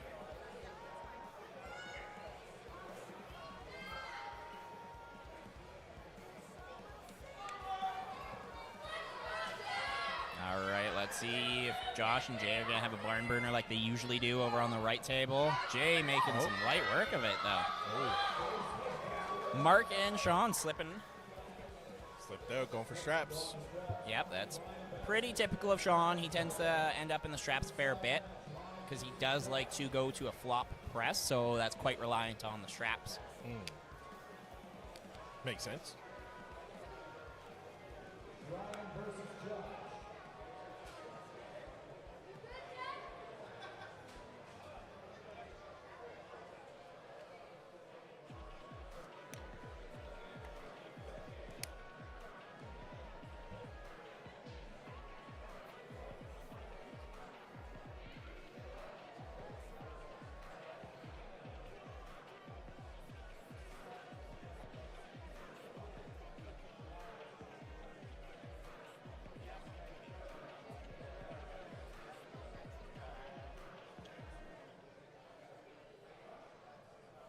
All right, we're getting strapped up here. We're going to move the camera back over because we got big old Josh and Ryan on the right side table. I am also learning how to operate the camera. Yeah, you work that joystick like a champ, man. It's not the first joystick I've been around. Hey, Play a lot of video games. Oh, yeah, me too. That's the way to keep it safe. PG, kids, PG. Crowther took the win there. Yep, it's looking like crowd. Oh, no elbow foul. Oh, okay. All right, so we got a restart here. Josh took the win over Ryan Bassinet, though.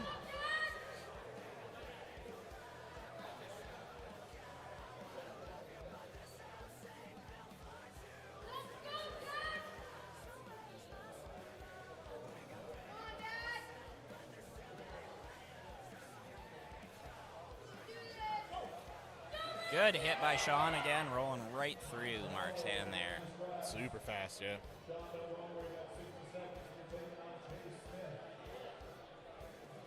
Sean's going to be duking out with a big J. Smith here on the left hand. Sean is Crowther, right? Crowther, yeah. Sean Crowther from Red Deer. He actually trains with Matt Mask, who is one of the top-ranked Canadians. Ah, nice. Good friends of Devin Larrett. Ah, cool.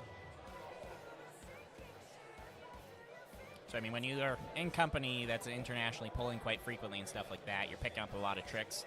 Matt does run or is part of the Red Deer Club, so all the Red Deer guys have, like, international level assistants with them at all given times, and it really shows across the board in all of their competitors. All very intense individuals. Nice. All right. Jay and Sean here on the left-hand table. They're just swapping over the right-hand table for the right arm, Pro 243 Plus. Jay is looking pretty darn strong. Only person I believe that's given him any trouble so far is Josh Bellin. Which makes sense. Sometimes, yes. Sometimes Jay actually does get the better of Josh, so it's a back-and-forth one between these two. A little rivalry. Battle of the Beards, one would even say. Oh, yes, yes. I would give for shape to Jay. Oh, yes. Yeah, it's very nicely shaped. Absolutely. He trimmed it down not too long ago. It was bigger. Kind of got a bit of an Abraham Lincoln thing going for him. A little bit. But he still got a mustache, so. Mm-hmm. Drew, I see your comment there. Long day. We're currently at 8 hours and 51 minutes on the stream. It's a bit of a longer one, yep. Yeah. Fun, though. Lots of good matches today. Definitely going to be one of the premier arm wrestling tournaments here in Canada, I think. That is definitely what we're going for, at least on the West Coast. I know Ottawa has some big ones and stuff like that. The East Coast, they get huge ones. Even Quebec as well. They have crazy levels of entries. So we're looking to make this one probably the biggest out west. Yeah, that'd be awesome. Yeah, Todd even made mention that it seems like we got a little back and forth here. Into it now. I've never seen Jay growl like that before, so he must be really getting into it. Yep, this is an interesting one. Where are they at for fouls now per side? Do they have any? None. None? They Okay, they're still good to are go. just working on setup. I'm thinking they should be at ref script by this point in time. If not, we're waiting for Christmas miracles. Looking like ref script, though.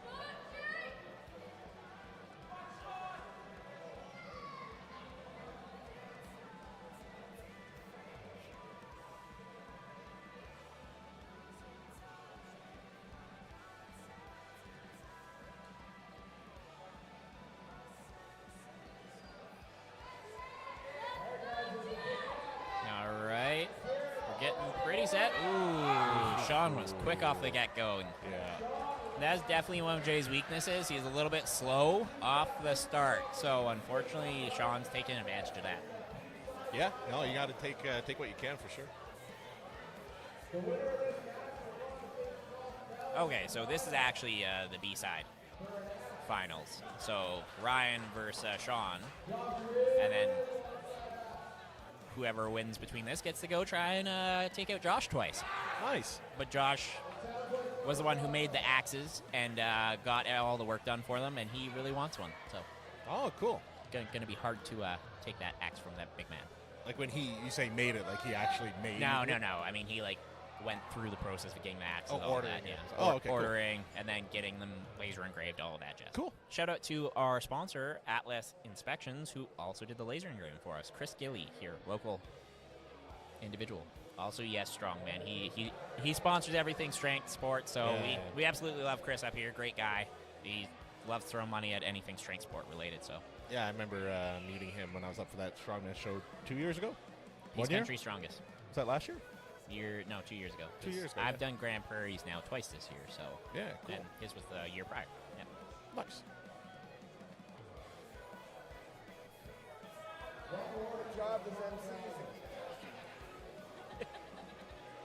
All right, looking like we're battling for grip again. Sean does definitely like to try and get as much advantage here. Gonna see if we can't get to a ref's grip, maybe. Or are they looking content with that? Try to even it up. Ryan's looking pretty comfortable with that grip. Sean's looking like he's content there too. Looking like we're about to get started here, potentially. Trying to just out the wrist, even them out. Oh, good hit, but Ryan's making the climb through. Blasting himself right in the nose. Ryan is also a Grand Prairie resident. Actually, I believe he lives a little bit north of Grand Prairie, but one of our local Twistmasters.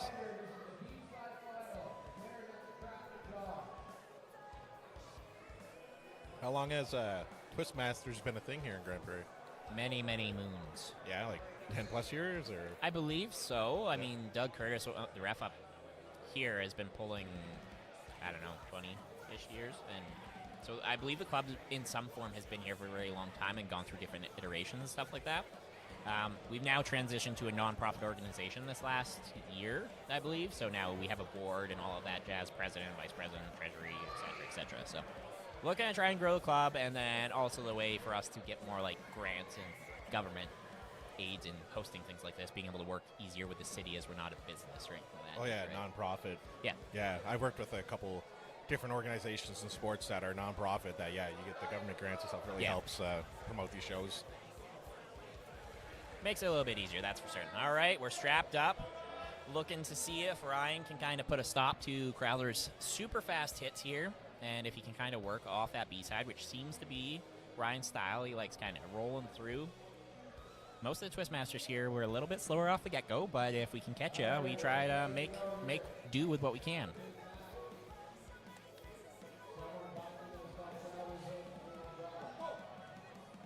Sean hit. Ryan stopped him, and he caught him. Ryan does have a very good King's move. Oh, Sean rolled in. Ryan's pulling back. Back and forth there. Ryan's getting open extended here. Hey, Sean got him. There you go. All right, so we're going to see Sean Crowther here in the finals against Josh. Sean's going to have to beat Josh twice to get that axe.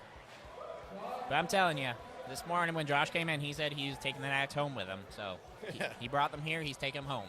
I don't want to be the guy to tell him no. He's not taking Yeah, I it. definitely would not want to be that individual. So we're going to see how Sean attempts to overcome the beast that is Josh. Just casually walks up the stairs. Yep. He's a big man. Yep, I believe he stands at about 6'8". He does have some janky knees, though, so if they weren't as bad and whatnot, I would feel like he'd probably be closer to 6'9". Large dude. Weighed in at 349 pounds. Yeah, story checks out. Yep. When you're that tall, you really don't carry that weight that poorly either. No. Even if it was just like 6 foot, which is still a big man, at that weight, you'd notice it. Yeah. All right, we have 60 seconds here for Sean to let his arm kind of take a breather, get ready, make sure that he gets as much back into his arm before he takes a swing here at Josh.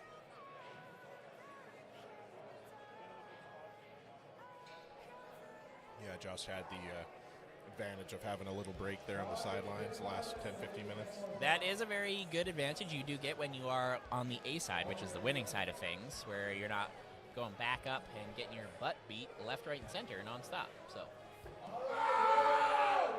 solid screen by Sean. Kind of his trademark, eh?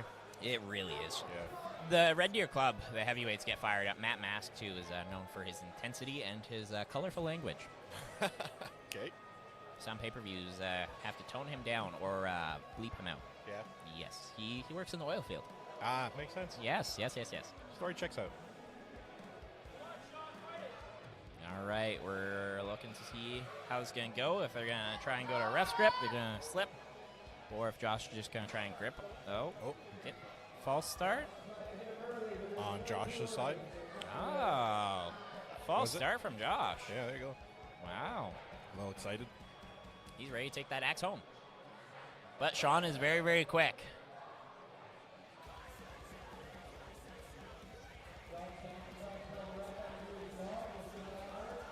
All right.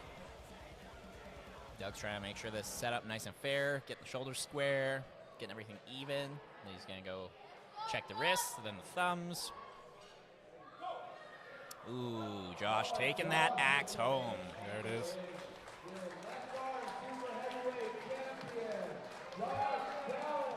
Josh taking home the championship. And he gets the axe there, yep. He could get 2 axes, right? No, so Josh isn't actually going to be pulling the right arm division. Oh, okay. He has a super match in 2 weeks, I believe, at Shell Shock against Rick Heidebrecht. Cool. Yeah, so it's a rematch. Rick and Josh actually pulled at a event called MAC down in the States, which has a much, much different rule set where essentially you just kind of grip up, you close the hands, rest says good, and then go. Yeah. So very, very little adjustments, different tables as well. So much more foreign to Josh. Josh took the loss there, but Josh DeVoe actually is setting up the rematch for Josh Bellin and then Rick. So we'll see under a WAF-style rule set. Yeah, and fun fact, I will also be streaming Shell Shock, so if you would like to see some fun super matches, go ahead and subscribe to the Power Hippo Streams page. Nice little plug there. Exciting.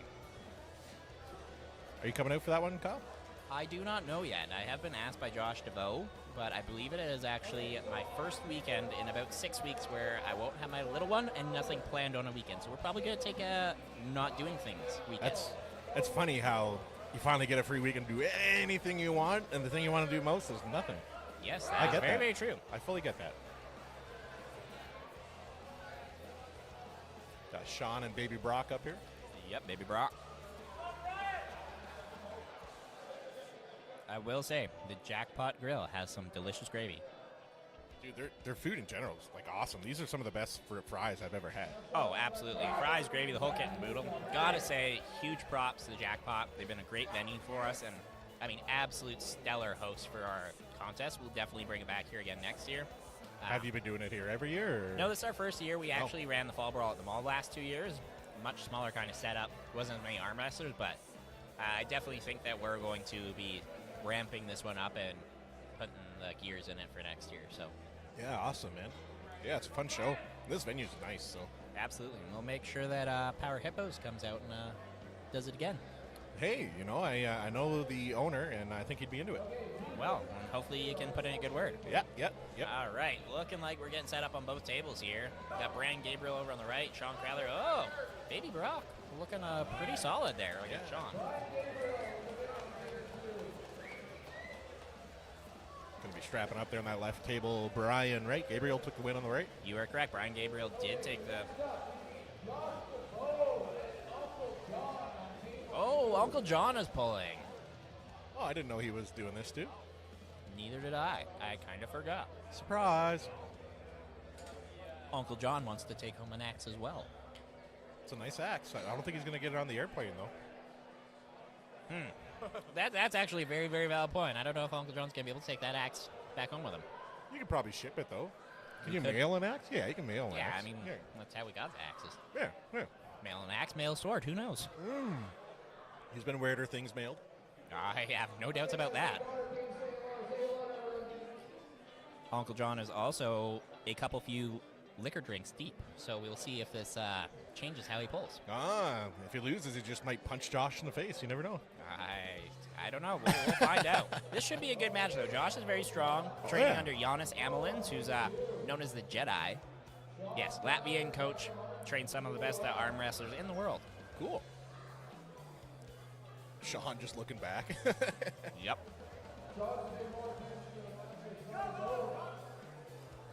Sean is trying to watch the match behind them. Sean, just watch a stream later, man. Well, I think he wants the info now to see what John's doing here. Fair enough. Getting some insider info. A little disrespect. He has to make it through Baby Brock first, so... Baby Brock kind of did make he him work did get a little over bit top there. on his hand there and clamp down. We'll see what Sean... No, false start. False start on Sean. All right. Looking like they're going to the ref setup. Oh, no. They're still fighting for position over on the right between Uncle John and Josh. It's definitely over 30 seconds. I'm surprised they haven't gone to a ref script yet. That's probably what Uncle John's waiting for. Ooh, Josh got his hand there. Uncle John's climbing. Strap it up. Sean. Sean's trying to get some info here for sure. Definitely keen eye.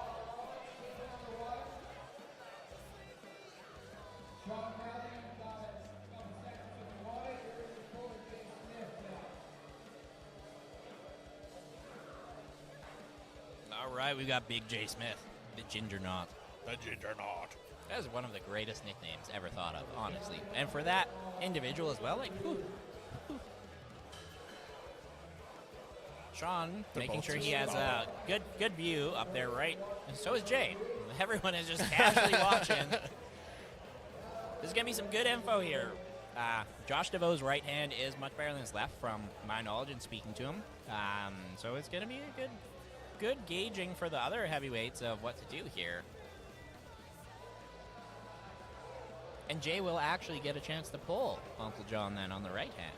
Hey. So, not a super match, but at least he'll be able to pull him.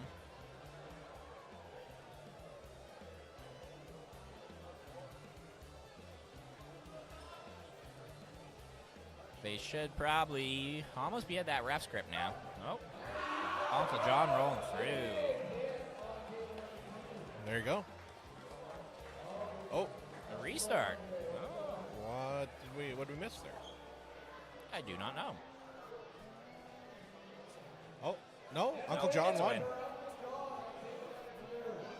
There you go, Uncle John taking the win there. We can pan back over here to... Josh was not happy, I believe, about the carved in. For these larger scale matches, Christine Flick is a newer referee. So, I mean, we are human. We do make mistakes. Yeah. So, obviously, losing side athlete most of the time is not going to be happy in that high level of a match. So, all right, we got Jay versus Sean here. Gonna see what changes. Then John versus Brian Gabriel over on the right. All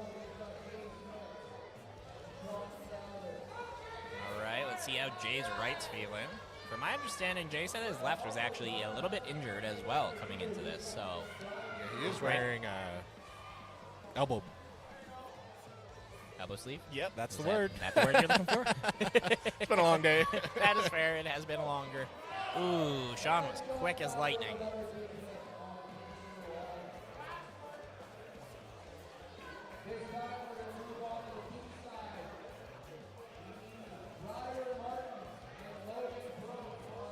All right, looking pretty good, about to get going over here on Brian Gabriel versus Uncle John.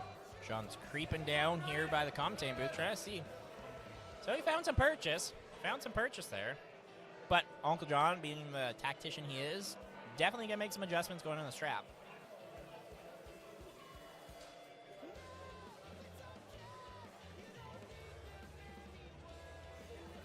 Over on the left, we have Baby Brock and an individuals who I do not know.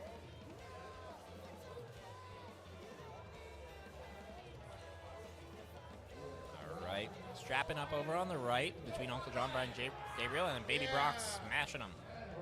Great job, Ryder. Ryder is apparently his name, I just heard. Will I still refer to him as Baby Brock? Probably. It's really a compliment.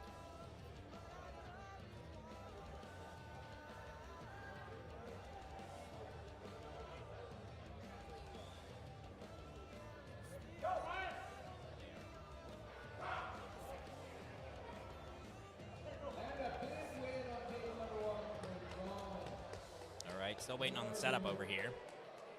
Oh, nope. John got the win there.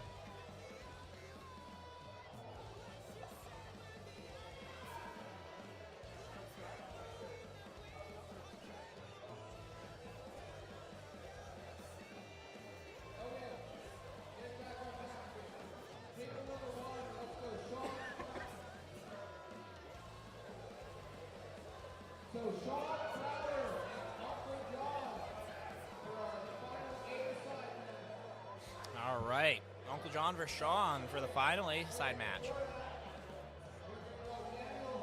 Oh, nope. Disregard, disregard.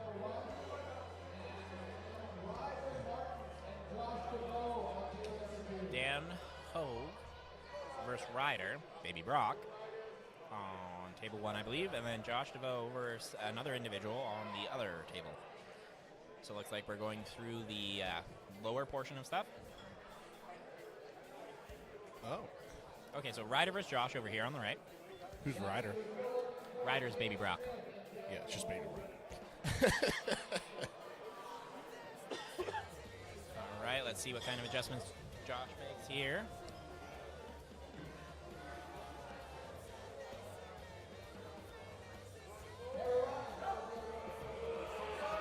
Josh looking mighty strong. Nice. Coming right up over the top. Jay Right. Smith and Brian Gabriel up next. This should be a solid match.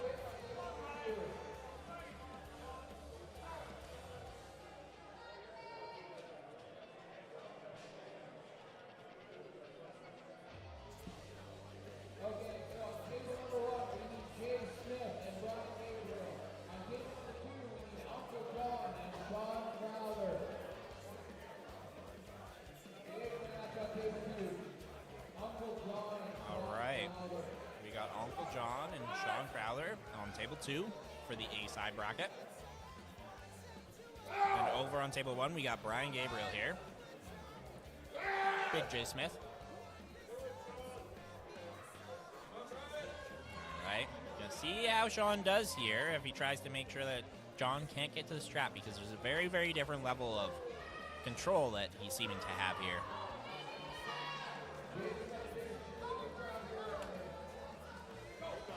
Jay taking, yep, right to the edge there. Jay actually hitting first, a rare occurrence. There you go. All right, Sean and John up. yep.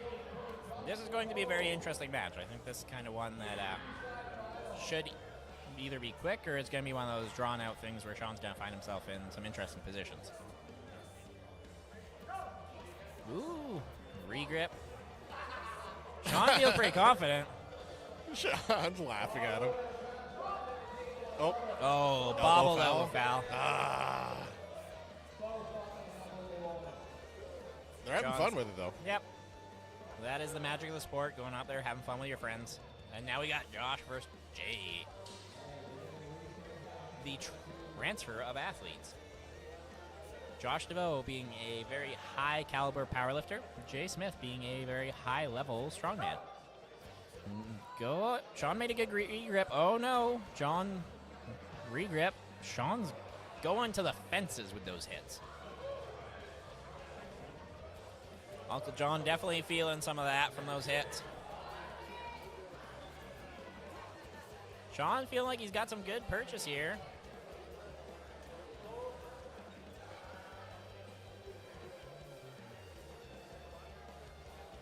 Looking like they're going to the straps over on the right side here, so there's going to be a little bit of time. So, fun fact, when you watch Josh and Jay pull, they both shake because of the amount of force they put in their hands. You'll see them vibrating up there.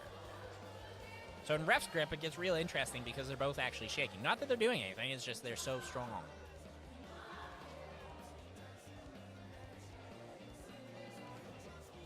sometimes the refs have issues with that if they don't realize. And they're like, you guys are moving. And they're like, no, no.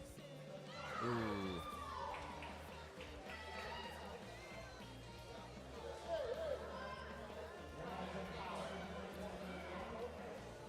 Josh is once again not happy with the reffing here. Doug Curtis is a level 2 ref as well, so.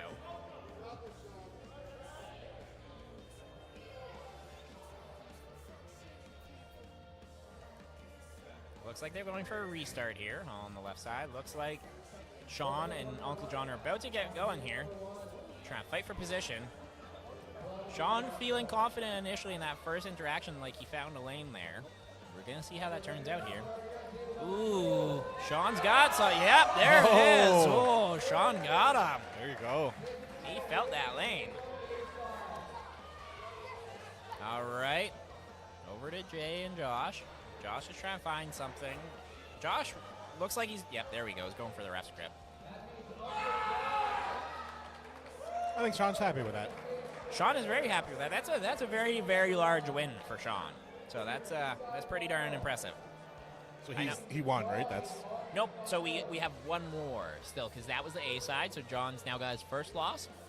So and John will verse the winner of Josh and Jay, and then the winner of that will go on to go against Sean for the gold. The gold right hand. So Sean or another individual could take home that right hand hatchet. What's the difference between a right hand hatchet and a left hand hatchet? Where we place the engravings. All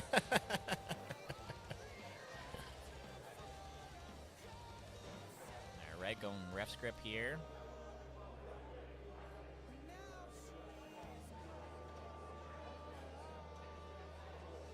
So we're waiting on this match to dictate the following match, which will then dictate the finals.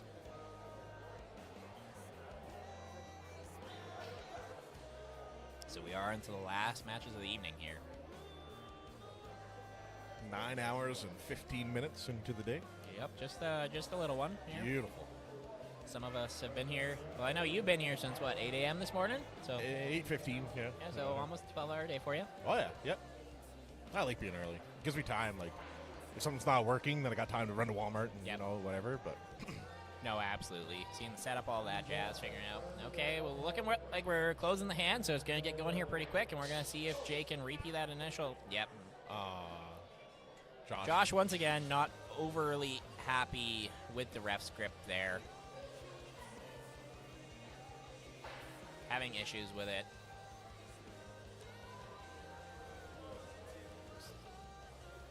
So can he like contest Jay's win, or is it over? So it is over. The ref's decision does stand. I wonder if he's. I mean, like the thing, Jay's pinned him twice. Jay's such a good guy where I feel like he's probably open to just doing it one more time. Yeah. If he feels comfortable and confident here.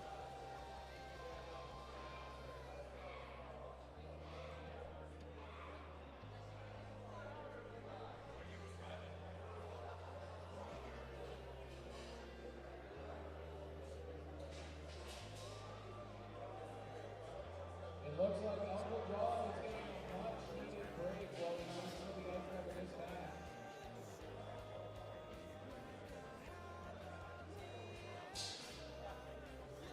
Maybe Jay and John compare 6 or 7 more times. Uncle John's letting everybody know.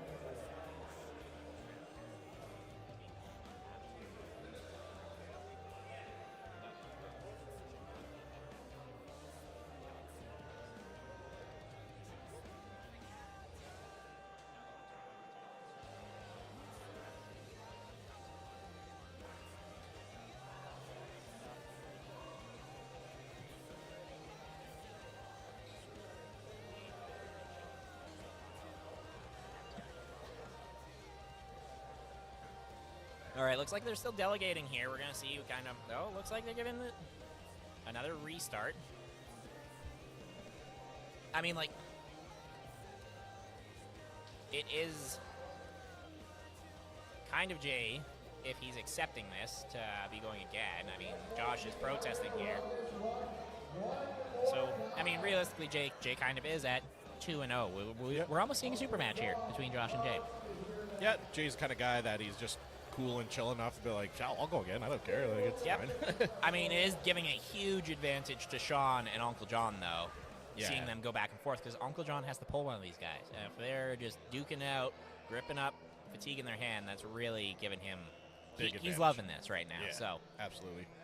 he's definitely... So, better purchase by Josh. Jay is still... That's it. Yeah, and Josh is happy with that decision. Jay Jay ran through. cementing it, yeah. Yep. Jay is probably not overtly enthused about that. Yeah, so now he's a little burnt out, a little more burnt out. Absolutely.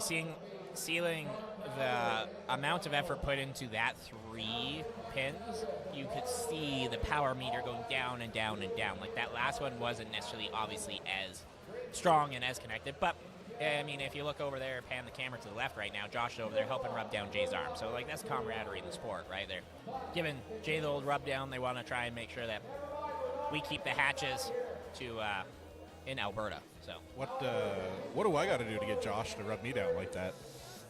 ask nicely. Yeah, I bet you he would. They probably would. Yeah, stay tuned at the end of the stream. Seeing how many men can I get to massage my arm? We'll find out. We'll see what that limit is. So Uncle John, I think you mentioned, come from the States here. So what's his record? Like, where does he place? Does he? He's a relatively high ranking. Yeah. I don't know, he's just one of those guys that's been around a very long time, done a lot of things, pulled a lot of high-level matches. He does a lot of emceeing and things like that. Very high-level puller, pulled internationally, that kind of stuff. So definitely more in super matches. So it is a pleasure to see him jump in the tournament here and test himself out against some of Alberta's best. Cool.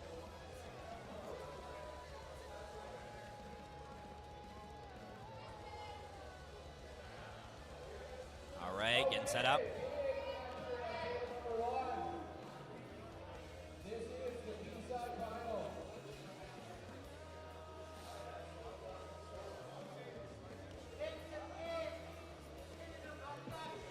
All right, we're going to see if Jay hits here. Ooh, John's climbing. John's getting out.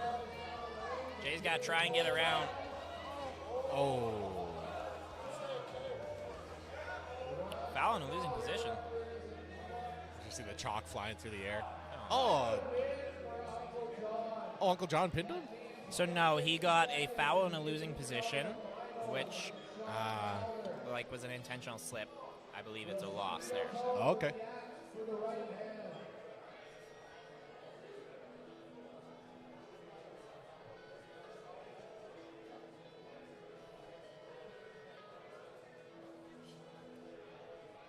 I don't think Jay realized he lost there.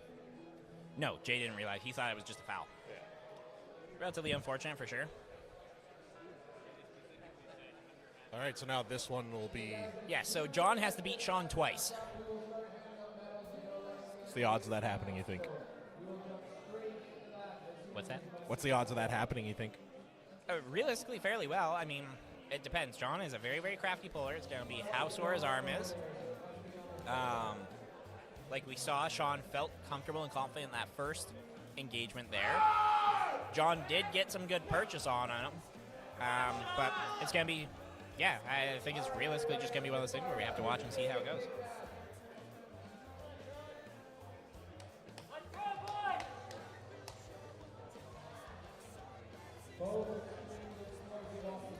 And these are the last matches of the evening. Then we're going to get to the trophies, hand out all the medals for the amateurs, the pro classes, all of that stuff here.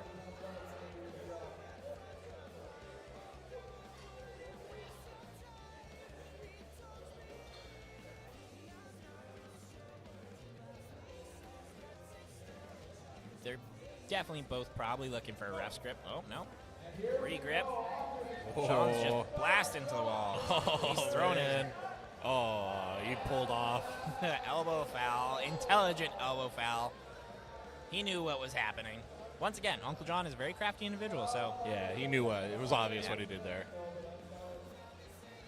Enough of that. Yep, right off the back. He's like, I do not want to find out what you're selling on that neck of the woods. It looks like Uncle John may be going for a little bit of a different position here. He's pulling around in there with the wrist. Nope, carving in again. He's definitely going to make the refs try and straighten him out. Yeah, taking as much as humanly possible. Waiting for that go. Mighty fired up here. Ref script.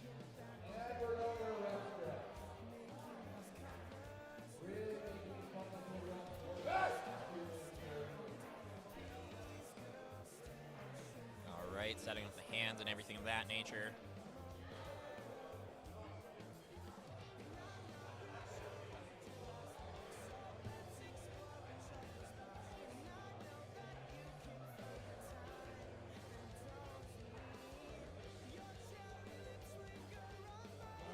So the refs are just making sure everything's fair here, going through the motion, setting everything up. Gonna try and avoid as much cheating as humanly possible. We're gonna see start here pretty quick. Doug's closing the hands.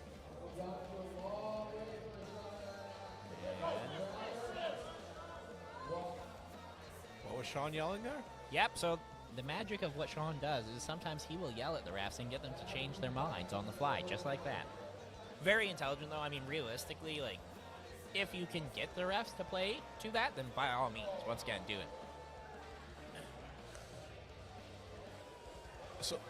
So what did he yell?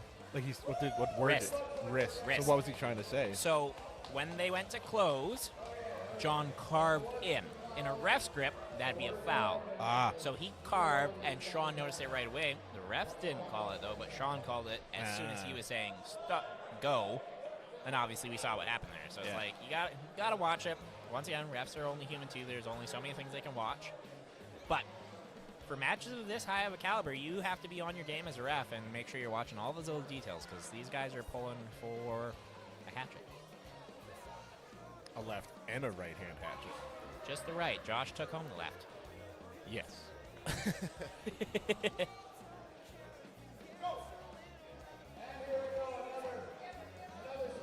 Oh, to the straps. Here we go.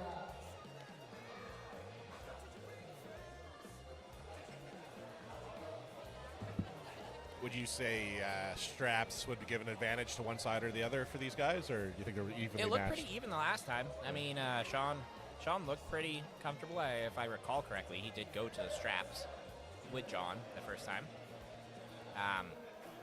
Sean is a very, like I said, very high caliber arm wrestler, very, very tactical, trains with Matt Mass, so he knows a lot of those high level tricks. And he's definitely putting these on display. The other thing too, yep, so right there, good adjustment. He wants the strap nice and high. Doug put it automatically low, didn't ask where he wanted it, but Sean was like, nope, I want that high. Yeah. Whereas a ref, you should be asking high or low, not assuming by any means of imagination, right? Yeah. No, it makes sense. Now, Uncle John is also a strap tactician, though, so he's going to try and cheat like a son of a bitch right there, pushing the palm in, trying to get as much pronation, waiting for Sean to close his hand, and then it looks like he's going to make an adjustment here. That's where that experience comes in, like you're saying, right? Yep. You do hundreds of these matches, you kind of learn. Yep. Oh, there it is. Oh. Yep. Sean. Oh. Sean laughing. Yep. He's going. Sean saying some lovely things. Talking shit to each other. That's where Sean usually likes to go, is that inside position there. I mean, he's really taxing John's bicep there. We're going to see if John can pull him through his shoulder. Looks like Sean's not moving an inch. No, Sean, that's Sean's go-to move. Let John burn himself out.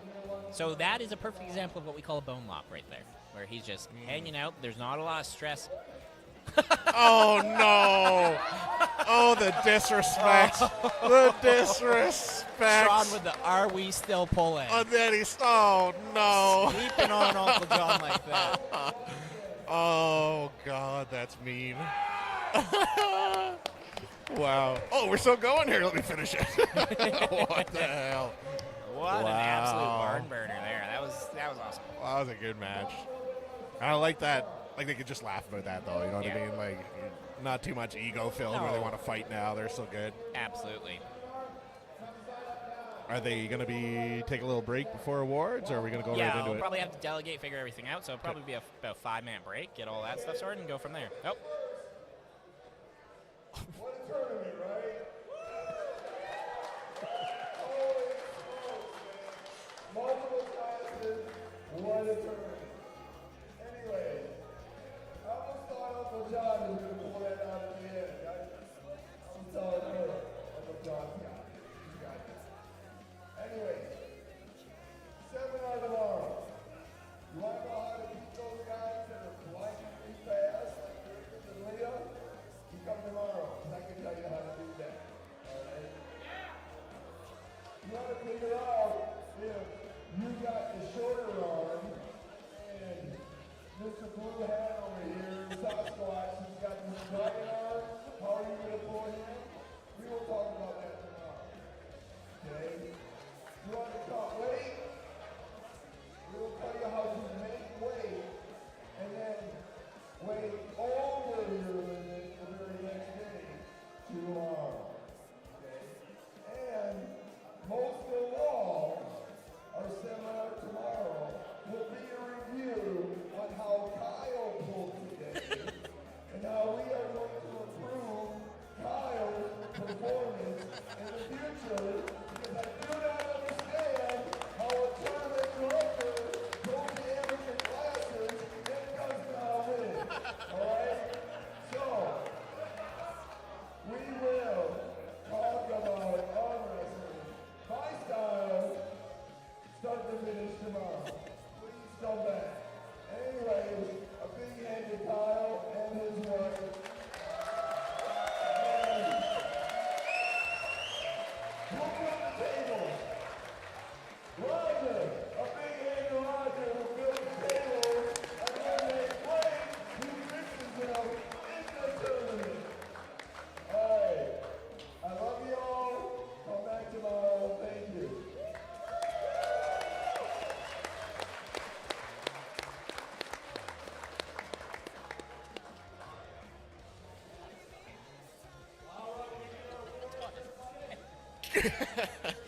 Was our resident Todd.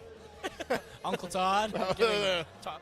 He's a guy giving a little pump-up speech. He's here tomorrow doing a seminar on arm wrestling. He is a world world champion. Yes, world champion. There we go. Multiple weight class world champion. Yeah, so he's going to be here tomorrow doing a seminar for anyone that wants to learn anything in Grande Prarie here. What time does it start, Kyle? I believe we're starting at 10 a.m. We do have a couple spots still left right now. Okay. So they can always message into our Facebook thing. What Facebook thing? What's it called? Twistmasters Arm Wrestling. You can find us on Facebook and Instagram. You can send us a message if you'd like to come out and learn about it. So yeah, that'll be 10 a.m. tomorrow. So appreciate everyone tuning in and all of that. And obviously our color analysis, commentator, Mehmet, for coming out. I was going to try and figure out what we called Joe Nelson there and give him some credit, but I entirely He was spaced. our digital correspondent. Digital correspondent Joe Nelson in the comments there. We would have had a lot of questions if it wasn't for Joe today. So Oh, thanks, Joe, absolutely. We if you're still would have here. just butchered names and come up with all sorts of random stuff. So, yeah. Instead of butchering names, we just made names up for people. It worked out pretty good. Pretty much. All right, yeah, so we're going to be doing the awards here shortly. So We're doing the awards right now. We're right there. Yep, we're giving the ladies the awards. Right Where's there. the announcer? Back behind the table. I don't know where John is. Someone's announcing it. Oh, Maybe. yeah, I was waiting for someone to, like, come out. No. Do something, but okay.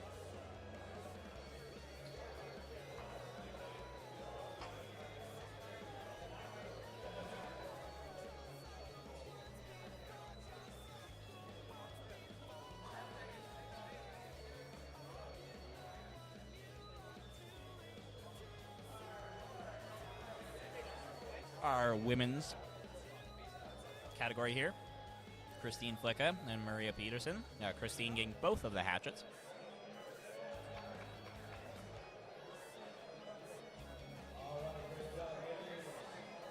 John is hiding somewhere commentating. Licking his wounds out back. Absolutely.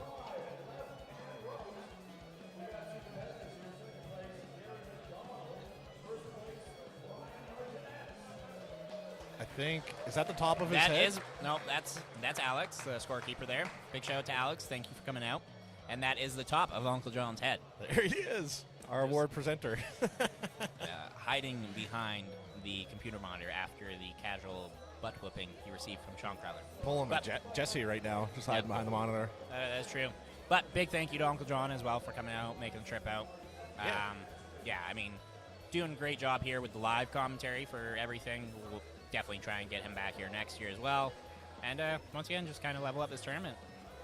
Yeah, it was fun seeing him with that intro there when he's like, I don't know what he said. Are you guys ready for some arm wrestling or something? It was pretty fun. He gets people fired up. Yeah, so, yeah. I mean, great guy, great competitor. I mean, blast to have him out here. So all in all, good time. The Bruce Buffer of arm wrestling. Pretty darn close. Although that's Neil Pickup. Neil Pickup does it. Does what? The arm wrestling announcement. Oh, he's like the pro level guy? Yeah, so he also does Giants Live announcements. Oh, really? Same guy. Ah, Exact cool. same guy. Yeah. Nice. That's a dream job. It is a very great job. Yeah. Commentary, announcing. Good stuff. It's good stuff, yeah. It's a fun little side project.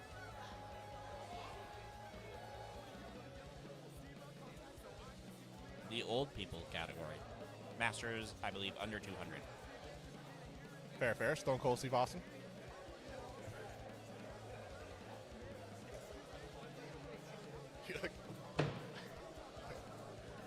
You see now that the refereeing is done, our Drinks are being had. our referee is having the world's biggest Caesar. Just pour me a picture of that, boss. Yeah. Hi, can I get a Caesar? What size? The biggest. All of it. 10 It's the shots of biggest vodka jug in you there. have here. He's going to need a ride home later. Yes, none of the referees drove, so they are all being driven back to the hotel or Doug's house. So, That's funny. and the over 200 individuals. Over 200 Masters? Yes. Yeah. We got Pete, Lee, and Josh. Jesse's trying to get that over his head. They're making sure it's gold. Yeah. We need to Josh- get Jesse the Riser up there. I was going to say, Josh shouldn't have bent over. He just should have stood there and looked at him and be like, come on, man. Yeah.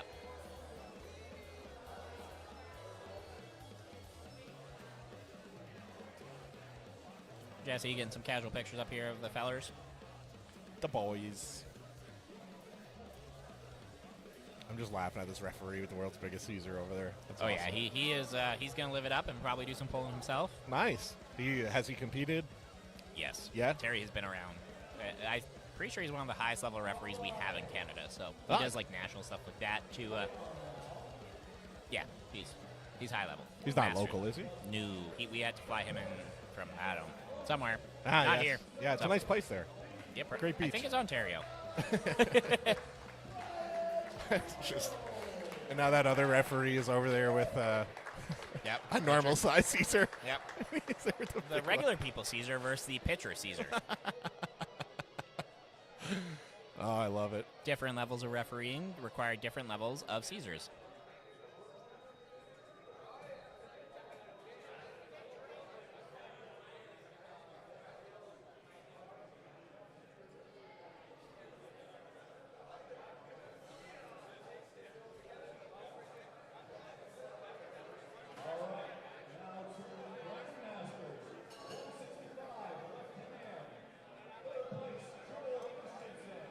You're getting stronger, my friend. Everything is tired.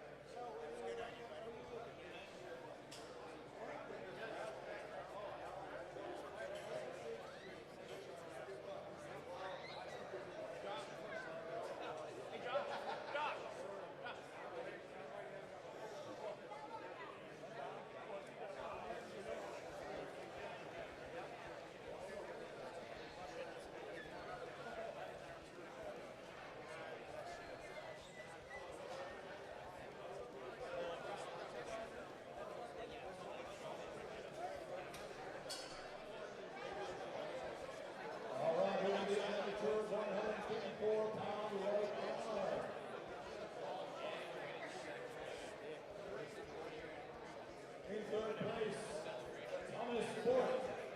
In second place, Waylon McAllister. And in first place, the winner, Mason Van.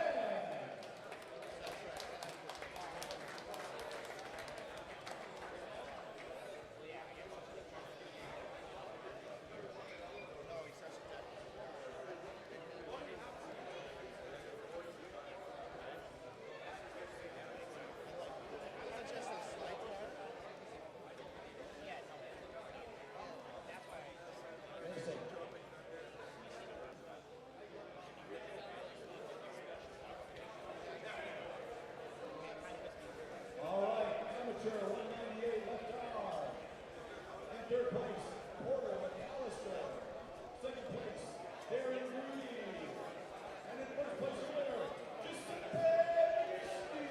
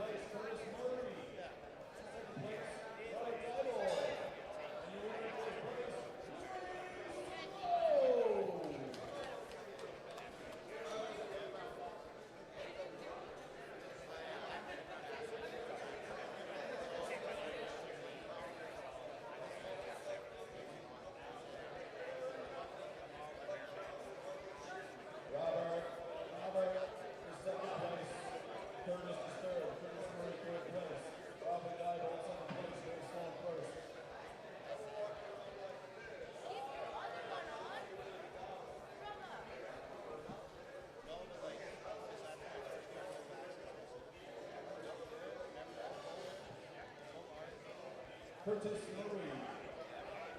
Curtis.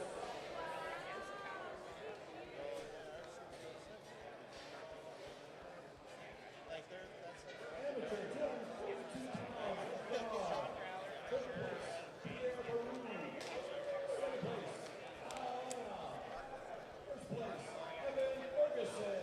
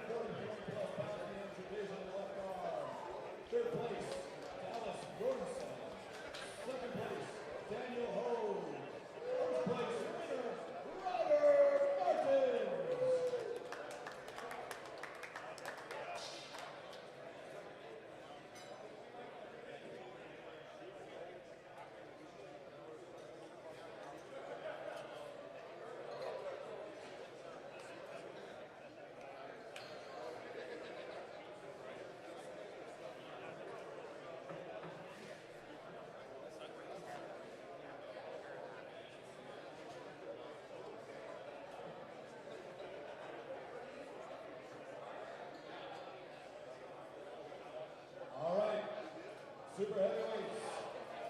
On the right arm, third place, Morgan Sept. Second place, Dallas Bjornsson. And your winner in first place, Ryder Martin.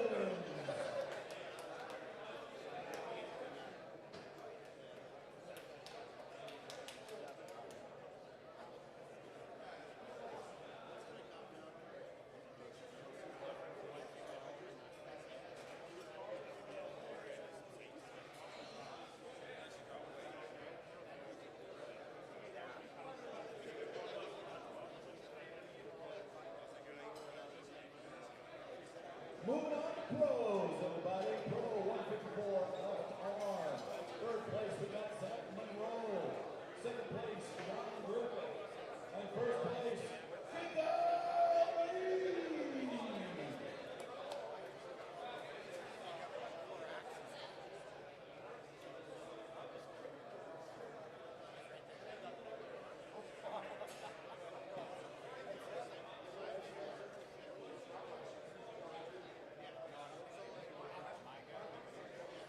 So that was Zach Monroe in third, John Griffith in second, Jacob Lee in first.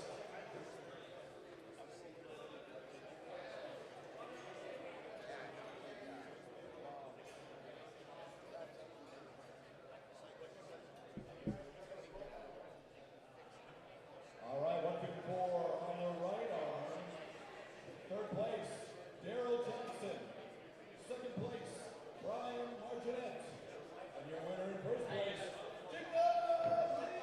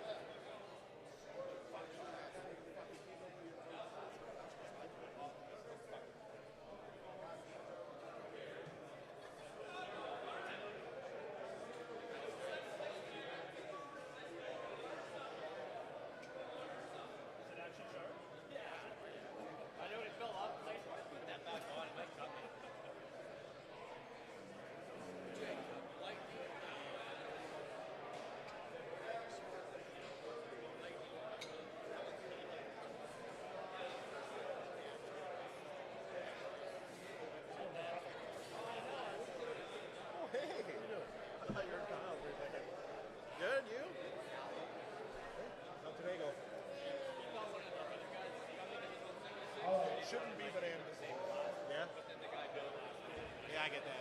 All right, so it is amateur 176. Feel all right though? That's a win. That's a win. So, amateur 176 left arm. I coined you guys as the purse. Wearing purple, and I know you work in like prison, like systems, and worked out pretty good. Yeah, it's purple tape. Yeah. That's why we went for color. It just stands out. It works, yeah. And Beast, River, Primates, like it's perfect. It was going to be pythons. And just one day we were just out of practice. It was kind of like we're going back and forth.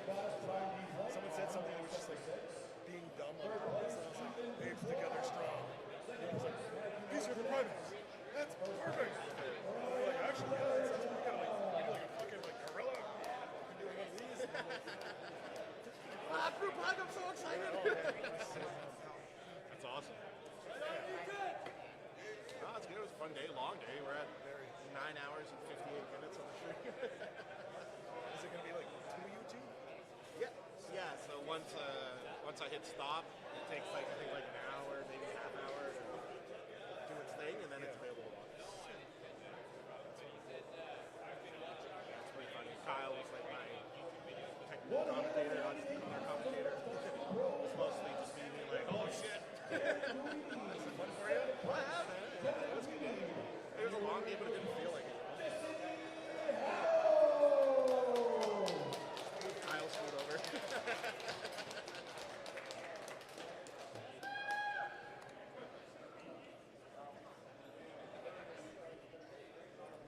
I really want one of those axes. Yeah, they are pretty cool. That fucking thing. That's awesome. I said to him, like, MC for his strongman competition. All right, pro 198 on the right arm. They had swords for first place. I was like, second round, like, this is what these guys are getting. They're like, are you fucking serious right now? This is cool as shit. You know what I got when I did this? Fucking backache. Yeah. He's getting sword.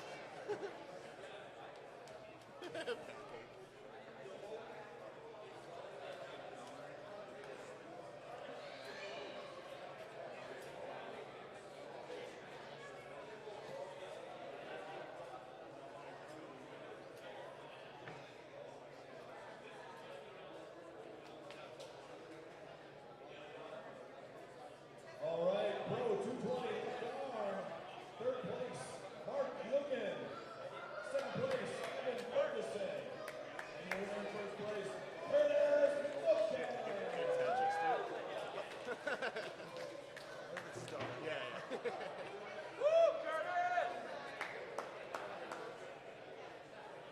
It would be cool in like the kids division if they had like Fisher Price axes. Oh yeah. Yeah. Oh my god. It'd even be funny if it was animals too.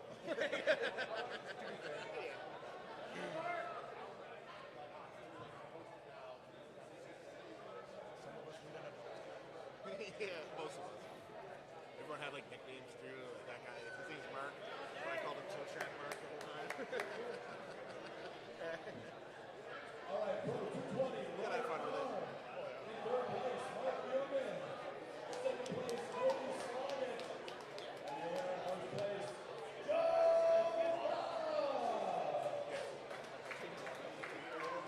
like he was like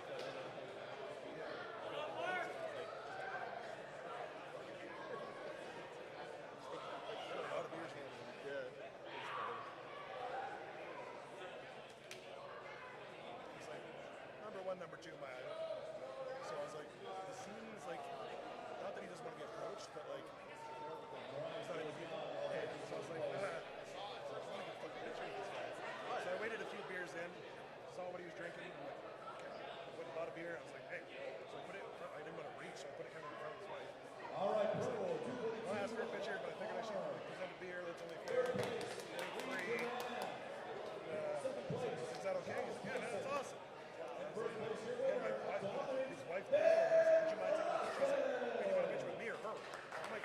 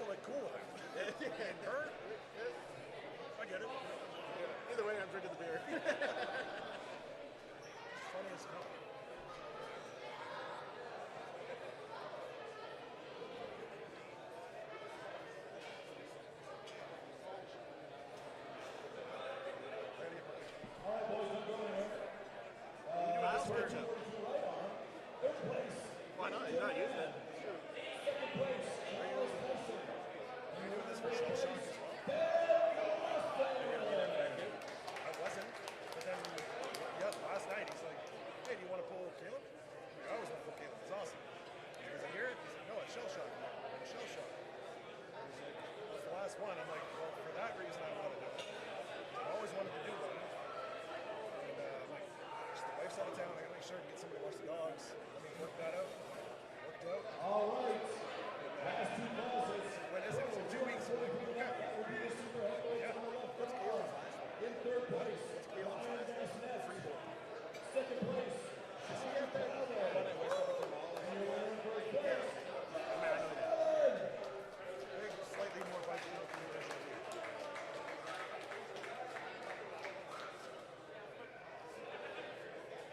Good dude. Really good. Yeah, I remember him. For some reason, I'm thinking his last name is Prarie. Do we know what Caleb Prarie is? Yeah, really is good. Tippy toe.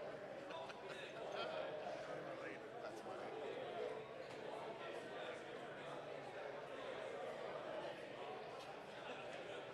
Lots of interaction on that chat space. People are having some long conversations about something else. That's pretty funny. Uncle John Hudson. And before I let you know who first place was, can we all just take a moment to recognize how absolutely enormous I am? Can we just take a moment? First place, thank you very much. First place is guy by the name of Sean Crowther, incredible point today. Hey, let's have a round of applause for all the competitors today.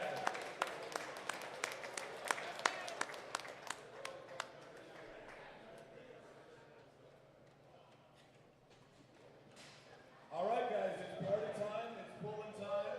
Let's have a little review here, though. I think all of the staff deserve a little round of applause. Thank you very much to everybody who's around the scene, the storekeepers, our referees, everybody behind the bar and in the kitchen that kept us fed all night long. The bar's going to be open.